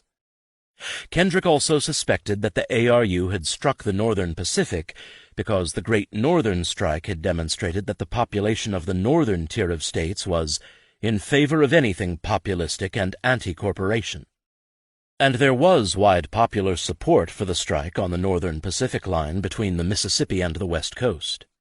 In Tacoma, the U.S. Marshals and their deputies brought in to support the railroad were shunned. They could find neither lodging nor meals.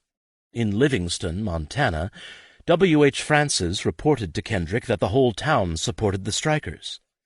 Support in Montana was particularly strong in Butte, Anaconda, and Missoula. Kendrick summarized the situation as very disgusting, with the people, either through sympathy or fear, upholding the strike and sympathizing with the men, even to the extent of joining them in their meetings. The strike garnered similar popular support along the Central Pacific and Southern Pacific. Except in Los Angeles, the ARU organized later in California than it had along the Northern Pacific, but workers flooded into the ARU when organizers appeared in Sacramento and San Francisco in May of 1894. The first week of the strike played out in much the same way along the Southern Pacific as along the Northern Pacific. The ARU struck the Atchison first in Los Angeles, and on June 27th, G.D. Bishop, the secretary of the ARU, notified the Southern Pacific of the boycott of all Pullman sleeping cars beginning at noon of the following day. The Southern Pacific's house paper, the Sacramento Record Union, reported passenger trains carrying Pullmans as being delayed or stopped, but the only trouble the company reported was that workers refused to clean the Pullman cars in the Los Angeles yards. Workers in Sacramento stopped one train on the 27th, but on the 28th in Los Angeles all was quiet as the company staged a show of force. There were 8 policemen and 65 deputy sheriffs in the yard. Trouble came soon enough. At 4:30, Engineer Monroe refused to pull a string of sleepers to get the Mishawaka out, but then he reconsidered and consented. Engineer Sam Clark took the Mishawaka to Sacramento. His fireman, however, refused to go and was discharged and replaced. The next day the ARU struck, demanding the fireman's reinstatement, and by noon the yard was empty. In Oakland, on the evening of June 28th, the ARU voted to go out, but said it would move any train with mail cars only. There, too, police appeared in the yards. Officially, the Southern Pacific took the same position as the other roads. It was an innocent third party, and Henry E. Huntington, speaking for the company, said that it opposed the right of any organization of labor to make us a party to a controversy in the determination of which we have no voice. The Southern Pacific, in effect, justified its actions by appealing to the antimonopoly principle that railroads should be a neutral common carrier open to all and discriminating against none. It was a fitting position in a strike that saw anti-monopoly legislation, the Interstate Commerce Act and the Sherman Antitrust Act, deployed against anti-monopolists. In private, Henry Huntington was quite succinct about the company's aim. "We are going to break this strike," and he wanted to obtain laws that would make it impossible for employees ever again to band together and by strikes interrupt and suspend for a day the transportation of government mails and interstate commerce. His uncle Collis wanted to purge the line gradually of all Union men. The Southern Pacific urged its men to be loyal to the Brotherhoods, but the Brotherhoods equivocated here as elsewhere. The Order of Railway Conductors and the Brotherhood of Locomotive Engineers agreed to handle all trains properly manned and protected, but this phrase gave them great leeway as to whether they would or would not move trains. They too asked that discharged employees be reinstated. Sacramento, the destination of the Mishawaka, became the center of the strike against the Southern Pacific. The city was not a terminal point and was the starting point of only a single route carrying Pullman cars, but the railroad maintained extensive shops there, and the ARU was strong. When the shopmen in the Sacramento yards walked out on June 29th, the Chronicle reported that 2,000 men filed out, joining 1,000 others already on strike. Although Division 10 of the Brotherhood of Locomotive Engineers refused to strike, the engineers also refused to go out on any but their regularly scheduled runs, and then only when perfectly satisfied that it is safe to do so. Each engineer would make that decision for himself. With the workers, their supporters, their wives, daughters, and girlfriends gathered at the Sacramento depot, the station took on the appearance of a fair. What opponents referred to as the mob was, in friendly newspaper illustrations, a mixed crowd. The men in derbies and Stetsons, the women in summer dresses, often in small groups, standing, talking, and gesturing. The strikers sensed that Sacramento had become the West Coast equivalent of Chicago, and that if the tie-up is broken at this point, the great strike will be lost. Just as the lively crowd was the human symbol of the strike, so the mechanical symbol became cold, immobile machines. The yards and tracks were a jumble of dead locomotives, abandoned trains, and cars switched so cleverly that one of their trucks was on one track and another on a side track, with the switch set the wrong way, and the catty-cornered car can neither be pushed or pulled. Every switch and crossing seemed blocked by an abandoned car. Despite constant rumors of trouble and reports of burned trestles in outlying areas, there was little violence around Sacramento. Strikers maintained a steady vigilance over the yard, arranging watches of 8-hour shifts and sleeping in the blockaded trains. Through the first 10 days of the action, strikers enjoyed great popular support and favorable coverage in the San Francisco papers, particularly DeYoung's Chronicle and Hearst's Examiner. After the strike, William Mills, the Southern Pacific political operative, predictably wrote C.P. Huntington a long, self-aggrandizing letter in praise of W.H. Mills, but Mills's account shrewdly dissected the role of the press and the state of popular opinion. The strike, Mills reported, had initially met with practically universal approval in California. Mills organized the public defense of the railroad. He could not control the San Francisco dailies, but he took over editing the Sacramento Record Union, working by telegraph from San Francisco. The Record Union set the tone for the small-town papers all over California that depended on Southern Pacific patronage and looked to its columns for direction.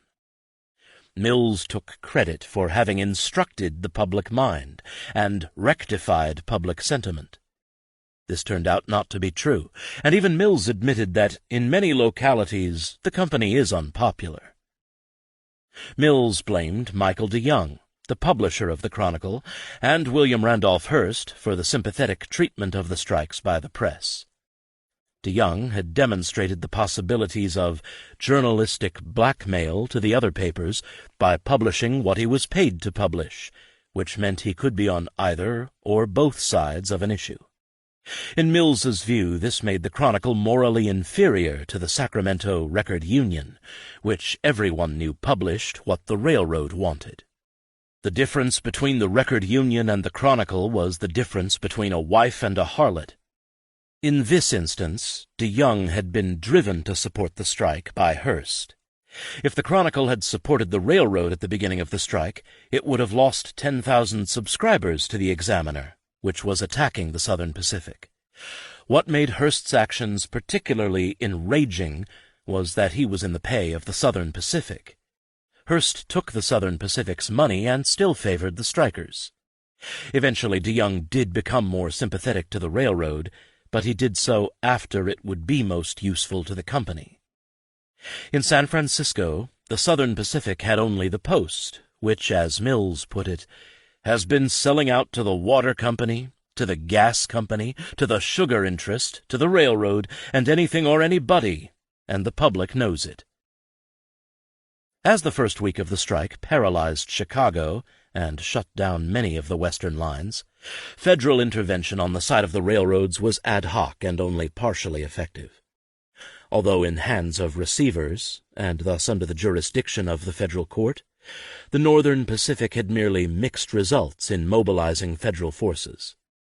The Northern Pacific was most successful in Minnesota and North Dakota, where federal judges asserted that no formal injunction was even necessary for marshals to come to its assistance. Strikers' interference with the receivers was cause enough.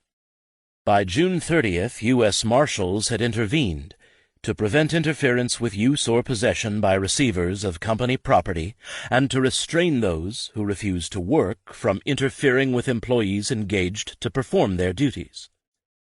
Marshals got trains moving within those states by the end of June, but the line remained closed to through traffic. There was no use starting out through trains until blockade in Idaho and Montana was raised. Federal judges and marshals west of the Missouri River proved a mixed bag. In Montana, the federal court refused to order marshals to protect the railroad until there was some action that demonstrated a threat to the railroad. The U.S. Marshal in Helena, owing to lack of funds and the pressure of local politics, chose to do nothing. In Idaho, the federal judge was fearful of reversal and wanted the aid of able counsel in framing his decisions. Even though the able counsel that he wanted was John H. Mitchell of the Northern Pacific, his timidity meant things moved slowly. And at the far end of the line in Washington, the only trains running on June 29th were those carrying militia, although managers thought that with federal protection they could move some traffic. Federal protection came in the person of Judge Cornelius Hanford, a federal district court judge in Washington, who authorized the U.S. Marshal to bring before the court for punishment any persons obstructing operations of the Northern Pacific or interfering with work by employees. These were criteria broad enough to make a conversation a crime. He also ordered that the receivers require all employees to take an oath to support the Constitution and laws of United States and to obey all orders of the U.S. court. A refusal to obey a superior's orders would become a violation of the oath. Hanford, whose reputation as an anti-labor judge, a drunk, and a corruptionist would balloon following the Pullman strike, would eventually be impeached after he stripped a man of his citizenship because he was a socialist. He resigned before his trial was complete. Railroad interests supposedly persuaded him to step down before witnesses gave testimony on his corruption that would be fatal to him and dangerous for them. Elsewhere in the West, U.S. attorneys and U.S. marshals were neither dependable nor effective friends of the railroad. At Trinidad, Colorado, a crowd disarmed 52 U.S. deputy marshals. And in Raton, New Mexico, the sheriff warned the U.S. Marshal not to enter the town with armed deputies. The U.S. Attorney for New Mexico told Olney that he did not consider a mere refusal to work on the part of railroad employees to be interfering with the mail. Olney corrected him. In California, the strikers benefited from sympathetic officials as well as from popular support. Although in trials afterwards ARU attorneys would, to acquit their clients, portray the anti-monopolist U.S. Marshal Barry Baldwin as a tool of the Southern Pacific, he was sympathetic to the strikers. He refused to rule that the strikers' assembly at the Sacramento Depot was unlawful in and of itself, and implied that the railroad, rather than the strikers, was responsible for the fact that no mail trains went out. He opposed the railroad's requests to call out the militia at the beginning of the strike. He would act to protect the mail, but not until a mail train was made up and the mail loaded. And in Los Angeles, the U.S. Attorney George Dennis, to Olney's later embarrassment and outrage, moved to file an injunction not against the ARU, but against the Southern Pacific for refusing to move the mail and for violation of the Sherman Antitrust Act. In doing this, he reinforced the public perception that mails failed to move because the Southern Pacific refused to detach Pullmans from mail trains. All over the West, the failure of marshals either to act or to act effectively, and the peacefulness of the strikers, frustrated railroad attorneys who wanted much more vigorous federal intervention. In Fargo, into early July, according to the Northern Pacific's attorneys, there had been no violence, and the only intimidation had been moral suasion. There were few examples of strikers destroying property or attacking other workers in the opening weeks of the strike, although strikers certainly threatened scabs and dissuaded them from working. As the Northern Pacific lawyers put it, frequently those who announce their willingness to do what is properly required of them desert the service and shirk their duty upon the first attempt of pressure from those whose displeasure they would incur by continuing to perform their duties. Since marshals alone had failed to break the strike, and given every sign that civil officers alone could only gradually do so, railroad attorneys argued that only the United States Army, distributed along the entire line of the road, could quickly restore operations. In June and early July, the strikers appeared to be loudly and boisterously winning along the western lines, but the strike was actually quietly being lost in Washington. Despite his statements to the contrary, there was never a hint of even-handedness in Richard Olney's actions. He acted in full cooperation and consultation with the General Managers Association in Chicago, and relied on railroad attorneys for advice on how to break the strike. Olney first moved to protect the mails, using the earlier ruling during the Great Northern Strike that any train containing a mail car was a mail train. This decision forced reluctant U.S. Marshals to act against strikers if they attempted to block trains with Pullmans and a mail car. On June 28th, Olney authorized the swearing-in of as many deputy marshals as necessary to protect the mail trains. Olney forced confrontations that could have been avoided had he acted like previous attorneys general. The ARU announced that it would not interfere with the mails, and for the most part did not do so. The government could have simply demanded that the ARU allow one mail train through a day on each line, or it could have ordered the railroads to detach Pullmans from mail trains and remained neutral in the strike. Instead, the government sided with the companies. The companies took full advantage of Olney's ruling. They refused to detach Pullmans from mail cars, and they added Pullmans to local mail trains that did not usually carry them. They moved mail cars from their usual place behind the coal tender to the rear of the train, making it impossible to detach the Pullmans without detaching the mail car. Olney's ruling on the mails proved a powerful weapon against the original boycott, but it was a much weaker weapon against the strike.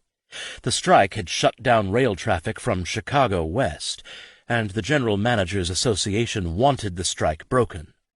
It worked closely with the U.S. Attorney in Chicago, and even more closely with Edwin Walker, whom on June 30th Olney appointed to assist U.S. Attorney Thomas Milchrist.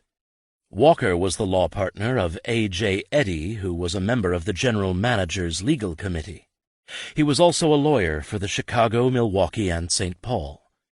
As Clarence Darrow later said, the equivalent of appointing Walker would have been appointing the attorney for the American Railway Union to represent the United States.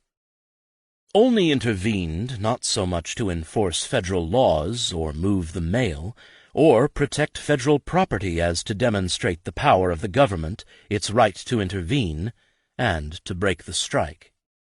Olney reversed his position on the Sherman Antitrust Act and the Interstate Commerce Act. Having criticized the use of the Sherman Antitrust Act against labor as a perversion of the law from the real purpose of its authors, he agreed to pervert it himself. Olney and Walker used both acts to obtain sweeping injunctions in June and July against the ARU. Again, there was no pretense of fairness. Walker drafted the bill for an injunction in close consultation with the judges who would grant it. Essentially, the injunction prohibited the ARU from striking. It technically did not forbid men from quitting, but they could do so only if their quitting did not interfere directly with the operations of railroads involved in interstate commerce or carrying the mails. That would prohibit a fireman from leaving his cab or a yardman from refusing to attach a Pullman car. If ARU members broke the law, they could be prosecuted under criminal statutes, but only decided to prevent union actions through injunctions instead of by punishing crimes. Unsympathetic judges saw his actions as an example of the judiciary making law by equity proceedings, that is, by use of English common law instead of written law. Olney wanted to take the strike out of the hands of local authorities and criminal courts and use federal troops to suppress the strike. When strikers in Chicago refused to obey the injunction on July 3rd, the U.S. Marshal requested troops, infuriating both John Hopkins, the mayor of Chicago, and Governor John Peter Altgeld of Illinois, who were not consulted. That same day, at Olney's insistence, President Cleveland ordered the deployment of the U.S. Army to enforce the injunction. The presence of troops did not suppress violence in Chicago, for there had been very little violence. Instead, it provoked it. General Nelson Miles, in command of the troops in Chicago, had some sympathy with the workers, but none with the ARU. He feared both civil war and anarchy. Miles liked to talk, and he particularly liked to talk to reporters. Later, he would write his own account of the strike. Olney wanted Miles to spend less time talking to newspapers and more time shooting strikers. On July 5th and July 6th there was extensive mob violence in Chicago. The U.S. Strike Commission later found that few strikers participated in the violence, in which a mob reportedly made up of the unemployed, tramps, and criminals burned empty boxcars and destroyed $340,000 worth of railroad property. The next day, a clash between a mob and militiamen who had been rushed to the city left 4 members of the crowd dead and 4 militiamen wounded. The clash was serious, but the result was hardly anarchy.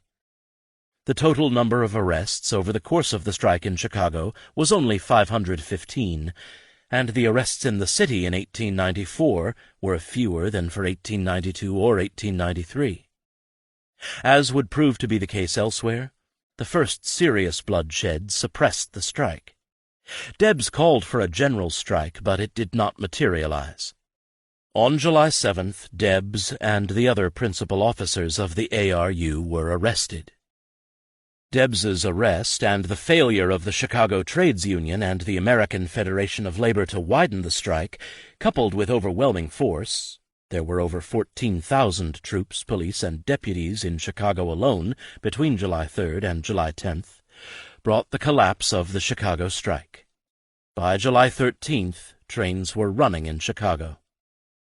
Federal troops also crushed the strike in the West, despite local sympathy with the strikers. In Oregon, Governor Pennoyer denounced the Southern Pacific.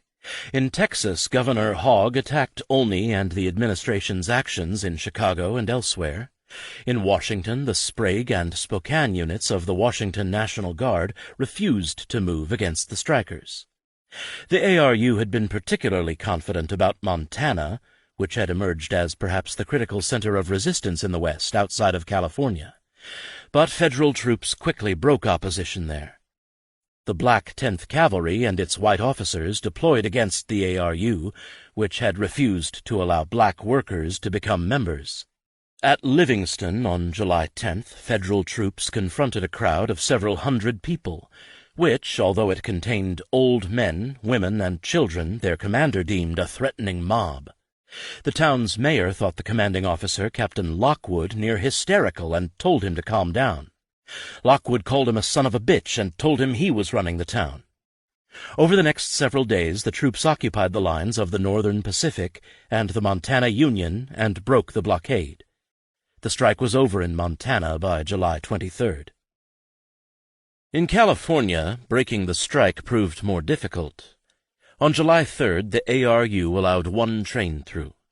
The train carried Jane Stanford from her ranch in Dunsamore, and it was guarded by ARU men and decorated with flags. The strikers painted ARU across the boiler. The Union portrayed the train as a gallant gesture toward Mrs. Stanford, but it was also designed to underline the festering differences within the Southern Pacific. It was a slap at Collis P. Huntington and the present management of the railroad, which Jane Stanford hated far more than she did the ARU. Her disdain was reciprocated. In recording the train's movement in the Journal of Incidents that the company kept, someone wrote, "Old fool," in the margins. Far more significant than the Stanford train was the Southern Pacific's attempt to break the blockade at Sacramento on July 3rd. Initially, it all went smoothly enough. U.S. Marshal Baldwin with his deputies, the Sacramento sheriff and his deputies, and the Sacramento police easily cleared the depot of strikers and their sympathizers. There was no resistance. The strike committee's chairman, Harry Knox, urged the men to leave the building. In return for Knox's help, Baldwin agreed to let a few remain to dissuade the crew from moving the train. The master mechanic, the yard master, and the yard foreman together fired up one of the dead engines, a big freight engine, number 1988, and brought it toward the depot, where a Pullman and mail car awaited. The engine began to move at 11:05, but it took time to switch dead engines and cars off the main track to clear it for the outgoing train. The engineer on the new mail train was Sam Clark, the same engineer who had already brought a train up from Los Angeles at the beginning of the strike. He brought engine number 1791 forward, after number 1988 had cleared the track. As the 1791 neared the depot with deputy marshals on board, the crowd in the yard began to chant, "Scab! Scab!" When the engine approached a switch from which the effigies of two scabs hung, someone threw the switch, sending the semaphore smashing the windows of the cab and diverting the engine onto another track. A large rock flew from the crowd, and it struck just below the window where Clark was sitting. Clark ignored it and moved the train back onto the proper track. This, the Examiner reported, was the only attempt to injure anyone during the day. As the train approached the depot, there was movement in the crowd. The strike committee tried to calm the men, and Baldwin and his men signaled the strikers back. The sheriff approached with his deputies, but he had few of them. Most of them had turned in their badges when they were told they were going to have to assist in breaking the blockade. The crowd rushed forward. Men moved quickly, but no one ran. They swallowed up Baldwin and knocked him over as he told them to stand back. When he arose, he pulled his pistol, but the men quickly grabbed and disarmed him. The men delegated to try to dissuade the scabs from moving the train never had a chance to talk to them. They, too, were swallowed up in the crowd, moving onto the tracks. Chief of Police Drew, on the depot platform, tried to halt the crowd. But below him, someone quickly uncoupled the Pullman cars, not touching the mail car. As many men as could get hands on the Pullmans pushed them back, and the cars moved away from the depot as if borne on the backs of workers. More men pushed an abandoned Colfax train back onto the main track as a blockade. A heavy freight followed it. When Marshal Baldwin appeared on the platform, the strikers gave him 3 cheers. He told them they had interfered with the U.S. mail. According to the Examiner, 100 voices answered, "We will take your mail anywhere," but they would take it only without the Pullman. He ordered them to disperse. They cheered him again. Knox and his committee apologized to Baldwin and offered to get a crew to take the mail to San Francisco, but Baldwin told them the mail train had been interfered with and was no longer complete. The ARU, he said, had made a great mistake. Baldwin now had few choices. He wrote the governor, H. Markham, asking for the militia. After midnight, the U.S. attorney obtained an injunction against Harry Knox, prohibiting him from conspiring to delay the mail. On July 4th, National Guardsmen from Stockton and San Francisco arrived in Sacramento. The mustering of the National Guard left the 3 Sacramento companies, many of whose members were either strikers or had friends and relatives among them, the most conflicted. Guard Company A refused to go to the depot, but the other 2 Sacramento companies were placed at the front of the column. They had the choice of disobeying orders, or if faced with resistance, shooting and bayoneting their friends, neighbors, and relatives. The strikers blocked their way into the depot.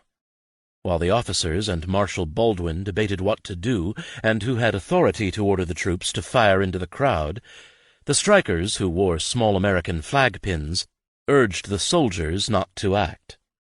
"Don't you know that we were raised with you, that we are your brothers, and that the fight you are making on us is only to enable a hungry corporation to grind its employees down?" "Frank," another called, "if you kill me, you make your sister a widow."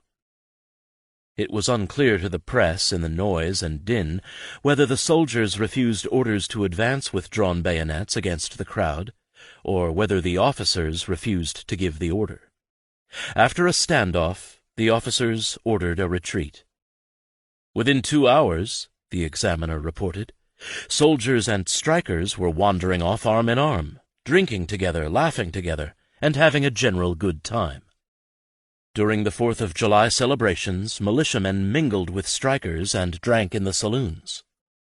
The failure of the militia restored the situation to a standoff in which soldiers and strikers alike suffered in 100-degree heat. After a quiet Sunday, July 8th, passed, the new week began with reports that the ARU men were arming. Reinforcements for the strikers were visibly pouring in from the north. Despite the injunction, Harry Knox remained free and negotiated with public and railroad officials. Solidarity, however, was crumbling. On July 10th, at a special meeting, the engineers agreed to go out on any and all trains when called upon. ARU men threatened their lives and property if they did. On July 11th, federal troops arrived in Sacramento, and the Southern Pacific launched another attempt to move a train. The engineer, again, was Sam Clark, but this time the strikers, who had no relatives or friends among the federal troops at the depot, chose to avoid direct confrontation, although there was some skirmishing across the Yolo River by armed men. The train pulled from the depot, proceeding through angry crowds, and crossed over the Yolo Bridge and then over Trestle No. 2, which crossed a slough of the river. It had traveled about 2 miles from the depot and reached the end of the trestle when the locomotive hit a spot where someone had removed a fish plate and spikes and set the loose rail lethally back into place. When the engine hit the rail, it fell off the tracks, crashed through the trestle, and somersaulted into the water and mud below. Several cars followed. Clark and 4 soldiers were killed, and the whole tone of the strike changed. 4 ARU men were arrested and charged with murder. Soldiers were enraged and eager for vengeance. Public opinion turned against the strikers, but not necessarily in favor of the Southern Pacific. By July 16th, the Sacramento strike had been crushed. In Los Angeles, the U.S. Marshal, unlike Baldwin, immediately called for federal troops rather than militia. 5 companies from Angel Island in San Francisco Bay departed for Los Angeles on July 2nd, reaching Bakersfield the next afternoon and proceeding on to Los Angeles, where the strikers had completely shut down the Southern Pacific and the Atchison. On July 4th, the Southern Pacific began to pick up the wrecks and blockades, and that afternoon made up the 7th Street Local. A crowd attempted to overturn the baggage car, but the police stopped them. By July 13th, military picket lines had replaced striker picket lines. Sporadic resistance continued, but the strikers did not really challenge the troops. Instead, they harassed and attacked scabs. The troops broke the strike. By the 29th, all but 1 company of soldiers had departed the city. The unraveling of the Pullman revealed the fractures and fissures among the workers. The strike's public support depended on its nonviolence, which put it in a difficult position when confronted with the overwhelming force of the state. And because antimonopolism was such a diverse movement, including both relatively conservative men such as Stephen White and radical labor, antimonopolists did not always enthusiastically or even fully support the strike. In Los Angeles, workers were unable to muster the necessary force to confront troops, so they confronted one another, trying to maintain the lines of solidarity and with it the strike. Their efforts remain preserved, not in their own records, but in those of the Southern Pacific. The railroad recorded who had struck and who had remained loyal, but beyond that it sought the relations between them, who had threatened, attacked, intimidated, or tried to dissuade men who had scabbed. The word scab itself took on immense power. Scrawled as the ultimate epithet on railroad cars and depot and shop walls, it enraged managers. In its derivation from an Old English word for slut, the term was deeply gendered, a slur upon a worker's virtue and manhood.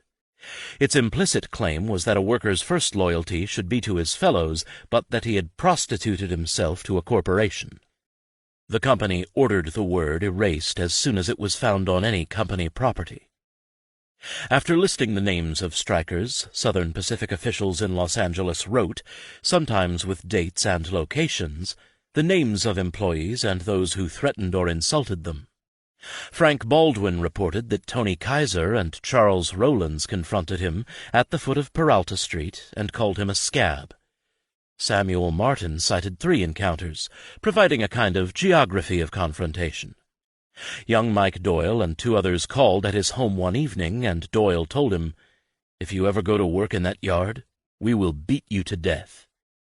Pat Carleton and a gang attempted to head him off at the corner of Wood and Atlantic one morning. William Henry, standing with a crowd at Fifth and Castro, shouted, "He is a murderer! He murdered Grady!" Enforcing the strike involved more than men threatening men. Jack Mulligan's wife called John Cone a scab to his face. The strikers attempted to cordon off the scabs, denying them not only the company of working men but the commerce of the neighborhood. J. Stewart, designating himself a committee of 1, came to the grocery store of Iber and Norris to warn them not to give railroad employees credit. There need not have even been a specific threat to any specific person for a comment to find its way into the Southern Pacific's record. F.I. Wilder made a remark to Smith and Mallard that the whole Southern Pacific Company was made up of goddamned sons of bitches and scabs. But words were no match for soldiers with bayonets and Gatling guns, and a surplus of workers desperate for any kind of work in a depression. When the Pullman strike broke out, William Pinkerton had married and was working at Rock Springs, Wyoming, driving an engine that hauled coal from the Union Pacific mines. A veteran railroad and union man, he sourly recorded the strike's progress and aftermath. He had joined the ARU and was a delegate to the strike meeting held at Green River. Pointing to the actions of Judge Caldwell in reversing the receiver's pay cut on the Union Pacific, Pinkerton thought the Union Pacific workers would get fair treatment from Caldwell and should stay out of the Pullman troubles. But the strike vote carried, and Pinkerton went out with the rest, for he could not stand the thought of being branded a scab. The strike was largely peaceful until the sabotage of an engine in Rock Springs, and although Pinkerton had not been active in the strike, he was arrested under the injunction issued by the federal court in Wyoming. His status as an ARU delegate, he supposed, branded him as a dynamiter. He was kept prisoner in the fort at Rock Springs for 10 days and then sent to Cheyenne for trial. The jail at Cheyenne was still full of men from Coxey's army, and Pinkerton and the ARU men were confined to a small steel cage about 15 feet long and 4 wide. The trial was a charade. The district attorney asked him a few questions and dismissed him. The company, Pinkerton contended, had simply trumped up charges to get influential men out of the way until the strike was crushed. A bitter Pinkerton, contending that the men most eager to strike had been the first to scab, went to Silver Bow, Montana. He obtained employment as a switchman on the Montana Union, but lost it when they discovered he had been a member of the ARU. He then looked for work on the Great Northern, ironically one of the last Western lines still to recognize the ARU and not blacklist its members. For the workers, the losses were immense. The Northern Pacific alone had dismissed and not rehired 1,944 men at the end of the strike. The largest number dismissed were in the Pacific Division. Proportionately, Montana, the Rocky Mountain, Idaho, and Pacific divisions appear to have had the greatest losses. The bulk of the strikers were yardmen, shopmen, roundhouse men, switchmen, and firemen. But surprising numbers of engineers, conductors, and brakemen had deserted the brotherhoods and gone out. Over 100 agents and telegraph operators had also struck. In California, not only did the Southern Pacific discharge strikers, the government pursued them in court. It used 2 defendants as a test case for 132 others that involved virtually all the strike leaders in California, whom the government accused of conspiracy to retard the United States mails and restrain interstate commerce. The trial took 5 months. It was prosecuted by H.S. Foote, Special Assistant U.S. Attorney. Foote, as Collis P. Huntington said, has always been our friend, and Huntington was pushing him for U.S. District Attorney. By February 1895, Foote needed money. As a financier, Henry wrote to his uncle, Foote was not a success, and he always needs a little assistance, and unless his friends come to his aid, he will become so involved in debt that he can never get out. I suppose we will have to do something for Mr. Foote, but under the circumstances the question is, how much? As a prosecutor, Foote was also not a success. The trial ended on April 6th with a hung jury. Like Pinkerton, the ARU men on the Southern Pacific found themselves blacklisted, but after 2 years some of the railroads partially relented. Anyone accused of sabotage or active leadership in the strike remained on the discharge list, but others could have their names submitted for reinstatement. Despite the continuing decline in earnings on the road, the Southern Pacific portrayed the Pullman strike as a victory. It had supposedly lost $545,000 because of the strike, but it had used the strike to reduce payrolls, and this had made up the entire loss in a year. It annulled all agreements with the firemen. It successfully pressured the engineers, who in the wake of the strike purged their ranks of ARU men, for reductions in pay. The Southern Pacific was gradually imposing the same wages as prevailed in the East. It seemed to have lost its fear of unions, but there was also a renewal of interest among officials in welfare capitalism to counter a vast feverish spirit of disquiet pervading the labor of the country. The railroad, Huntington admitted, was unpopular, but with prosperity he thought that would change. 4. The decline of the octopus. The government had crushed the ARU because the railroads could not do the job themselves. By and large, the Western railroads remained what they had been before the strike: bloated, ill-managed, heavily indebted, and corrupt. Many of them were in receivership. They were, in a sense, even more creatures of the state 30 years after the end of the Civil War than they had been when the war ended. Many were now wards of the federal courts, and all of them depended on the might of the federal government to control their own workers. When the equity case against Debs reached the Supreme Court in 1895, it was a sweeping victory for the government and the federal government's right to use injunctions to suppress railroad strikes. The right flowed, the court decided, not from any specific act, but from the Constitution itself, with the power it gave the government to regulate interstate commerce. The courts did not require legislation to outlaw strikes against interstate railroads, since all such strikes would necessarily interfere with the mails and interstate commerce, and thus could be enjoined, and the injunction could be enforced by the full armed might of the United States. The courts were a necessary refuge for the Western railroads because otherwise they were politically weak. Over much of the western United States it was difficult to be a friend of the railroad and win political office. This hurt the Southern Pacific badly, because the Associates had 2 critical pieces of legislation in Washington. Their debts under the original government loans began coming due in 1895, and if not settled with a new funding bill, the government could foreclose on the Central Pacific. Second, the Southern Pacific was counting on federal expenditures that would make Santa Monica, which it controlled, rather than San Pedro, the port of Los Angeles. To control congressional appropriations, Huntington pursued his usual methods, doing favors for friends of the railroad. Like Senator George Vest of Missouri, on key committees. He was lavish with passes to clerks in the departments from whom he might need information, and to members of Congress.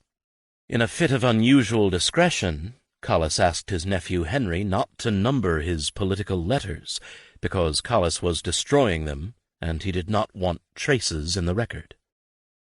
California was thick with opponents of the funding bill. Governor Budd, Senator White, Mayor Sutro of San Francisco, and William Randolph Hearst's Examiner and Michael DeYoung's Chronicle all worked against it. Some wanted government foreclosure on the Central Pacific so that the road could be run as a publicly owned line. They blocked Huntington's bills. In his efforts to refund the Central Pacific with a new low-interest, long-term government loan, and to get appropriations for Santa Monica Harbor, Huntington's most formidable opponent was Senator Stephen White. White was a terrible fighter who was convincing Democrats that the future of the party in California depended on beating the railroad in the funding fight and the harbor fight. As in the old days, Huntington went to Washington in 1896. He fumed, rambled, wrote indiscreet things, and cautioned that it is very essential that these matters should be kept from the public, as they are so liable to be misconstrued. He wanted good men who know the right and will do it. When he couldn't find good men in California, he got them elsewhere. In August of 1895, his nephew Henry authorized payments of $2,000 a month to Arthur Brown, one of the first two senators from the newly admitted state of Utah.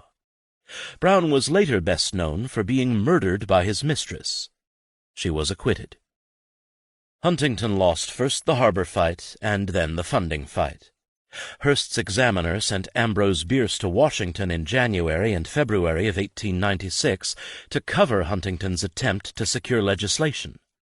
Huntington was old and tired.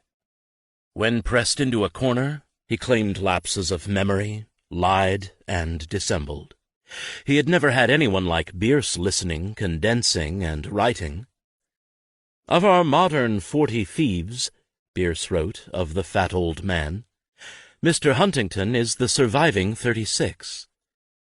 The effects were devastating, and even the Southern Pacific's disclosure that the Examiner had taken railroad subsidies did not stop the bleeding. The defeat of William Jennings Bryan in the presidential election of 1896 brought the Southern Pacific little solace. Huntington thought Bryan an unsafe man and on the worst platform probably ever made by any civilized nation. He was neither better nor worse than any of the other anarchists in the country. But outside of Bryan's defeat, the 1896 elections in California constituted another disaster for the Southern Pacific. Grove Johnson, the only California congressman who had supported the funding bills, lost. His defeat, William Herron, then Huntington's chief operative, wrote, will naturally cause other friends to be extremely reluctant to publicly acknowledge their friendship to railroad interests. Of the California congressional delegation elected in 1896, 6 were hostile to the railroads, and the other one was leery of the funding bill. In the 20th century, Hiram Johnson, Grove Johnson's son, would become the most prominent enemy of the Southern Pacific and governor of California. Nearly 4 decades of railroad politics had left the Southern Pacific hated in California and without reliable friends. The debts of the bankrupt Union Pacific and the heavily indebted and politically crippled Central Pacific to the federal government would finally be settled in 1899. Mise en scène. Following the detectives. The Southern Pacific was partial to detectives. When in 1896 anti-monopolists elected the populist Adolph Sutro as mayor of San Francisco, Collis Huntington denounced him as a pestiferous cuss and as corrupt a man, I think, as there is on the West Coast. Huntington had his nephew Henry put a detective on Sutro, hoping to uncover enough dirt to discredit him. He spent the railroad's money for nothing. Far more often, Southern Pacific men employed detectives to follow other Southern Pacific men. In 1895, J.A. Fillmore, the general superintendent, Wanting a promotion and seeking to weaken his rivals within the company, among them the assistant to the general manager of the Pacific System, W.G. Curtis, put a detective on T.E. Stillman. Stillman was one of the lawyers in charge of the old Hopkins interest and a member of the board. He had apparently been receiving reports that the unpopularity of the Southern Pacific in California was due largely to Henry Huntington. This Stillman denied, but Fillmore thought the information came from Curtis and wanted proof that he could use to ingratiate himself with Huntington and eliminate Curtis. And so he employed a detective. 19th-century detectives did not skimp on detail. Curtis and F.S. Doughty had taken a carriage ride with Stillman, and thanks to the detective we know that during the ride Curtis and Doughty had to urinate. We know they got off the carriage to piss by the road. We know that Curtis got through first, and that he stepped over toward the still urinating Doughty. We know he said, "Didn't I fix that son of a bitch H.E., Huntington, with Stillman? I just filled him full." What we don't know is how the detective managed to overhear a conversation between men pissing in the dirt. J.A. Fillmore was quite catholic in his use of detectives. He also had them follow the Huntingtons. An operative with the initials W.J.F. reported on Collis Huntington's visit to San Francisco in October of 1895. The detective was at his usual position near 1020 California Street when at 9:15 Huntington and Julius Krutschnitt, the general manager, came out. Most of his report concerned only what a wealthy man did during a business day in San Francisco. He did not work long or hard, but he did ride public transportation. Huntington and Krutschnitt walked to Powell Street and boarded a streetcar taking it to Post Street. Two men standing at Post and Montgomery saw Huntington go past. One remarked to the other, "There's the old S.O.B. He owns the earth and the people here." The detective wrote this down. Krutschnitt and Huntington walked down Post Street and entered the Union Trust Company building.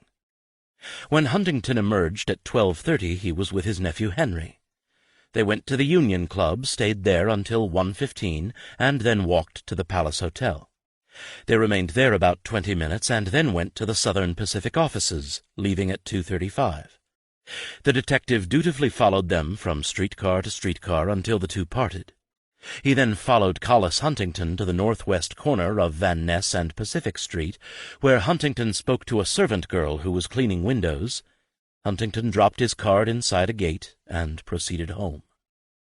During the afternoon, however, the operative was not alone in following Huntington. Another man standing near the Southern Pacific offices also tailed the Huntingtons when they left, getting on a streetcar when they did and getting off when Collis did. W.J.F. now became a detective, following a man, following Huntington. W.J.F. described the second man in detail. 6 feet in height, weight 165 to 170 pounds, age 30.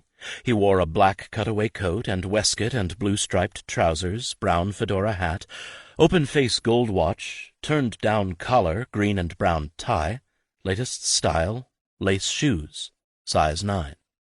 W.J.F. thought the second man was Harry Knox. Knox, who was still a leader in what was left of the American Railway Union, had been the strike committee chairman in Sacramento. Fillmore had been the Southern Pacific official most instrumental in breaking the boycott. He would have known Knox well. How the report found its way into Henry Huntington's files, and what Harry Knox, if it was Harry Knox, had in mind, are among the many things not clear about the Southern Pacific. Chapter 11. Creative Destruction. And it has been one great satisfaction of mine through all my busy life that, while working for myself, in almost everything that I have done, the public's interest has been served. Collis P. Huntington, 1894. If a Western Rip Van Winkle had fallen asleep in 1869 and awakened in 1896, he would not have recognized the lands that the railroads had touched. Bison had yielded to cattle. Mountains had been blasted and bored. Great swaths of land that had once whispered grass now screamed corn and wheat. Nation-states had conquered Indian peoples, slaughtering some of them and confining and controlling most of them. Population had increased across much of this vast region, and there were growing cities along its edges. A land that had once run largely north-south now ran mainly east-west. Each change could have been traced back to the railroads. The railroads' initial contribution to conquest and development was their transport of troops and their supplies. Native resistance to Mexican, Canadian, and American state control persisted longest at a distance from the railroads. The world of isolated posts adrift in a native sea gave way to a world where troops concentrated by rail to the places nearest an outbreak to crush resistance. In Mexico, the Apaches learned this. In the United States, the Lakotas and Nez Perce learned this. In Canada, the Métis learned this. But conquering and dispossessing Indians did little for the railroads in and of itself. To generate traffic, Western railroads had to induce both producers and consumers to move west. Henry George, Terence Powderly, and other anti-monopolists were wrong in thinking that the railroad corporations sought to hold land for speculative profit. The men who managed the railroads recognized that the most profitable traffic came from a thickly settled country of small freeholders. Railroads desired an agrarian landscape as much as Henry George, who would have been more correct if he had noted that insiders within the corporations, not the corporations themselves, had skimmed the best lands and town sites for speculative gain. Actual speculators existed in a complicated relation to the railroads. Beginning in 1867, speculators had bought or preempted the best agricultural land in the San Joaquin Valley. By the time the Associates obtained congressional permission to change the Southern Pacific's route to run through the valley in 1871, they had to settle for lieu lands away from the track along much of its route. Among the largest purchasers of land was E. H. Miller, Jr., an old partner of Mark Hopkins, Central Pacific board member and secretary of the railroad. But few of the other top 50 land purchasers had direct connections with the railroad. Collis P. Huntington considered these men land thieves, but the Southern Pacific also enabled them. In some cases the railroad sold and leased them land, and in others, both the railroad and the associates, acting as individual speculators, bought land from them. When the Central Pacific acquired the Western Pacific, a railroad running between Sacramento and San Jose, one condition of purchase was conveying the land grant for a token payment to Charles McLaughlin, who had sold that road to the associates. The second largest purchaser of Western Pacific Railroad lands in Alameda County was William B. Carr, Boss Billy, one of Leland Stanford's political fixers, who also acted as an intermediary in a huge sale of Southern Pacific lands. This pattern of land consolidation along the railroad line was similar to what was happening along the Northern Pacific Railroad, half a continent away. In the fertile Red River Valley of Minnesota and the Dakotas, the bankrupt Northern Pacific disposed of lands for under $1 an acre through purchases paid for in depreciated bonds. Many of the buyers were insiders who created bonanza wheat farms of thousands of acres. Railroads dealt with speculators, but they preferred selling land to small farmers. In histories of the West, the migrations that brought millions to the region in the late 19th century are naturalized by comparing them to the flow of rivers or to a storm or a tsunami crashing into the far part of the continent. But this was no unstoppable or inevitable folk migration. We can keep the water metaphor but denaturalize it. These migrations were more like the directed streams from a fire hose, aimed first here and then there by the railroads, which held and directed the hose. In the West, population did not flow evenly across the region. Rather, in the words of Richard Overton in 1941, it definitely followed the rails. Like so many carnival barkers, railroad publicity bureaus promoted the virtues of the West and cajoled potential settlers to seize the opportunity that the railroads offered. In 1873, at the end of the first wave of migration into Nebraska, the directors of the Burlington and Missouri told their stockholders that the railroad did not deserve the entire credit for the rapid increase in settlement. Homestead and preemption laws had played a role, but it deserved most of it. Without the railroads, the land bordering the tracks would have remained almost an entirely unoccupied territory. What seemed railroad hyperbole was probably a fairly accurate statement of fact. Virtually all the big land-grant roads invested in publicity bureaus and immigration agencies to attract settlers, but not all such ventures proved immediately successful. The associates created an effective immigration network only after they reorganized their roads under the new Southern Pacific Corporation in 1883. The collapse of the Northern Pacific badly hurt its early efforts at colonization. The stumbling early efforts of the Northern Pacific and the Central Pacific, however, only highlighted the spectacular success of the roads along the middle border, as Americans called the Trans-Missouri region, the Burlington, the Union Pacific, and the Kansas Pacific.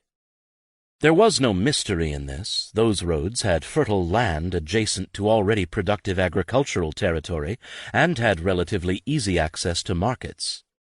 In 1878, A.E. Tuzalin, then the director of the Land Department of the Burlington and Missouri, pointed out that if migrants had simply distributed themselves proportionately across the states with available land, the Burlington and Missouri and Nebraska would have received less than 1/8 of the migrants who actually purchased its lands. That railroads produced settlement is one of two great truths about agricultural settlement in the American West, and it is modified by a second one. Somewhere between the 98th meridian and the 100th meridian, the possibilities for agricultural settlement narrowed. Here were the semi-arid lands of the American steppe, and farther west lay even less promising lands, the most arid sections of the Great Plains, the Rocky Mountains, and then running south to north, the Sonoran Desert, the high deserts of the Great Basin, the semi-arid Columbian Plateau, and finally more mountains to the west. Even on the west coast, only Oregon's Willamette Valley, sections of the Central Valley in California, and parts of the Santa Clara Valley provided the kind of arable agricultural land for which Eastern and European farmers yearned. Everywhere else, heavily timbered, infertile, or arid lands promised little for small farmers without large investments of labor and capital. Much of the agricultural history of the late 19th and early 20th centuries was simply the attempt of railroad men, boosters, and farmers to extend settlement deeper into the arid regions. West of the 98th meridian, settlers came relatively slowly and in disappointingly small numbers. Californians lamented how little growth the railroads brought them in the 1870s and 1880s, even as they watched eastern Kansas boom. In 1891, W. H. Mills of the Central Pacific's Land Department estimated that far from attracting immigrants, between 1880 and 1890, the Sacramento Valley had lost 20,000 of its natural increase in population.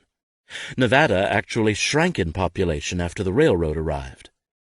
Yet over the course of the generation between 1870 and 1900, the cumulative impact of Western railroads on the entire region was tremendous. There were 2 million non-Indians in states lying all or in part west of the line of the Missouri River in 1870. The vast majority of them were in eastern Texas, eastern Kansas, and California. In 1900, there were 10.4 million. It had taken Anglo-Americans roughly 2.5 centuries to secure the continent up to the Missouri River. They used the railroads to control the remainder in a generation. Canada and Mexico accomplished the equivalence. Railroad promoters, officials, 4th of July orators, and boosters all applauded this accomplishment, which was by any standards extraordinary. Leland Stanford, sitting before the Pacific Railway Commission in 1887, took what seemed very much like personal credit for the development of California, and then, almost as an afterthought, for the entire West. It, the Central Pacific, was the first enterprise anywhere in the world which made possible the habitation of regions of country far remote from navigable waters, and has added untold millions to the wealth of the nation. Jay Cooke had helped precipitate a depression and driven the Northern Pacific Railroad into receivership, but he thought that in the end his work had been worthwhile. Naught but Indians, buffaloes, etc. existed where now stand great cities and villages, and wherein reside over 6 millions of people, with thousands of churches and schools and a constantly growing civilization. In fact, by the end of 1893, W. H. Mills estimated that the Central Pacific, the California and Oregon, and the Oregon and California had disposed of only 20% of their land grants, having 12,610,512 acres remaining from an original 15,653,000 acres granted. The large majority of the Northern Pacific grant remained unsold. In 1877, Ernst von Hesse-Wartek crossed Nebraska on the Union Pacific. He was for years the German consul in London and later married the opera singer Minnie Hauck. He was a prolific travel writer whose books traced his journeys across the globe. Travel writing in the 19th century was much like that of the 20th or 21st. It was crammed with superficial judgments, dubious facts, and stories that only a tourist would believe, but they all gained credibility from authorial experience. This is what he or she had seen and heard, and from the very predictability of the narratives. For all the novelties encountered, the author's journey confirmed the world's order and hierarchy. Western travel narratives also usually confirmed the railroad's order, because these writers regularly solicited the roads for passes. They paid their fare in praise. Hesse-Wartek knew American railroads before he set foot on them since, as he wrote, "The railroad's steady beneficial influence on civilization was first recognized in the United States. Even the star-crossed Union Pacific could become an emblem of civilization's blessings. Built through a dry, treeless, unpeopled desert, the railroad now crosses an agricultural paradise. Civilization sweeps like a storm across the plains, and smashes what will not bow down or give way before it. Buffalo, panther, Indian, all flee north to wastes of Dakota and Wyoming, while Nebraska becomes a farmer's dream, the new world's breadbasket." For Hesse-Wartek, civilization meant a familiar world with small, neat towns of 20 to 50 houses, largely built in the last 5 years and inhabited by German and Bohemian immigrants. Such quotations can be easily multiplied. The equation of progress with growth, wealth, religion, and civilization would not be much altered by adding more examples. They are all part of a long line of say-what-you-will justifications, of what otherwise might seem unsavory episodes in the American experience. In the end, there were more Americans, more American things and products, more American churches, and more civilization, and who could argue with that? In the more pedestrian terms of modern social science, the social benefits of the railroads trumped their costs. For all their failures and excesses, they were a national success. 1. Dumb growth. But were the Transcontinentals worth their cost?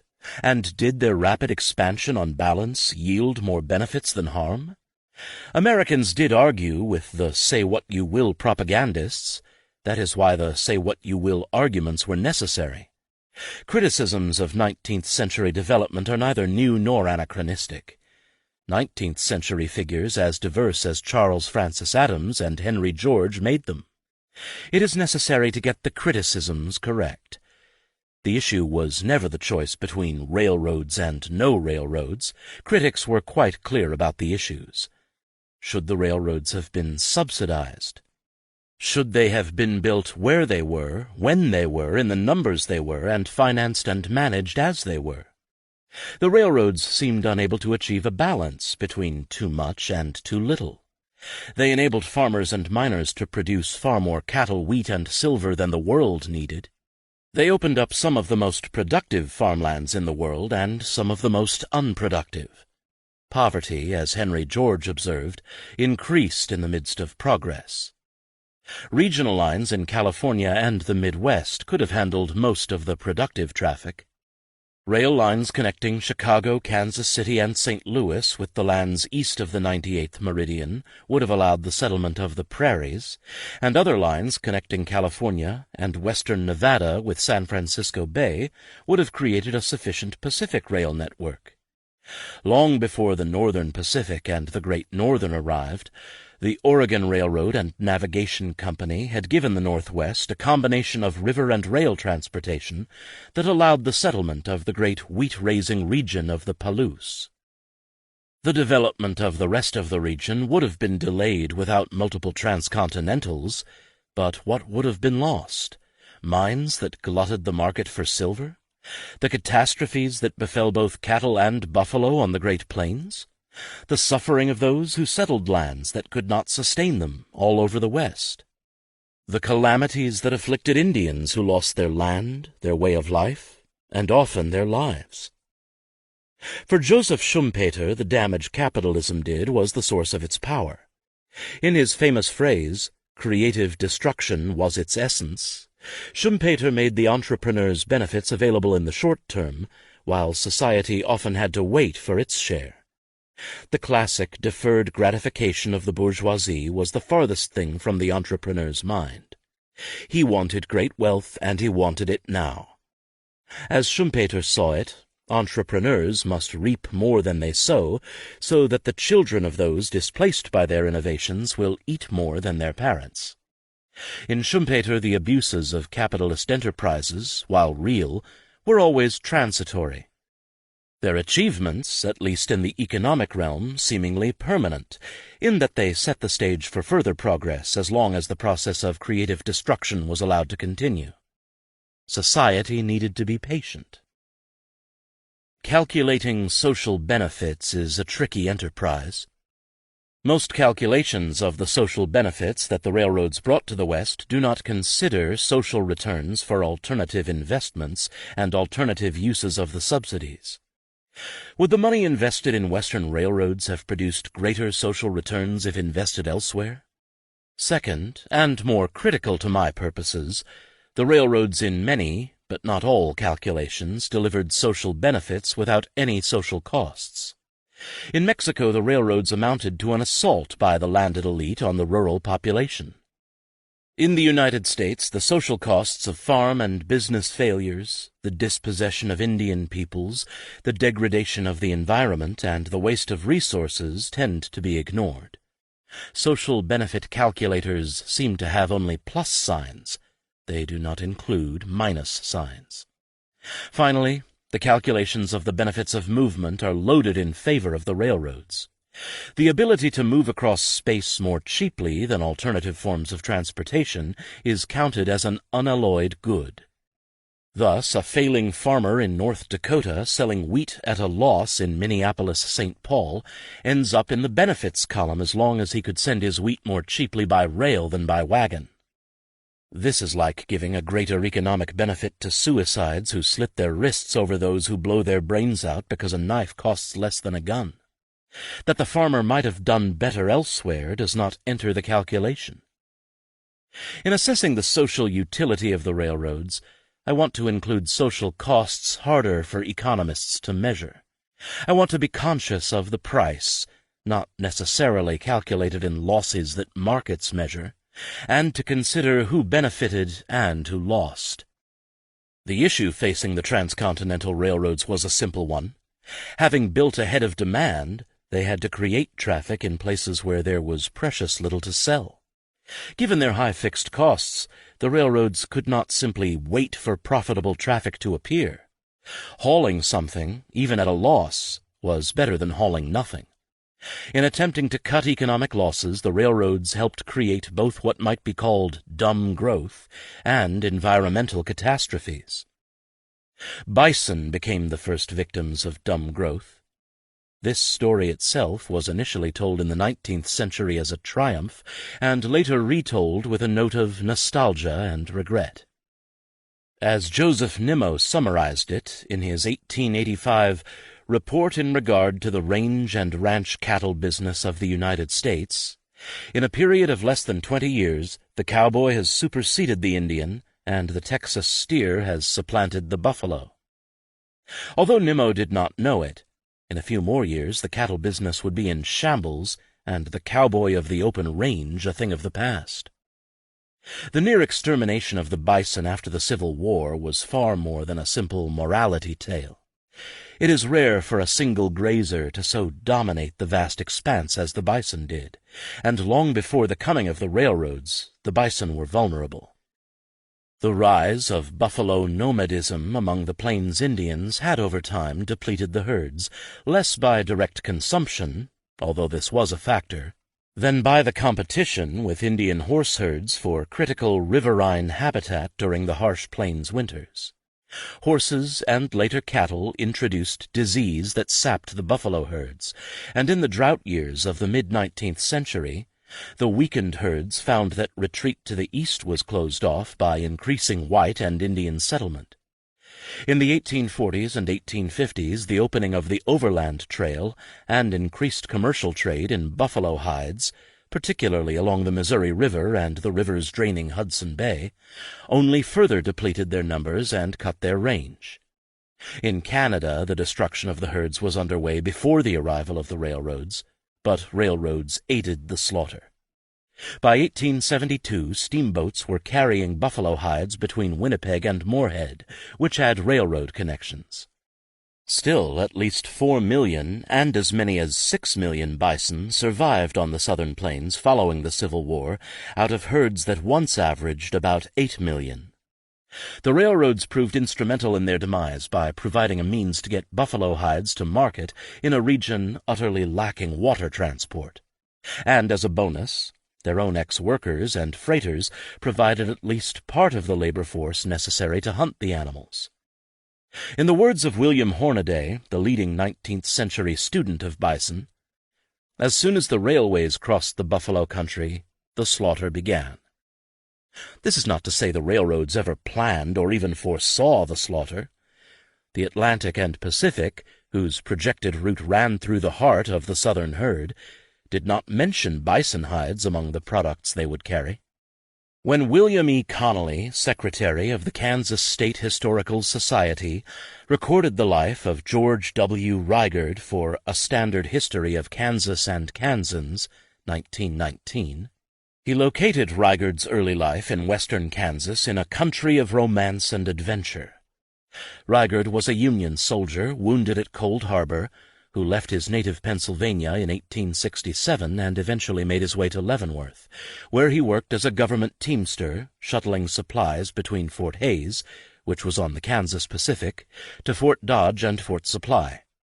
By 1871 he had his own mule team, and he alternated between hauling supplies for the construction of the Atchison, Topeka, and Santa Fe, and hauling the hides and skins of bison and wolves that he had killed back to the railhead.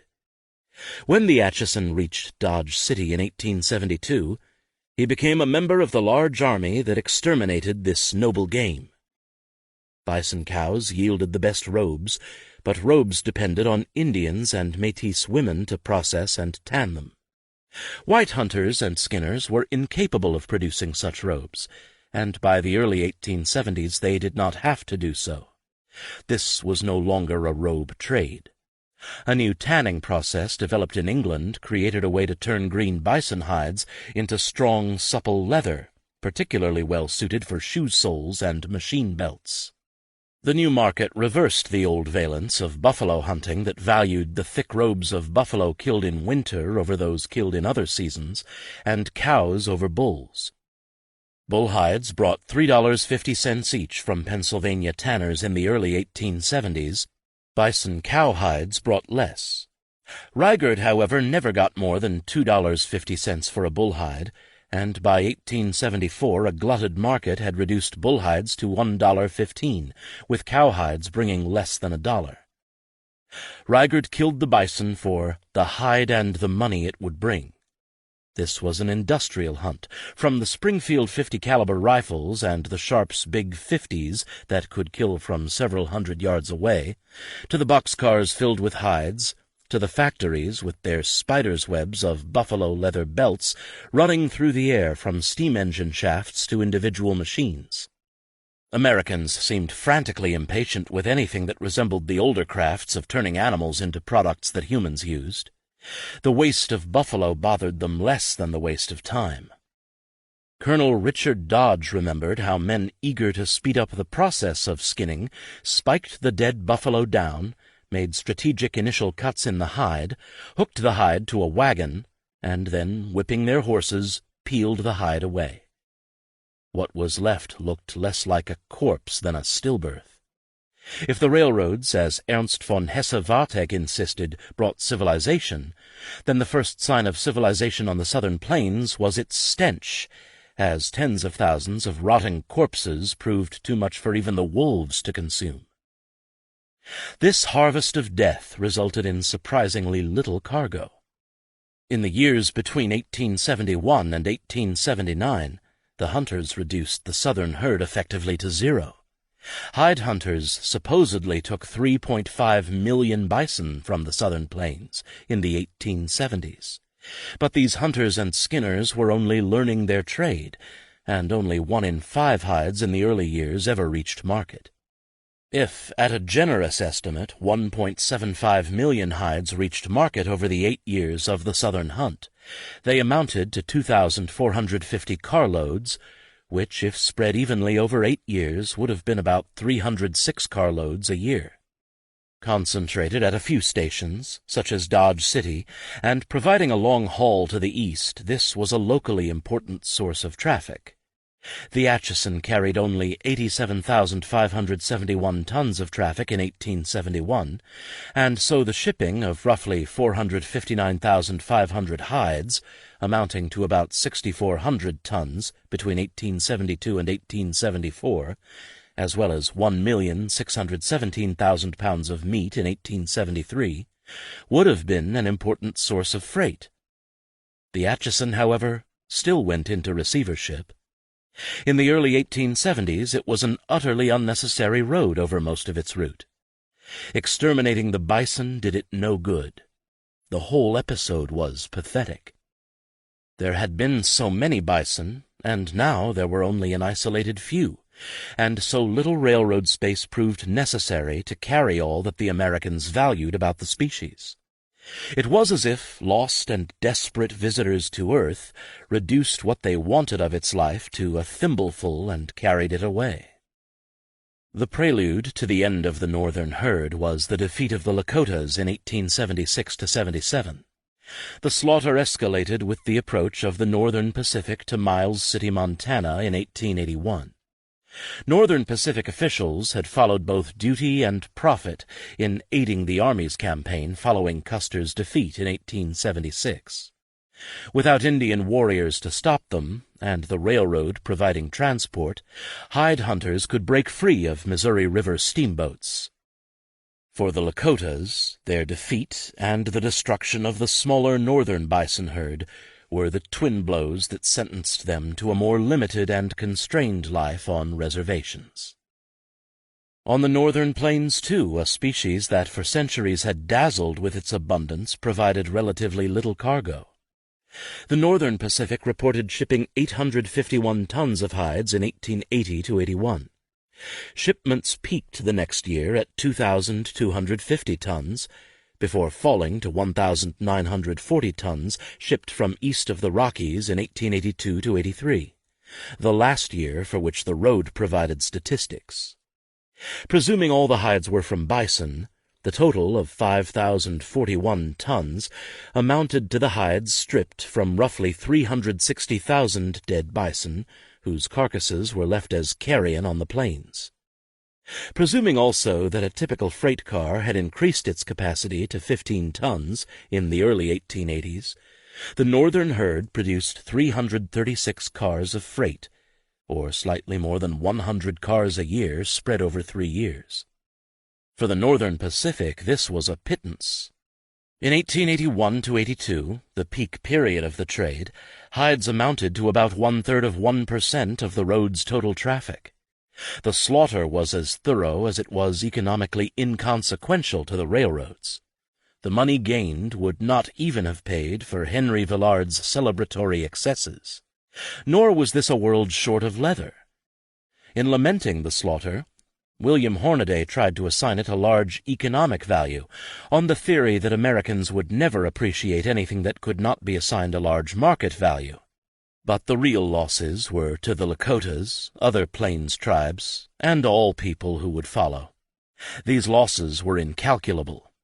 Even Congress recognized this in attempting, unsuccessfully, to halt the slaughter. 2. Cattle.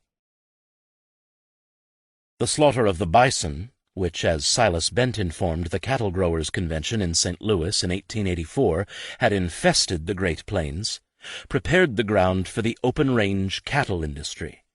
This became a second grassland tragedy, as unnecessary and as avoidable as the slaughter of the bison, and even more directly staged by the railroads.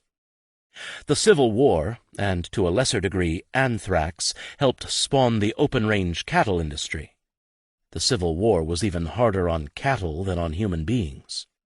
There had been 749 cattle for every 1,000 people in the United States in 1860, and largely because of the destruction of cattle in the South, the proportion fell to 509 per 1,000 in 1870.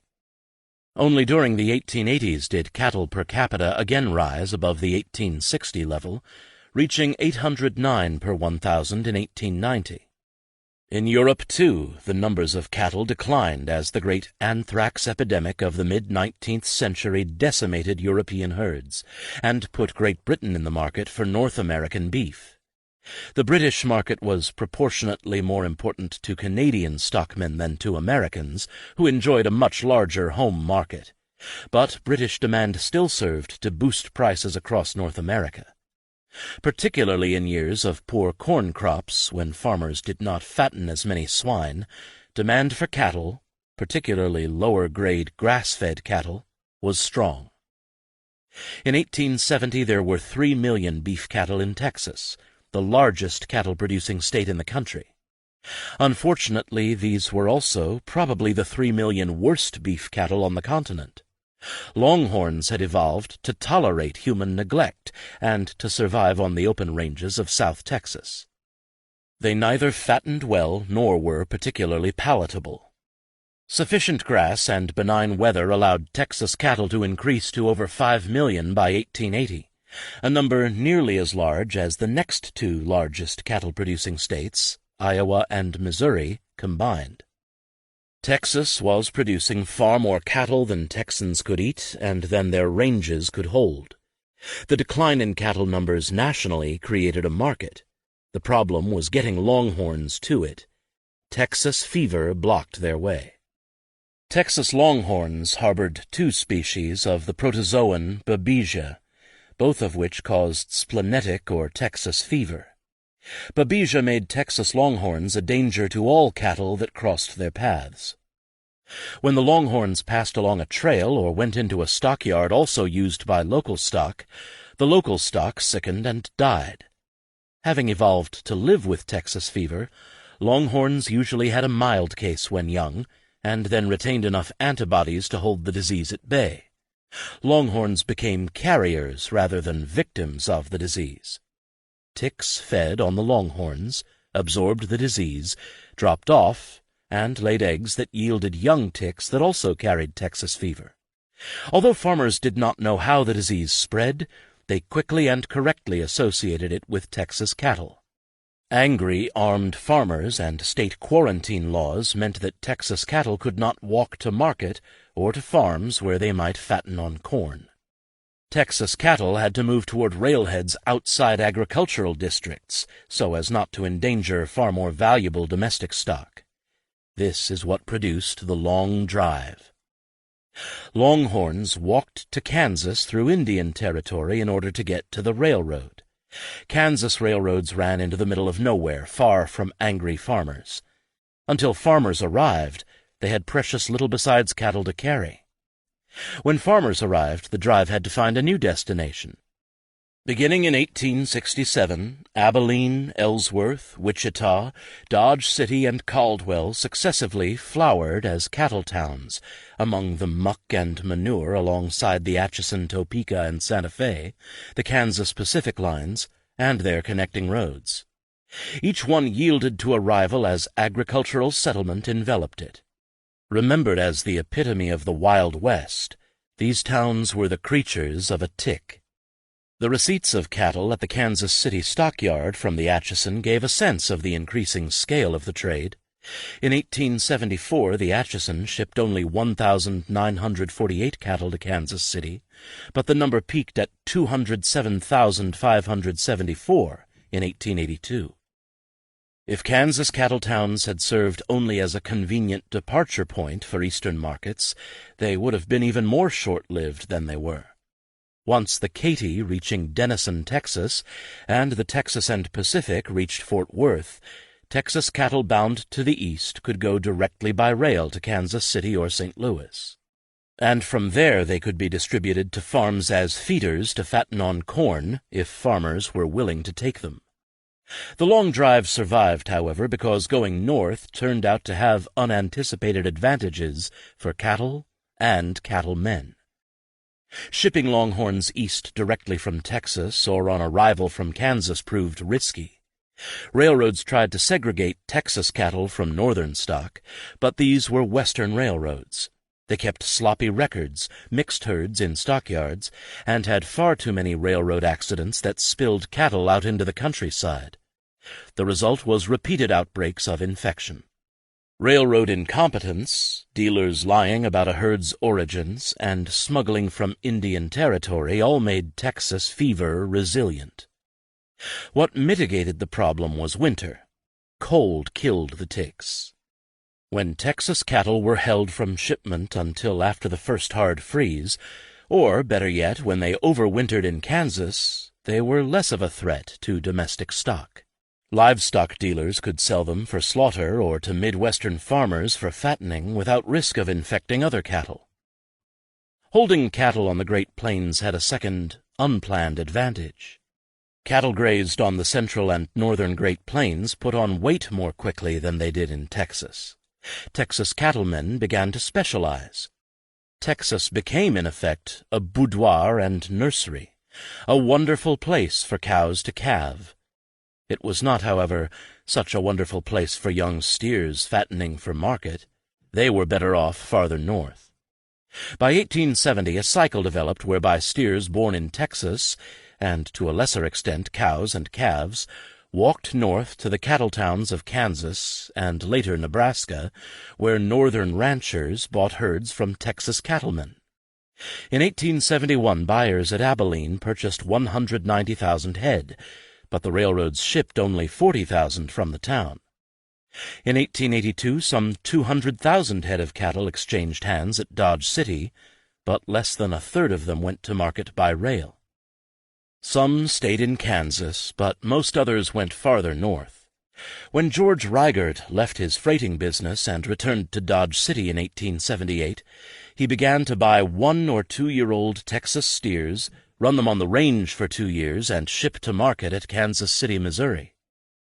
The steers, coming up on long drives from Texas, were cheap, the grass on the public lands, and for that matter on the railroad lands, was free, and the business seemed profitable. A herd of Texas Longhorns reached Cheyenne as early as 1868, and the Union Pacific began to promote the possibilities for grazing. It advertised everything between the forks of the Platte as grazing land.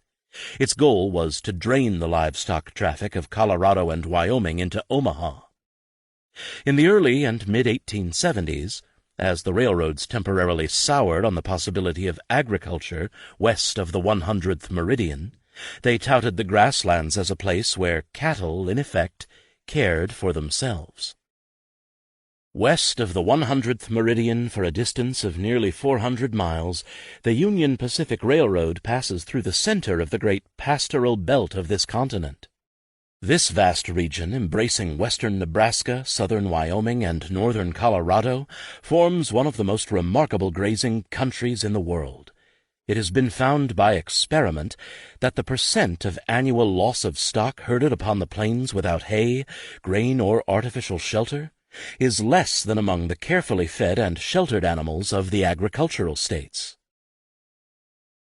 In 1875, Grenville Dodge shrank the boundary of agricultural settlement and thus expanded the boundary of possible pastoralism by suggesting that the Union Pacific do nothing to encourage agriculture west of Grand Island on the Platte River in Nebraska. Others gave witness to what the railroads proclaimed. Dr. Hiram Latham, whose own ranch investments ultimately failed, wrote an 1871 pamphlet, Trans-Missouri Stock Raising, which presented a West of 1 billion acres, boundless, endless, gateless, and all of it furnishing winter grazing. It was a pioneer of a genre pretty much summed up by the title of General James S. Brisbane's Beef Bonanza, or How to Get Rich on the Plains. Livestock numbers soared in response, but we cannot be sure of the exact count. In 1886, there were supposedly more than 1.25 million head of cattle in Wyoming, although in 1880 census takers found only about 250,000. Neither estimate was particularly reliable.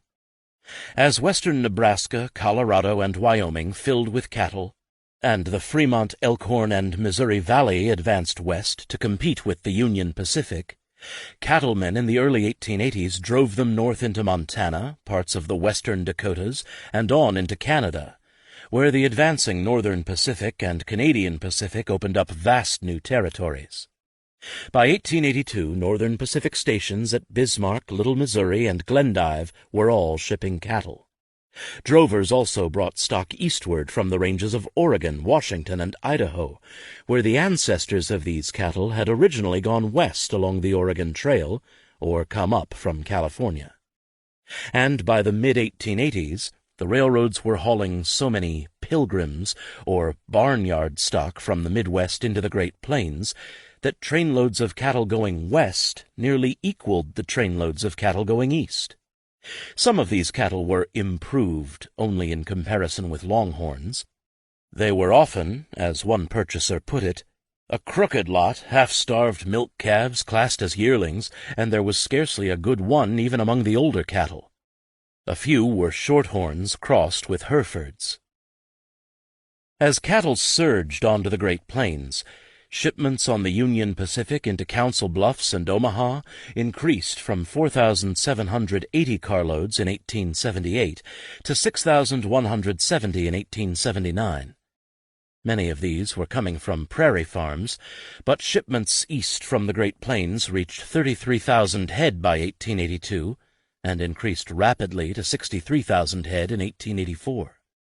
By the early 1880s, the Union Division, Nebraska and Wyoming, of the Union Pacific was shipping 9,000 to 10,000 carloads of cattle annually, far more than the 2,100 to 2,700 carloads on the Kansas Division, Kansas and Colorado. By 1885, the number of carloads on the Union Pacific system reaching the Missouri River and points east was 11,522.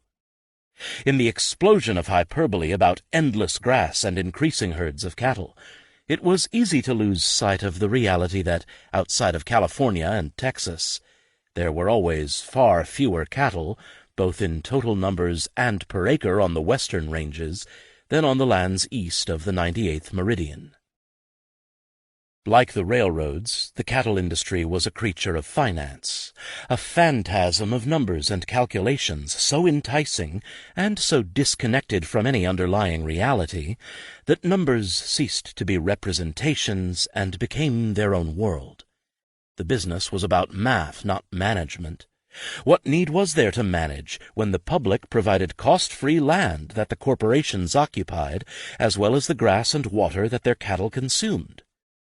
For all practical purposes, the producer was the product itself, for cows and steers got precious little help from humans in surviving on the Great Plains. Their owners had only to mark them, gather them when ready for shipping, and send them off to market. It seemed no more necessary for the promoters of cattle corporations to know anything about raising cattle than for Leland Stanford or Collis P. Huntington to know anything about railroads. John Clay was a Scotsman who spent much of his adult life in the industry. He came to despise some of the men he knew, he condescended to others, and he considered some of them friends. But you can search his reminiscences without finding many whom you would trust with your money. Clay began his career by falling in with Rufus Hatch, no relation to the Hatch, the good Mr. Hatch, as Clay put it, of Fisk and Hatch, which had helped finance the Central Pacific. Rufus Hatch was the bad one. Hume Webster was Hatch's evil British twin. Unscrupulous, inclined to be immoral, a very dangerous spider among foolish flies. Eventually facing trial in criminal court, Webster retreated to his country place and put a bullet through his brain. Together, Hatch and Webster issued a little pamphlet of gilded glory for the Cattle Ranch and Land Company to operate in western Kansas, Indian Territory, and Texas. Neither knew anything about cattle. Hatch was as innocent as a newborn babe in regard to ranching. Even the men who ran the ranches were more or less novices. And they remained novices during the industry's brief reign. It was, Clay remembered, a crude business at the beginning, and it remained so until the end. The music that Pied Pipers like Hatch and Webster played was mathematical, and it led investors down the garden path. The math began with calculations of the ability of cattle to turn grass into meat. The numbers promised that if placed on the northern plains, a Texas yearling would be ready for market at 4 years old. The steer would then weigh about 1,000 pounds.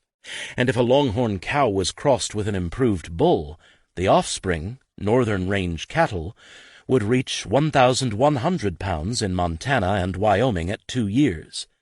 Such improved steers brought a higher price. This was the first set of calculations. The second set tabulated what it cost to run cattle on the range while they fattened for market. Cattlemen put the cost of raising a steer at between 75 cents and $1.25 a year, exclusive of the costs of capital. If one knew how long it took to ready a steer for market and how much it cost to keep track of it while it grew, all that was left was to plug in the price of purchasing the yearlings, or the rate of reproduction if an outfit was running its own cows, and the price mature cattle would bring. Subtract from this figure the loss of animals to weather, predation, or accidents, the cost of interest on capital, taxes, and transportation to market, and the result was profit. Figures varied across time and space, but in the 1870s and 1880s the net was always a large profit. When stockmen reported that they could sell a 4-year-old Wyoming steer for from $25 to $45, with costs, exclusive of capital, transportation, and losses of animals, at between $3 and $6 a steer, how could they lose? And it seemed in the early 1880s that cattle companies could not lose. In the years 1879 to 84, large corporations, many of them Anglo-American, moved into the business. British and Scottish investors alone pumped $34 million worth of capital, declared book value, into the western livestock industry in the United States during the last quarter of the century. In 1883, Wyoming incorporated 20 cattle companies with a capitalization of over $12 million. Anglo-American cattle corporations produced dividends of 15 to 30% between 1881 and 1883. As with the railroads, the dividends did not necessarily represent money earned. In a kind of Ponzi scheme, new investments were turned into dividends for earlier investors. And perhaps most significantly, the size of the herds upon which the dividends were calculated bore only a shaky relation to actual cattle. Corporate cattle were hard to count because they were hard to find. As they roamed the range, the herds of various ranchers mixed and needed to be sorted out at roundups. So to estimate their herds, cattle companies created a book count. Book count cattle were just numbers on a ledger, ideally existing in a 1-to-1 ratio with the animals turning grass into meat. In an age that was perfecting actuarial tables and life insurance policies, there was nothing wrong with making educated guesses on the average survival and reproduction of large numbers of cattle. But optimism and rosy projections are not promising qualities for actuaries. For the men who made book counts, the West was the big rock candy mountain, a land of perpetual spring and toothless wolves. They seemed to have taken quite literally the railroad's claims that although range cattle received no care, no supplemental feed, and no shelter, they would survive in greater numbers than the hay-fed and sheltered cattle of settled districts. Real cattle died in much larger numbers than book cattle. They had more accidents and fewer calves. Book count cattle reproduced at a given annual rate, usually 70%. Their book count progeny flourished and begat more book count calves. Like the character in Gogol's Dead Souls who used dead peasants as collateral, Western cattle corporations banked both their dead cattle and those never born. The books were immune to the vagaries of Western life. As a Cheyenne saloon keeper told a group of disconsolate cattlemen drinking at his bar, while a blizzard certain to take a toll of their herds raged outside, "Cheer up, boys. Whatever happens, the books won't freeze." The correspondence between the book count and actual cattle became more and more hypothetical as the years went by. For John Clay, it all became a single story that cattle company after cattle company repeated. One pyramid upon another of reckless mismanagement and extravagance, of criminal neglect, expounding the old adage that fools rush in where angels fear to tread. When steers, cows, and calves were counted at the annual roundup, it was easy to dismiss the discrepancies by saying the missing cattle were off somewhere in a coulee and would be found the next year. And if, when 4-year-olds were gathered for shipment, there were far fewer of them than the books predicted, then they could be supplemented with 3-year-olds or cattle purchased from others, preferably with stock certificates. This created a deficiency for the next year, but that was next year's worry. As long as the book count stayed up, cattlemen had the collateral to borrow money. These corporations, like the railroads, depended on constant inflows of new capital. Cattlemen bought cattle on credit, and since normal interest in the cash-starved West was 10%, compounded every 3 or 6 months in 1883, and since it was usually 2 years before they saw any return on their investment, capital costs were a sizable expense. The need for loans only increased as cattlemen found it necessary in the mid-1880s to buy land to control water sources and to fence pastures. A high book count also concealed costs. Cattlemen derived the cost of raising a steer by tabulating expenses, mostly wages and equipment, and dividing them by cattle on their books. But if the denominator, the book count cattle, was a fiction, so was the result, the cost per steer. In theory, a high book count should have led cattlemen to worry what their cattle would eat, but since they didn't feed them, and they treated grass and water as free goods, degradation of the grasslands didn't enter the balance sheets. It was as if equipment never depreciated, but was as good as new each spring. These companies were marching toward a disaster that was both financial and environmental.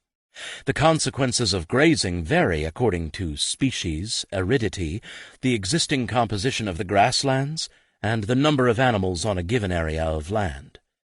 Generally, heavy grazing does the most damage during years of drought. On the whole, rainfall has more impact on the extent of ground cover than on grazing. But cattle, unlike bison, did not range far from water sources, and thus tended to hammer the areas around streams, rivers, and seasonal ponds. Significant concentrations of cattle quickly pushed what had been mixed grasslands into short grasses. By the mid-1880s, there were more cattle upon the Great Plains than the grasslands could maintain in years of drought and harsh winters. "The present manner of wintering stock," wrote the agent for the Cheyenne and Arapaho Indians, who were leasing lands to cattlemen in the Indian Territory in 1884, "is nothing less than slow starvation, a test of stored flesh and vitality against the hard storms until the grass comes again. The skeleton frames of last winter's dead dot the prairies within view of the agency with sickening frequency." He thought it was only a question of time when all stock must be provided with feed during the severe winter weather. During the spring roundup, slow starvation gave way to what amounted to torture of weakened cattle, as cattlemen work extremely hard, work their horses harder, and nearly kill their cattle to separate their various brands. The fruits of this manner of doing business matured in the winter of 1884–85 on the southern plains. It drove George Rygarde, who had about $30,000 invested in livestock, out of the cattle business. By Rygarde's account, out of one bunch of 1,608 head, he saved only 66, and only 30 from another lot of 600. He salvaged a carload of hides that he shipped east. Having his business reduced to a carload of hides was a fitting disaster for an old buffalo hunter. The piling of cattle into the Great Plains has often been described as a tragedy of the commons, but it was nothing of the sort. That the industry was badly organized did not mean that it was not highly organized, structured, and controlled, with all kinds of regulations and claims to privileged appropriation of grass and water. It was virtually impossible to participate effectively in the industry without belonging to the cattlemen's or stock growers' associations that appeared quickly on the northern plains. They not only regulated roundups and the distribution of stray cattle, but also protected areas set aside for winter grazing from summer use. The Stock Growers' Association in the Dakotas, organized in part by Theodore Roosevelt, who enjoyed playing cowboy and owned a ranch consisting of 5,000 cattle and no land, came into being almost as soon as the range cattle industry did. Large cattlemen, particularly those from the East and Europe, romanticized the industry. Roosevelt later remembered that, "We knew toil and hardship and hunger and thirst, but we felt the beat of the hardy life in our veins, and ours was the glory of work and the joy of living." But Teddy Roosevelt was a toy cowboy. He was really a visitor on his own ranch, and although he worked the roundup at least once, he did not do it year after year. George Schaefer, who grew up on a ranch and later became governor of North Dakota, knew the hardships of the work all too well. He would have none of the romance of rich men. He thought it no wonder that nearly every cowboy is a physical wreck at the age of 35 years. Like the railroads, cattle raising was an industry. Cowboys were workers, poorly paid and often resentful.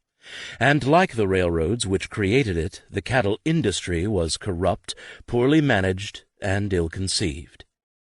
Looking back on the period, John Clay wrote, "It staggers you to think how we ever got along.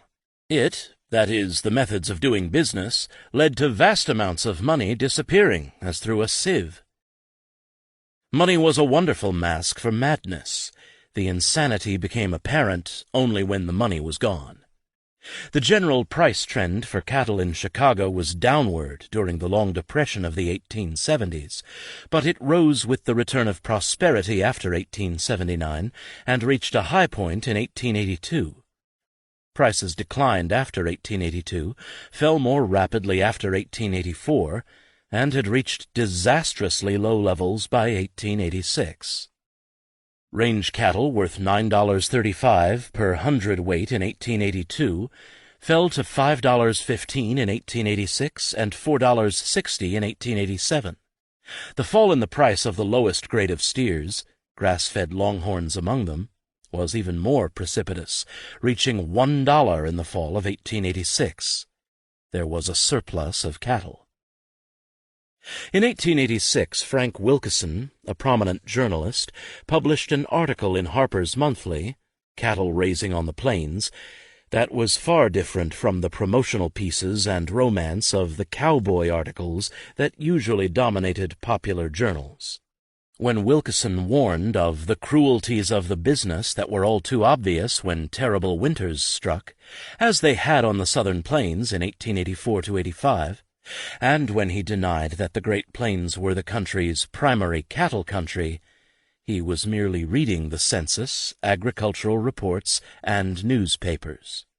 In 1880, Illinois, Iowa, Missouri, Kansas, and Nebraska held more than 25% of the cattle in the country and represented 40% of the increase since 1870.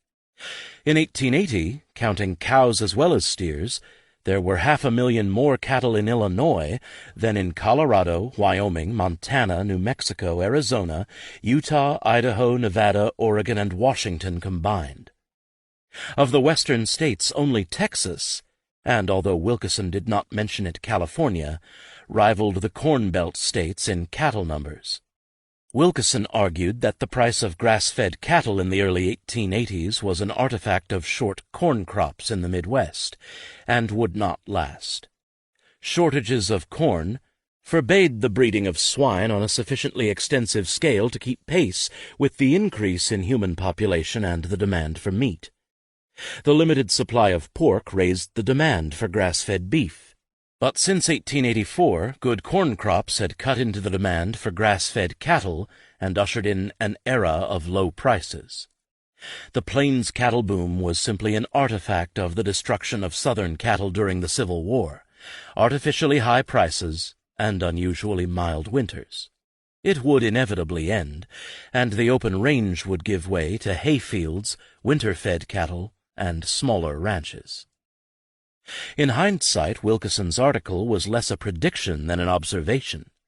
Cattlemen in Illinois and Iowa had learned that they could not compete with Western cattlemen in a race to produce low-quality beef from common stock fed on grass. They could, however, compete if they adopted improved cattle that took on weight more quickly, fed them corn to fatten them, and marketed them at 2 rather than 4 years. Cattle fattened at a younger age allowed for a faster turnover of capital. Corn-fed beef brought premium prices. Western cattlemen responded by improving their herds to create better feeders to be sold to Corn Belt farmers not just in Iowa and Illinois, but also in Kansas and Nebraska. The shift is reflected in the shipping records on the Union Pacific. In 1883–84, shipments from the grasslands were seasonal, coming in the late summer and fall following the annual roundups. In the first 6 months of 1884, hardly any cattle were shipped from Wyoming or Colorado.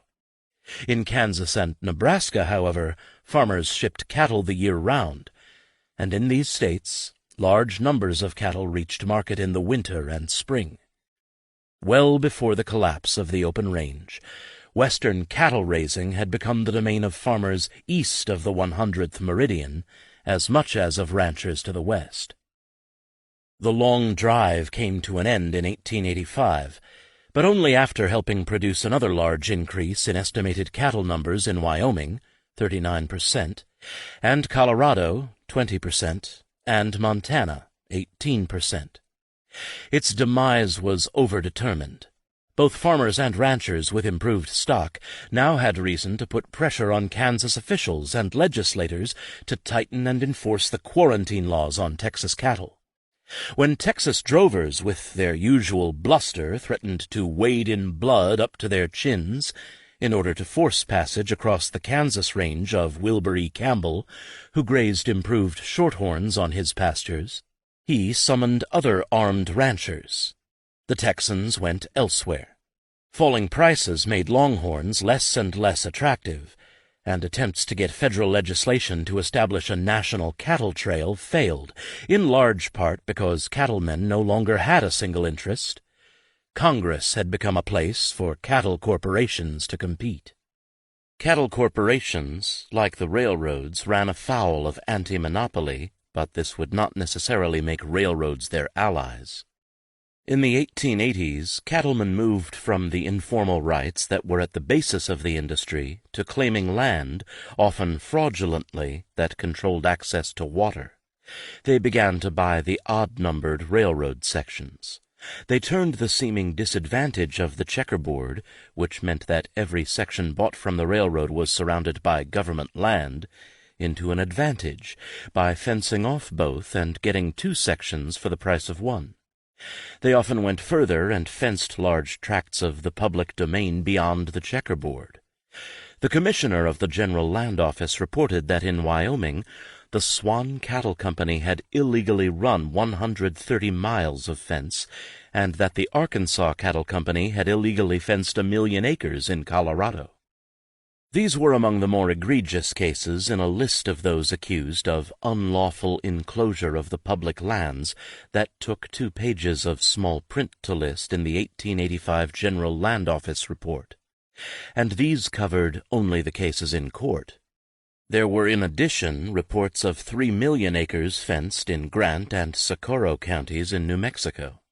Ranchers also combined in pools, much like railroad pools, to fence hundreds of thousands of acres in western Kansas. The General Land Office suits brought no judicial relief until 1895. These land grants were attempts by a classic 19th century monopoly to claim a public resource for a privileged few. The inevitable backlash brought both government intervention and violence when corporations terrorized small ranchers in an attempt to control grazing. In Wyoming, disputes between big cattle companies and small stockmen, sometimes their ex-employees, led to the Johnson County War of 1892. Large cattlemen accused small ranchers of rustling and brought in gunmen to shoot and hang them. That failed, and the cattlemen and their hired guns had to be rescued by the cavalry. In South Texas, the famous King Ranch enlisted Texas Rangers to dispossess small Tejano ranchers. They were far more successful. Large cattlemen argued that leasing of the public domain would end such range wars.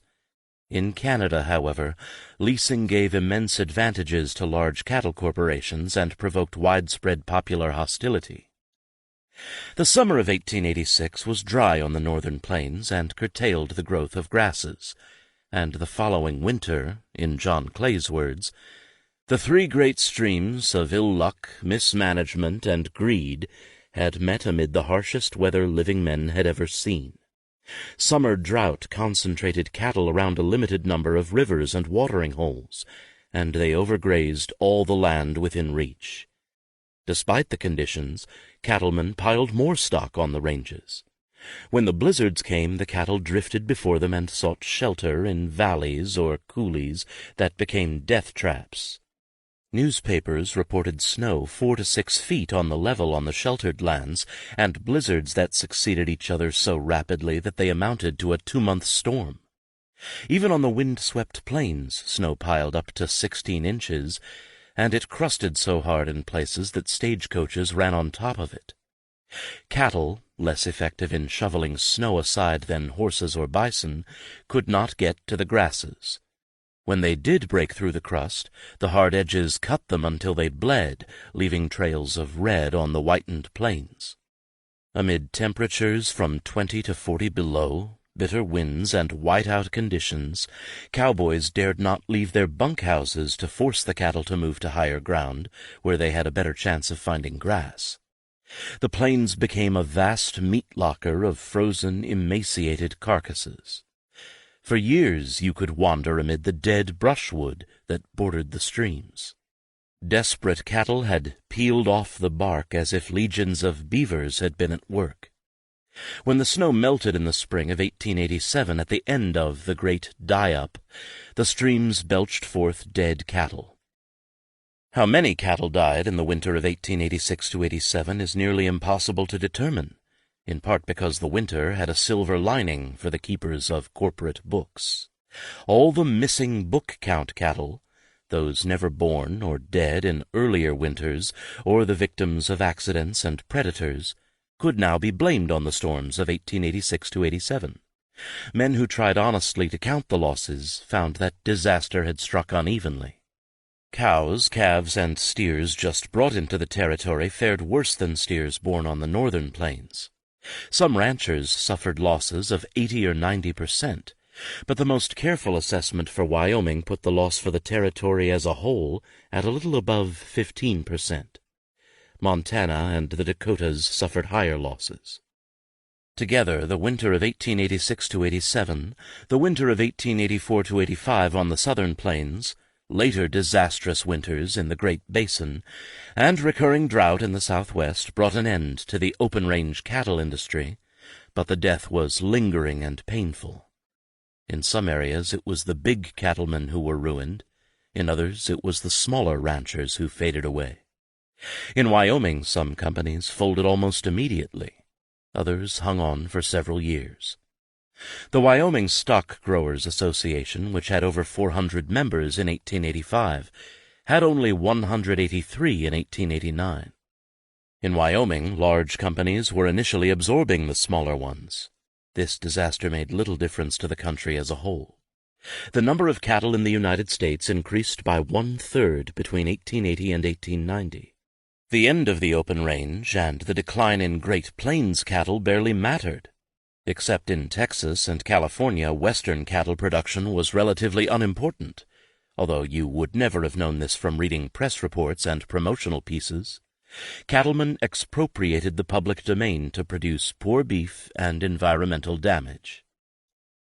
The collapse of the open-range cattle industry was not a disaster for the railroads. It actually enhanced their transportation of cattle. Cows were born with legs to walk and a specialized stomach to eat grass, but railroads put them on wheels and made them creatures of corn.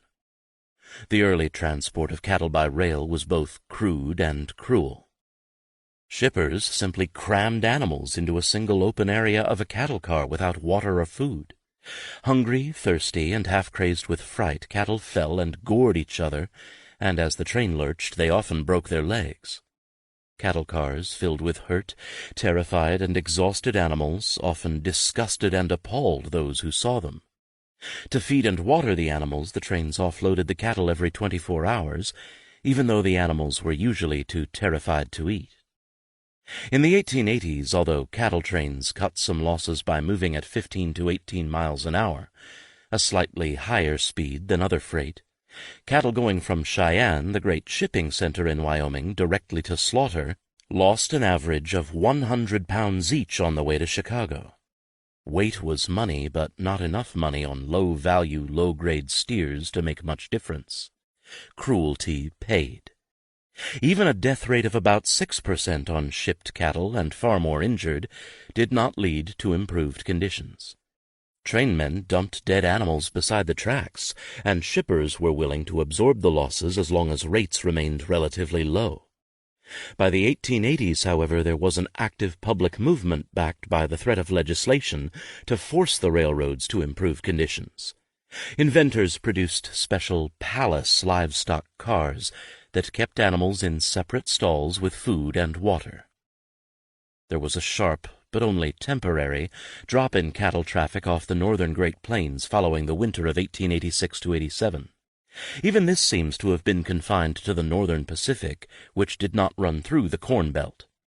By the 1890s, livestock traffic on the Union Pacific and the Fremont, Elkhorn, and Missouri Valley was again on the rise, even as cattle numbers in the archetypical rangeland territory of Wyoming steadily declined from 940,000 in 1888 to 800,000 in 1889 and to 700,000 in 1890. Unlike the northern Pacific, these two roads served both rangeland and Corn Belt regions, and this seems to be the reason for their success at a time when the northern Pacific faced declining cattle traffic. Corn Belt roads had more traffic because increasing the trips each animal made more than compensated for declining numbers of rangeland cattle, which moved to market only when they reached maturity. As farmers in the Corn Belt region along and east of the 98th meridian began to specialize in calf production, the maturing of stockers, and the fattening of feeder cattle, the new system took shape. By the 1890s, a steer's tour of the West might have included an original train ride from the Midwest to the Great Plains, then a trip to the Flint Hills of Kansas, which had emerged as a spring and summer pasturing area where Western cattle joined local herds to fatten on protein-rich bluestem grasses, and finally a train to regional stockyards for redistribution to farms for fattening on grain. The final trip was to Chicago, Omaha, and Kansas City, for slaughter or for resale to butchers farther east. Like so much in the railroad business, the system seemed quite rational, as long as participants did not probe too deeply.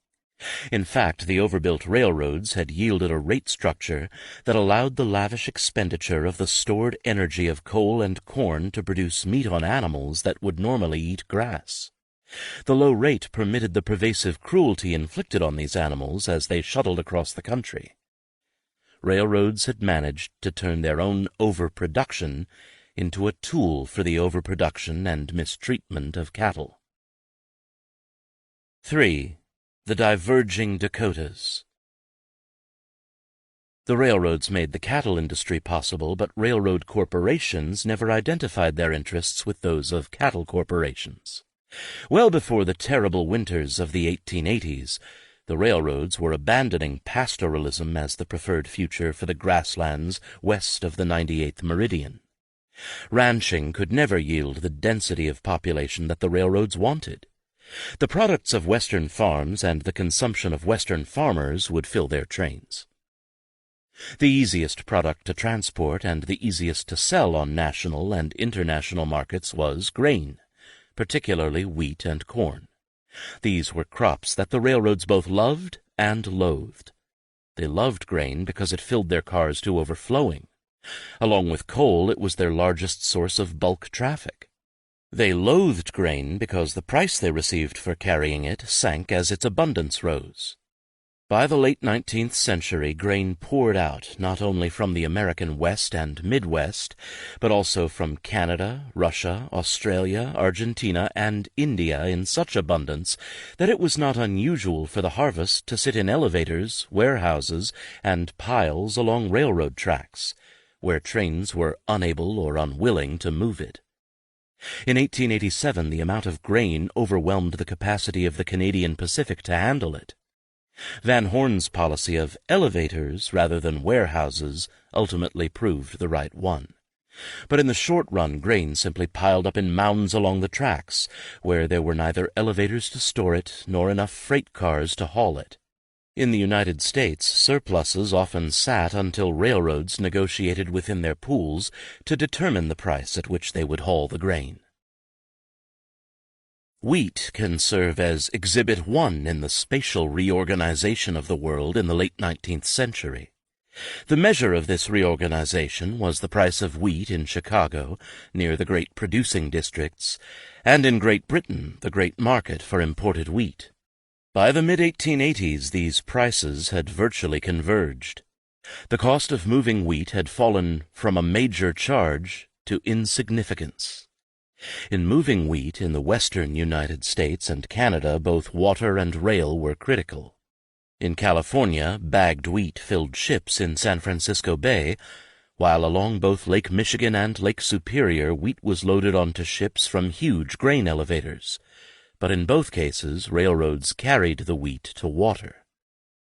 The falling price of railroad transportation enticed farmers to grow wheat even as the long-term price of the grain trended downward. The average price of moving a ton of wheat a mile fell 44% between 1867-72 and 1896. And this meant that transportation costs in the 1890s were 56% of what they had been 25 years earlier, while the average price of wheat was 67% of the earlier price. As long as the cost of transporting wheat was falling faster than the price of wheat, the farm gate price, what the farmer received, was enough in most years to keep them in business. But parse these figures more closely and a different picture emerges. Real gains for the farmers in the 1870s apparently ceased in the 1880s, and then in the depression of the early and mid-1890s, the price of wheat and corn began to fall faster than freight rates. There were numerous reasons for the railroads to cut rates, ranging from larger cars, heavier trains, and steel rails, which made the railroads more efficient, to competition, but a major cause was that the high fixed cost of the railroads induced them to take traffic even at a loss. By the late 19th century, all concerned admitted that American grain was competing in a world market and could be sold abroad only if it meets the market price. The conditions of competition are such that only by making a very low freight rate could American wheat be sold at all. The railroads charged wheat what the traffic would bear, that is, a rate that would allow it to find a market abroad. Railroads serving Chicago partially recouped by maintaining higher rates for flour, which had a largely domestic market and did not face similar competition. The Southern Pacific charged relatively low rates for wheat, but higher prices for hauling manufactured goods to farmers. Low railroad rates allowed farmers to dispose of their surplus, but at the same time the rate structure itself encouraged the production of that very surplus and allowed farmers to move farther and farther away from markets. By the mid-1880s, Grand Island, just west of the 98th meridian on the unnavigable Platte River in Nebraska, was the leading source of grain shipments on the Union Pacific. Railroad rates encouraged wheat producers to expand both north and south in the Central Valley of California. The early 1880s were a golden age for wheat farmers and potential settlers on the northern prairies and Great Plains. These were the years of the Great Dakota Boom, stimulated by a temporary upturn in wheat prices, abundant harvests, and rising land values. Between 1878 and 1887, Dakota Territory was, in the words of one booster, the sole remaining section of paradise in the Western world. A booster from Nelson County proclaimed that 1,000,000 plows are wanted in the territory of Dakota. He didn't get 1,000,000, but the number of farms in Dakota Territory rose from 17,435 in 1880 to 95,204 in 1890. In what was music to the railroad's ears, some settlers credited this growth to the corporations that had provided more than 4,000 miles of lines in Dakota Territory by 1887. By 1889, population had risen to levels justifying not one but two states, North Dakota and South Dakota. Development that supposedly would have taken a century or more without the railroads had taken place over 5 years. In the 1880s, Dakota was still a single territory, but the two future states were developing along markedly different trajectories. North Dakota had access to two great land-grant railroads, the Northern Pacific and the St. Paul, Minneapolis, and Manitoba, which James J. Hill later made the basis of the Great Northern. The St. Paul, Minneapolis, and Manitoba barely touched North Dakota, but since it largely paralleled its eastern border, it captured much of its Red River Valley traffic. With the exception of a small section of the Chicago and Northwestern, South Dakota had no major railroad receiving land grants within its territory. North and South Dakota can thus serve as a kind of historical laboratory for comparing two different approaches to railroad construction and their consequences. Subsidized transcontinentals built ahead of demand in what would become North Dakota, while unsubsidized regional roads built to meet demand in South Dakota. The result was two different settlement patterns and traffic patterns. The most revealing comparison between transcontinental and regional line construction involves lands west of the Red River Valley. The land-grant railroads produced particular patterns of settlement. Settlers moved along the line of the railroad instead of spreading more evenly across the landscape.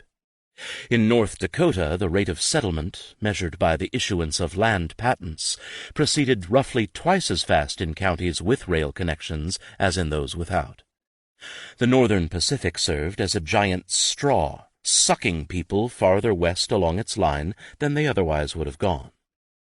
In the early 1880s, for example, most settlers in the Great Dakota Boom remained east of the 98th meridian, but in the counties along the Northern Pacific, settlers pushed farther west in order to obtain public sections of the checkerboard.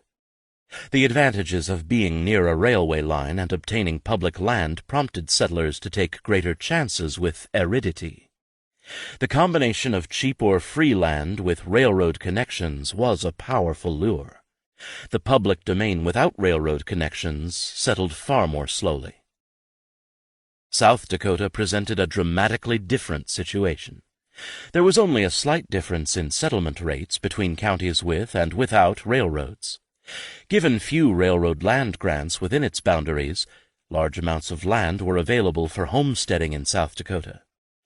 Without railroads, this land should have settled slowly. In fact, the opposite was the case. South Dakota counties settled nearly twice as quickly as those North Dakota counties with railroads, and 3 times as quickly as North Dakota counties without railroads. Relatively dense settlement in the 1880s brought the Milwaukee Road and the Chicago and Northwestern in its wake. These roads then moved slightly ahead of settlers before stopping at the Missouri River. Both were predominantly grain roads, grain comprising 63% of the Dakota traffic on the Chicago, Milwaukee, and St. Paul, and 44% on the Chicago and Northwestern. By 1887, a relatively compact railroad grid served existing agricultural settlements largely east of the 98th meridian. The railroad's restraint in staying east of the Missouri River was not wholly intentional. The Great Sioux Reservation blocked expansion to the west. In North Dakota, American settlement pushed farther west more quickly and created a far less dense agricultural landscape than in South Dakota. In the 1880s, track controlled by the Northern Pacific increased from 1,082 to 1,317 miles, but the amount of wheat it hauled, while fluctuating, trended downward. Wheat made up only 28% of the total traffic of the Northern Pacific in 1889. Taken together, the Dakotas seem to offer a compelling argument against land grants in general, and the subsidized transcontinentals in particular. Not only did unsubsidized railroads build to meet demand, but they operated more efficiently.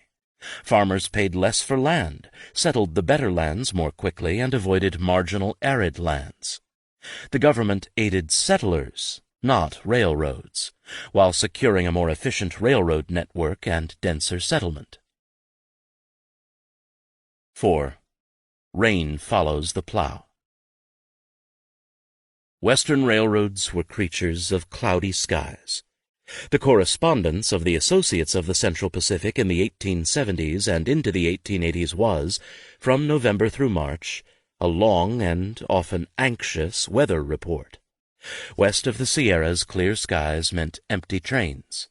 Winter rains produced wheat. On the plains and prairies, spring and summer was when farmers needed rain, and the railroads here, too, watched and measured. And the measurements in the 1870s indicated that somewhere between the 98th meridian and the 100th meridian, farmers reached the limits of conventional agriculture. They could push wheat farther west than corn, but particularly on the central and southern prairies, most farmers initially went no farther west than corn could go. In 1881, John Wesley Powell became head of the U.S. Geological Survey. He was already famous for exploring the Grand Canyon and, among Western boosters, infamous for publishing his Report on the Lands of the Arid Region of the United States in 1879.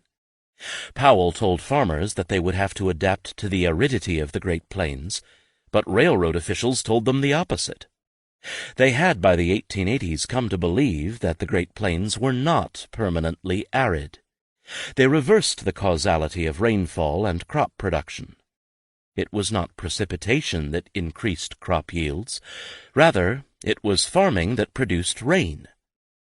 Railroad men did not invent the idea that human settlement would change the climate, but they encouraged it and employed those who proclaimed the idea. These were not the vagaries of young men in publicity departments.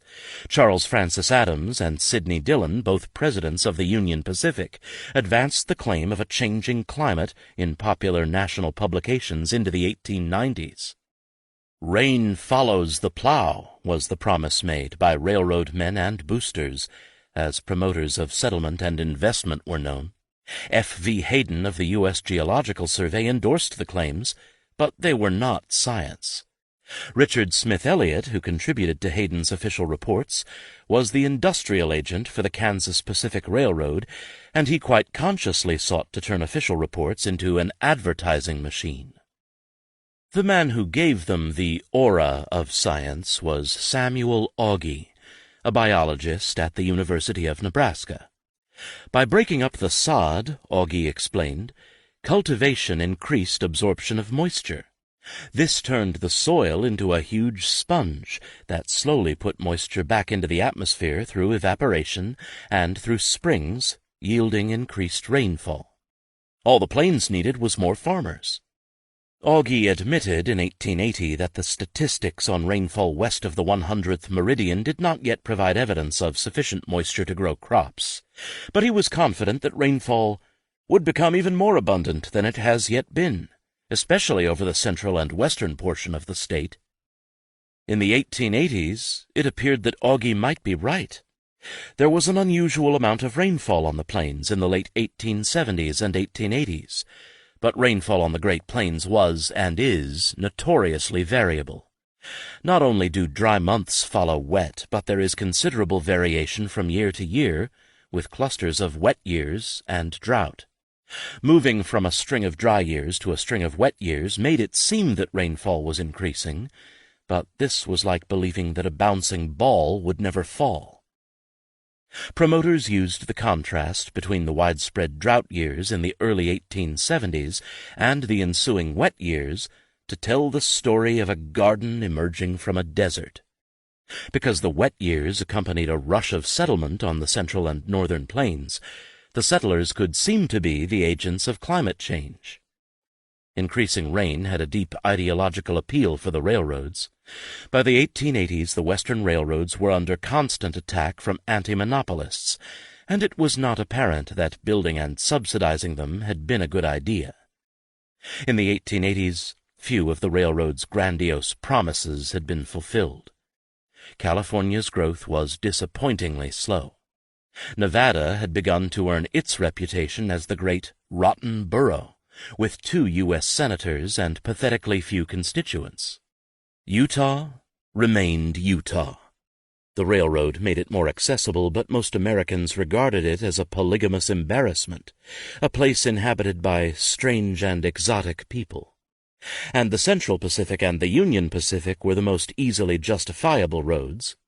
The Northern Pacific, Atchison, Topeka, and Santa Fe, the Atlantic and Pacific, the Kansas Pacific, and the Texas and Pacific seemed utterly extraneous as transcontinentals, when they even managed to complete their lines. Oregon and Washington relied largely on water transport and local railroads. Arizona, New Mexico, and western Texas were vast tracts of empty land, cows, and sheep. These herds were in the midst of collapse from drought and overgrazing. Western mines produced silver that no one needed. The great success of the railroads was the development of a rich agricultural district from the Missouri River west to the 98th meridian, but there was no need to build transcontinentals to develop eastern Kansas, eastern Nebraska, the Dakotas, or Texas east of Dallas. As South Dakota demonstrated, unsubsidized regional roads were quite capable of doing the job. If the railroads, by luring farmers west, were, however, changing the climate and turning the grasslands into a garden, then the whole enterprise could be redeemed. Railroads could fulfill their critics' fondest hopes, a country chock full of small producers. They would have served their country well. Unfortunately, rain did not follow the plow. In the late 1880s, the Great Dakota boom shriveled amid sporadic drought, bad crops, and falling prices. There were local droughts in the Dakotas in 1886, and again in 1887 and 1888, and wheat prices fell 11 cents a bushel between 1885 and 1886. Then, in 1889, drought struck in earnest on the lands west of the 98th meridian, destroying crops and reducing thousands of farmers to destitution and near starvation. Farmers, lured into western Kansas and Nebraska by wet years, retreated east when drought ensued. By the late 1880s and 1890s, wheat prices reached new lows, and farmers burned corn they could not afford to send to market. Most Western railroads were losing money, and many were unable to meet their fixed costs. Their customers were losing their livelihoods. Some railroad men blamed all this on the farmers' insistence on sticking with staple grain crops. On the northern prairies and plains, James J. Hill urged farmers to diversify and move away from wheat.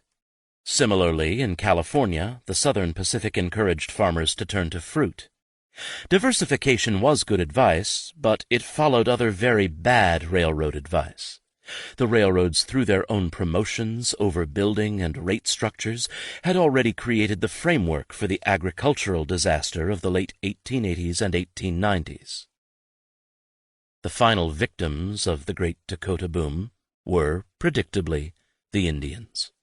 The Great Sioux Reservation, which stretched along the Missouri River in South Dakota, had done a great service for South Dakota farmers by keeping them from pushing farther into the arid plains.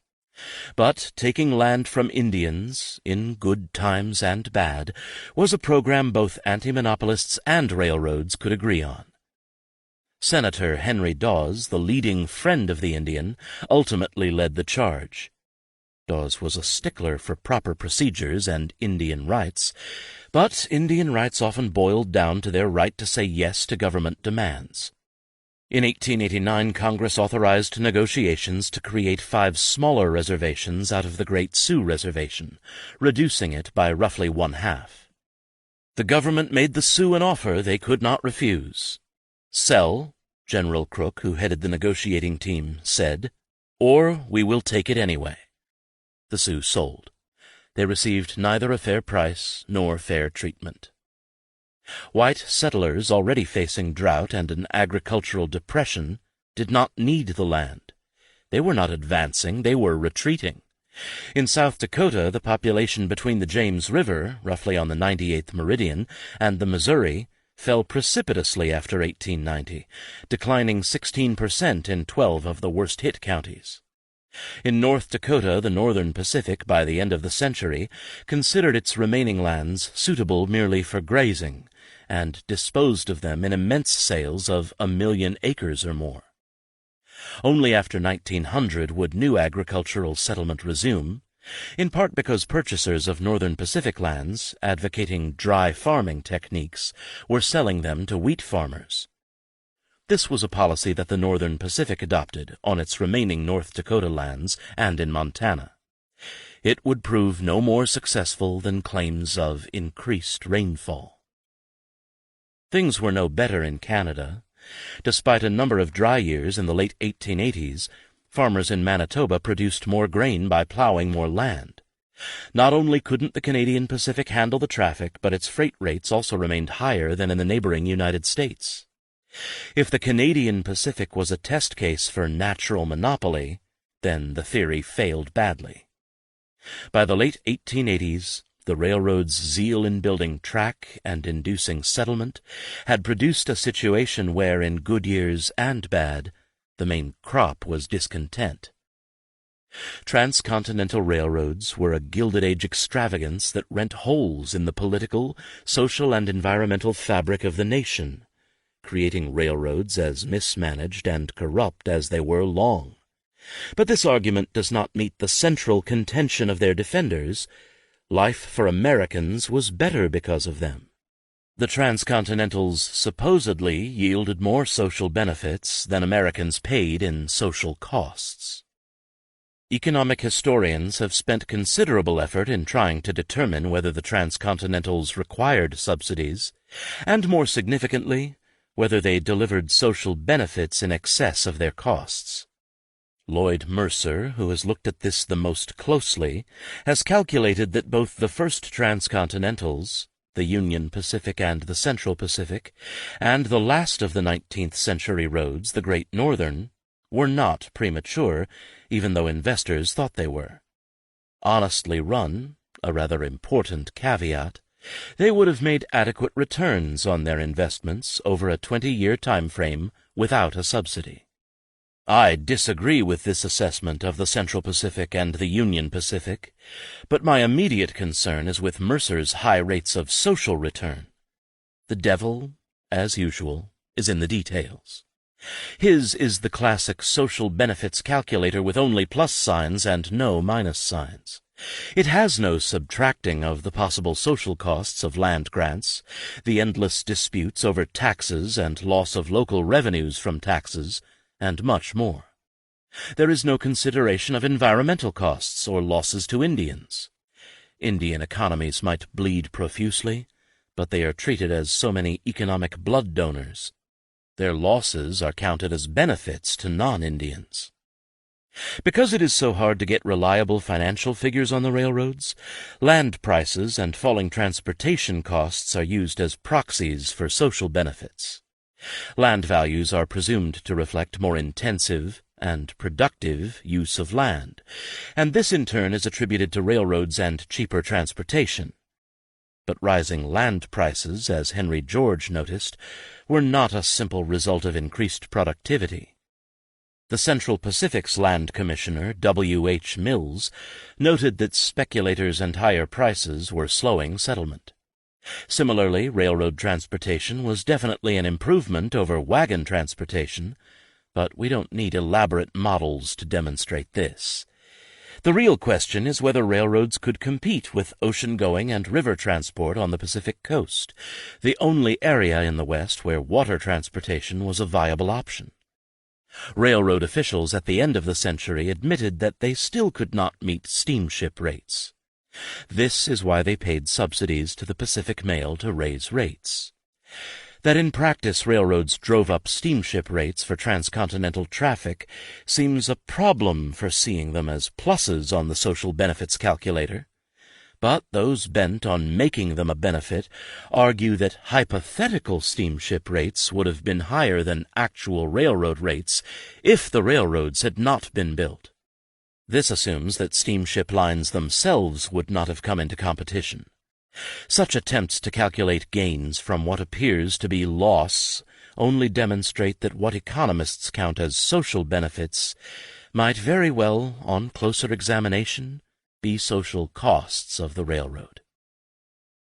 If we measure well-being more directly, simply by income, the transcontinental railroads did not improve conditions for most people in the West. Measured in current dollars, total personal income per capita fell in Arizona, California, Colorado, Idaho, Montana, Nevada, and Wyoming between 1880 and 1900. It rose in Utah and New Mexico, but those two states were still the poorest in the West, with New Mexico virtually southern in its poverty. It rose also in Oregon and Washington, but only barely. In the tier of agricultural states, the Dakotas, Oklahoma, Nebraska, Kansas, and Texas, we have comparative statistics only for Nebraska, Kansas, and Texas. These states rose in income, but if the measurement had been taken 5 years earlier, in the midst of the Depression, instead of at the beginning of a long agricultural boom, they, like all the others, would have had much lower numbers. And in any case, they were creatures of Chicago and St. Louis railroads, not the Transcontinentals. Over much of the West, then, total personal income was falling. There were some predictable reasons for this, besides falling agricultural prices and recurrent depressions. Railroads, for example, made migration easier, and more people competing for jobs reduced the original high wage rates in the West. In terms of personal income, the West was still more prosperous than other sections of the country during this period, but it was losing its advantage, and it also had a substantially higher cost of living. The railroads had not created this prosperity in the West. The more the railroads built in the West, the smaller the differences between West and East. But even this picture is too rosy. Total personal income includes income from both work and property. Segregate out the income from property, largely rents and stocks and bonds owned in the East, and count only the income of farmers, small businessmen, and wage workers, and we get a decline in per capita income across not only the West but the entire United States between 1880 and 1890. It rises again in the country as a whole by 1900, an artifact of the last years of the century, since the Depression had hollowed out the 1890s. But these last years did not restore well-being in the West. Over much of the West, per capita income from labor in 1900 was less than it had been in 1880. Over virtually the whole period from 1880 to 1900, things were as the anti-monopolists claimed. Property was being redistributed upward. Those who worked were receiving smaller and smaller shares. Those who controlled the railroads reaped massive rewards, even if the corporations struggled.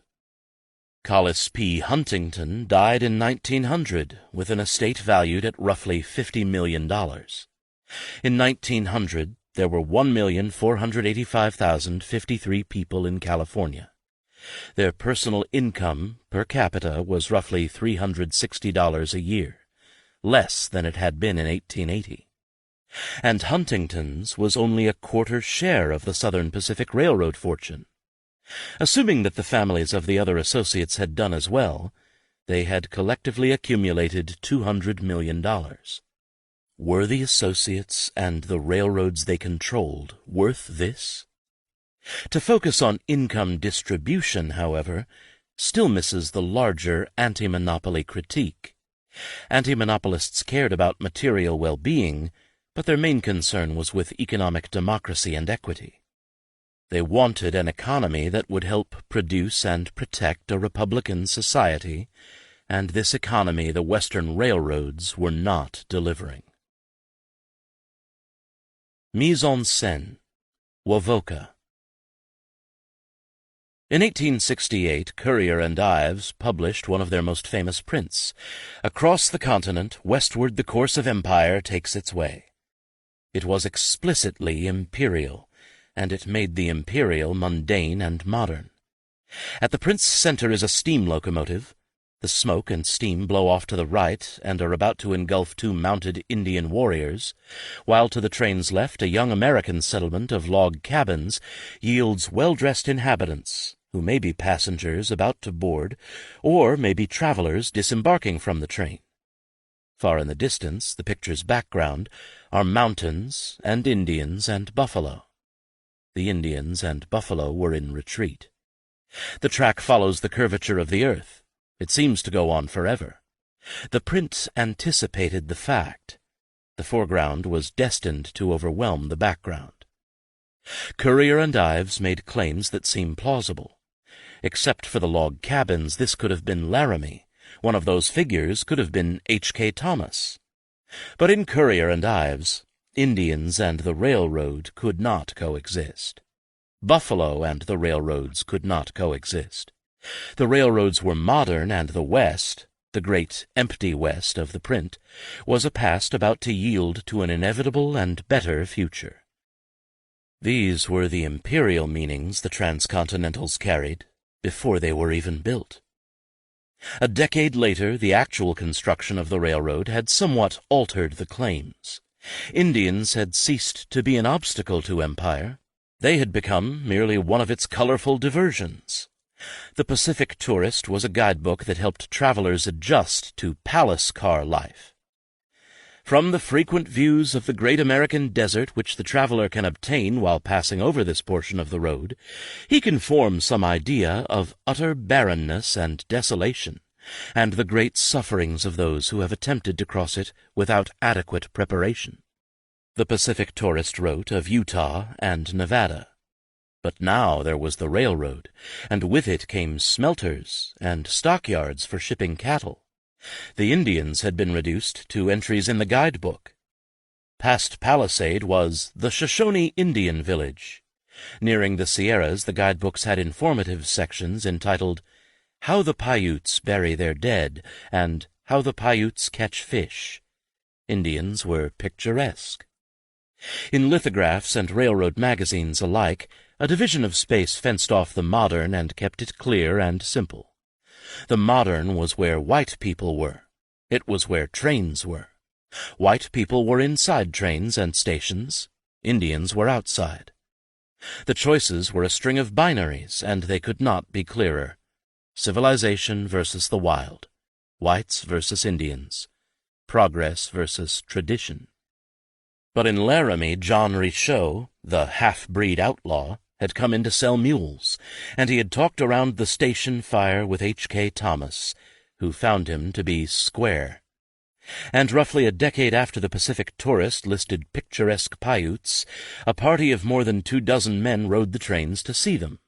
There were 11 Lakotas, Kicking Bear, his brother-in-law, Short Bull, Good Thunder, Yellow Breast, Flat Iron, Broken Arm, Cloud Horse, Yellow Knife, Elk Horn, Kicks Back, and Mash the Kettle, from Pine Ridge, Cheyenne River, and Rosebud, who in 1890 traveled west by horse in search of a prophet who claimed that God had come to earth to save the Indians from adversity.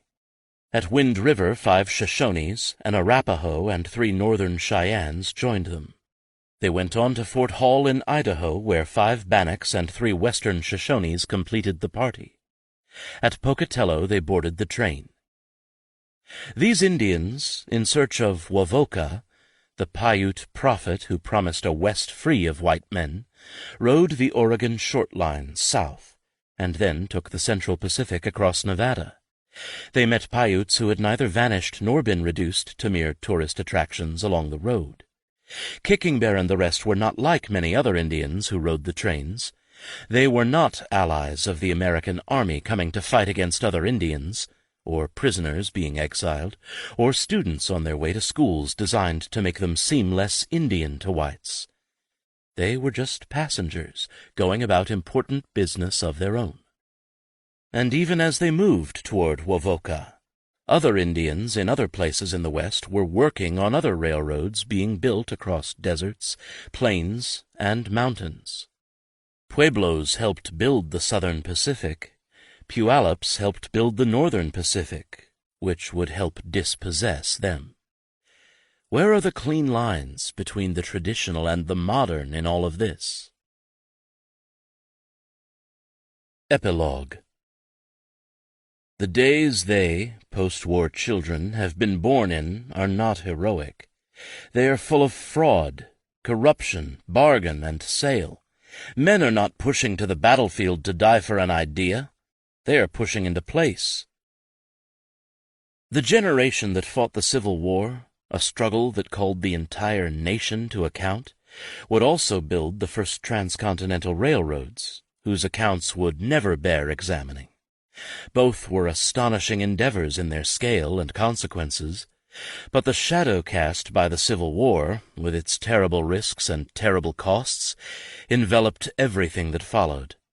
The war provided a standard by which men judged themselves and others. The war did not make them better men, and the standard had little to do with heroism. Charles Francis Adams, whose railroad life would make him president of the Union Pacific, was an officer at Antietam and Gettysburg. But his abiding recollection of these turning points in the war was not of the fierce agony of battle at its height, but the enjoyment of 2 exceedingly refreshing naps. It was not, Adams wrote, heroic, but it was, I hold, essentially war.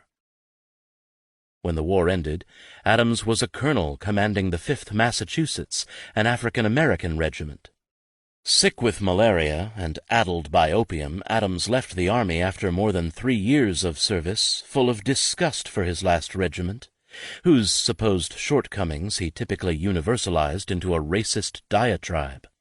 The Negro was wholly unfit for cavalry service, lacking absolutely the essential qualities of alertness, individuality, reliability, and self-reliance.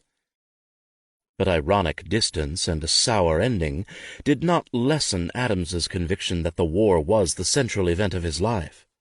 Success in anything that followed would not matter as much, and failure would rankle all the more. Adams was 30 when he left the army, and his 20th-century autobiography devoted 165 of its 215 pages to getting him to that 30th year.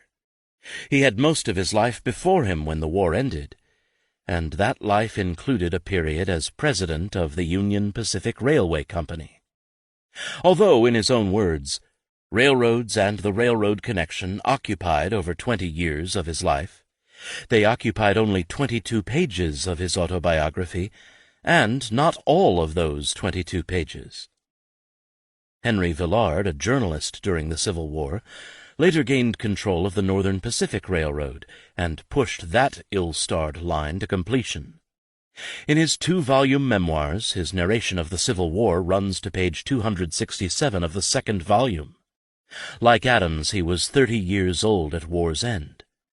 But after Appomattox, his memoirs switched into the third person, as if he were not fully present for the remainder of his days. It took him a little over 100 pages to narrate the rest of his career. Villard and Adams came to despise each other, but they were similar in the way they skipped over their railroad lives. They slighted the railroads, not because they thought them insignificant, but because in Adams's case his career in them left him with a consciousness of failure. Villard felt much the same way. The catastrophe of the Northern Pacific oppressed him. Writing retrospectively, Villard and Adams cast the Civil War as the main act of their lives. But the war came when they were young men, and it was in fact only a prologue to the long second acts, their railroad lives, that, for all their eventfulness and consequence, they considered failures.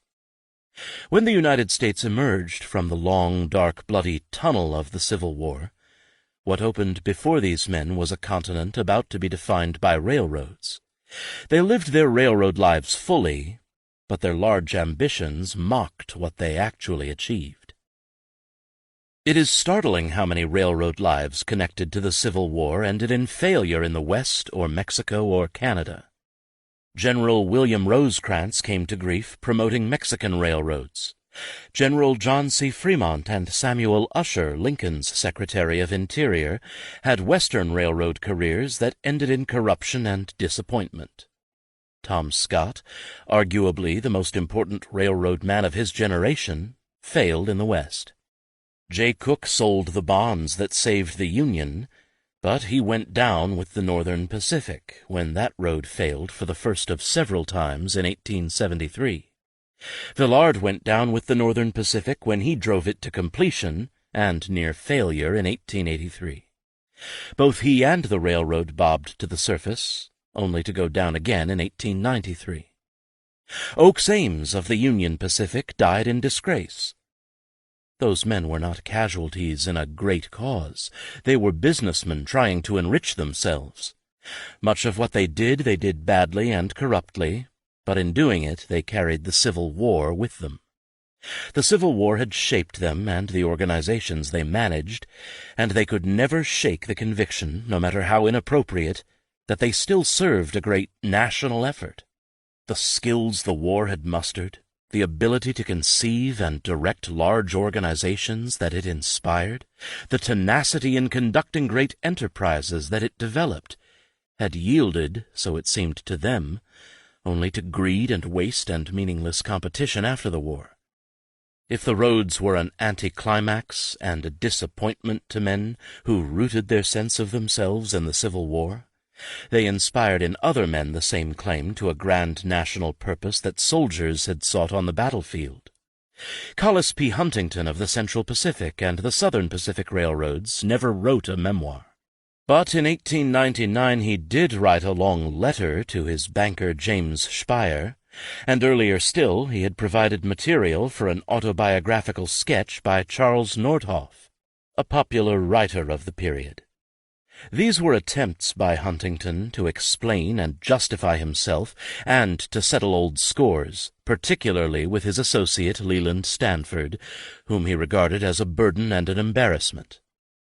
Unlike that of Adams or Villard, Huntington's life boiled down only to railroads, and in the cramped space of these letters and notes he wrote mostly about railroads. He was satisfied with what he had done. His motives had been honest, and his actions had benefited California more than himself. He had excited the revengeful passions of bad men who have been thwarted in their dishonest schemes.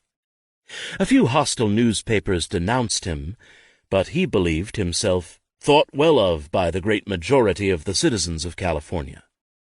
He cited as proof of his virtue his victories in litigation, as dubious a proof in 19th century America as it is possible to imagine. But this is not that different an evaluation of a railroad career from those of Villard and Adams. Huntington chose to deny and challenge the same story of insider dealing, manipulation of information, and self-serving lies that Villard and Adams preferred to skip past.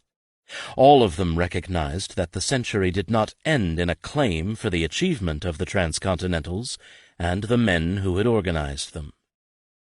Jay Cooke, perhaps more than any other man, celebrated the glory of Civil War success and felt the pain of railroad failure. Jay Cooke had begun to lay the groundwork for the transcontinental railroads before any of the others had laid a mile of track. In wartime, he helped to create modern financial markets that harnessed the small savings of hundreds of thousands of investors and nurtured the links between finance and government. Cooke sold the government bonds that helped win the Civil War. Cooke sold the Northern Pacific bonds that launched a railroad. Cooke began dictating his memoirs, but he never finished. His business was persuading himself so that he could persuade others, but his claim of a larger success in his ultimate debacle with the Northern Pacific may have been too much for him to swallow. Cooke thought with some reason that his great financial work during the war saved the Union. He thought with less reason that only his betrayal by jealous, greedy, incompetent, and small-minded men had bankrupted him and the Northern Pacific Railroad. An ardent and devout evangelical Christian, Cooke considered himself but an instrument of a beneficent God. His memoirs are a secular gospel story. Christ-like, he claimed ultimate success in his worldly failures. The Northern Pacific had died only to rise again to make the modern West. Cooke could not but feel a great satisfaction in having been the instrument in opening and adding so vast and rich a country, so many millions of people, so many churches, schools, and colleges, so many wheat fields and mines to our country. By the 20th century, only James Hill of the men responsible for the Transcontinentals was still an active railroad man. The other roads had delivered their disasters in the 19th century. The Great Northern saved its disaster for the 20th.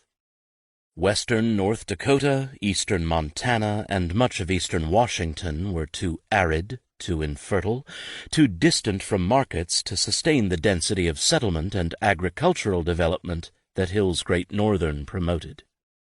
Over much of the area, population had peaked by 1920, and the century since has been one of environmental damage, demographic decline, and slow-motion social decay. Collis P. Huntington, the last of the original associates, survived until 1900. His genius had come from building railroads that sometimes went bankrupt, but always yielded great fortunes. And when he died, he split that fortune between his wife, Arabella, her son, who was probably also his natural son, and his nephew Henry. Henry divorced his own wife, married Arabella, and made a fortune of his own in real estate developments and street railroads in Los Angeles. He collected the books and art that form the basis of the modern Huntington Library. His estate is the Huntington Gardens, where the library and art collection are housed. Except for James J. Hill, Charles Francis Adams outlasted all the men who ran the 19th century Transcontinentals, and when he died, his funeral in Boston featured, even by New England standards, a strange eulogy. The setting was as proper and Brahmin as 1915 Boston could muster. A public meeting of the Massachusetts State Historical Society held at the First Church in Boston. The Reverend George Angier Gordon gave the invocation, and the Reverend Charles Edwards Park the benediction, and Henry Cabot Lodge gave a memorial address that, in its printed form, ran to 60 pages. The Calvinist core of Puritanism had long since washed away, but the descendants of Puritans still knew how to sit and listen. The deceased, the descendant of 2 presidents, had left a memoir that clearly irked Henry Cabot Lodge, and although Lodge predictably praised Adams, he also argued with him, criticized him, and patronized him. These were all dangerous things to do with Charles Francis Adams, but Adams, being dead, was at a certain disadvantage in this argument. Still, Lodge, by occasionally paraphrasing and quoting Adams's memoir, allowed him a say of sorts. Lodge's criticism sprang from Adams's own criticism, of himself, his New England upbringing, his life work, and the railroads. Lodge did not get far before he became defensive. It was as if the deceased were rising up in one last dyspeptic Adams outburst to flail New England and the entire late 19th century. Lodge was not going to stand for it, and that is why the eulogy diverted to trout streams. Lodge differed with the deceased about who was to blame for Adams's boyhood lack of experience in sports and recreation. Certainly it was not New England. Charles Francis's brother Henry, presumably among the mourners, found himself dragged into the argument, as Lodge criticized him for saying there were no trout streams on Cape Cod. Such a statement was evidence, Lodge thought, of both ignorance and a timidity among the Adamses that barred boyish exploration. Barely into the eulogy, Lodge was veering, rather crazily, into a dissertation on trout fishing in Massachusetts in the 1840s. He righted himself, but then he got cranky at Adams's criticism of Boston Latin School, which launched him into a brief counter-criticism of modern education. Adams was 31 years old, a veteran of the Civil War, before Lodge could find him making a decision beyond reproach. He made a wise, if quick, choice by turning to the railroad system, to use his own words, as the most developing force and largest field of the day. Lodge did not let it go at that. Reform, which Adams sponsored, had gone too far. The innocent, meaning railroads and their executives, had suffered with the mistakes and extreme measures of the present day.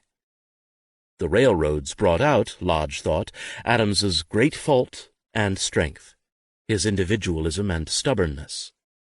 When he was brought into relations with larger numbers of colleagues and associates, with whom it was necessary to act in furtherance of a common purpose, as in the case of the Union Pacific, we have but to read what he says in this connection of the financial magnates and businessmen with whom he came in contact, in order to realize the difficulties he found in the management of varying opinions, and in taking joint action where many men were involved. Lodge did not say what Adams had said. He merely cited it as evidence of a character flaw.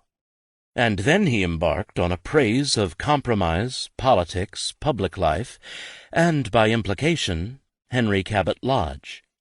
For a moment it was hard to say who was being eulogized. If the corpse could have spoken, or if Lodge had in this instance quoted the corpse, Adams would have said what he had written. Business success, money-getting, comes from a rather low instinct. Certainly, so far as my observation goes, it is rarely met with in combination with the finer or more interesting traits of character. I have known and known tolerably well a good many successful men, big financially, men famous during the last half-century, and a less interesting crowd I do not care to encounter. Not one that I have ever known would I care to meet again, either in this world or the next, nor is one of them associated in my mind with the idea of humor, thought, or refinement. A set of mere money-getters and traders, they were essentially unattractive and uninteresting. The most developing force and the largest field of the day had been led and sponsored by the most unattractive and uninteresting men of Adams's and Lodge's generation. Here was a paradox of railroads worthy of his brother Henry's education. Adams may have been right, or he may have been a crank, or he may have been both a crank and right. Conclusion. 19th-century railroads transformed Western North America, bringing it into national and world markets with a speed and thoroughness rarely seen in other parts of the globe.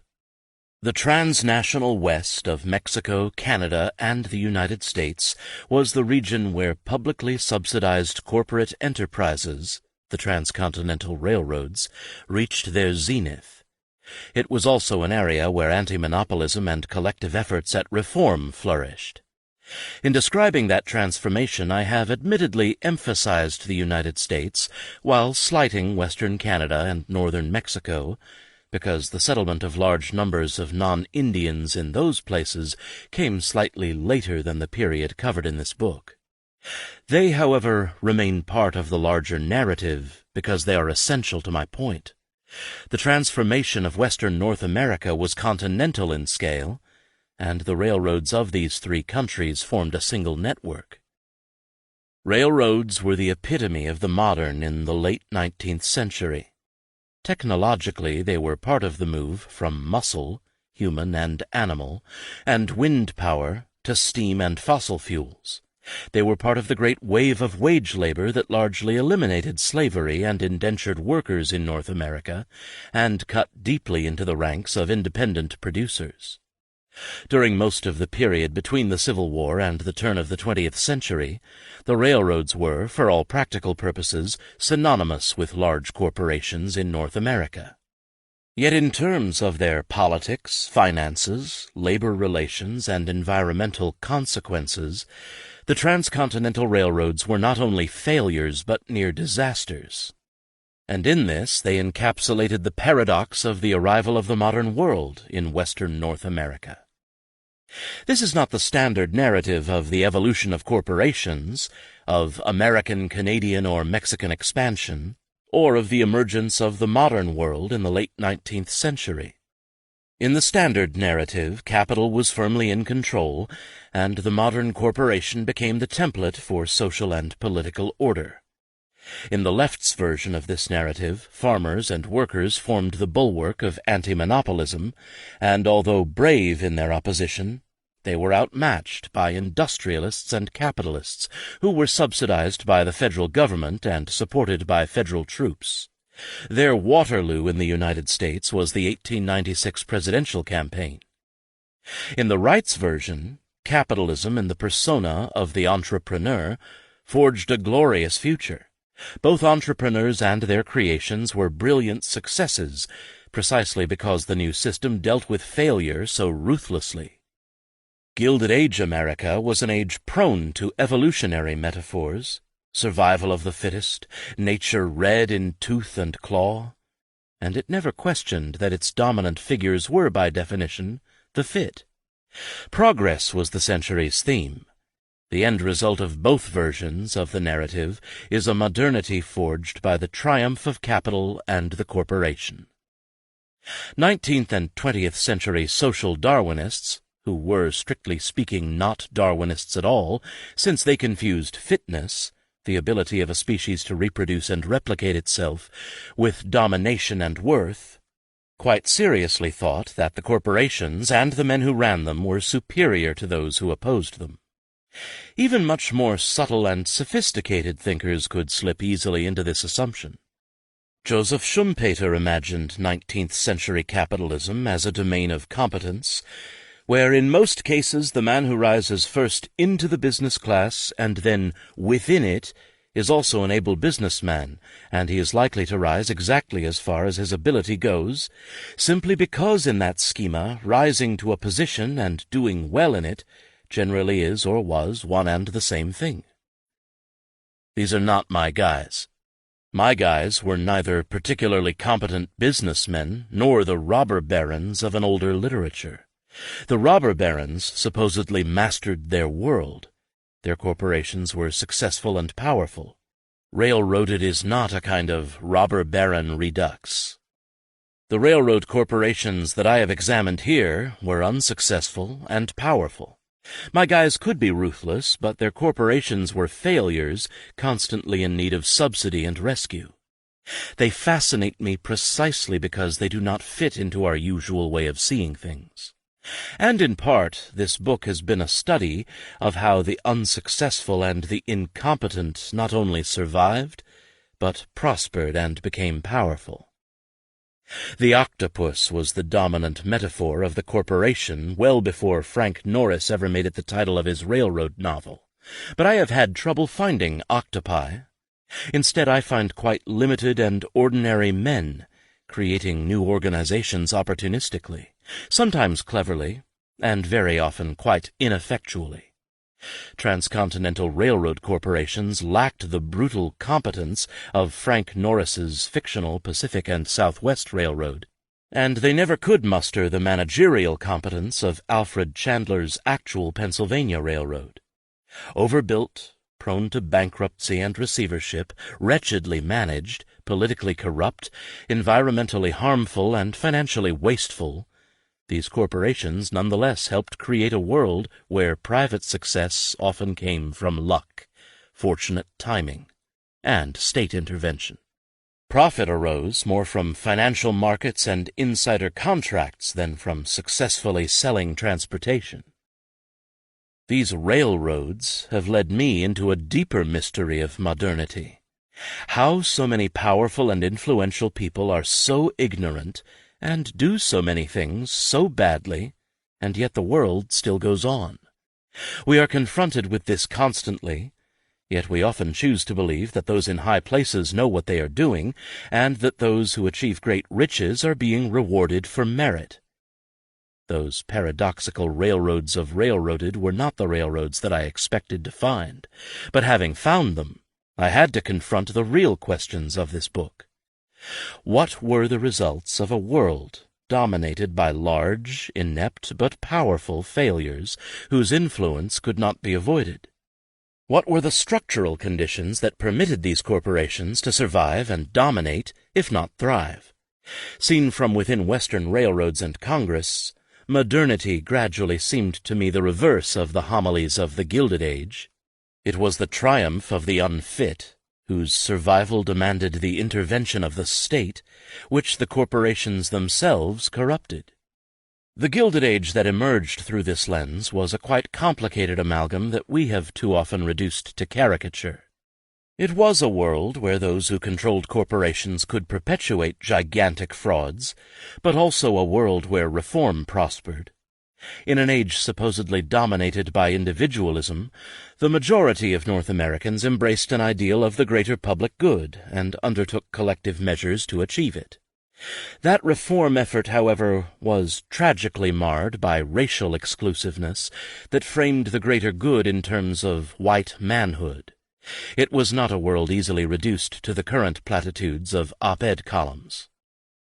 Like any other historical epoch, the late 19th century cannot be understood in terms of a dichotomy between a larger capitalist structure that made the men like those at the center of this book inevitable, or an idea of human agency that made that structure in too simple a way their creation. Railroads were a remarkable technology, but building so many of them, so far ahead of demand, and turning them into large systems, turned out not to be very good ideas.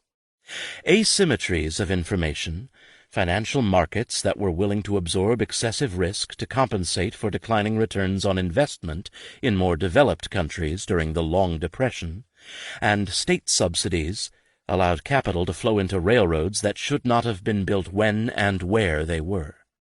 Once main lines were constructed, the trunk lines demanded branch lines to feed them, and because it initially seemed that only competing lines could produce reasonable rates, all kinds of boosters and promoters in small western towns floated bonds and offered subsidies to attract still more railroads.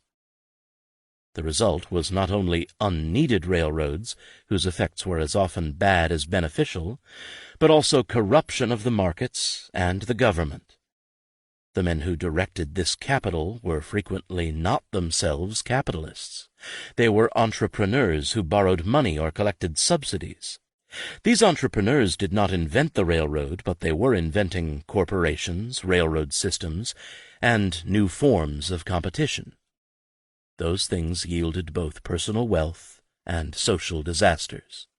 The mining, cattle and wheat busts, the breakup of Western Indian reservations and Indian Territory, the surges of population into the arid West, with the long depopulation that followed in many areas, the economic collapses triggered by railroad collapses, the environmental deterioration and waste of resources, the corruption of politics, all this and more seems unlikely or impossible without the railroads.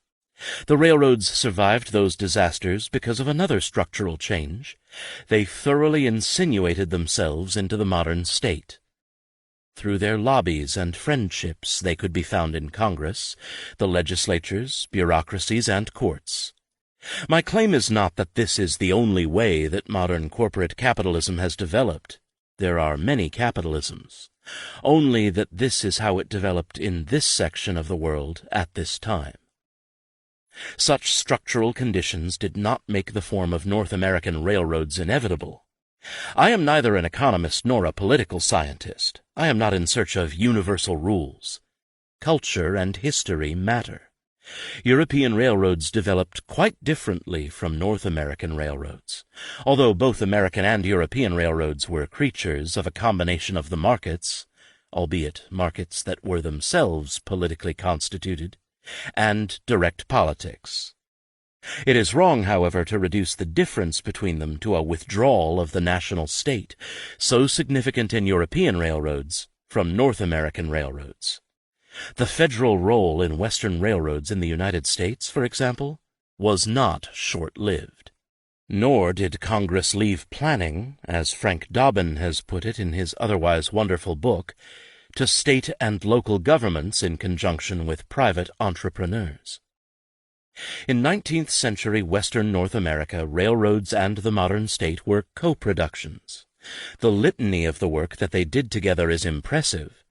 The governments of North America lavishly subsidized the corporations, and the corporations assisted in the great state projects of bringing half a continent under the domination of central governments. Not all politicians were corrupt, but many were. They granted public favors to the railroads in exchange for private favors that the railroads gave them. Having helped create private entities that often dwarfed the states, Congress and the courts created ways in which corporations could fail repeatedly and rise again. When railroad workers opposed their employers, the state ultimately stepped in to determine the outcome of the conflict. Usually it helped railroads crush their workers. Far more rarely it sided with the workers. When anti-monopolist opponents of the railroads captured the legislative branches of the states, and to a lesser degree Congress, the courts often, but not always, intervened to protect the corporations. But to put matters this way still misses the main point. Transcontinental railroad corporations transformed government itself by making the government an arena in which the corporations themselves competed, and by making Congress, bureaucracy, and the courts a mechanism for corporate competition. In their cultivation of friends within the government, in their development of the modern lobby, in the inwardness, as 19th century Americans referred to things different from how they appeared on the surface, of much of the legislation of the period, the corporations underlined how political the economy was and is. The Western railroads needed the state and needed it badly. Laws and administrative and judicial rulings aided some corporations and hurt others. Congress helped pick winners and losers every time it acted to give or rescind a land grant, investigated a railroad, demanded a sinking fund, changed tax policies, altered policies over the movement of mails and payments for moving troops or government property, granting rights of way through Indian Territory, Indian reservations or military reservations, and so much more. Sometimes Congress acted through existing bureaucracies, the General Land Office, the Indian Office, or the Post Office, and sometimes it acted legislatively, establishing its own investigative committees and passing new laws rather than new rules. Sometimes Congress worked in conjunction with the courts, sometimes against them. The situation was never as simple as a detached state seeking to regulate a private economy. The interlocking of corporate competition and state legislation remain present to this day. Politics still offers a way for corporations to compete. Knowing that the corporations were political, their opponents confronted them politically, and eventually the Western railroads lost much of their power in Congress and legislatures that had made them so formidable. Their lobbies failed them more and more often. By the 1890s, the most politically formidable of them, the Southern Pacific, was a caricature of its former self. But the Southern Pacific and its competitors remained transformative failures. They had changed the nature of politics in the United States. One mark of the significance of the change is that the scandals of the 1990s and early 21st century seem so resonant with those of the Gilded Age, because with the aid of the state, great corporate failures still produce immense individual rewards. Much has changed, but states and corporations remain intertwined, and structural conditions forged during the Gilded Age have never entirely disappeared. My guys are dead and gone, but their equivalents, and the conditions that allow them to prosper, endure. Anti-monopolists have not fared so well, and this is, in my opinion, both a bad and a good thing. Western workers, farmers, and anti-monopolists have suffered from the condescension, although it is often romantic condescension, with which historians often treat failed social movements. They need to be re-examined, warts and all. Anti-monopoly is not a model for modern politics. Its deep cultural core depended on an appeal to white manhood, and the evils that have come from such appeals are too well known to tempt any thoughtful person to desire to replicate them. Yet we can learn from anti-monopolism without desiring to be 19th century anti-monopolists. Anti-monopolism, for all its considerable flaws, can let us step outside of ourselves and our moment to examine ideas and social relations that no longer have a presence but that might appear again. At its heart, anti-monopolism was a belief that the economic system of a democracy had itself to be democratic, and that the goal of a republican economy was to produce republican citizens. Anti-monopolists also believed that corruption mattered, because corruption was the means by which the republic itself could be subverted from its legitimate ends. That they believed these things did not mean they were pre-modern. As numerous scholars have recently argued, anti-monopolists were as modern as their opponents. They did not flee from the state or large-scale organizations or national and international economies. They believed in economic democracy because they were Republicans and Democrats. They also, and less usefully, believed it because they thought it was part of being a man, a white man. And being a white man turned them against all other shades of men, and caused many, but not all of them, rarely to consider women except as the dependents of white men. The anti-monopolists neither totally failed nor totally succeeded. Their recognition that the railroads were not a problem that would solve itself was correct. The market did not sort things out because it could not sort them out. As anti-monopolists became more sophisticated, they realized that the issue was not whether politics was going to influence and shape the market, but how it was going to do so. The market was always going to be shaped by state interventions, whether obvious or subtle. The issue was whom these interventions would help and whom they would harm. In recognizing this, the anti-monopolists were more sophisticated than those academic economists, the marginalists, who were coming to dominate the discipline. The marginalists detested price-fixing, but distrusted regulation, and for them American railroads presented a conundrum.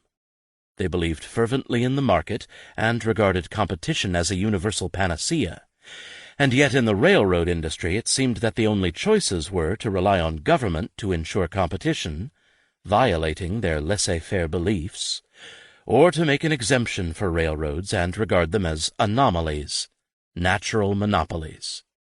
Eventually they concluded that natural monopoly and ruinous competition were not a permanent condition of the railroad industry. They concluded that excess capacity, such as that which plagued Western railroads for 30 years, was just a short-term problem. Sooner or later, through careful business planning, managers could correct the problem without either government regulation or collusion. But, as the legal scholar Herbert Hovenkamp has noted, the answer that the overproduction problem existed only for the short run was no answer at all, if the short run was 30 years and an industry was in distress the entire time. This was precisely the situation for the Transcontinentals. Ordering the railroads, turning them into a more coherent, less wasteful, and less exploitative system, was the work of 20th-century reformers who built on the anti-monopolist legacy. Some of them had been anti-monopolists. The success of regulated competition was a matter of imposing regulation. The railroads could make even Joseph Schumpeter seem incoherent. He granted them their importance as the great engine of the 19th-century economy, and he put them in perpetual crisis. He contended that these crises set everybody talking about freight wars, cutthroat competition, discrimination, and the evils of unregulated enterprise to the exclusion of what the thing really meant. As a matter of fact, it paved the way to consolidation, efficient administration, and sound finance, thus ushering in the last step of America's railroadization. But then he appears to reconsider, for the railroads emerge from the depression of the 1890s as an old industry, which has a final brief boom and then becomes a declining industry. Railroads seem an industry without a prime, without stability. They are in either crisis or decline. It was like having children whose tantrums disappear only at the moment when they slip into their dotage. Some success. Celebrated as the conquerors of time, space, and even nature itself, Western railroads were always as much a promise as an achievement. They were less an asset that one generation passed on to the next than a debt that the past imposed on the present and future. I mean this quite literally. The seeming durability of the iron, steel, and stone that made up a railroad was, if not an illusion, then largely relative. The wind and the rain, the ice and the snow, the floods and the landslides, the rust, the rot, and the fire that ate away at railroads meant that they had to be constantly repaired and rebuilt, or they ceased to function. When 19th-century editorialists proclaimed that the fraud, deception, and loss of capital that the railroads entailed ultimately did not matter because Americans now had the railroad, they did not know what they were talking about. Without constant new investment and labor, the railroads would have been useless. And beyond that, given lower capital costs and improved technology as the 19th century wore on, new railroads could have been built at far lower costs and with far less capital than had been required for the older railroads. Those regions east of the 100th meridian and along the Pacific coast that needed railroads could still have had them without massive subsidies and resulting fraud. Waiting instead of building would, for the rest of the West, have not necessarily been a bad thing. The need to invest capital and labor in large amounts to maintain and upgrade what had already been built was one debt owed to the past, but the second one was what Charles Francis Adams, in his days as a reformer, referred to as a tax on trade. All of the watered stock, money siphoned off into private pockets, waste and fraud that characterized the building of the railroads created a corporate debt that had to be paid through higher rates and scrimping on service. A shipper in 1885 was still paying for the frauds of the 1860s. Henry Villard, Leland Stanford, J. Cook, Collis P. Huntington, Tom Scott, Jay Gould, and the rest really do matter, but only when placed back in the context of their times. Unlike the dyspeptic Charles Francis Adams, who came to hate them, I have enjoyed the company of these men, flawed as they were.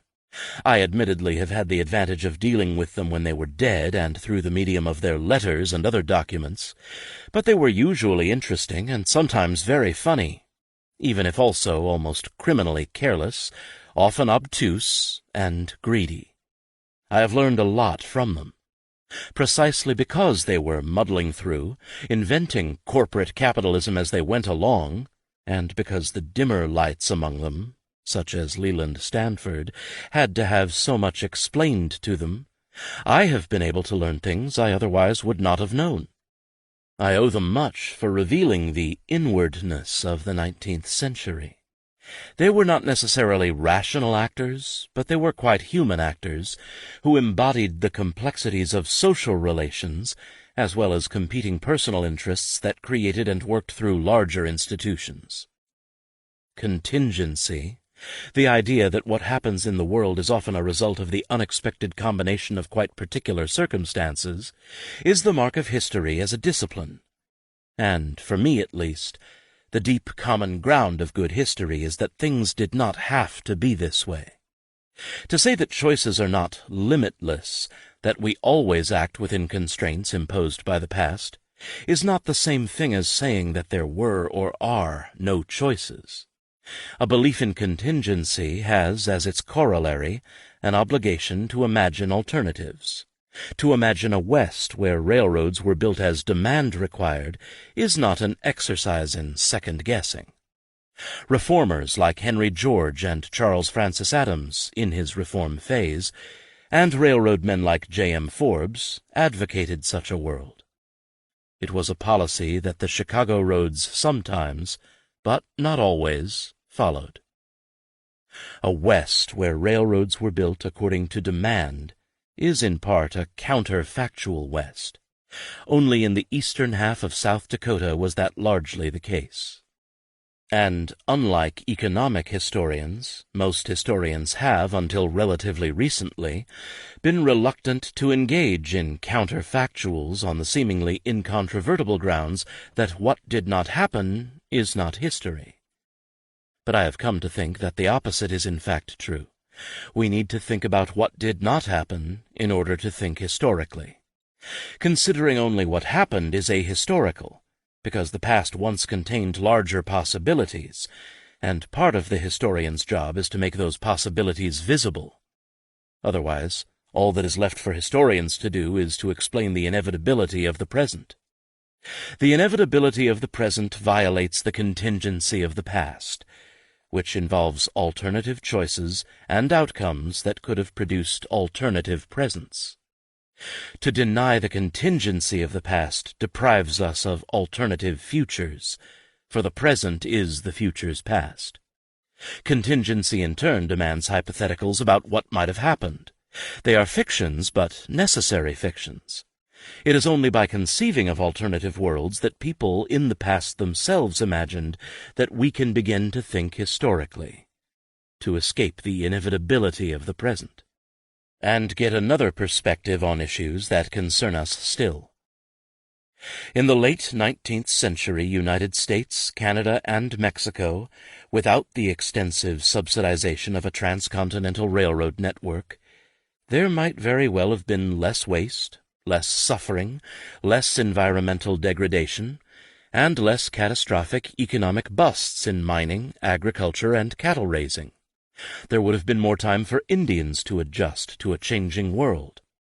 The conditions that 20th century Indians faced would have been more like those the Navajos faced, with their reservation intact and a functioning economy, rather than those that the Lakotas faced, with their reservations subdivided and allotted and their attempts to adjust thwarted.